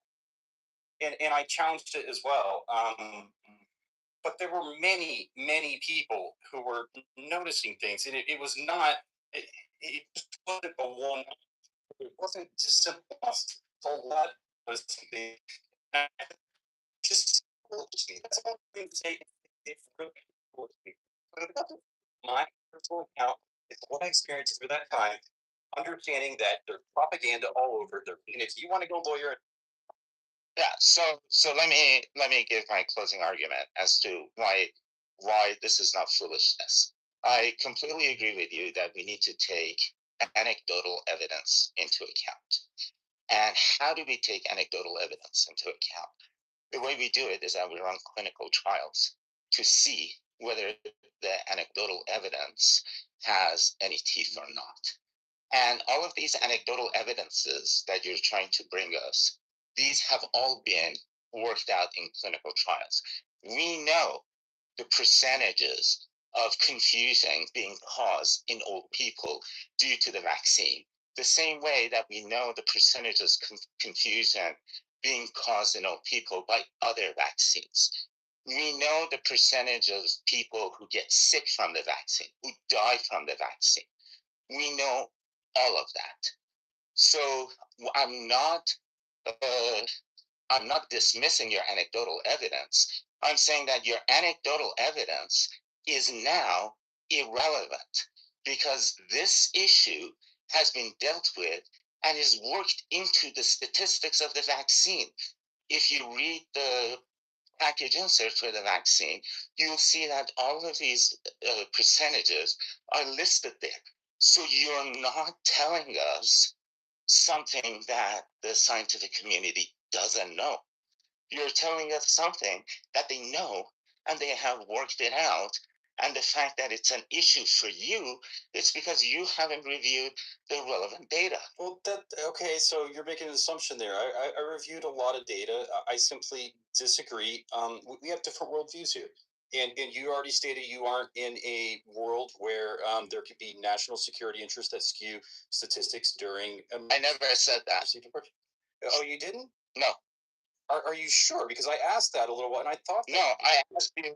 No, on these things. No, I'm sorry. Yeah, on these things because I don't know. I don't know where it was done or not. I ask for your evidence because you seem to know. So I ask, what is your evidence? Yeah, that's fine. But Sam, can we just take it? And if you don't have evidence, That's fine. But just to be clear, I'm not saying that the opposite is true, except yours. Yeah, I'm just saying that I don't know. It's okay. That's fine. So you don't know. You do live within a world where it is a possibility. Yes, absolutely. Okay, that's perfectly fine. I think that we actually, this may seem no, but what is somewhere in the middle? What's your point of view? What's the relevance of that? Because I think that this could still be a case. I think that in the years to come, that perhaps why do you make that based on what? No, do you make that? I already told you, Sam. It's based on the experiences that I had during that time period. Okay? So you have proven that no, I have not proven. Yes, you have. You have to say that there's a non-zero possibility that the government has lied to us. And that is something that doesn't take that much to prove, that much evidence to prove. But you have not shown any evidence that in this case, there's a probability that they lied to us. You haven't shown like what that lie could be, what the truth could be. Why did they lie? Who lied? Right? All of this stuff. You're just saying because some of that. Because there's a possibility that they could lie, therefore they probably lied. No, and it's a little different than that. But I understand how you could land there, Sam. It's okay. I'm right airport. Okay, a little different. I think that based on my experiences, I entertained the notion that this might be going on during that time period. And again, what I looked at was a massive amount of noise, and I asked why. Why is it to this degree, and why does there seem to be in some circles so many reports, and in other circles they just slam those people out of the rooms. They just throw it out. They say it doesn't exist. I watched it here on Clubhouse. I watched it all online, and I wondered, well, what could account for these mechanisms being so strong right now? Yeah. So yeah, go ahead. I thought perhaps, I continued my idea that maybe there's something going on, and I thought perhaps this is a serious issue. There is national security. Perhaps something has gone a little sour at some point during this process, and there is somewhat of skew and cover up for things that might be going on. That was my general sense. Now, I understand you. I don't have the evidence to back that. That's how it seemed. So do you think there is a possibility that fishermen in Greenland hacked into the CDC computers and changed the statistics? And the national security issue is not the statistics, but the fact that Greenland fishermen managed to hack into our CDC computers. Do you think that's a possibility? Well, no. So I want to seriously entertain it, but I need no. Yeah. It's not a possibility. Yeah. So, but if they did, couldn't they just flip it back? Like, I'm trying to understand how that plays out. Can you? Yeah, it is. The fishermen bought a lot of shares in Pfizer, and they wanted Pfizer to sell a lot of vaccine. So they hacked into the computers, changed the data so that people would trust Pfizer and go do that, and Pfizer shares increase in price, and they make a lot of money. And this is precisely why Trump wanted to annex Greenland.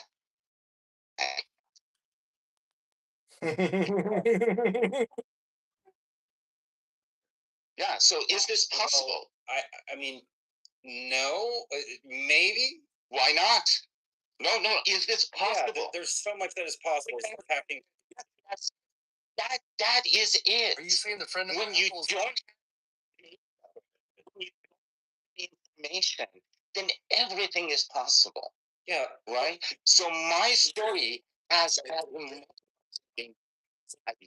no, because it's not just you.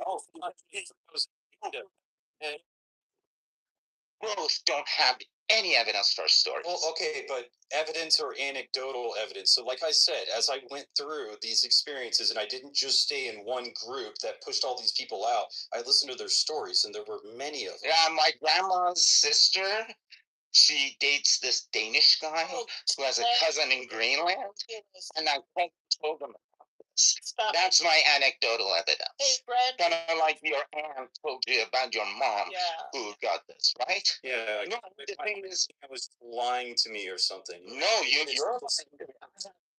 I have no idea who you are, what this story is, who your aunt is, whether your mom had this or not. I have no idea if you're making this up or telling the truth. The same way that you have no idea or not. Yeah, I'm pretty damn sure you're making it up, buddy. Well, the government seems very sincere when they lie to us too, right? Like, yeah. So here's a real. This is a real. This first of all, the Greenland example I think was good. It was funny, but it. So I accept the notion that the government there's a history of our government lying to us. There's also a very good history of just people lying. People on the internet, just people lying about stuff, and I don't understand this. I don't understand why people get on like little crusades and start spearheading a cause, but that is clearly wrong. And I'm not even Been here a while. Wait, let me and finish. This is really personal. This is shameful. Let me finish. Let me finish. It's personal to everybody who My mom, okay? My fucking mom. This definitely happened. I know. Fucking ass. And I'm actually not there. But you fucking jackass. Well, I'm not questioning your sincerity, because actually, I think this probably happened. I mean, I assume it happened anyways. I don't think you're lying to us. But people lie. Like I talked to Steve Kirch on this app. That dude was a fucking liar, right? It's easy. Like, I'm not being honest. I could tell right away. I was told. I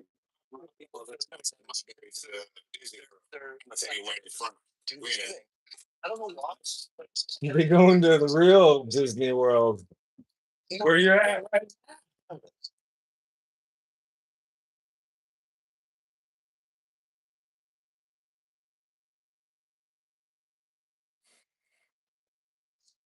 Okay, so this is just weird. The fact that you really, the way that you worded everything, Hero, at least beginning, you did not believe me, and I've been here for a while. Like, you don't think that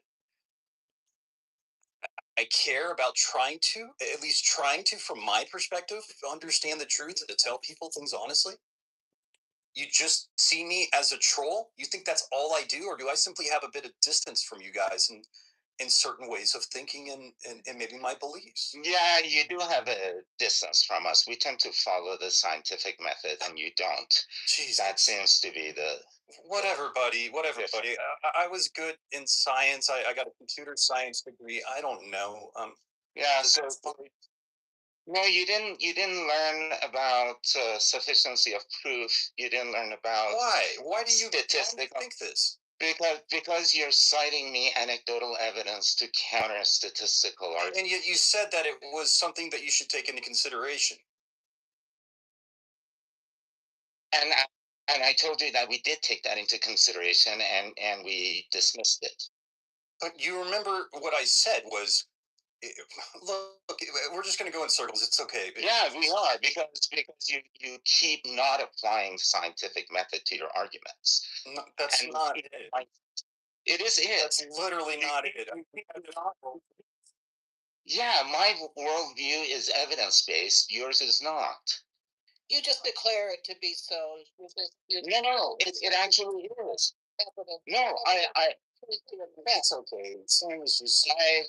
I don't, Michaela, yeah. Bye. I'll see. Okay. Okay, not. Okay. Look, I think that I learned some things from this. I thought you were leaving. Jeez, you leaving? You're a fucking asshole, Sam. I don't know why. I told you, you ain't seen nothing yet. I am. I truly am. Yeah. Ask all these people here. They've known me for 5 years now. Those people in the audience, he's just a fucking jackass. That's it. I am. Just ask you don't Benjamin. Give a fuck about the truth. How about that? You give a fuck about supposed evidence from authorities. I don't know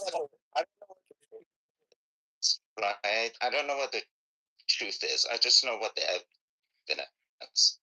are. What a coward! He hit and ran. What a coward! I gotta call him a coward after he calls you out. Oh, that was beautiful. Beautiful. Another exciting episode of My Vaccine, My Body, and My Choice. Don't criticize my machine!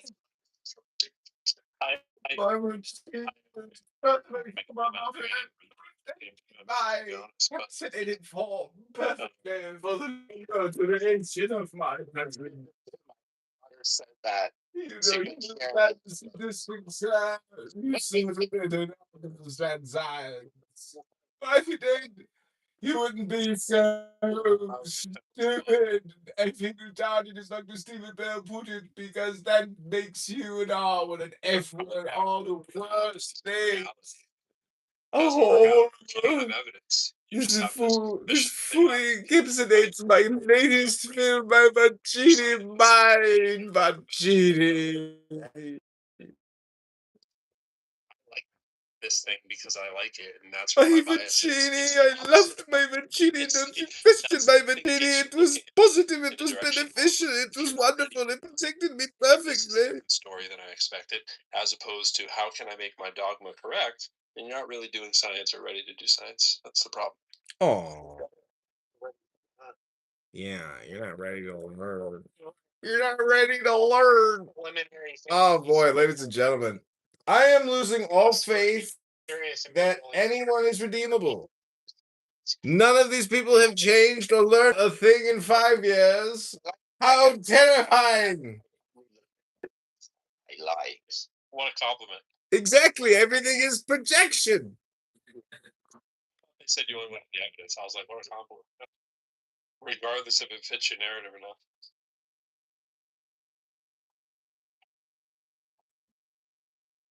Yep. Very interesting. So I think I have it's in a nonpartisan election, so her politics are irrelevant. But interestingly enough, her politics are progressive. I think I just voted for the first progressive I ever voted for in my voting career. She's not partisan. I think a woman named Philida Villarreal. She's running to be my city commissioner, and it's a nonpartisan race. But like, I know where she lies. Yeah, for Texas stuff you're talking about. Okay. Yeah, she seems to be like fairly progressive on the immigration issue, on medicine, on like community empowerment. And I didn't really think about it before because I liked the girl. I was like, huh, that's interesting. I voted for the first progressive I've ever voted for. I thought for some reason you were imitating something you heard Michaela say. I was like, what's going on? I was like, oh, I really mean you. You just. No. I was like, wait, he just went right. I gotcha. I must have missed it. Gotcha. How'd that feel? Righteous.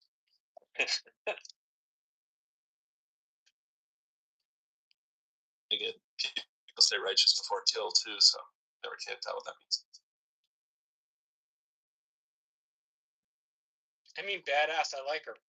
I would never have agreed to help her if I didn't think she was qualified to do the job.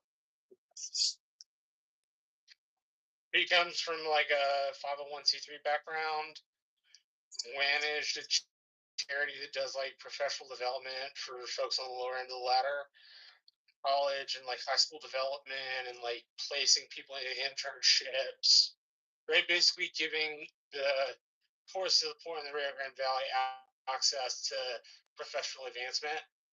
And she went from a $2 million, like under a $2 million budget, to a $6 million budget, which for my area is big. I realize in a big city it's probably not all that big. And she did that, and she's a public accountant, which means she'll be really good at looking through the city's books and where we spend our money. So I like her. Plus, she's just a genuinely nice person. There you go. You know Peter Navarro?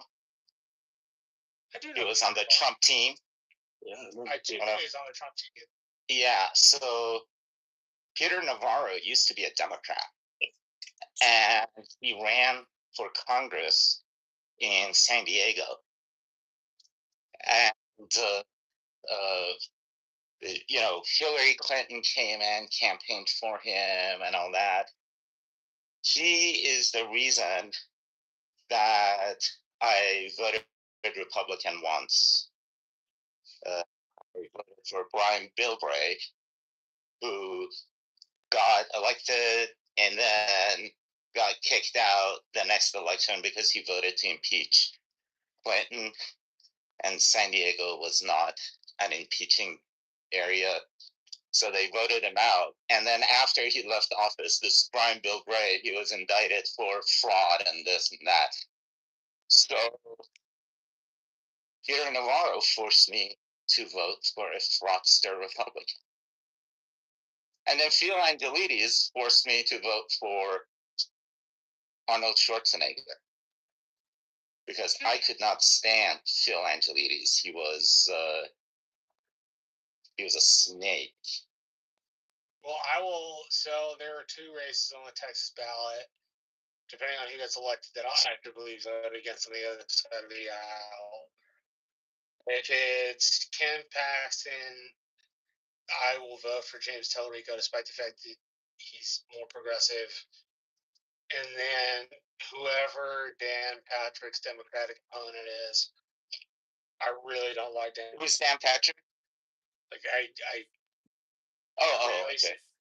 The lieutenant governor of Texas, he told me in 2020, and I'm quoting him nearly exactly, that if I did not think that Trump's 2020 Republican inauguration was God's gift to mankind, now God's gift to mankind is my own alliteration, but I didn't think it was awesome, then I was not a Republican. And he then told me, when I asked him about who he represented, he said, well, I only represent the people that voted for me. And I've wanted him out of office ever since. You don't ignore the entire other half of the state because they're not of your political affiliation. Like, that is just wrong. So those two races I actively vote against. My state senator race, I vote for the Democrat. My county judge race, I vote for the Democrat. It's okay. My sheriff race, I vote for the Democrat. Right? Like I'm weird as a Republican insofar as I mix my ticket every election and have since I was 18. I've never voted a straight red letter. I think straight ticket voting is kind of dumb. I think it should be about like who you think will do the best job.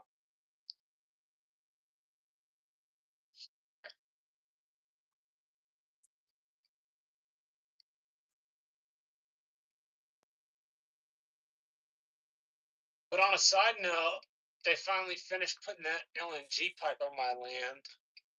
Took them a month, but they finally finished. Then they'll put all the dirt back down, smooth it out, and then put some grass seeds on it so it grows. And then that's what they're obligated to do.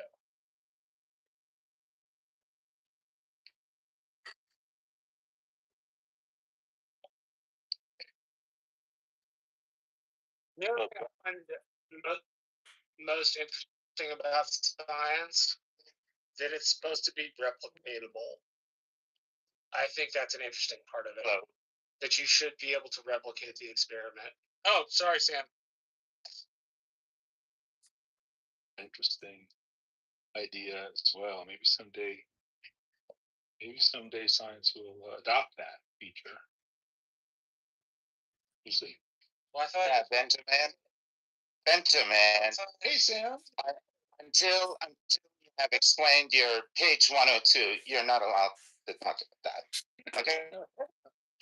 I have not to, so sure. You're not in any position to talk about anybody else's data. Well, hey, if you want to see data, amongst no, yeah, interrupt. I was gonna say, you guys know me. If you want to argue against me, calling me an asshole is not going to cut it. because I don't care if you call me names, as long as you're making a rational argument. So calling me an asshole isn't going to win you the point. It isn't going to make me stand up. So in the future, if you ever got into an argument with me, if you call me names, I just know that I'm winning the argument. That's all it makes. That's my argument. Well, that's Benjamin. I mean, you guys are next to each other for a reason. That's kind of just like saying, Sam, I see you. Benjamin, I see you. It's the same thing, right? Exactly. No, I agree with Sam here. I think the ad hom is just a capitulation. I don't have any arguments. No. Except when I call you a moron, because you actually are a moron. It's not an argument. For the gander. No. No, asshole is different than a moron, because when you speak, you actually provide complete evidence for your moronity. Are you saying you think science is replicatable?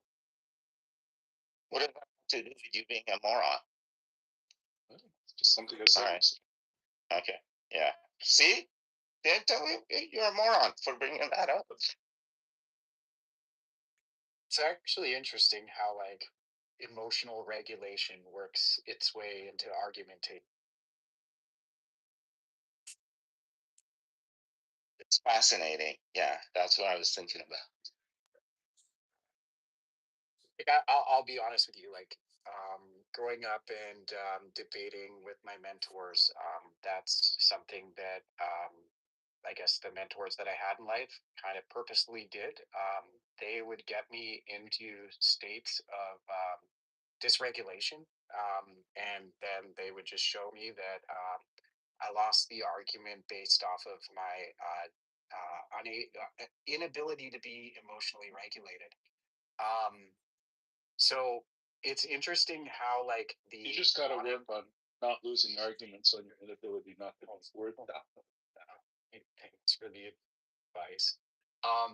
It's actually interesting how people always want to be right and how their emotions seem to be tied to their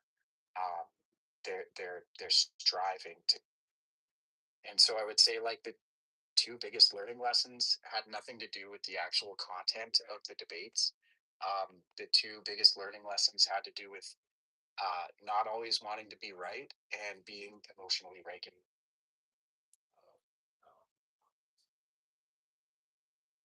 I wish I had your debate mentors.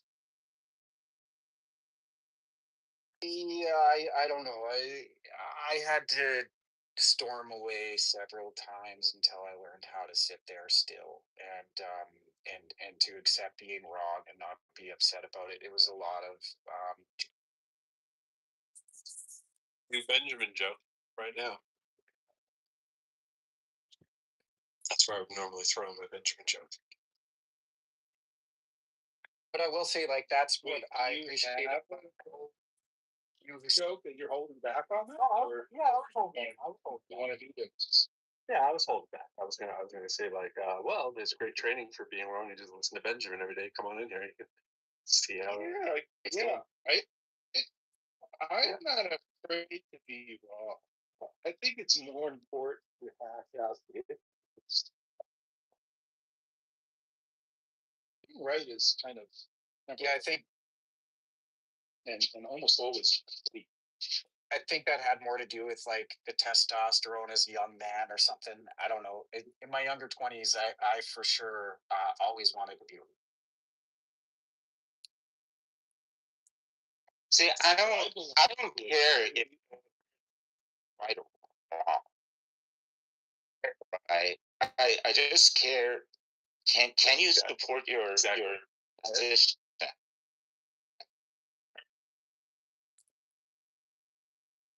Entire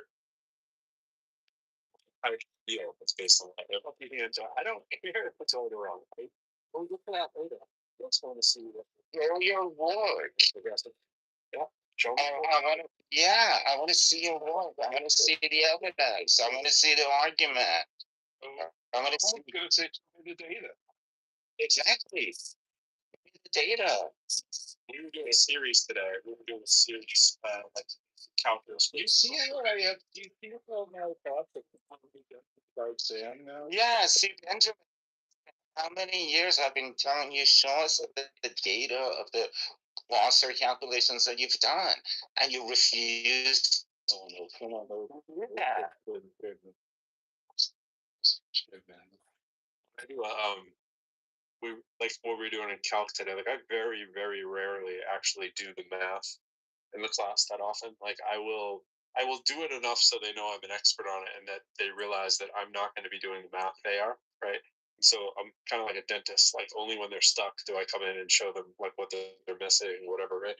So today we were in the middle of, well, I won't bore you with details of the problem, but there was a way to get to the answer of the problem in about 7 seconds. But the way that they thought the problem was like should have been like a 3-minute problem, right? They were missing sort of like, and that's why it was so key to see. I need to see what you. So he sits there and doesn't teach them anything, tricks them, and then pokes and prods, but yet teaches nothing. He's a failure as a teacher, failure as a room mod. He's no pro. He's a horrible musician.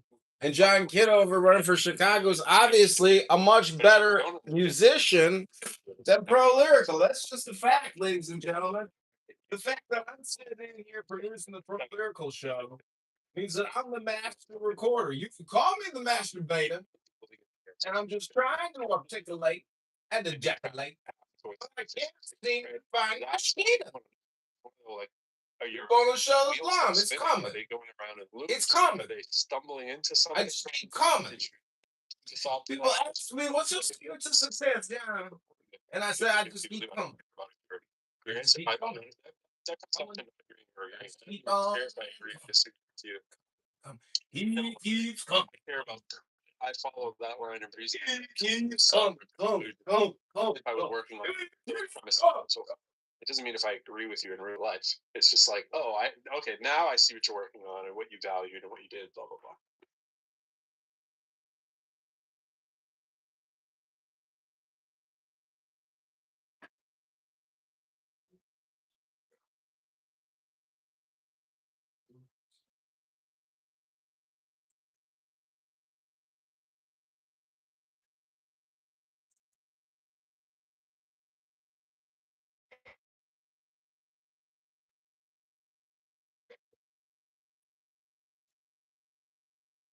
So, Benjamin, if I were to ask John Mallinckrodt if you showed your calculations and your data to him, Ask Andy. He's right here. yeah, on the cluster stuff, would he say? Right here. So, Andy, did Benjamin do the calculations for cluster using the data that he generated during the experiments to show that Foster's conclusions are incorrect?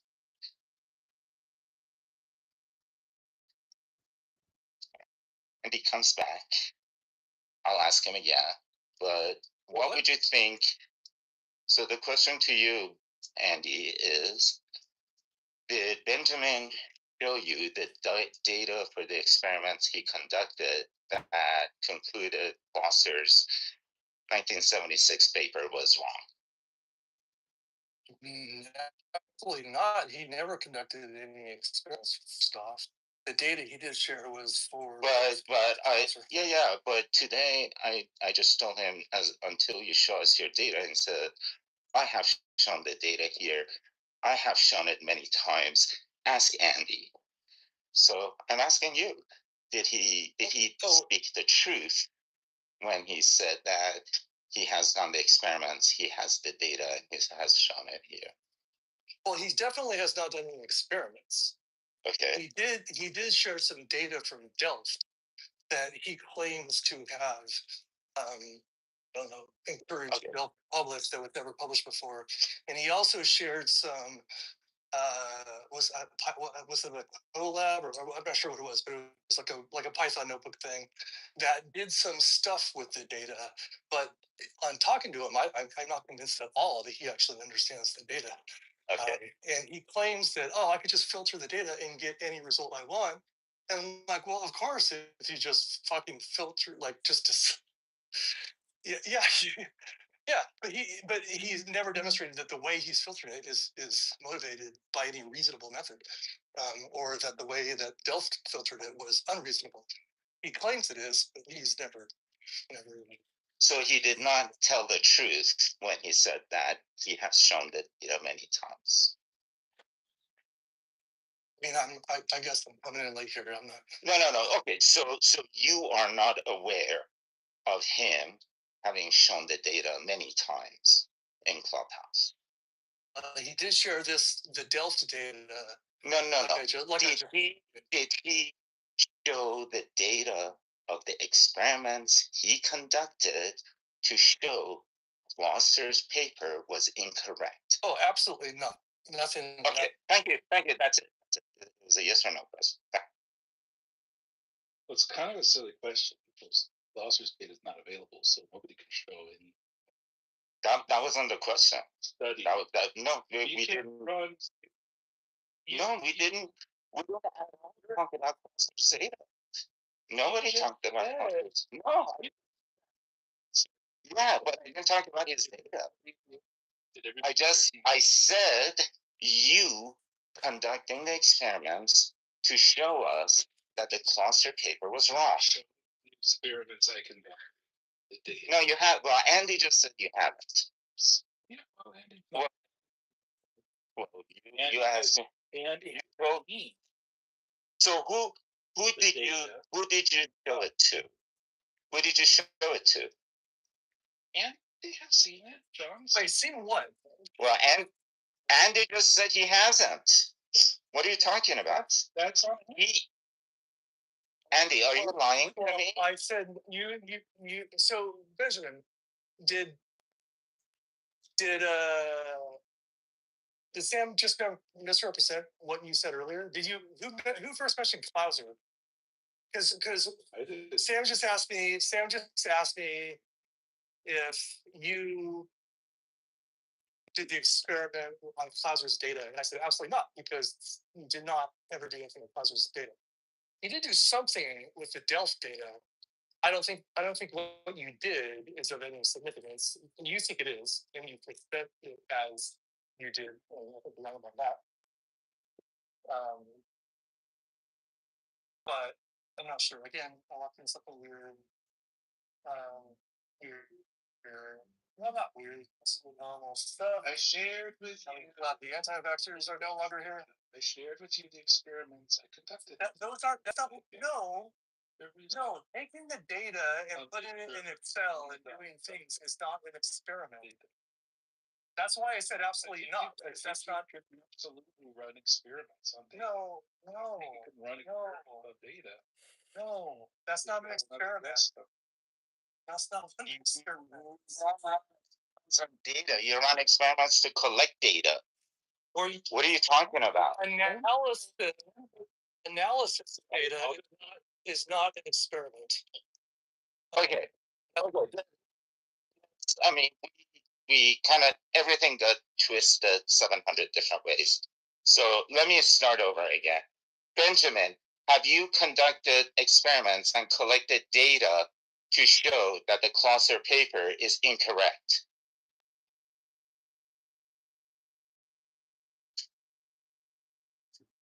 Yes. You have. Have you shown those experiments to anyone? The results of those experiments to anyone and the procedures? Yes. Have you shown them to anyone on Clubhouse? Yes. Who have you shown on Clubhouse? Andy. John. Andy claims he has not seen that data and has not had that conversation with you.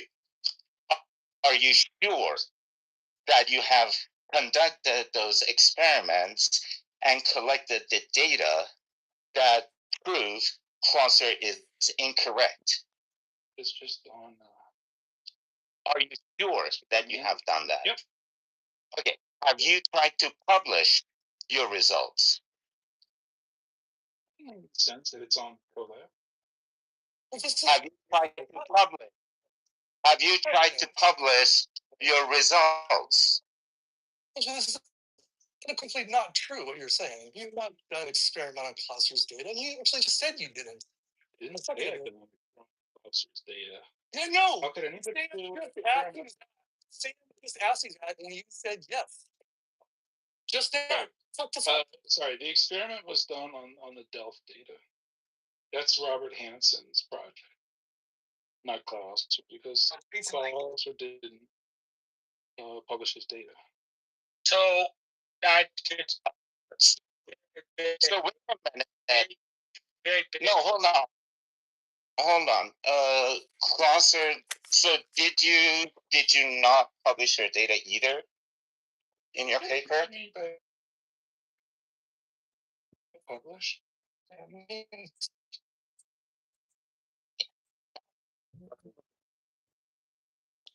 Make it available to the public?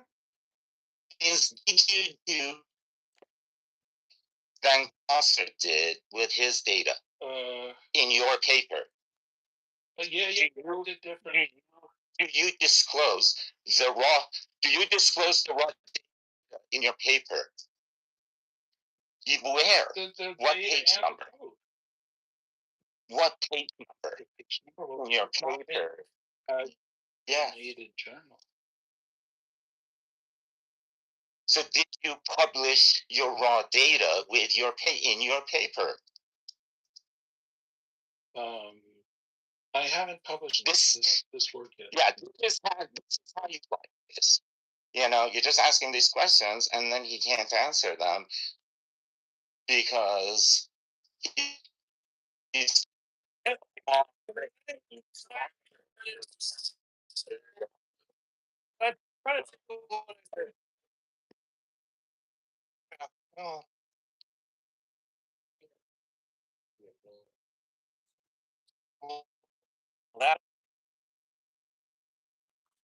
have some like very basic science questions.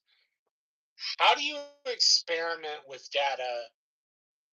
I thought the idea with like looking at somebody else's experiment and criticizing it was that you then performed the experiment yourself, or like you tried to perform the experiment yourself, and then if you could like Depends on depends on what your objection to the results are. Are you saying that they didn't collect correct data? They did the experiment wrong, so we can't trust the data? Or are you saying that they did the experiment right, but they processed the data and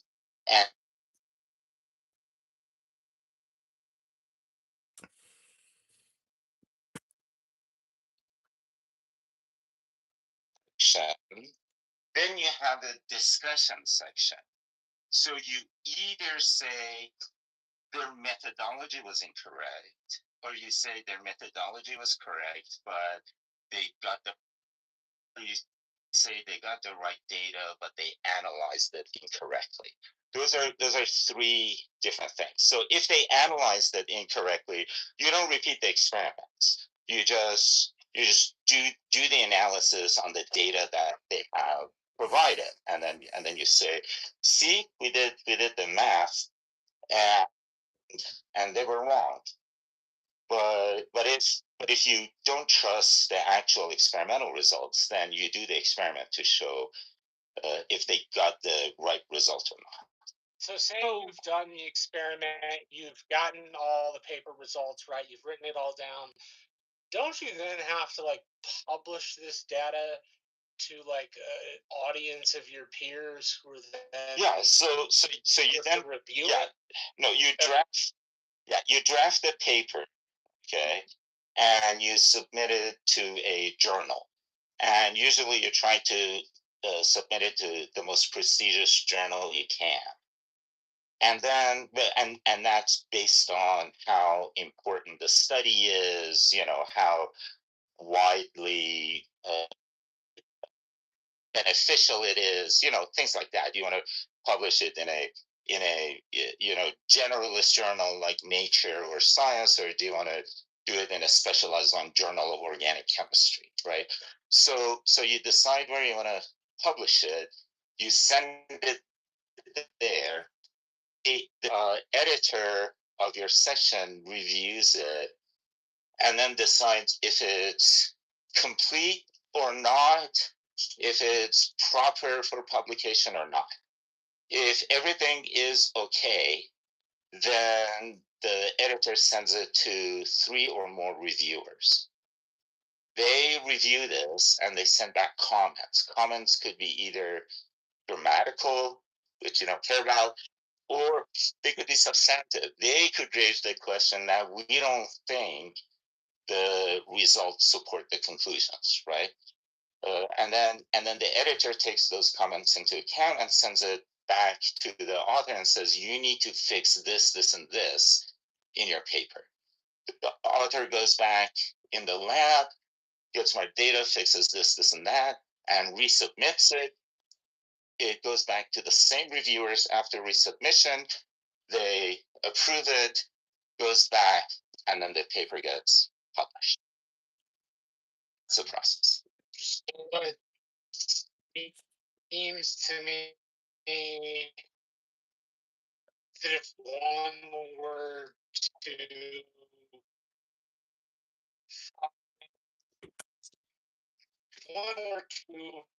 look at it, it would seem far reasonable and conduct an experiment that find a reason for the experiment unless you find that replication is not needed. So you don't do experiments on data. Experiments and you do analysis on data. You do experiments.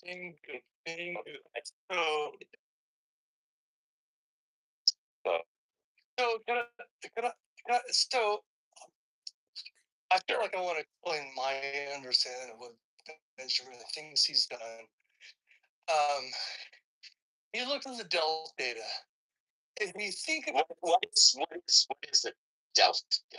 The Delft experiment was a Bell test experiment. The unique thing about it, big old, I'm walking. Oh wow! Little snake. Hey, little snake. It's a garter snake. Hi there. No, it's a snake. Okay, they're very long. Well, first,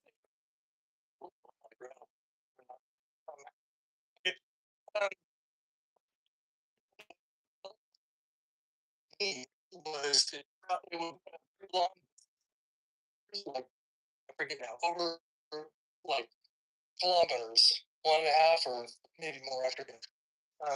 Which so the test experiments have these like loopholes, and the loopholes are kind of silly. I think Benjamin has admitted that he thinks they're silly too. But there's like they have gone through like jump through a bunch of weird hoops to try to like close some of these loopholes. And I think the Delft was the first, or maybe one of the first, to like claim a loophole free Delft or a Bell test.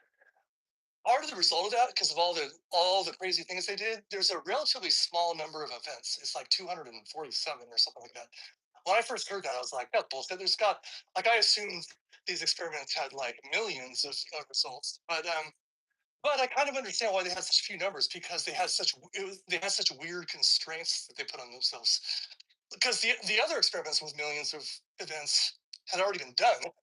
So you do an experiment, you prove a thing, and you're like, well, maybe we want to close this loophole, we want to close that loophole, and they're like, I know, I want to close all these loopholes at once, and whatever. It was a weird configuration. So it was a fairly small number of actual events that went into the results. But the one thing you gotta think is like they're taking events. So they have little photon detectors that kilometers apart, and they're getting little pings, ping, ping, ping, ping, ping, ping, ping, ping all the time. And what you're trying to do is correlate events and say, hey, these two events over here at A and over here at B, they probably came from the same originating event, right? Now, if they're too far apart from each other, you'd be like, well, okay, you can get false positives, you can get false negatives. The sensors are very sensitive. photons can leak in, photons can leak out. There's lots of reasons why you wouldn't expect every single like originated event to have an actually successful, like I got 2 events recorded at either end. It's actually kind of a low success rate. But so you can imagine that you would have to be very careful about the timings, about the reportings, and when you decide whether the 2 events recorded on opposite ends of the experiment are highly likely to have been, entangled particles. And but so in the experiment, they have these filters and stuff, and they decide how to do this, and it's tricky, right? Benjamin thinks this trickiness is actually them fucking with the data, and he's like, oh, if I just open up this timing parameter, I just get classical results. My response is, well, of course you get classical. I mean, if you just open it up and start being like, well, this event that was a half a second after this event actually came from the same originating event, you're basically including stuff that's obviously can't be entangled. I mean, even when the timing is very tight, you don't know for sure they're entangled, but the likelihood. So he sees this filtering as evidence of fuckery. I see this filtering as like the kind of shit you would have to do if you were doing this experiment. He claims to have said like, oh, if I just adjust these parameters, this Bell inequality violations just disappear. And I'm like, well, of course they disappear because you've just widened the window. You're including non-core. So Benjamin thinks he's found something. I think he's just full of shit. That's my attempt to steel man Benjamin's position. I did put an article in there. No, I would rather you just respond to what I just said. Yeah, you just said I did experiments on the data and I found. No, you did not do an experiment. You did an analysis. Oh, right. Article in the chat talks about. And you came up with you came up with the wrong conclusion. Article in the chat talks about the line. He's not. He will not address no article in the chat. When you click on it, no article shows up. You got to copy and paste it. So you're not going to say that I'm misrepresenting you somehow, or anything? Oh, sorry. Is this the image and logic, Peter Gallisman? Yeah. In that article, this is a book. Yeah. Okay. He talks about the line between both the experiment and the numerical analysis, and that really, without the numerical analysis, in these high data particle physics experiments, he's really talking about CERN, right? Where you got Have you conducted experiments and collected data to show the Closser paper is wrong? Yeah, in this way. No. It's an answer. Have you done it? Or have you not done it? No, and hold on, Benjamin. Wait, I just explained my understanding of your reasoning, right? You could have steered in and said, no, actually, when I discovered the way they were filtering it was wrong, this is why I think it's wrong. You could have drilled into it, right? But you're not. You're steering away from it. You're going to be like, oh, there's other paper. Let me just talk about this for a second. So you could say, I'm misrepresenting you, or you could say you could try to defend this idea you have that the filtering was fuckery, but you're not doing that right now. You're pivoting away, as you do. I would rather you actually discuss why you think the filtering they're doing is fuckery. And I think what I'm saying is we would rather you be honest as opposed to lie to us in response to every question. So I'm going to ask again. Have you can you answer this question once and for all?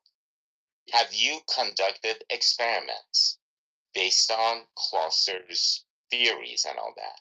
Have you conducted experiments and collected data to show that Clauser's 1976 paper is wrong. Yeah, yeah, Have you shown that data to anyone? yeah. Andy's seen it. Didn't we just go through this? We did. Yeah, we did. Yeah, that Andy said he hasn't seen it. That it wasn't, that the data you showed him wasn't the experiment I'm asking you about. There's no wow. It's, have you done it? It's seen it. Just saying, have you done it or have you not done it? Andy has seen it. Okay, so we completely, you are lying. No, right? Is that a Benjamin, the way to handle Sam's question is say, well, it's not Clauser's data, it's Delft's data. And I didn't do an experiment. And, hold on. And I didn't do an experiment. I did some analysis, and Andy has seen that. That would be accurate. Okay, let me address those 2 points. I think they did that. Look, the data is taken from Delft, but because Clauser did not publish the data, and I spoke to Clauser, and he said, well, a lot of people have replicated it, so find the data there, in essence. So he is just inviting me to assume that all other replications of the study are equivalent to his. In that sense, an analysis of Delft is an analysis. Not even close. No, that's on fairly solid ground. Not even.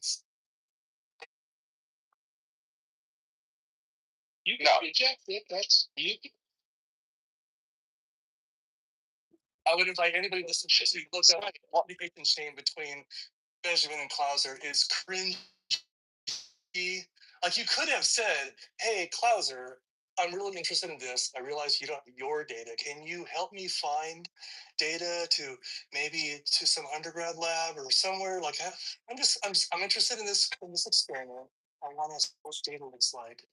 And he could have said fuck off, or he could have been like, actually, I have a colleague at Berkeley who runs the undergrad physics lab. You should get a hold of him. Like you could have done it that way, but actually, you were super rude to that.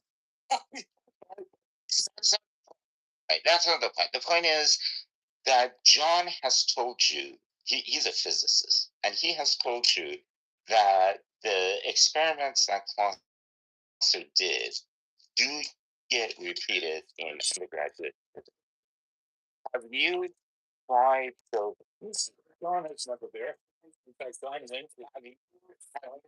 have you looked into that? And they understood less Yeah. about Have you looked? experiment. Yeah. Have you looked into it? After discussing, yeah, we've done that with the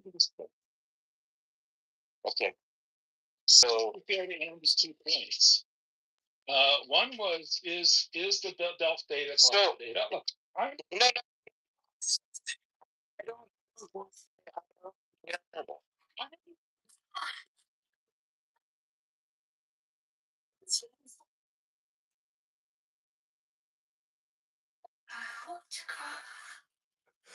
Oh man.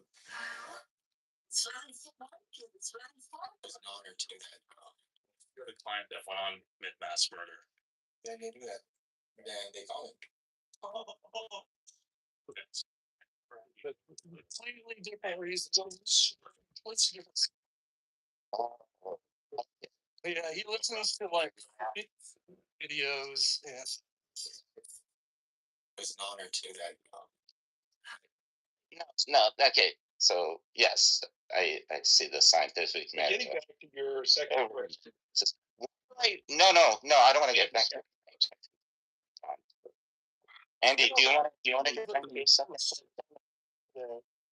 I just get a little good. I subbed in South Korea. I thought it was gonna be a map. How'd that go? Actually, it was. You know what? I think the guy said it was a math class because when he puts construction tech, no subs sign up for it, which I completely understand, and I'm totally glad he did that because it was a construction class. Well, so he had 3 classes, 2 construction classes and 1 like engineering class. and it was fucking awesome. They're building. Okay, so the construction class was divided up for the first years and second years.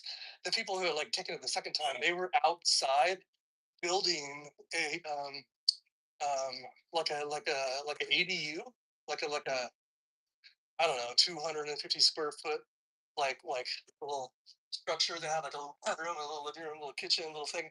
Like so, imagine that stick built construction, a roof, windows, door, like cabinetry, little sink, little bathroom.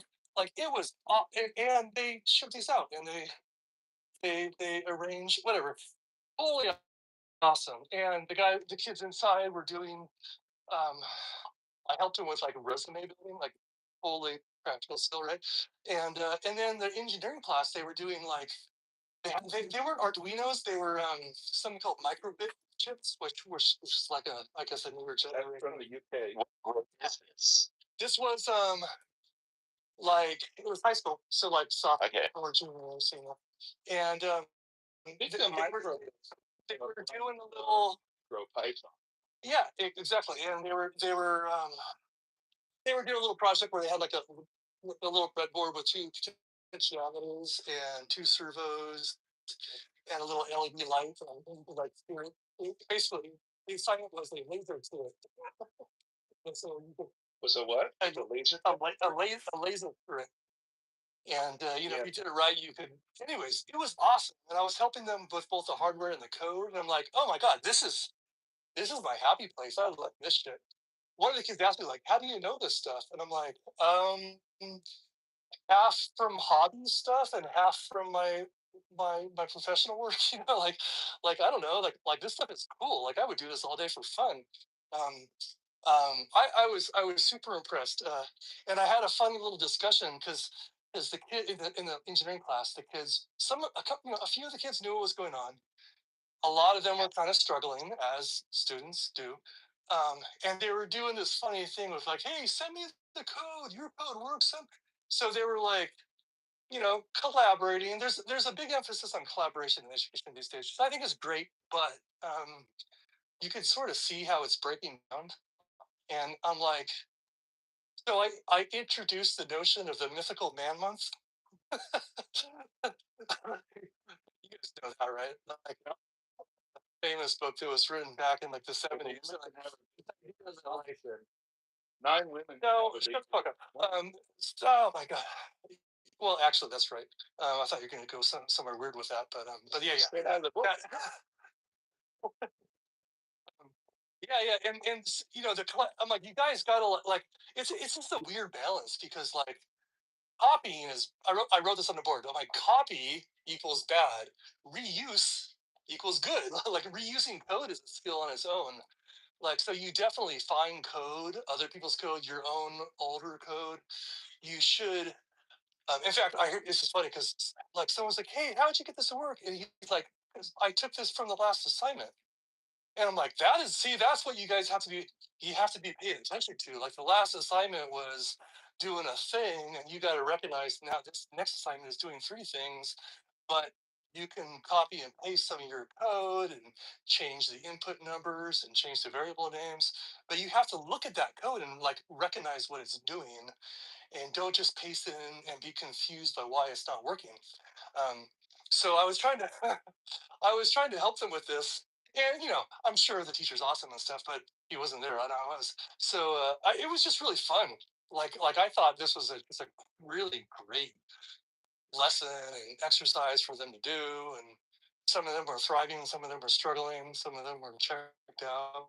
But that's just public education in the U.S.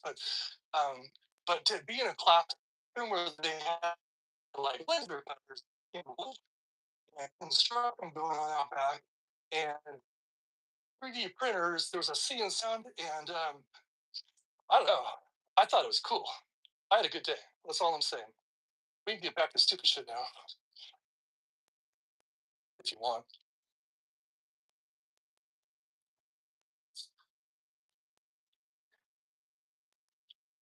Also, like version control. I'm like, you guys gotta save your code, right? Like, so because when you have the version of the code that worked, and now you worked on it and it doesn't work, you really should be able to go back to the old version and try that one again and ask yourself what's going on with the hardware, what's going on with the software. I don't know, just that general troubleshooting. I really enjoy that, and some kids catch on to it, and other kids are just bicycling. But it's fun to. It's a fun it's a fun subject to work with.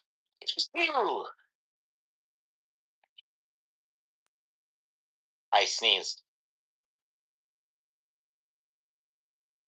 So you're agreeing. Hi. Hey, pup. No, I didn't realize. I didn't realize.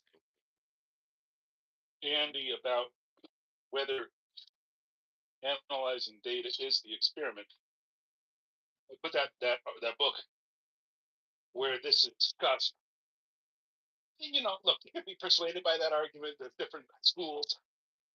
There's definitely a Baconist, Kevin Bacon, view of what constitutes an experiment. But by that construction, cosmology would not be science. Probably even Lidos. No. They're measuring things. It's not an experiment. Well, Lidos 100% is measuring. Look, you could take the data and analyze it and point out a flaw. They can have a particular definition you're ignoring. You could take the data and analyze it and point out a flaw. That would be very, very valuable. You pretend to have done that, but you have not done that. Well, look. Well, I'm persuaded by my research. Well, That's if it not a was requirement. if it was right, I would be persuaded by it. Fine. I'm open minded to it. I looked at it. It's lots. I spent some time on it after all. You did.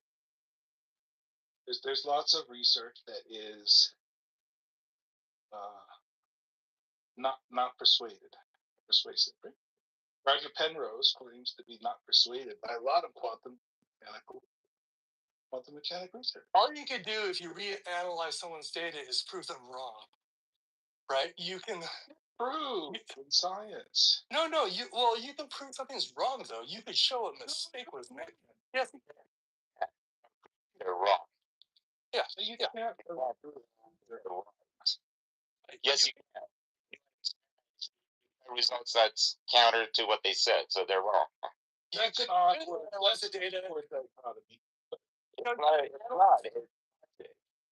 Yeah, you can analyze their data and come up with the same results, and you'd be like, nah, I don't know. Yeah, okay. So you did the analysis right, whatever. Did that prove anything? No.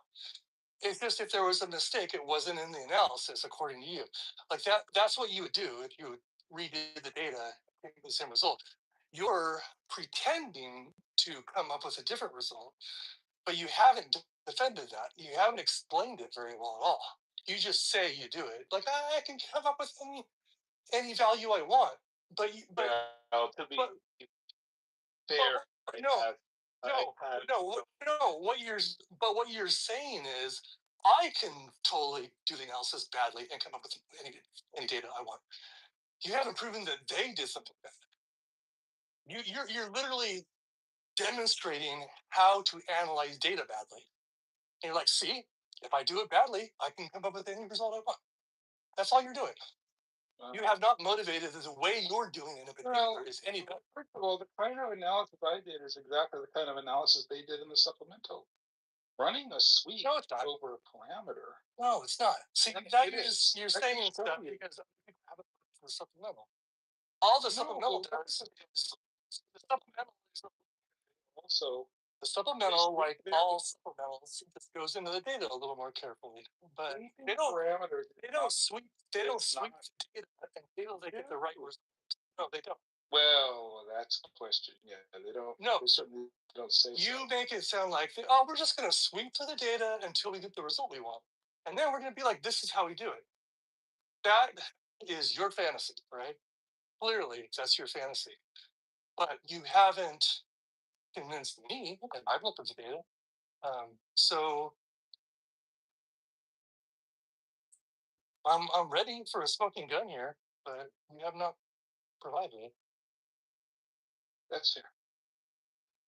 You have been provided with the evidence. You haven't absorbed it, and it's probably my fault. But I assure you, the evidence is there. Well, I know a guy whose mom came down with Alzheimer's within a week of the vaccine and then got better. Are you telling me that guy that I heard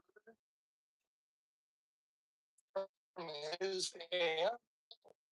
Are you calling us liars? Fucking asshole.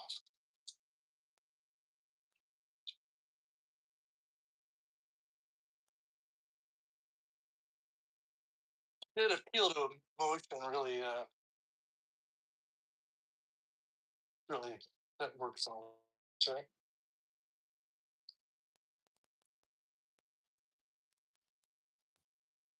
It's funny that his mom got better from Alzheimer's. And he was like, okay, maybe it wasn't Alzheimer's. The question is whether or not data science is science. That's really the question. And I would submit you should read that book.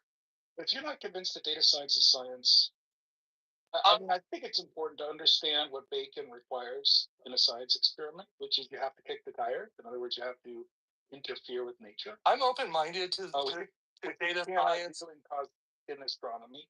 Okay. You can't. I don't know why you with. I don't know why you bring up bacon, other than bacon being. Kind of lays down a useful definition for what here, Hanson. I'll invite you up. Francis Bacon lays down a kind of early description of what a scientific experiment is, and it's a good one. What? Okay, can you stop talking so much and just say what it is? Like, say what it is. I'll read it to you. Just be quick about it. I know, but you so flourish. It's the introductions. It's the not answering the questions. Stop. No, I am silent for hours and hours and hours. I'm open-minded to data science being science because I think data has a sort of emergent quality all on its own when there's a lot of it. But all I know is I worked at Apple for a year and I was called a data scientist. Everybody called themselves data scientists there, and nobody, including myself, was a data scientist. I'm like, this is a fiction, right? Like everybody's a data scientist. Like what? How does that work? Anyways, data science is a funny term. I think it's kind of come and went, right? Or maybe it's still around. I don't know. But it's very, very weird. For AI, an experiment requires you to, quote, intervene, set up conditions, manipulate variables, and observe outcomes. On that definition, reanalysis isn't an experiment. That's Bacon's. Wait, say that again. On that analysis is not an experiment? On that definition, on the Baconian sense, an experiment requires you to intervene. You set up conditions, you manipulate variables, and observe outcomes.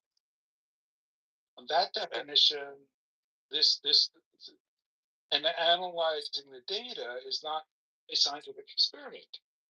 Okay, but that's what we've been. That's what we've been saying for hours. You've been fighting, and then you do this thing where you're like, "Okay, you were right. I'm going to sleep with on the rug," and just keep talking as if I was right the whole time. I don't. Be careful what you wish for because you don't like the same answer. You want to stick with faith. You have to join me in getting rid of all the soft sciences, all the psychoanalysis shit, all of astronomy. Hold on, Lygos is collecting data. Careful, what you wish for. So it's doing the observation. Okay. It is doing the observation and collecting data. Oh right. It well, doesn't interfere. It doesn't change the conditions. It's not interventional. Well, there certainly is an awkward division between observational sciences and experimental science. Interventional science. And I think I think that's fair to point out. But psychology, you can definitely intervene. But psychology is weird for a lot of other reasons, which I think agree with. And a lot of times you can't intervene. But in other words, you can't. Well, but you can say this. But you can say the same thing about I understand. You can look at, but you can look at past data. There you go. And work around it. It's true. You can't all. But also, analysis and past data. No. You can introduce you can introduce lead to tadpoles, and or to other living. You can still do things. You can't do exactly like I can't recreate the Big Bang, but I can do things like particle accelerators and very briefly, introduce conditions that we think are very close. And so you can still do things. Lycos is an example, and we can measure. So we say hi to Hanson. Hi, Hanson. Hey guys. You guys meeting out? Yeah. Gonna go on a date. I want to be a fly on that wall. So Benjamin, I generally support your scrutiny of data and sciences and all that. But I think you should also take on the careful scrutiny, spirit of scrutiny yourself as well. Like that. Do you mean on myself? Yes. So the well, on just yourself to be fair, or I have surrounded myself with yourself, people. I have surrounded myself with people who are more than willing to do that work for me. The thing is, like this data, the quantum delta data, example of that, this using the data. I told you that your reading of the chart was wrong, and you never reading of which. You said that chart, this counting chart plot. You thought that was the I think I know what you're trying to say. Can I say what I think you're getting at? I think what you're trying to say is I charted detections quote up and detections quote down, and you showed there is no up or down, there's only early and late. And that somehow those are interpreted. There's only late.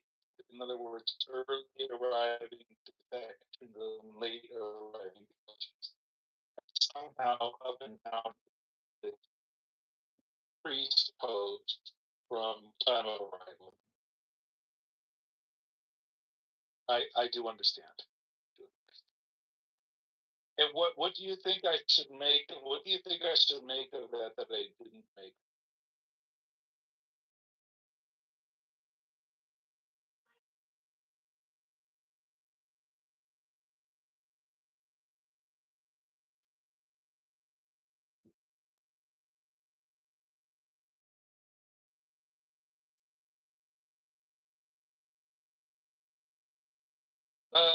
Yeah.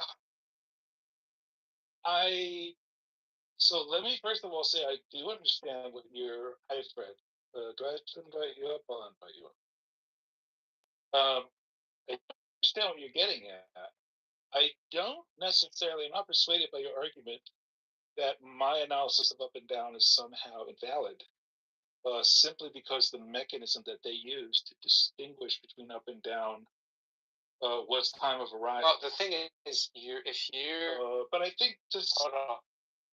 The thing is, you have no base to draw your conclusion because you didn't even get the number of up and down. Hey, let me. Can I? Do you want to?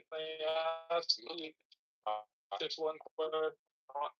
Not numbers. You need to do a computation to get that. and you didn't do that computation. So there's no. You're saying that you didn't agree or that, but the thing is, you didn't even have that to make the judgment. That's what I'm saying.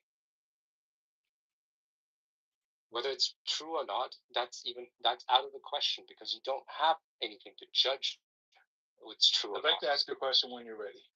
Yeah, go ahead.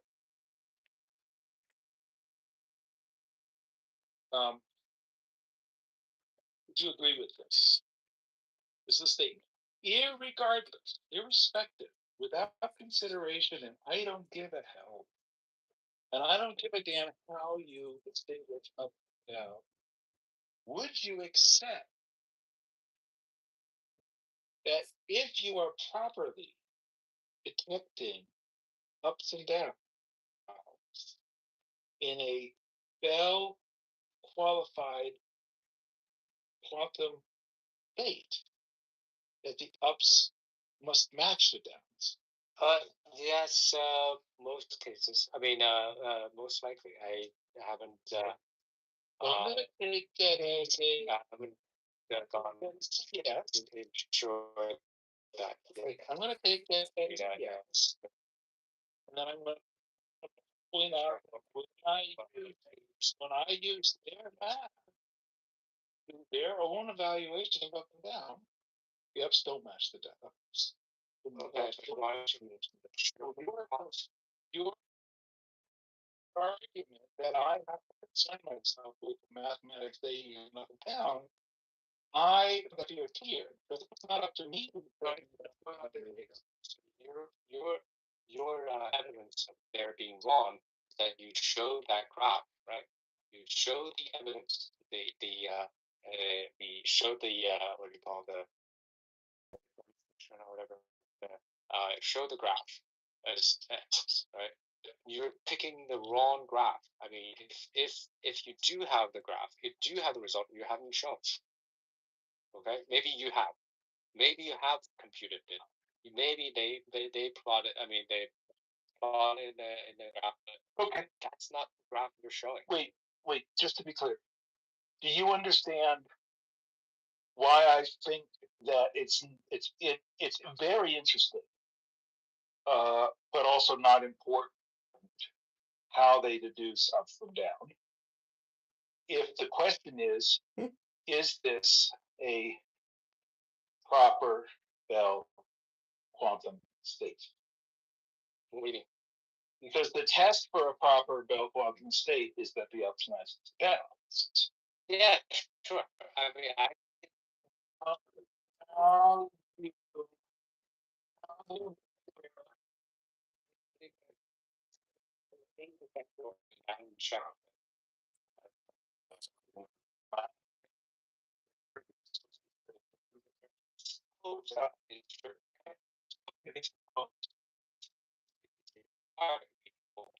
you haven't shown your numbers on that.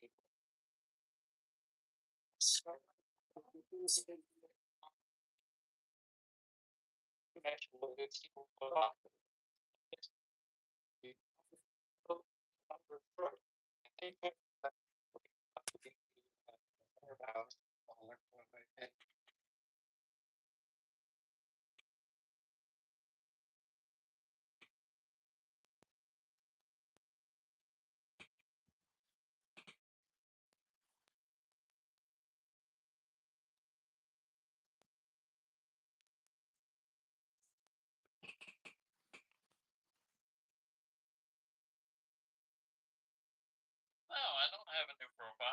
You got a family? I've always had a family. Damn, I didn't know that. Yeah, this whole time I've been calling you Cool C. I've been like, damn, I didn't know you was Ike. Bro, I don't be on this I'm not Ike no more. Nah, this sound like Ike. No, I've never been Ike. I've always been. Man, this is Ike. Never been Ike. I don't know who Ike is. Where all that girl they got the bus? What bus? Nani? School bus. You stay in Utah. Ike, come on, bruh. No, I'm from Benton.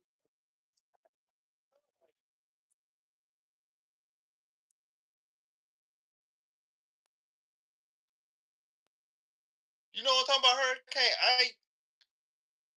They had the bus. No, I don't know. Oh damn.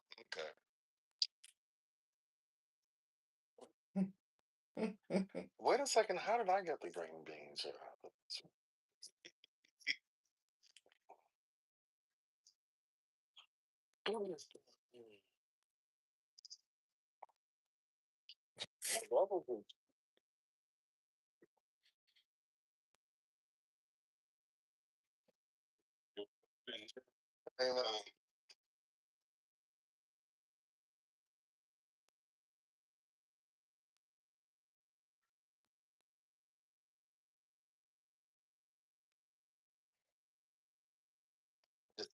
Just to talk to pass time. That's exactly.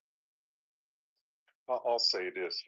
Historically, when there's someone that homophobic to that extent, they got something else going on. Oh, for sure. I'm last. He's bad. Too homo focused. Okay. Like focus. That's a new one. I'm going to use that one. Focus. He's too homo focused. And he should not be a homo. And then to go to the gay district in Philly to specifically pick up gay rides to take them home. What did he say? To pick them up and drop them off? That's what he does? Yeah, that's what he said. Something like that. He has a bus. Like I'm I'm telling y'all. Yo. I'm back. Yo, welcome back, Ike. Ike has a bus. I don't have a bus. I'm not Ike. I don't know who the fuck Ike is. I've never known Ike. Unless he was in the trucking room. Don't know Ike. Never been Ike. I'm a white man from VA. Yeah, that's the shit Ike would say. Who the fuck is Ike? Oh, cool. See, so you're 50 years old. What's your zodiac sign? That Just tell me. I'm just making conversation. Well, what's your birthday? I don't know my details. You asked me whether I swallowed cum. I should be able to ask you what your birthday is. No, I don't share my birthday. But you wanted to. Oh, yeah, but I was special enough for you to ask if I swallowed cum. But not special enough. I don't know. Oh, you know. You know. The way you and Galaxy talk. I don't even know this Galaxy guy. Galaxy, that's Ike. No. Yeah, Ike. No, Fucking troll.